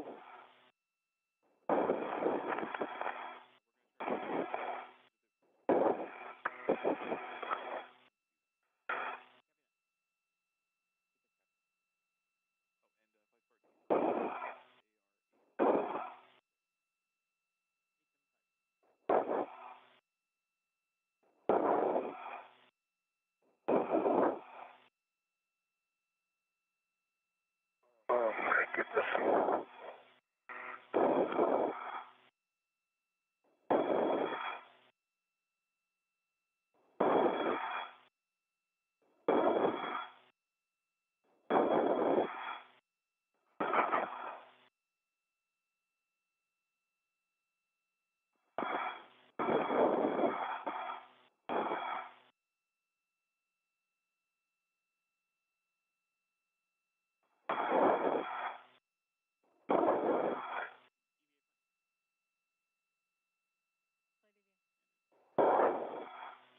Okay, O2 actuator to press. Okay, Steve, copy. And for both of you, just confirm you saw that O2 act press displayed on your DCM. Hold on, I have that O2 act press. To get it over.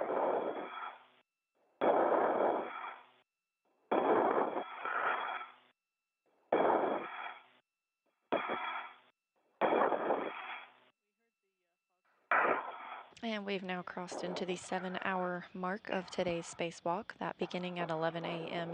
Central Time, 8:11 a.m. Central Time this morning. Is press. Finally. Copy that, nice one, Steve. Steve, on the EV hatch, check that the MPEV is closed. MPEV is closed. Copy closed. All right, we're going to start the crew lock repress now at 2012. Let me know if you'd like me to increase or decrease the rate. We'll start slow. All right, thank you.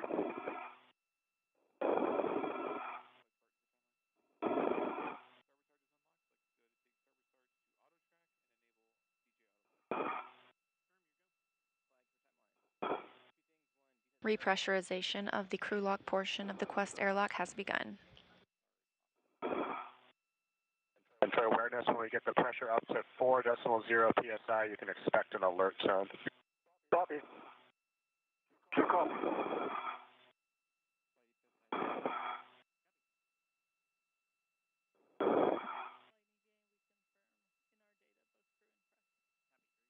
Pressure increasing. Say again? Pressure's increasing. Copy.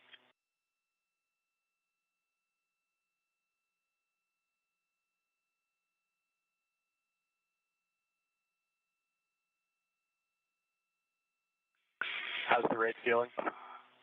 Feels good here. 182, good.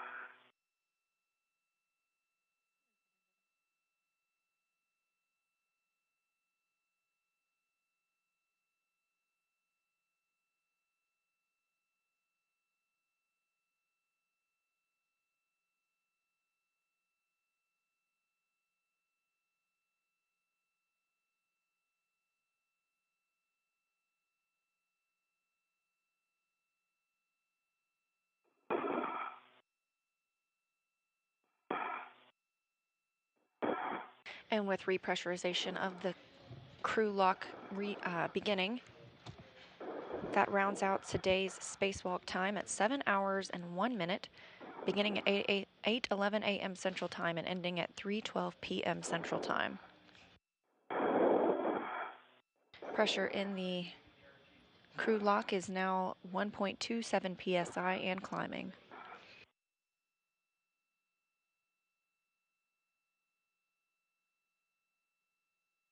During today's spacewalk, the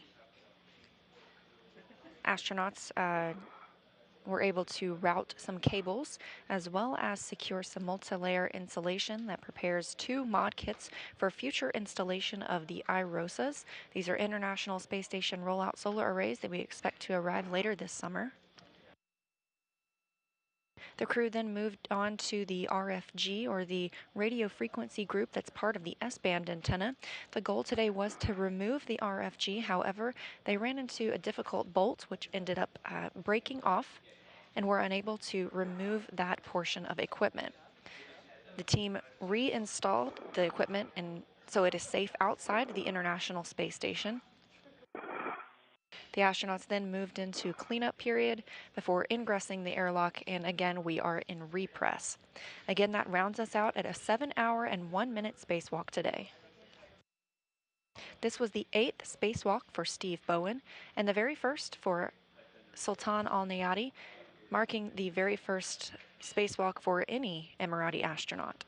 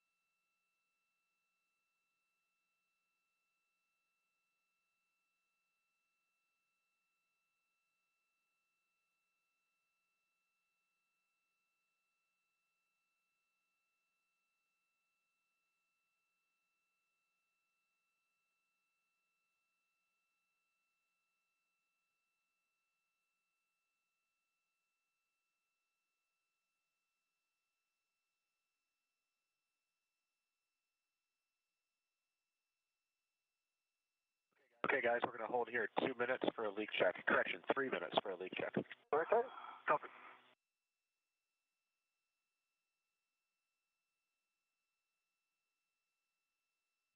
With the completion of today's spacewalk at 7 hours and 1 minute, we have a readout of our spacewalk stats so far. In total, this was the 261st spacewalk in support of space station assembly, maintenance, and upgrades. It was the 4th out of the space station this year, but the 2nd for Expedition 69.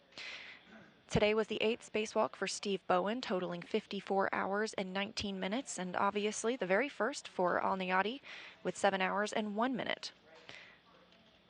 That was today's spacewalk total time, but in total, with those 261 spacewalks, that is equal to 69 days, 3 hours, and 24 minutes of spacewalking time.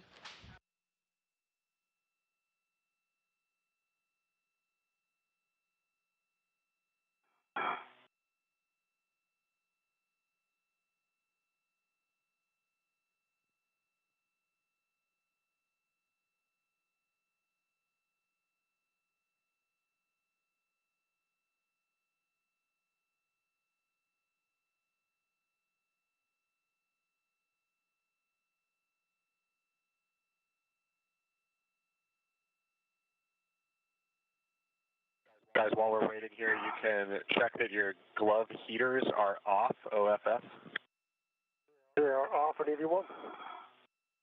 V2 off. Okay, and check your gloves for contamination. Let us know if you see anything. I just have a couple little smears. Like grease or just, I don't know what. Just usual block stuff. Normal. And EV2 gloves nominal.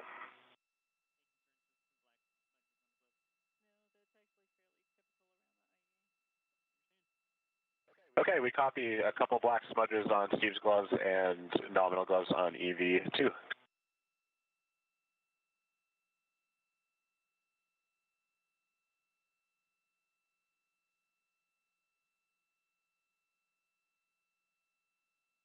We got 30 more seconds, so don't do it yet, but the next step will be O2 actuators to IV.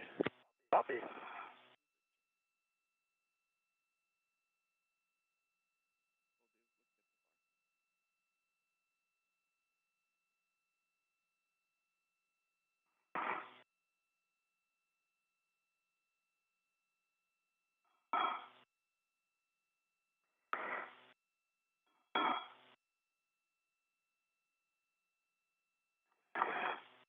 All right, Steven Sultan, that leak check passed with flying colors. You can take your O2 actuator to IV. All right, copy. All right, EV1. Almost out of view currently.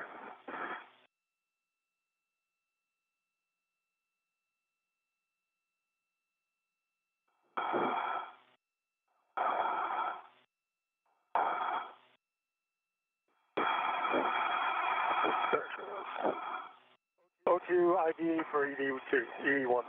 EV2 ID as well. Copy that. We're going to continue the repress. Again, let me know if you'd like to change the rates.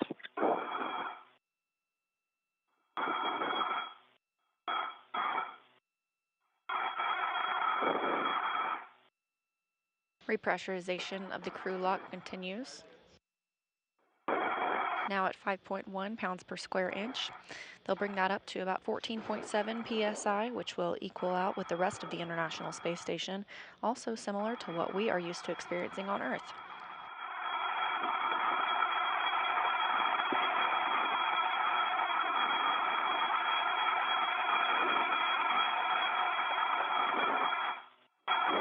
And just another heads up, near the end of this repress, you should expect one more alert tone.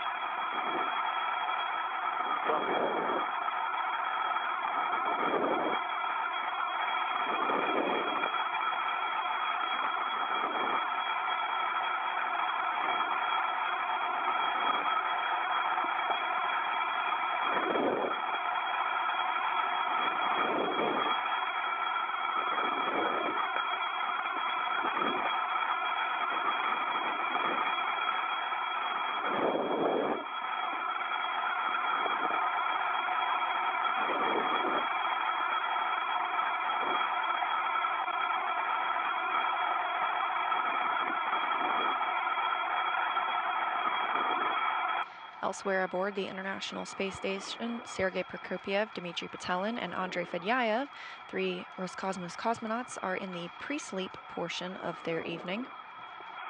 It's currently 8:23 p.m. GMT, the time used aboard the International Space Station.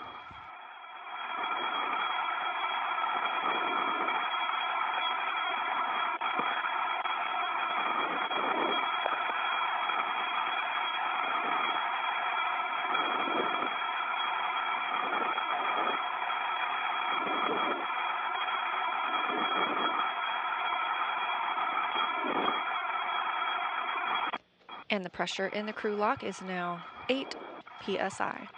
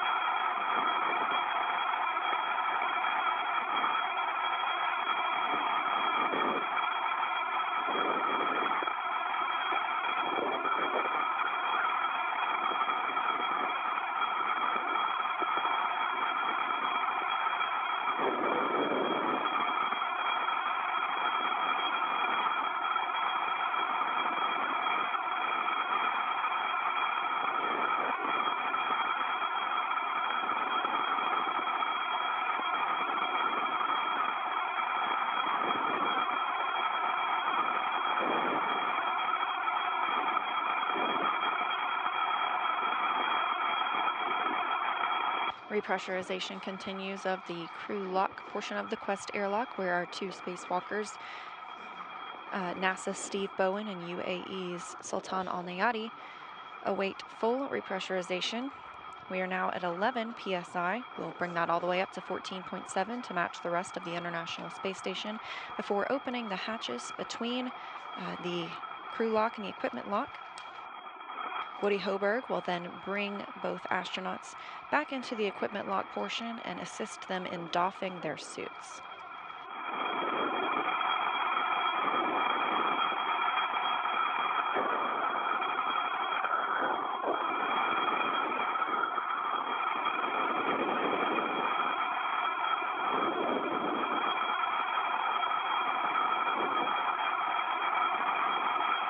Aside from some debriefs, later this weekend, the crew will enjoy some time of rest and relaxation, Saturday and Sunday, ahead of getting back into their scheduled work week on Monday.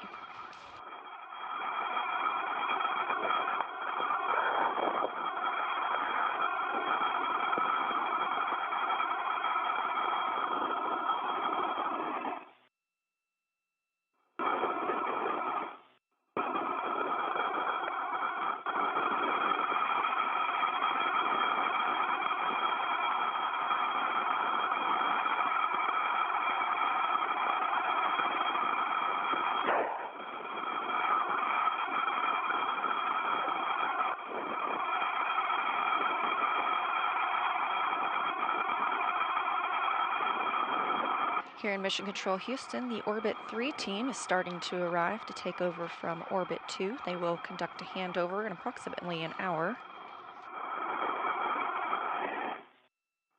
The Orbit 3 team will remain on console for the rest of the day.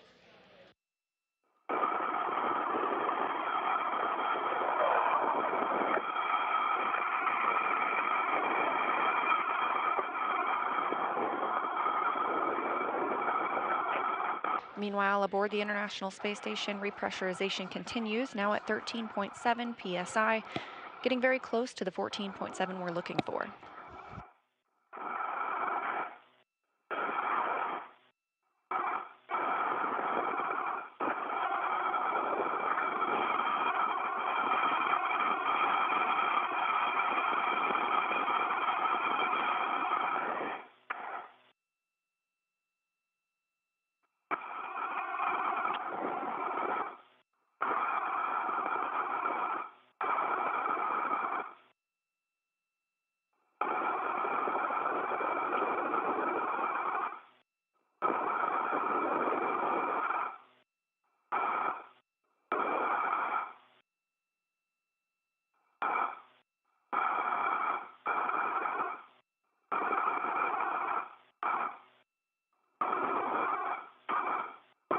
All right, guys, we're going to open up the hatch now.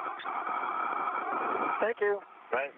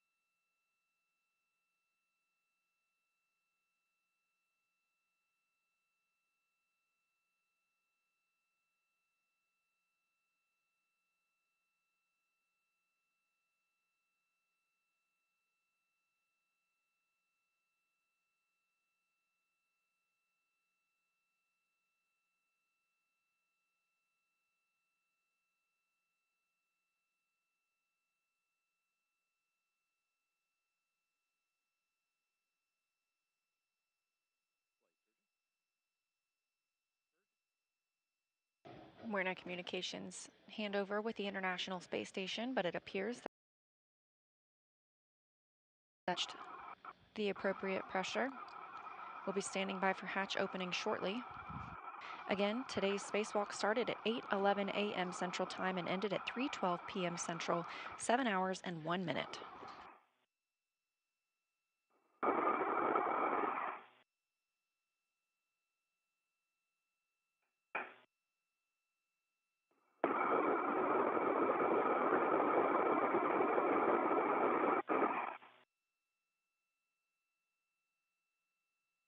And obviously those hatches have been opened. The crew has been moved into the equipment lock portion of the Quest airlock. Woody Hoberg at the bottom left of your screen and Frank Rubio on the top right are assisting Steve Bowen in removing the SAFER, the simplified aid for EVA rescue. Today was Bowen's 8th spacewalk, and he now has a total of 54 hours and 19 minutes outside the hatch.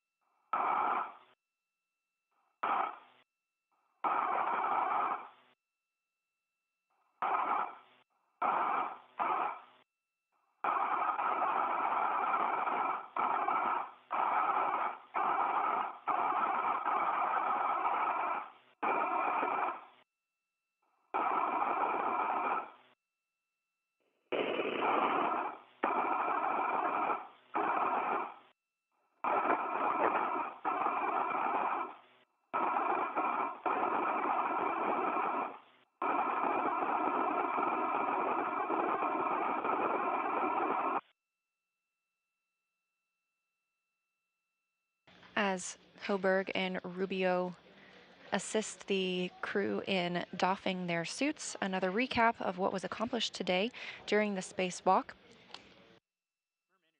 The crew started out by relocating 2 articulating portable foot restraints for future use.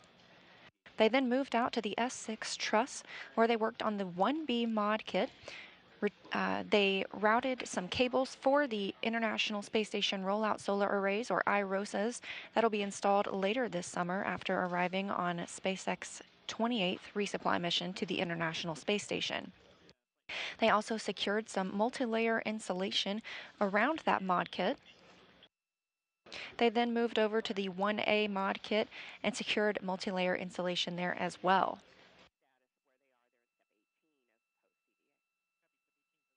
Both crew members then moved to the radio frequency group work on the S-band antenna. The goal was to remove the RFG, bring it inside the International Space Station, and then send it back to Earth for refurbishment. However, one bolt was unable to be removed, and the station and the RFG was unable to be removed from its stanchion. Therefore, it was resecured.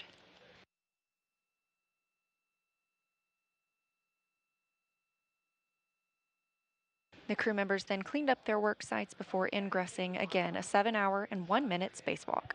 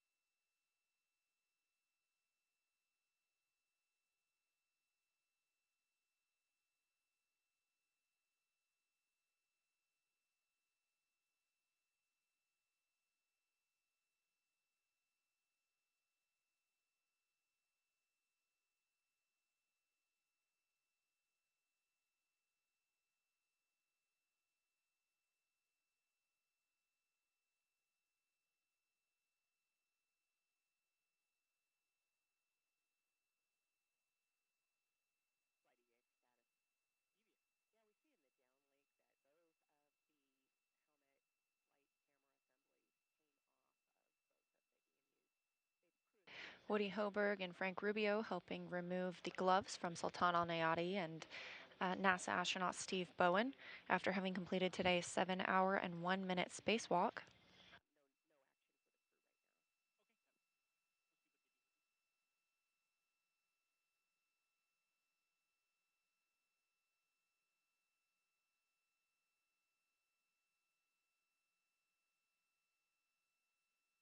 Again, the 8th spacewalk for Bowen and a new history-making day for Sultan Al Nayati.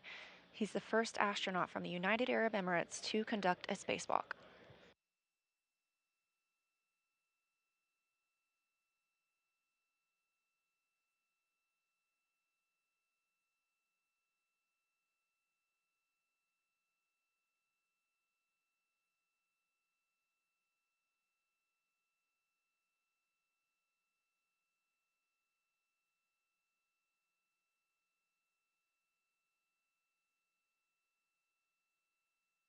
Two smiling faces after today's 7-hour and 1-minute spacewalk.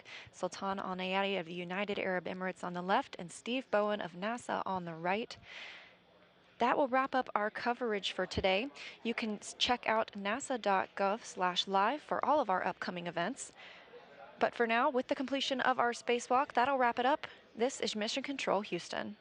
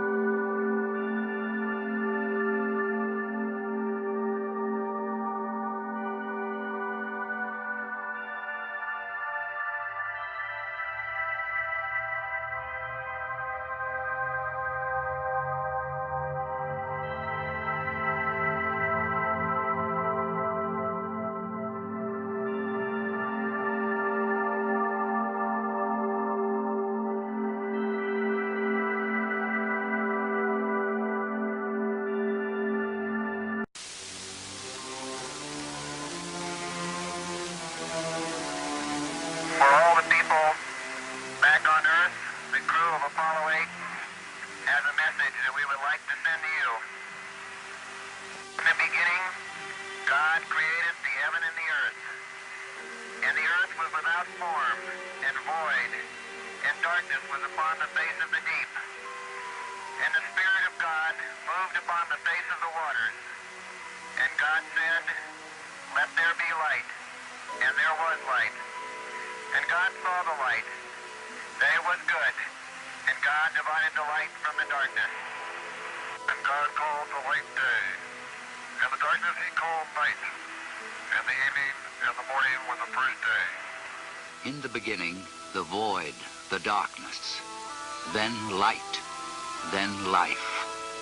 And from life came man, joining the caravan for the long, slow journey through a world of discovery, invention, exploration. His marks, his milestones, stretch out through the centuries. His footsteps echo down through the corridors of time. Time. July 1969 in Florida.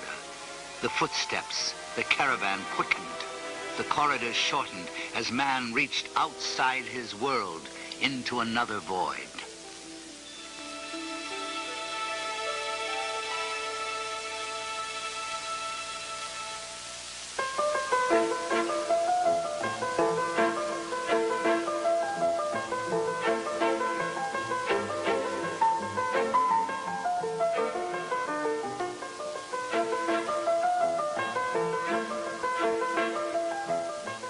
Today in Florida, they go about their lives, taking only a sideways glance at the reminders of that milestone.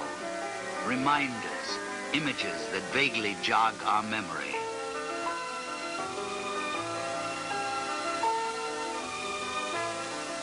This is Apollo Saturn Launch Control, aiming toward a planned liftoff time of 32 minutes past the hour, the start of our launch window on this mission to land men on the moon.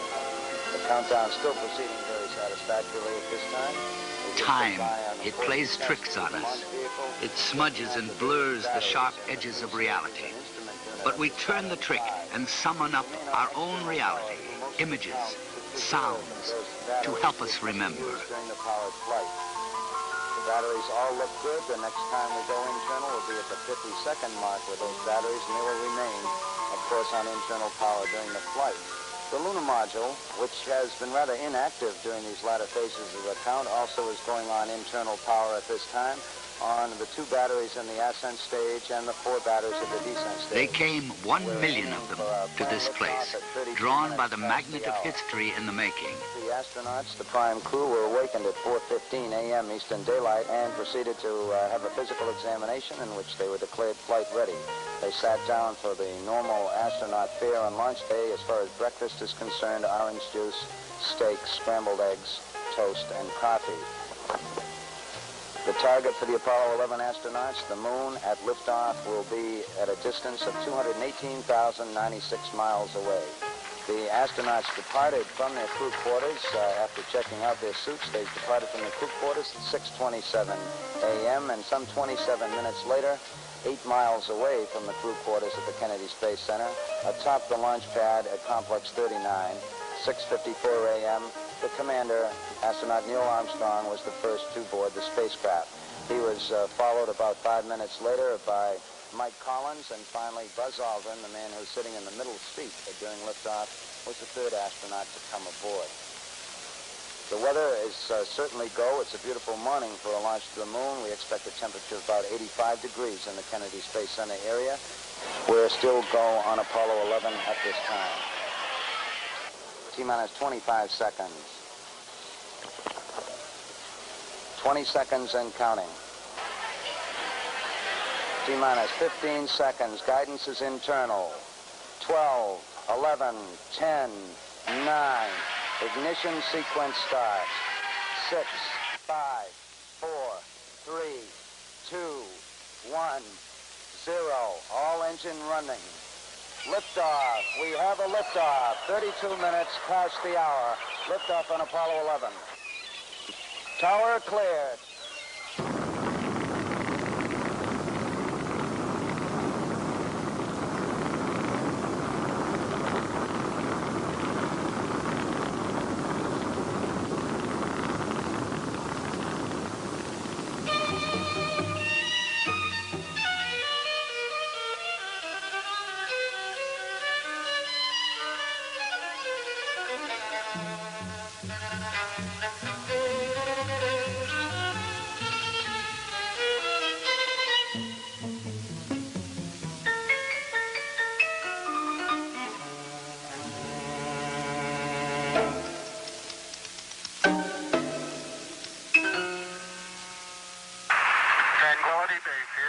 Eagle has landed. You got a bunch of guys about to turn blue. We're breathing again. Thanks a lot. I'm going to step off the limb now. That's one small step for man, one giant leap for mankind.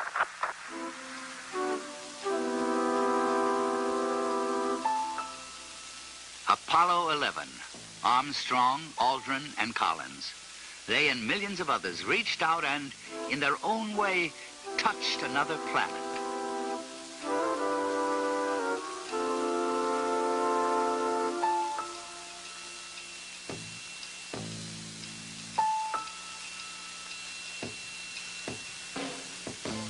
The images remind us that it happened, but not how it really was in the context of the times. George Lowe, one of the architects of the Apollo program, does remember. If you think back at the period of the 60s, they weren't very happy years in general. We had, the ever-deepening involvement in Vietnam. We had riots on the campuses, riots in Watts and elsewhere, 3 terrible assassinations. A great deal of strife and turmoil in the country. And yet all of this was overcome by one single event, and that was Apollo 11.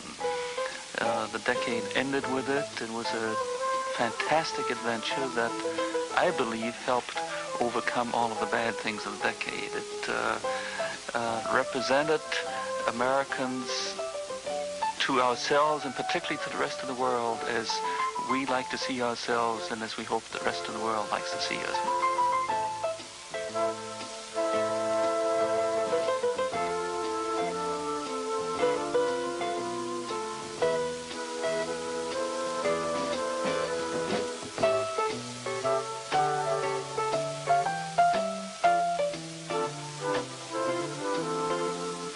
The equipment of Apollo, some of it is now in museums, artifacts from an age of discovery. These strange-looking objects, they're there as reminders that after all, it did happen, and it happened the way we remember.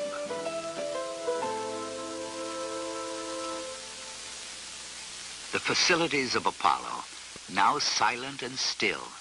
In Houston, Mission Control, the nerve center of manned flight operations. The chapters of space history, first Mercury, then Gemini, then Apollo, were written by the people who sat at these consoles. And these chapters of history came at us with breakneck speed. Christmas Eve, 1968, in the beginning, Apollo 8, the footsteps were quickening. A few months later, Apollo 9. The long years of preparation were contracting into days, hours, minutes. The first manned flight of the lunar module, the Spider. Apollo 10, the dress rehearsal for the real thing. In 5 months, 3 missions, and in the 7th month, the payoff. Then, the celebrations.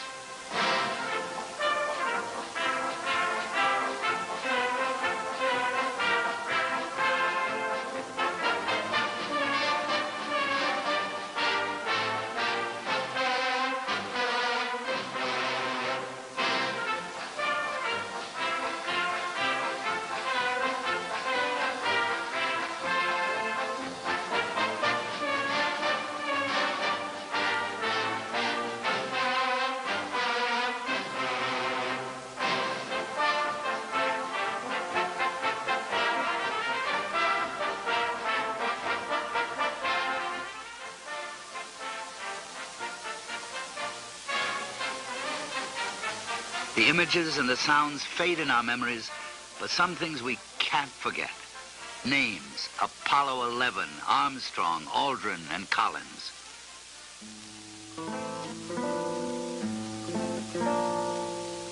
Other names: Grissom, White, and Chaffee. They remind us that it wasn't all success and celebration. There was failure and tragedy. Early in 1967, the 3 crawled into the command module at Cape Kennedy for a test. There was a flash fire. All 3 died. After the shock came the long, painful job of picking up the pieces, learning the lessons, coming together for a common goal. The remains of the launch structure stand as a reminder that the goal was reached.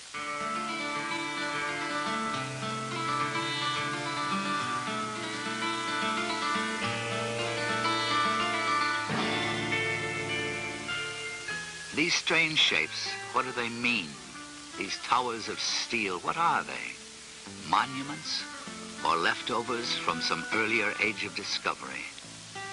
In the long history of man, in the slow journey of the caravan, what point do these mark? Historian Arthur Schlesinger, I have no doubt at all that if posterity remembers the 20th century for anything, historians 500 years from now looking at the 20th century, it will be because it will be the century when man first began to break his terrestrial bonds and began the exploration of space. So that's it?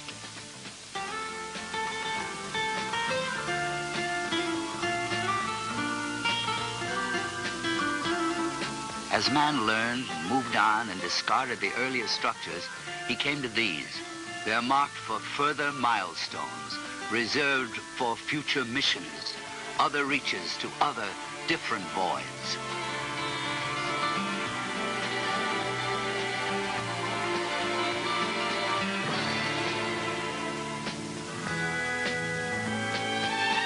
Historians 5 centuries from now will mark this century, this place, and they will further note that from the void, life, man, it took eons to reach this point.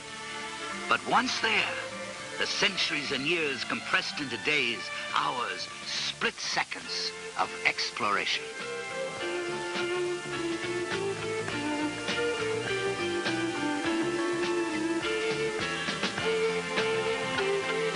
The wheel, the engine, the airplane, they came slowly at first, then with increasing velocity. And then this, so huge, so powerful, so different that no ordinary modern name would suffice. They reached backward through antiquity to Roman mythology, and they named it Saturn. Saturn. His father was heaven, his mother earth.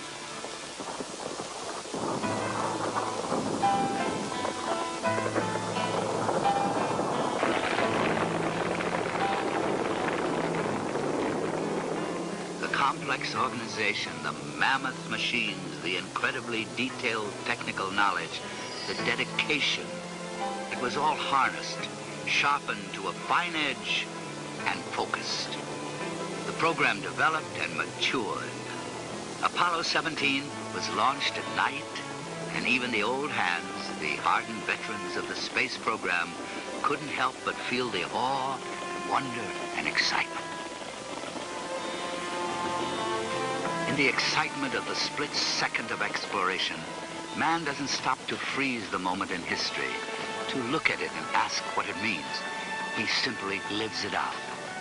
But in the Apollo program, on their way to the moon, they found a way to live out their strange moments in those strange spacecraft. It may be the peculiar nature of Americans to make history and to have fun in the making.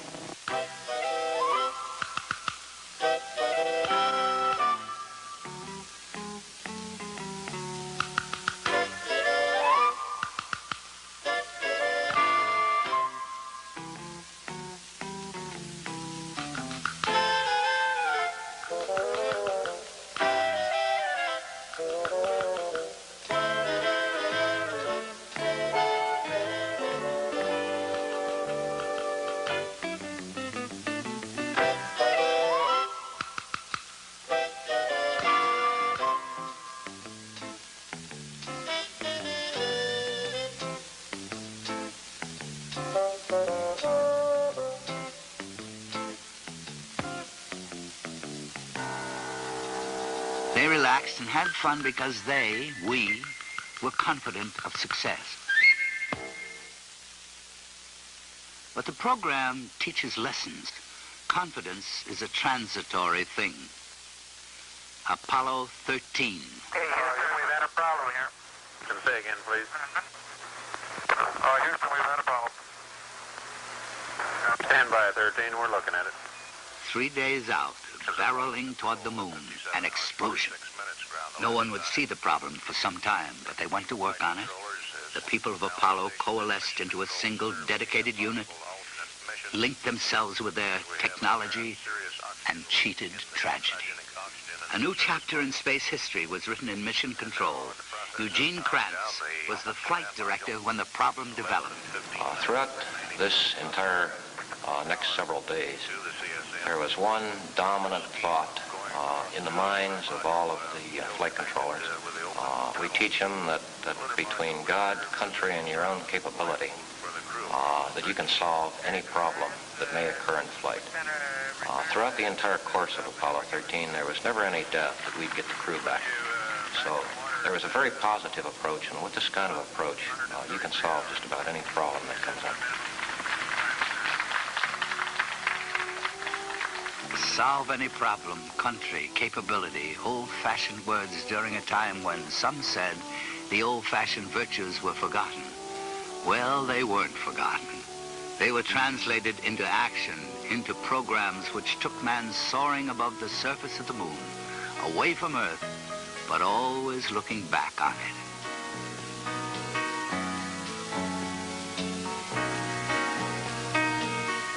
These divided thoughts, the moon, the Earth, run through the Apollo program a sort of theme. They went there flying in their graceful machines, but they always thought back to where they came from. Perhaps that's natural. The moon is a strange place for men to be flying to.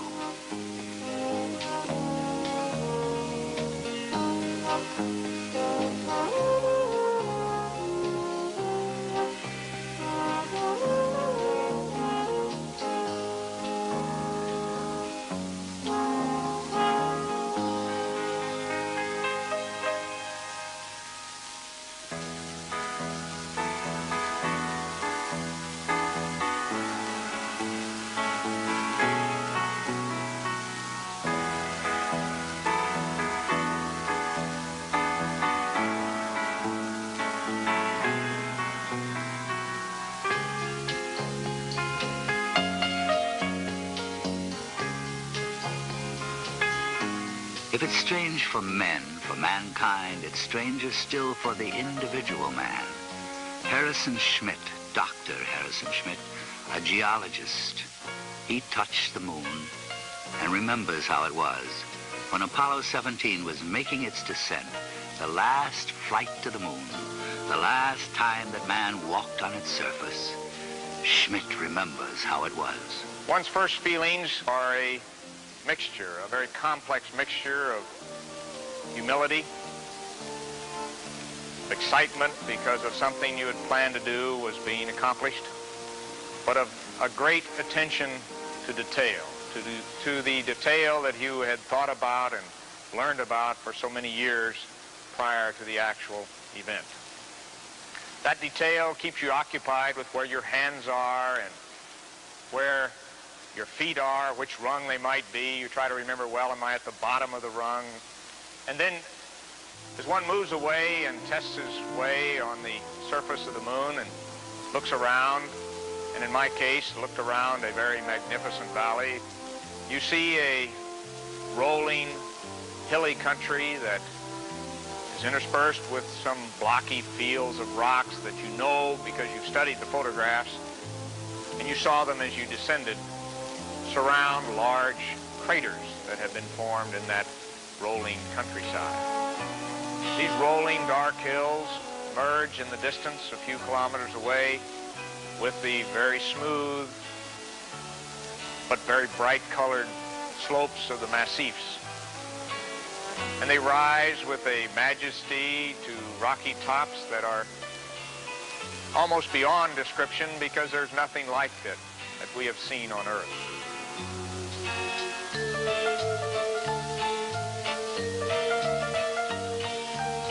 The Sea of Tranquility, Hadley Rill, Taurus Littoral. They were once strange names on the map of the moon, but the men of Apollo gave reality to the names by being there and showing us the places. They explored 60 miles of its surface, and their travels took them to craters, foothills, to explore, to observe, and to sample.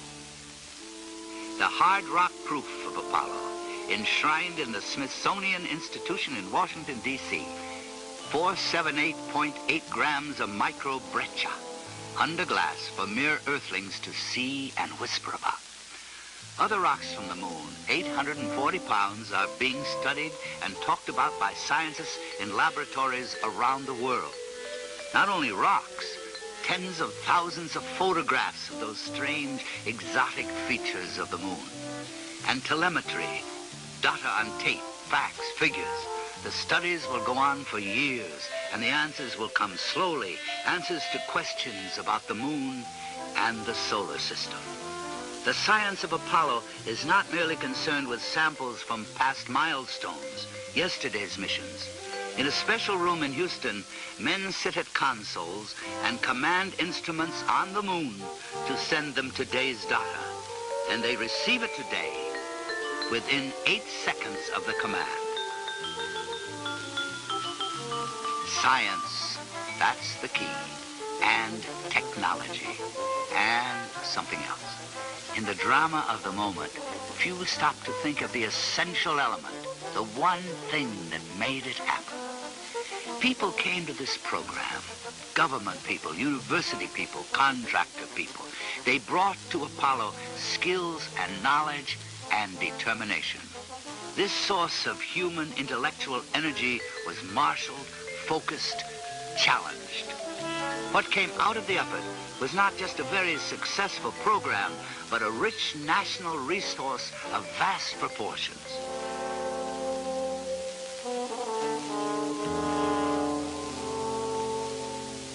Crystals from the moon, the symbols of the science of Apollo. Behind it, causing it, was the spirit of Apollo.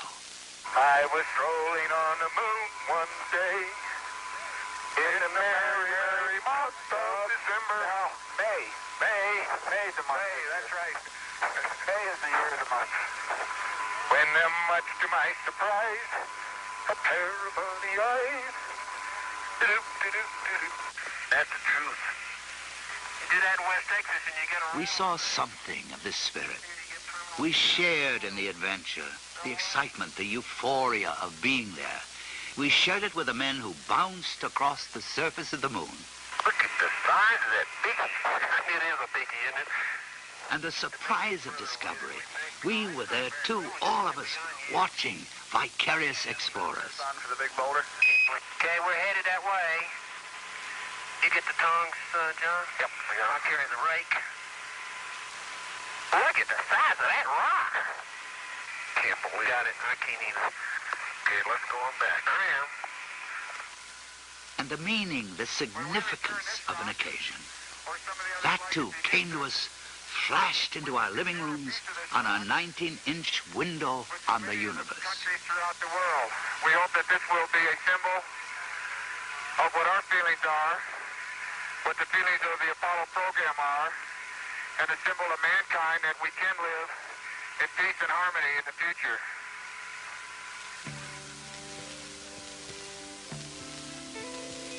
There was also pride. They put up the flag and then posed for pictures as any visitor to a foreign place might do. The flag of each mission stood there as a reminder that we had been there, but there was the realization that in truth, it belonged to all the people. There are no boundaries on the moon.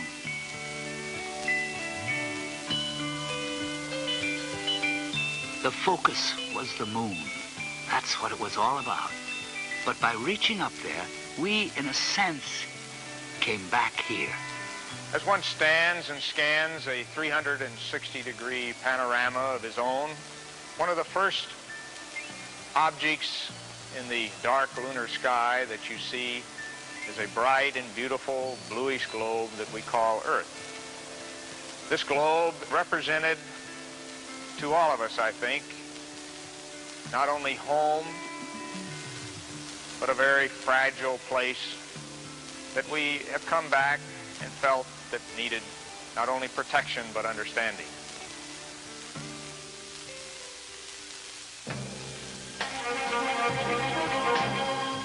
first went there in 1969. They last left there in late 1972. Between the beginning and the conclusion, they came to feel, to dimly perceive what it was all about, to come to a perspective on the meaning of it all.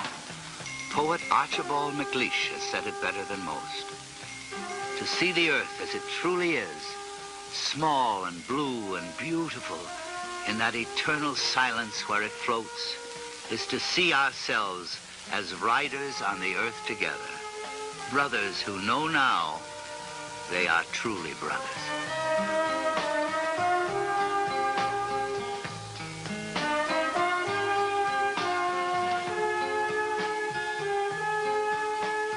The excitement of the mission, the tension and drama of the splashdown, they remain only in our memories. And in time, they'll be replaced in the future by other missions, other memories. The moments of Apollo may be over, but the understanding and the discovery, they go on. And the full meaning, the real meaning, may yet be in the future too. But for now, for the present, the images and the sounds provide meaning enough to each in his own way and to each in his own time.